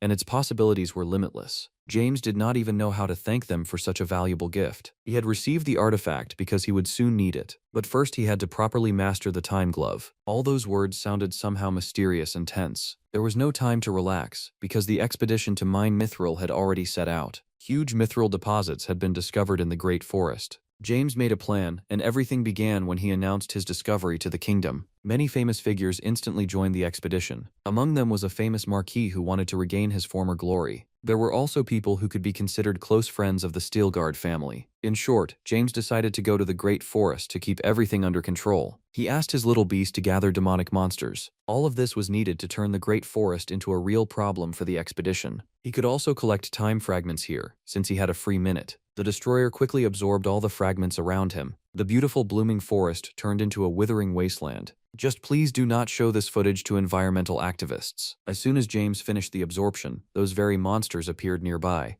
And judging by their shadows, it had to be admitted that there was an entire army of them. Marquis Droyon, who was leading the night squad, was already here. He could not even imagine that the great forest would be in such a horrible condition. The knights were told to prepare, because anything could happen. A few seconds later, the loud ringing of bells echoed out. The knights panicked, started shouting, and kept repeating that they were all going to die. This was very similar to mental-type magic, and at a very high level. The commander of the 3rd Night Squad, Mr. Maltatanian, also heard the strange sound, and all of it was done with the soul-rending spirit, a cursed first-level item. This item manipulated the enemy's mind, pushing their fear to the extreme. All that remained was to bring in the terrifying monsters, and the expedition would become true hell. No matter how well the knights had been trained, life had definitely not prepared them for this. Just look at how tiny these people were compared to the enormous monsters. I think James had clearly overdone it. He was supposed to make the expedition difficult, but instead he made it practically impossible. Even when the large monsters failed, small creatures came to help, such as snakes. None of the knights could use mana or any magical skills, and all because James had set traps capable of dispersing magical energy. Commander Malta tried with all his strength to take control of the situation. He not only set an example but constantly shouted at the knights, who were clearly terrified. All the monsters knew perfectly well that the man named Malta must not be destroyed under any circumstances. That was because he was a friend of the Steelguard family and did not deserve death. At the most important moments, the monsters simply turned around and flew away. Naturally, none of the expedition members could explain it. At the same time, it would be a mistake to think this was an easy walk for the monsters. They suffered too and came to James so he could heal their injuries. He had to use the time glove to return them to normal condition. The process turned out to be impressive, though James did not figure it out right away. The wounded monsters went through treatment, then immediately attacked the remaining knights again. As a result, the expedition everyone had expected so much from ended in failure. 2 night squads returned empty-handed. The most interesting part was that there were no deaths among them, but continuing had become pointless. Only on the way back did the fighters notice a small vein and find several pieces of mithril. This served as full proof that another expedition needed to be assembled. They tried to explain to the king that it was too dangerous there and that it was better not to risk it. But he did not listen to anyone and was deeply afraid the rumors would reach the empire. In that case, a full-scale war would begin, and that could not be allowed. The Marquis tried to persuade the king and hinted that the empire could simply take the mithril for itself. As soon as their army entered the forest, it would be destroyed, which meant the empire would be weakened. Then Mr. Malta joined the conversation and offered an unexpected way out. He said it was James Stilgard who had discovered the mithril vein, which meant he should be the one to handle the mithril mining himself. While the Marquis objected unhappily, the king thought for a short while. He really liked this idea because he remembered James from the time he cured his hair loss. This guy knew how to stand by his words, and besides, he knew the great forest like the back of his hand. A letter was immediately sent to James, and a few days later a banquet took place in the royal castle. The aristocrats celebrated this year's great harvest, as well as the help from the Stilgard family. Of course, all of this was just for appearances. Still, James was pleased to hear a sea of compliments directed at him. He did not come alone, but with his brothers and sisters. The king congratulated the young lord and announced that this banquet had been created exclusively for his family. The loyalty of the Stilgards deserved a worthy reward. It would have been nice if their father were there, but even so, it was pleasant to be here. Then the conversation finally turned to the most important topic: the mithril vein. Even if all the mithril in the forest belonged to the king, James still had to be rewarded. If he handled the mining, they were offering him 20%. The king was asking this because he knew the mithril simply could not be obtained otherwise. However, 20% was a true humiliation and insult to the lord. But then James did something even more unexpected and said that 9% of the profit would be enough for him. That was because he supposedly did not want to receive more than the royal family. Of course, for the king, this was a colossal success, one he did not believe right away. It seemed to him that he had caught a rabbit in a trap and would now earn easy money. However, conquering the demonic land would require the help of the gods, which meant the gods would have to be paid, and paid very generously. James had deliberately staged this long and ambiguous performance, and all of it was to punish those who committed fraud, even if those people wore a crown. To conquer the demonic land, they would have to pay the elves, the beastmen, and 2 famous goddesses, Cleos and Erin. It was with their knowledge that the mithril deposits had been discovered. Just look at how pale the king became when he heard the profit would have to be shared. Everyone on James's list was entitled to at least 20%. That meant 80% of the mithril would have to be handed over to who knew whom and for who knew what reason. 9% would go to James, and 11% would be taken by the royal family. The king, who had already imagined himself getting almost the whole pie, could not believe that only a tiny slice was left for him now. Then came a meeting with the ruler of the elves and the ruler of the beastmen, meaning Tekar and Saris. James had probably hired them from the set of some Hollywood movie. These guys knew what acting was and how to play along with a smart script. They demanded money and did not even want to hear any objections, as if finding the mithril and mining it were mainly their achievement. James enjoyed every second of the performance and kept glancing at the king. He was pleased to realize he was deceiving the man who had so eagerly tried to deceive him. The king was confused and afraid that Stilgard County would become far too strong. However, he believed the fairy tale and understood that James would take the smallest slice of the pie. Either way, the king would receive profit without making any effort, so of course he agreed. As for the destroyer himself, he would end up receiving almost the entire pie and get rid of his problems with the kingdom. It should be noted right away that Saris was only an altered version of Sari. Apparently they had run out of actors, so he had to ask one of his little beasts. At first he had planned to give the king a little more money, but this scammer turned out to be far too cunning. In the end, James would now own 89% of the mithril, and he was not planning to simply hand over even the remaining 11% to the king and his family. Now let's step away and look at Karen's conversation with the prince. He approached to give her a few compliments. Naturally, her younger brother immediately noticed it. Hardly anyone would enjoy seeing someone flirt with his sister, and it did not matter that this guy was a prince, he still was not worthy of Karen. Just as James was about to approach, Princess Rosalia grabbed him. She had changed beyond recognition lately. James had unfinished business, so he needed to be distracted. And so the princess would not feel sad, he would introduce her to his friend. I am talking about Sari right now, not what everyone thought. But even now, he had to get distracted. Because Lord Stilgard had been called by an adult man, and everyone around them tensed up. The Marquis was clearly unhappy about something, and it was unclear how all of this would end. A whole year had passed since their last meeting. But for some reason, the Marquis had a request today. He was the first to bow his head before James, and that was a shock. It was all because, during a battle, he had been seriously wounded by a poisonous snake. Even the magic tower could not help, and people said the old man would have to say goodbye to life. One glance was enough for James to determine that this wound could easily be healed with the goddess's help. He gave such a quick answer not because he had great intuition, but because he himself had made that snake bite the Marquis. After that, the man who hated James even got down on his knees. He begged to be healed and promised he would remain forever in his debt. This had a very strong effect on everyone gathered in the banquet hall. Naturally, the authority of the Stilgard family instantly shot up to the heavens. James smiled and skillfully played the role of a holy man. Now he would be considered a saintly person who could easily communicate with goddesses. James could not stop enjoying how well things were going for him. He had legally kept the precious metal for himself and also increased his family's influence. It was time to quietly slip away before they forced him to sing songs or give a toast. But apparently all his plans would once again be instantly destroyed. Some glowing entity appeared behind him, one that no one here seemed to have expected. Now let's move to Espire's temple, where he had been very displeased lately. He did not like that Erin had made James her intermediary and was spending large sums of money on him. She could have chosen anyone, but for some reason she chose Stilgard specifically. Now a logical question appeared. Should James be killed or left alive? Perhaps he would have to turn him into Erin's former warrior, just like what had been done to her previous assistant. Matthias asked too many questions, but in a way he was right. Aspire simply had to keep an eye on Erin, so that was exactly what he would do. Jealousy was far more frightening than anger and sharper than hatred. This feeling began sinking deeper and deeper into the heart until a person simply went insane. Besides, Matthias still had feelings for the goddess of love, and that was exactly why he wanted to get rid of James so badly. Once he had confessed his love to her, and in the end he had been brutally beaten by Espire. Now he was trying to manipulate his ally to get rid of Stilgard. Many things were starting to feel troubling, especially the fact that besides his connection to the goddess of love, James was also cooperating with St. Cleos. Fighting this guy directly would be stupid and very short-sighted, so they needed to send an apostle into the banquet hall and conduct something like reconnaissance. Maybe this was how they would deliver a message to James so he finally understood that he should not interfere in other people's affairs. Meanwhile, the guests grew a little tense because of the strange events that kept repeating.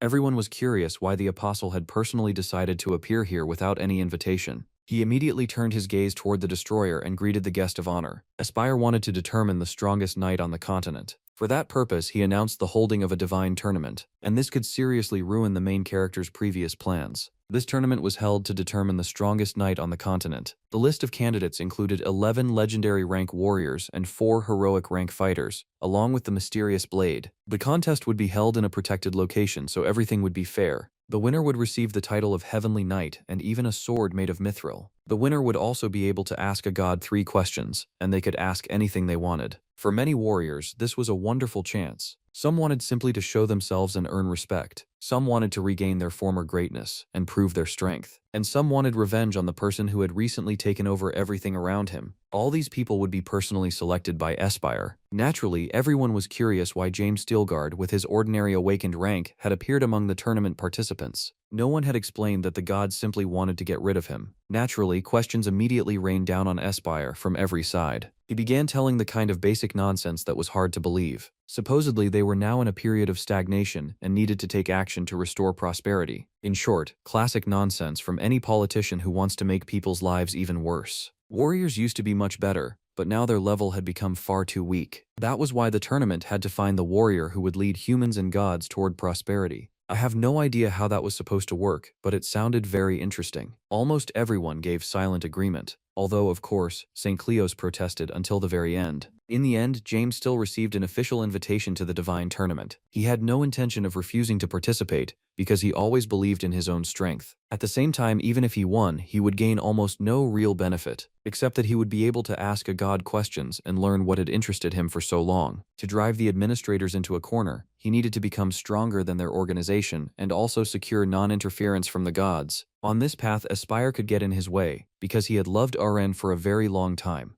Well, either way, he would have to take the risk, because otherwise he would gain nothing. James arrived at the very arena where his fate would soon be decided. Here he could meet many of his old acquaintances. They did not even understand that the consequences of fighting James would be devastating. Apparently, the battle would take place on an island with a fairly mild and pleasant climate. In some ways, this territory reminded him of the island where Ray Steelguard was hiding. Soon, Cleosia appeared beside him, clearly wanting to say something. She grabbed James by the hand and led him into the forest. The conversation began with information James already knew very well. He knew perfectly well that Espire had made him his main target, and now he had to be careful. The danger was not really coming from the tournament itself. This was more of a test to see how strongly Cleos and Aren would try to help their beloved hero. The destroyer was asked to withdraw from the tournament, but he did not even want to hear it. Right now, the drawing of lots would take place and determine the first battles of the tournament. Whoever lost a duel would be eliminated immediately and could not even dream of continuing. Honestly, it was strange to hear that a god was holding a huge tournament just to get in the way of an ordinary guy. Maybe he had guessed that James's awakened rank was not ordinary at all, and that this guy was hiding something. After all, Aspire was not stupid, so anything could be expected from him. It was important to note that magic, magical artifacts, and spirit summoning could not be used on the island. Any skills other than mana-based swordsmanship would lead to immediate disqualification. In short, these were ordinary fights where only real skills could be used. With his presence, James quickly attracted too much attention. Admiring people began approaching him to ask for autographs. One glance was enough to understand that he did not like it, but that was the price of fame. All these people seemed strange and unreal to him. He could not even see veins on their hands, not to mention their strange behavior. It felt like something was wrong with this tournament, and that something was clearly being hidden from James. Besides, there should not have been this many spectators here. It turned out there were many guests from other worlds here, as well as members of the imperial family and representatives of royal houses. Even ordinary rich people came, meaning the highest class of guests. This event would go down in the continent's history, which meant huge money could be made from tickets. In the waiting room, the main character was immediately approached by Cadus, commander of the imperial family's Second Night Order. He began hinting that the weakest and least prepared fighter would obviously be the first to be eliminated from the tournament. This guy tried in every possible way to provoke James and make him feel uncomfortable. In return, he saw only a cold gaze filled with confidence and self-respect. James did not even bother talking to this chicken. He was interested in the Night Order commander, not a conversation with some slug. Naturally, those words almost caused a conflict. But then someone influential quickly calmed Cadus down. It was our old acquaintance Lucy, also known as the Northern Beast. She made her ally understand exactly how he needed to behave. If he ruined a god's tournament, he could very quickly lose his head, so he would be better off shutting up and walking away before it was too late. Cadus disappeared, having failed to scare James. As for Lucy, she advised her friend to behave more calmly. After all, there were far too many people around who wanted revenge. Malta also became interested in the incident and hurried to intervene. He decided it was already too late, so James should just relax and breathe calmly. At some point, the destroyer became far too bored and decided to play around. All he had to do was say a few words about the training of Loudcraft's local knights. Everyone was shocked by how fearless and ill-mannered this guy was. After all, Loudcraft was one of the strongest knights in the Empire and the best legendary rank warrior. He had inherited his strength from his father, who had been a skilled knight with no fear of death. Then he was still beheaded, and no one ever understood how it had happened. It was strange that after such provocative words, Loud did not even move. It was almost as if he sensed what would happen a few hours after the tournament began. The spectators froze in awe when they saw the first duel. There, the local underdog James Stilgard unexpectedly broke ahead. That meant the passion at the Divine Tournament would be completely insane. Honestly, James had expected at least minimal competition, but even that did not happen. The judge invited the spectators to watch the highlights of the clash. It all began when James chose a waiting position and did not force the action. He allowed his opponent to close the distance, then delivered a powerful counterattack to a weak point. Although he said he had simply gotten lucky, we all understand that the guy had prepared this trick in advance. In the spectator seats, in the important guests section, a small commotion also began. The Emperor of the Empire, Javier Randriz, was shocked by what had happened. He could not believe that one of his personal guards had fought like a little girl. As for all the other battles in the round of 16, there were no more surprises. The real fun would begin in the quarterfinals, where the competition would reach its peak. Spectators from different worlds were delighted, even though they had not yet seen the real meat grinder. James was pleased to show his skills to people from dimensions he traded with so actively. After his duel, he went to the restroom to relax and recover his strength. Although we all saw that he had not even gotten tired during the fight, his door suddenly opened, and he saw a beautiful girl in front of him. She thought he would be sleeping because normal people rested at a time like this. He had to grab this little snake and ask her a few questions. She could start by saying where she was from and why she had come into this room. Her pretty short skirt would not save her, because manipulation did not work on James. In reality, this did not look like an assassination. The girl had come to offer a deal. If the destroyer lost to his opponent tomorrow, he would receive 1 million gold coins. Naturally, he refused, because he had no problems with money. By the way, she had come here with a special artifact, so the gods would not learn about the conversation. Now for James to let her go, she had to tell him something very interesting. After all, now that money was no longer a problem, information had become the most expensive treasure. She said that lately James had become a special figure among enthusiasts. It all began when Espeir earned an entire fortune thanks to his grandfather. The hero saga and the Empire's invasion had been a colossal success. There was a device called Verkalos, and it was somewhat like advanced virtual reality glasses. Some called it an artifact for gaining life experience. During the game, you became the main character, and the immersion effect was simply incredible. In this game, the main character was James's grandfather. This system was actively sold across different worlds, and it brought in huge money. His grandfather did the work, while the god took the money.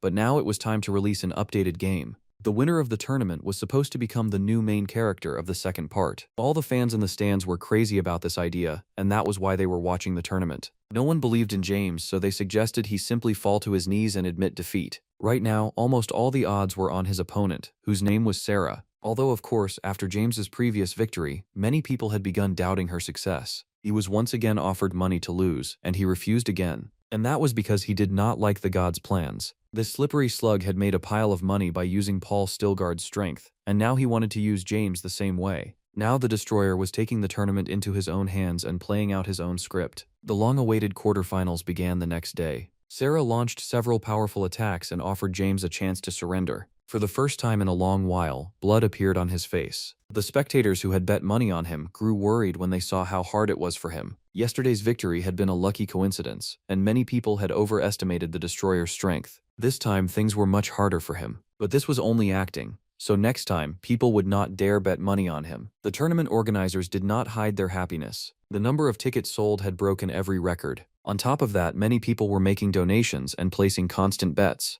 James still defeated Sarah, but he did it in a very unconvincing way. He did not want people betting on him, and he was playing his own game. No one noticed his trick. No one except the tournament's main organizer. Now it was interesting to hear the predictions for who would make it to the semifinals. His efforts had not been wasted, and now almost no one gave him a chance. After all, the previous battle had been so difficult that the spectators turned away from him. Now no one considered him the main favorite, especially in the battle against Cadus. By the way, this was the same guy who had acted like a pig during the drawing of lots. He loved bullying weaker opponents and artificially inflating his ego. People like that needed to be put in their place and humiliated in front of the crowd. Looking at the situation as a whole, betting on the winners brought in huge money. The organizers took a percentage from every bet. They even allowed gods from other dimensions to make predictions. There was simply enormous money spinning in this business. James could not place bets directly, so Calypso handled it for him. Of course, she took her cut for the work, but the profit was so huge that it did not matter. That is how things go. Not long ago, she had come to ask him to lose, and now she had already established cooperation with him. Calypso was simply a betting addict who loved money and never hid it. For now they had formed a pretty decent alliance, but you never knew what would happen next. All this time the god Aspire, who for some reason was called the Golden Dragon here,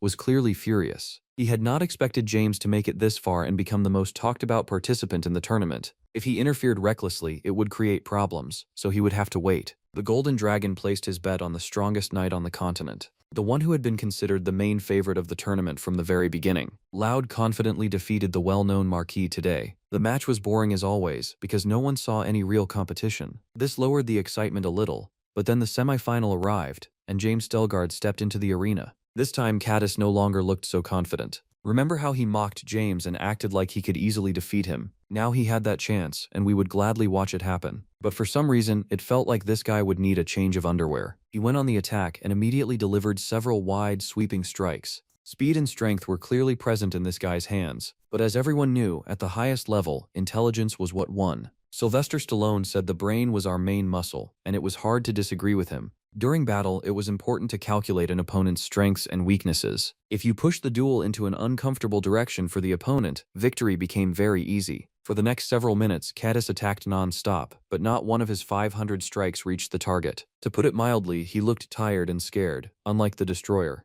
The main character mocked him and drove his opponent mad. The spectators heard his words, and they liked the trash talk. After all, Caddis had spent almost all of his mana. He was empty like bank accounts during a crisis. Now, enraged, he made his final charge. It was somewhat like an aging wolf trying to prove to his pack that they could still count on him. But time could not be turned back, and neither could mana. And a person without mana simply could not do anything to James Steelguard. The result was completely predictable. Caddis suffered a crushing defeat, and all of it happened before the eyes of the great emperor. The underdog's victory was undeniable, and it guaranteed another rating spike. Now the spectators simply could not wait for the final of the Divine Tournament. Now let's stop and rewind time to remember Loudcraft's father. I already said he was a great warrior who was later brutally beheaded. Well, many people never realized that he had been beheaded by Paul Stilgard. That meant Loud would enter the final to avenge his father and behead James. Defeat was unacceptable, and the Emperor asked Loud to bring him victory on a silver platter. The young but very talented knight promised to fulfill the request. He had sworn revenge long ago, and now the most long-awaited moment of his life had arrived. After the semi-final victory, Calypso did not hide her happiness. Tomorrow she would receive all the profit and transfer the money to James. They had already earned more than 68 million coins, and the final was still ahead. During the final, he was no longer the kind of underdog he had been before. Now people understood that this guy knew how to fight and were not writing him off. He planned to bet almost all of his profit on his victory in the final, to disappoint not only his opponent but also the Golden Dragon. Suddenly, someone knocked on the door, and warned that if the door was not opened right now, a real scandal would begin. I do not know who these people were, but they had come to punish Calypso, who had taken all the profit for herself. They were interested in why she had broken away from the group, and now they understood it was because Calypso had known the winner in advance. James put on the invisibility cloak and simply watched what was happening. With his special abilities, he could see right through these people. He saw their names, their real faces, and even their motives. These people clearly had an assistant on the continent, and figuring him out would not be difficult. To do that, he only needed to contact the evil god of the sixth system, whose name was Ganon. Demons were starting to get far too rude, and it was time for the evil god to step in. Unless, of course, he wanted the Golden Dragon to learn about his subordinates. In short, they had a nice little chat and quickly reached an agreement.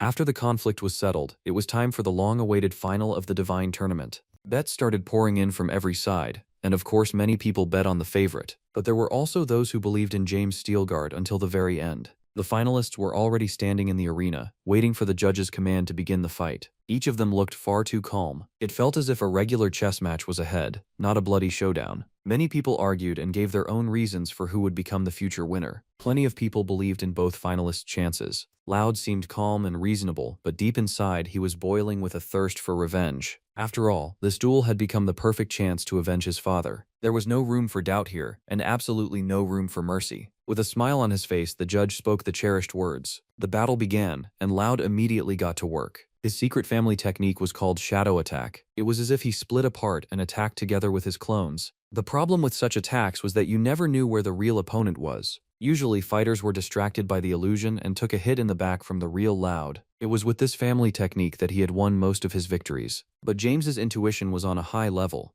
and it was unlikely he could be caught off guard so easily. He defended against the strike and forced respect for himself. After all, James had always been an underestimated guy. But that did not mean his opponent would stop. In fact, it was the exact opposite. As expected, Loudcraft was different from James's former opponents. Now the blood running down the main character's face was no longer part of a rigged performance. This was real, and it would be stupid to think otherwise. When his father was killed by Paul Stilgard, Loud had no doubt it had been a dirty stab in the back. But after arriving at the place of the duel, he realized his father's defeat had not been an accident. After all, the mythical rank seemed unreachable for ordinary people, so no one had any choice left but to admit that Paul Stilgard had been a true monster. And although that man had been dead for a long time, the family revenge was not over yet. The next generation had to settle the old score. Naturally, James had no use for that plan. He was sure he had to repeat his grandfather's phenomenal performance. Although everyone around him saw him as a naive youngster who was not ready for battles like this. After all, he was an ordinary underdog whom no one had taken seriously just yesterday. But maybe that was exactly what won over most of the spectators. People loved cheering for underdogs because it felt somehow human. If skills did not help, words could always be used. James decided to remind him that his family was on a completely different level compared to the Kraft family. According to him, Loud had reached his level only thanks to the fame of his father, who had been much stronger. Then he decided to surprise everyone gathered in the arena. Not only the spectators and the emperor, but even the judge himself. It was not every day you could see heterogeneous aura performed by an ordinary count. Now they could have a full-on dance. I suggest taking a good look at this overconfident bastard's face. Not a trace remained of his former confidence, and all because of legendary rank skills that James was no longer hiding. Originally, he was not supposed to show his true strength, but in the final, he had to use everything in his arsenal. In that minute, Loud faced the moment of truth that drew a line across his entire life. If he lost now, his family would never escape the shadow of the Stilgards. That was why he was also ready to pull an ace from his sleeve. In short, I will not be long-winded and will simply let you enjoy the climax of this bright final. Loud ran forward, and James gave up his defensive barrier. This was a deliberate move meant to lure in his prey. Then experience combined with skill, and an explosion followed. Only now did Loud finally realize the truth. James had never been an ordinary guy. Just like his grandfather, he had been a monster from the very beginning. After that, the favorite fell face first and lost consciousness. The judge immediately declared James Stilgard the winner of the Divine Tournament. At that second, the commentator descended to Earth, and that was because his body had been taken over by the Golden Dragon Espire. He handed the winner a mithril sword and the heart of a 1,000-year-old fire dragon. Now James could ask any 3 questions. In other words, he could finally find out when the next GTA would be released. First, he tried to learn where the founding emperor was, and found out that he was not on Earth. Although his exact location was unknown, this was already good news. He also learned that Espire was partnered with the administrators, but they could not exactly be called best friends. Then James tried to find out how the Golden Dragon would react if he learned about the conflict between the administrators and James. The Golden Dragon honestly admitted that he wanted the guy dead because of his intrigues with the goddess of love, and he had no intention of hiding his true intentions. If James overcame his trial right now, there would be no war with the administrators. Of course, he could not kill James right here and now,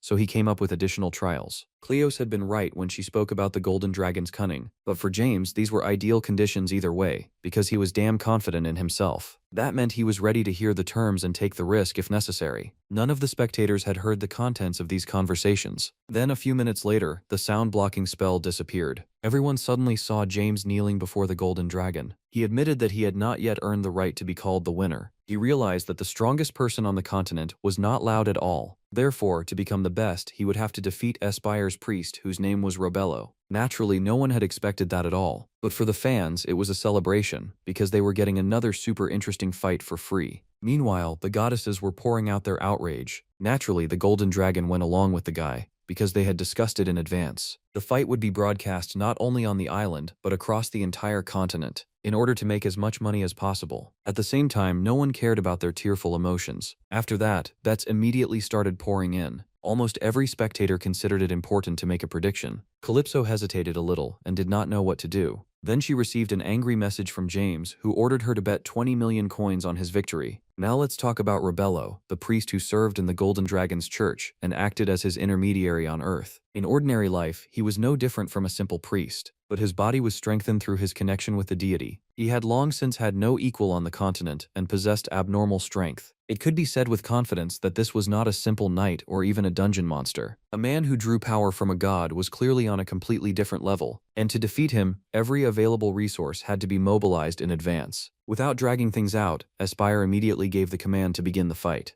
By that time, the main character's relatives were already in shock after learning what was happening. They were trembling with fear, afraid they would never see their brother again. After all, everyone knew Rebello was the strongest warrior on the continent. People said even Loud could not endure a clash with this monster, which meant James was the obvious underdog in this battle. But when the fight began and everyone saw the first exchange of blows, their skepticism vanished. And that was because James had no intention of sitting back on defense. Within a few minutes, the first blood was spilled, and it belonged to the priest. There was no need to even say that everyone was shocked, because that was already obvious. Even Rebello himself felt paralyzed with fear. It was as if he were fighting Godzilla, who surpassed him in every way. As for James, he remained cold-blooded. Like a lover of good food sneaking to the refrigerator at night, the Golden Dragon simply had no choice left. He had to transfer part of his divine power to his assistant. The priest immediately regained his spirit, while everyone else saw a hint of cheating. After all, it was clearly unfair, but who even cared? Aspire was ready to spit on his image just to win. He had to get rid of the annoying and ever-present destroyer.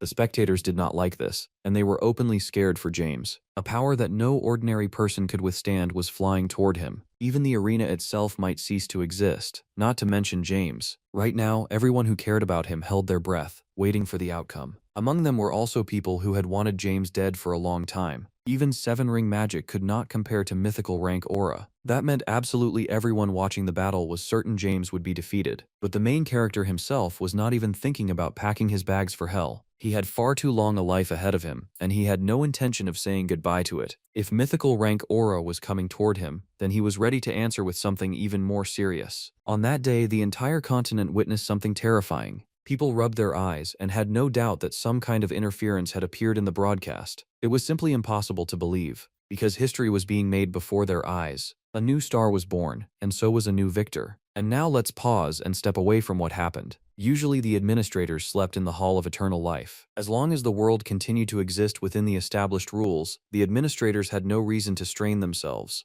But now a threat named James Stilgard had suddenly appeared. The Seven Eyes Corporation had sent no report, and then even Aspire had failed to eliminate the threat. He had lost one of his followers and for the first time felt like a failure. But James's main target was not the Golden Dragon at all, but the man in the dark cloak. That meant what was happening could not be ignored, and the person creating problems had to be eliminated. To do that, the administrators would have to be awakened. Then they would be given a serious assignment. For the first time in a long while, there was work from the chief administrator, whose name was Naranod. Now we return to James, who had officially become a mythical rank knight. The news spread across the entire continent, where 11 legendary rank knights already existed, and carefully watched each other. Now a special force had appeared among them, and this could no longer be ignored. In the past, people had said that Loud was the one who had reached the mythical rank, but now it was obvious that this guy was nothing but an empty shell. More precisely, he was still a well-trained warrior, but he was nowhere near the destroyer's level. Now everyone was watching the Stilgard family very closely. Rumor had it that even the imperial court had forbidden trading companies from doing business with this family. But in reality, that meant almost nothing,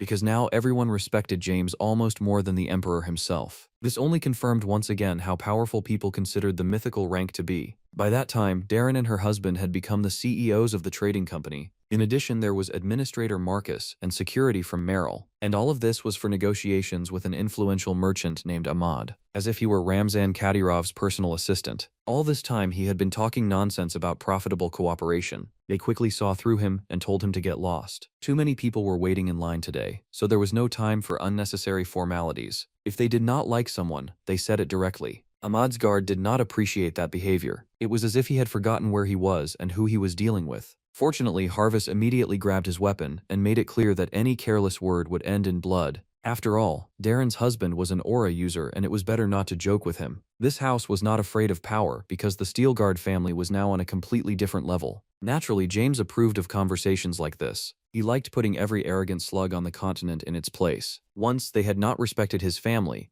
but now everything was the exact opposite. On top of that, he knew the power structure in Moyastan very well. There, the government was controlled by local aristocrats, and Ahmed held the most power. He was used to looking down on everyone, but that did not work here at all. Now the residents would bring offerings not to Ahmad's family, but to the goddess's temple on Steelguard territory, because the aristocrats were stealing the offerings, and it was time to put a stop to that. The largest merchant would be overthrown, and the power structure would change in favor of the destroyer. Thanks to his connections with the goddesses, James would quickly earn the respect of the ordinary residents. He also reminded them that it was time to start unpacking. He was talking about that precious mithril from the Great Forest. He had no intention of asking what the royal family thought about it. Now James acted exactly as he saw fit. The king could no longer control the still guards, and it was foolish to deny it. Things were also improving in interspatial trade, but just then a teleportation magic circle was activated, and an unidentified object was approaching President Stillguard. There were two of them, a man and a woman, and they did not look like merchants. Right now, they were in the air, watching the residents. These were the very administrators who had been sent to eliminate the problem. They looked at everything that belonged to James and could not believe their eyes.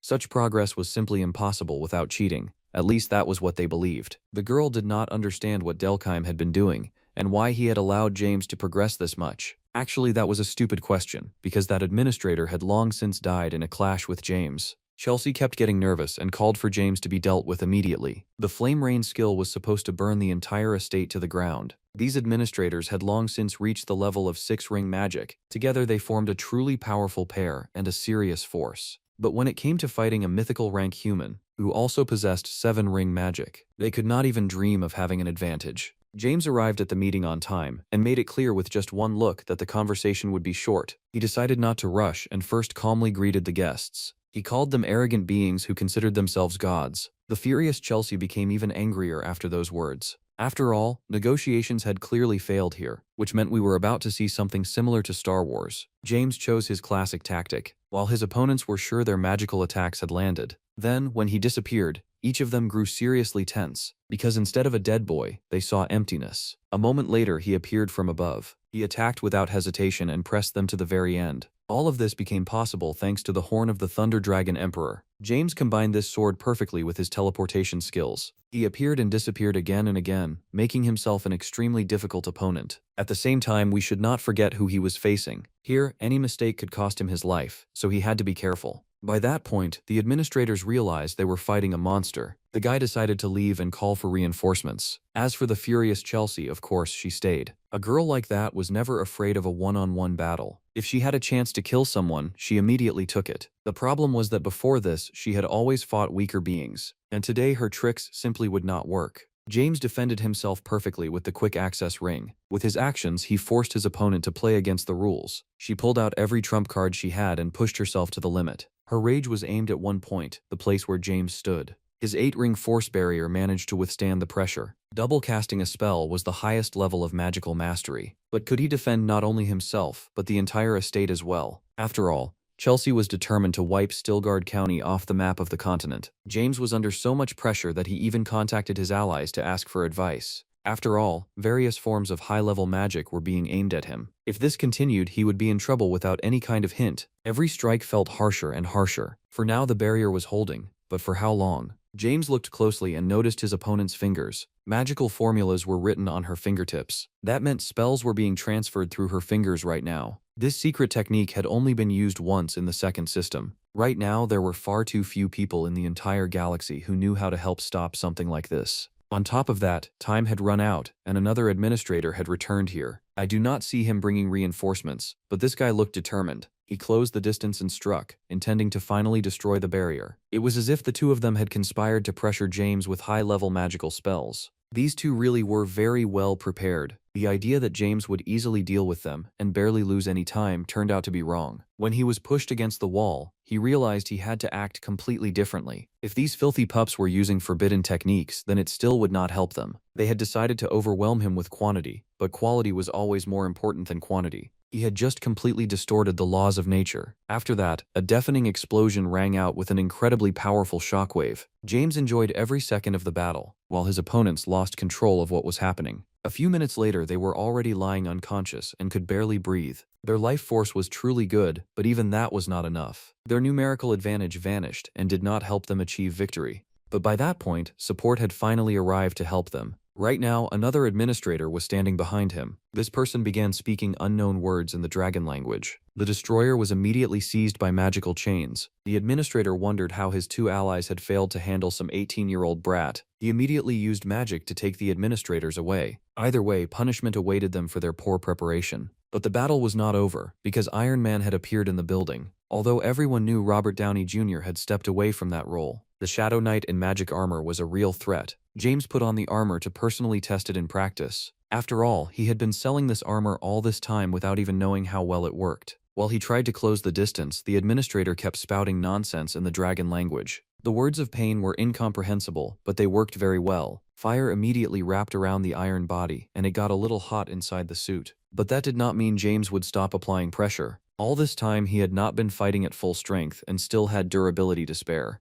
The administrator decided to tuck his tail and instantly disappeared from the battlefield. Although this did not end in a final victory, forcing the enemy to run was already good. The goddess of love, who had been enjoying the battle, felt that she had made the right bet. With a warrior like this on her side, she could be confident in victory over the administrators. When the administrator opened his eyes, he was slightly horrified. He looked around and could not understand where he was. He thought he had escaped safely, but that was not the case at all. He thought he had tricked fate, when in reality he was already 5 seconds away from the devil's jaws. He could not concentrate mana because of a magical restriction spell. James had grabbed this guy and thrown him into prison. All of this had become possible thanks to 8-ring mana control. Now he could state his name and answer every important question. Of course he could resist, but in that case he would be left without teeth. There were probably no dentists back then who could give him beautiful veneers, which meant he was better off taking care of his future and telling the truth right away. Actually, James already knew his name. The man before him was Hadion. All this information had been provided by another ally, little Ariel, who was standing behind the administrator and looking at him with hatred in her eyes. Hadion was the very man who had killed Darnielle and locked Ariel in the Hall of Eternal Life. She hated him with all her heart,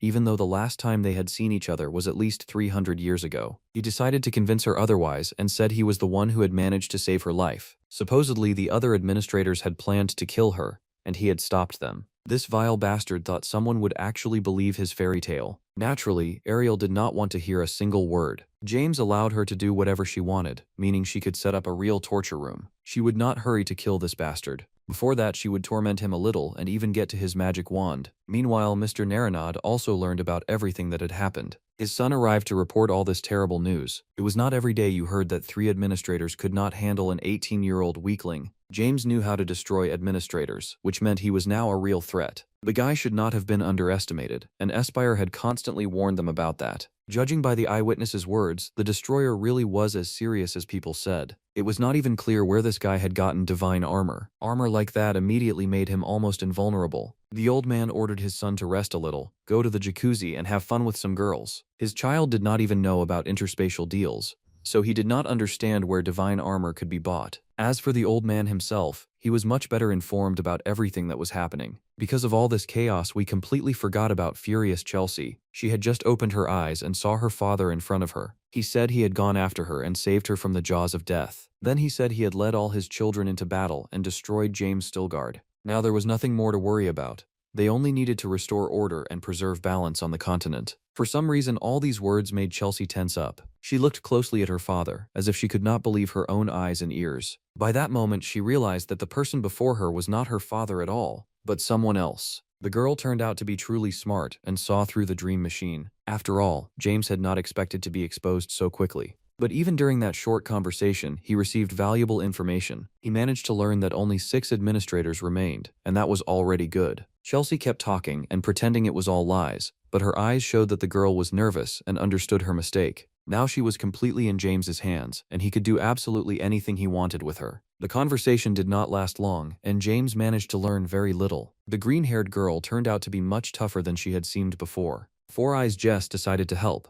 Although it was unlikely he would succeed, still, he wanted to conduct the interrogation so badly that it was impossible to stop him. This guy had become a wizard long ago and had been working for the Stilgard family for over a year. He walked in and was very surprised when he saw this beauty. His mouth went dry and he did not immediately understand what he was supposed to do. Chelsea had been listening to the conversation in the hallway from the very beginning. She even became curious about why this guy was twitching and acting so nervous. There was probably some reason that had made him enter this room. The embarrassed young man began asking questions about the administrator organization. It was all basic and uninteresting, so Chelsea tried to change the subject. She kept asking why a wizard would serve some lord who was only 18 years old. She was ready to help the inexperienced guy reach a new level, or at least that was what she said. Naturally, Chelsea understood that before her was another loser who needed to be brought over to her side. As for manipulation, she was a true master at it. In the past, she had skillfully messed with inexperienced guys' heads by using her beauty. Several days passed after that, so let's see what it led to. Jess returned and reported that he had completed her assignment. The magic formula she had suggested helped him reach a new level, and he did not hide his happiness.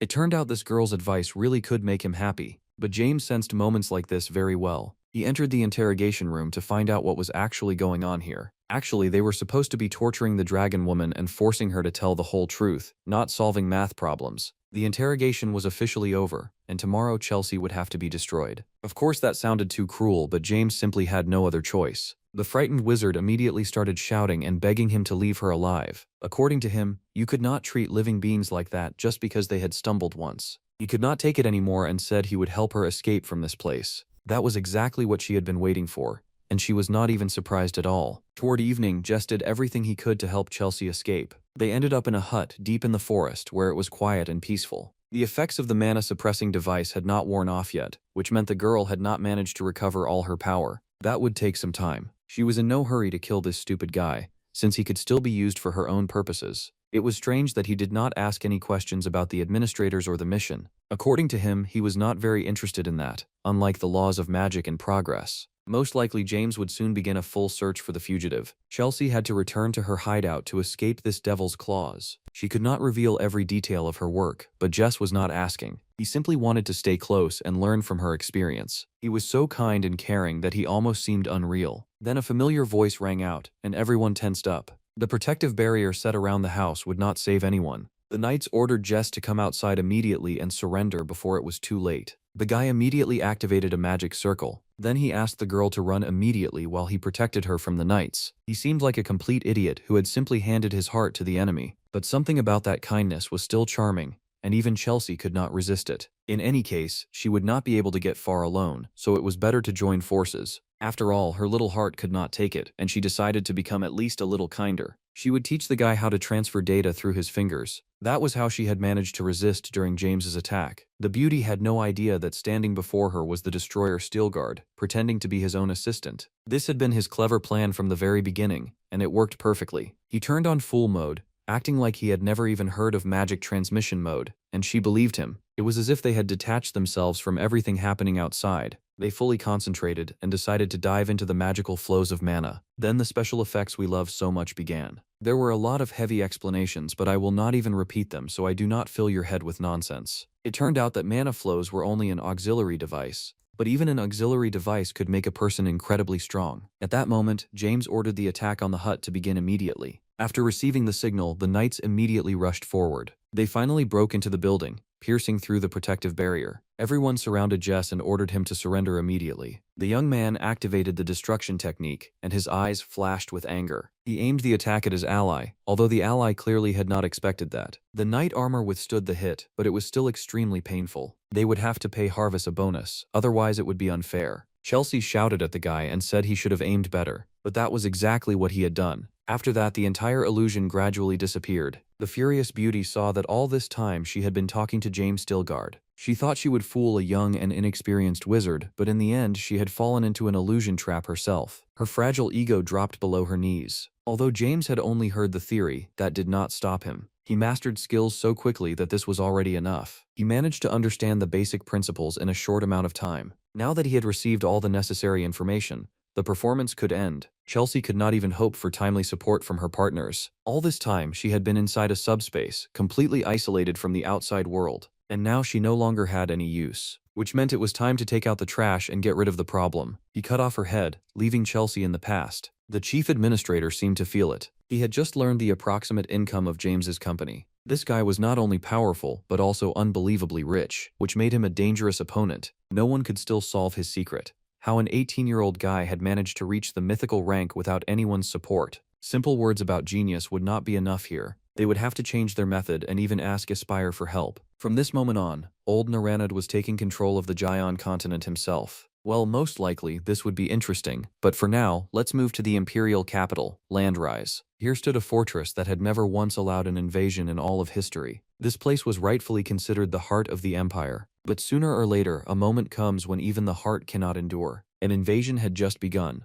along with the first serious problems. The knights quickly mobilized their forces and prepared for battle. Unfortunately, they could do absolutely nothing against the power of a dragon. The long-haired administrator enjoyed killing each of them one by one. By that point, the emperor had already been informed of the incident. Some wizard had invaded the capital and created many problems. Somehow the emperor guessed that this wizard was interested specifically in the Steel Guards. After all, following the recent events, James had become the main target of all his enemies at once. The emperor was promised that the Night Order would definitely destroy the wizard, but very quickly it became clear that this was nonsense and nothing more than wishful thinking. The dragon finally broke into the imperial palace. The most important man in the empire clearly tensed when he saw his furious gaze. Even his skin could feel that the being in front of him was different from humans. The wizard had come here with a clear message from his father. They wanted to use the empire's power to finally behead the bastard named James Stilgard. James knew about the threat, but he seemed to pay no attention to it. His connection with the goddess of love had long since become a problem because of the golden dragon. Now they had to discuss how to destroy their enemies and prevent a stab in the back. The goddess warned that the person called father could be extremely dangerous. All his children were very well trained, but he himself was on a completely different level. Although this was minimal information, at least they knew what to prepare for. It was strange that this old man still had not done anything or personally shown up in Stilgard County. Most likely he had some clever plan, and very soon he would reveal himself. A problem appeared in the Empire because the emergency communication channel lit up. The allies immediately hurried to explain everything that was happening. After all, Juan and Rosa were the eyes and ears of the Empire, which meant they knew things others did not. It looked like war was about to break out, because the Emperor had already made a decision. At first, James did not even understand what was going on, or whom the Empire planned to fight. At one point, he even thought the war would affect his kingdom. Then he was clearly told that the Empire would attack only Stilgard County, and that was truly interesting. The Emperor had decided to eliminate the main character, but could it really be because of his senile dementia? One was only waiting for James to finally die, which meant he was the first person from whom a stab in the back should be expected. The administrators had decided to change their strategy. They forced the Emperor to summon allies to crush James. Many had already responded to the offer and agreed to help. Right now, there were already 3 countries ready for a full-scale war, but the Emperor was also planning to pull the Kingdom of Navarro onto his side. And that was exactly where the destroyer lived. Judging by the description, James guessed that the conflict had begun because of that long-haired bastard he had failed to kill. For now, things were not going very well. But the decision of Navarro's king could become decisive. Right now, the old man already knew about such proposals. He was warned that if he struck Stilgard, the kingdom's residents might react badly and even rebel. It was truly better not to allow a war, and all his assistants were saying that. After all, James was the steel shield of the kingdom, and if he disappeared, problems could arise in the future. On the other hand, the king did not want to take the blow himself and quarrel with the empire. By the way, if he avoided this war, there was no guarantee history would not repeat itself. But the most important reason was James himself. If he managed to survive, he would later try to take revenge, and then no one would be able to save the king. He would hardly want to fight such a powerful and strong being.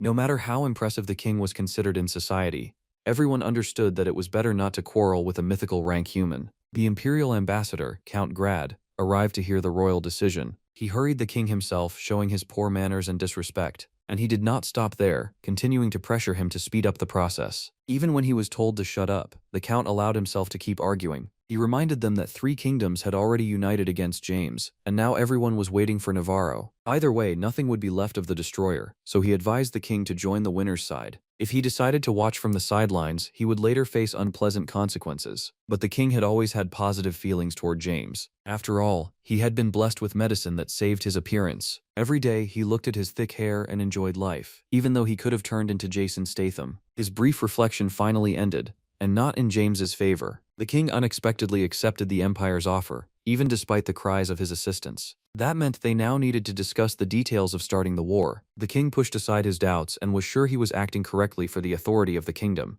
But as soon as he tried to take a step forward, his body began moving on its own. Nothing like this had ever happened before, and of course he froze in fear. His body simply would not obey him, while no one around him noticed it. The king simply walked up to the envoy and struck him in the nose with the crown as hard as he could. Naturally, the nose could not withstand it and broke like any item from AliExpress. The empire clearly would not appreciate this behavior. After all, no matter how confident a king might be, he could not beat up envoys from other states. I think the viewers have already guessed that James was involved here. This guy was so cunning that he could never be written off. Toward evening, the scandal was managed to be put out, but the consequences would take a very long time to clean up. The king still could not understand what had happened or why he had lost control of his own body. He remembered everything that happened like a terrible dream that simply could not be real. Then his body twitched again, as if in death spasms. And from the darkness appeared the entity behind all these events. James Stilgard was very disappointed in the king's behavior. He no longer intended to choose his words or show even the slightest respect. Now they would communicate in an informal setting, perhaps even as enemies on a battlefield. The king had abandoned his ally and acted like a filthy pig.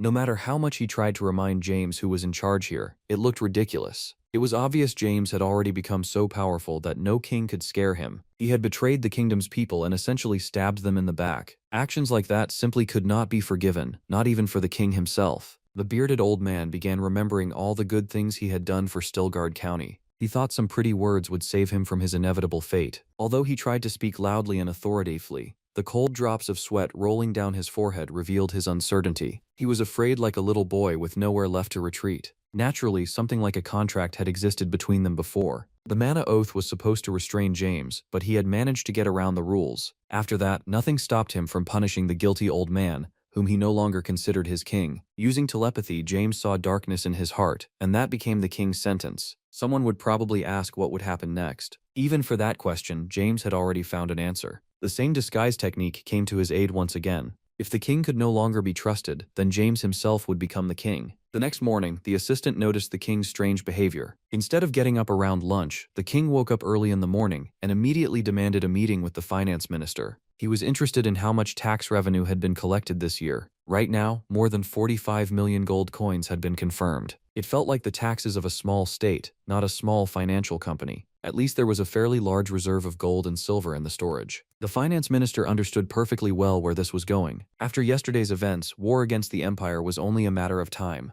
The minister was sure he would be praised for the good savings, but instead he felt like a bucket of filth had been dumped over his head. It felt like the kingdom was living in the Stone Age. They were like dragons hoarding their gold and being afraid to invest it to develop the country. The real king had been making meaningless expenses all this time and had not invested in the future. If they got serious about it, the kingdom's economy would quickly rise again. Of course, James did not want to deal with this, but preparation was still needed before the war. Meanwhile, the empire learned about Navarro's refusal. This was not just a refusal, but an insult and humiliation. It felt like the king was suffering from a mental disorder. This simply could not be, which meant it was easy to guess that James had interfered. The administrator hinted to the emperor that there were rats in his team leaking information. According to him, they needed to find those stinking creatures and destroy them as quickly as possible. The emperor immediately mentioned the Watchers. This was an external intelligence unit with the ability to foresee the future. If there had been an information leak, then the problem was most likely there. The administrator suggested destroying all of them at once. After that, he immediately asked where this unit was located. Now let's move to the outskirts of the empire, to the Watchers' headquarters. The administrator could see through walls, but he did not notice any people here. Had they all used teleportation to hide as quickly as possible? It turned out some of them still had not managed to escape.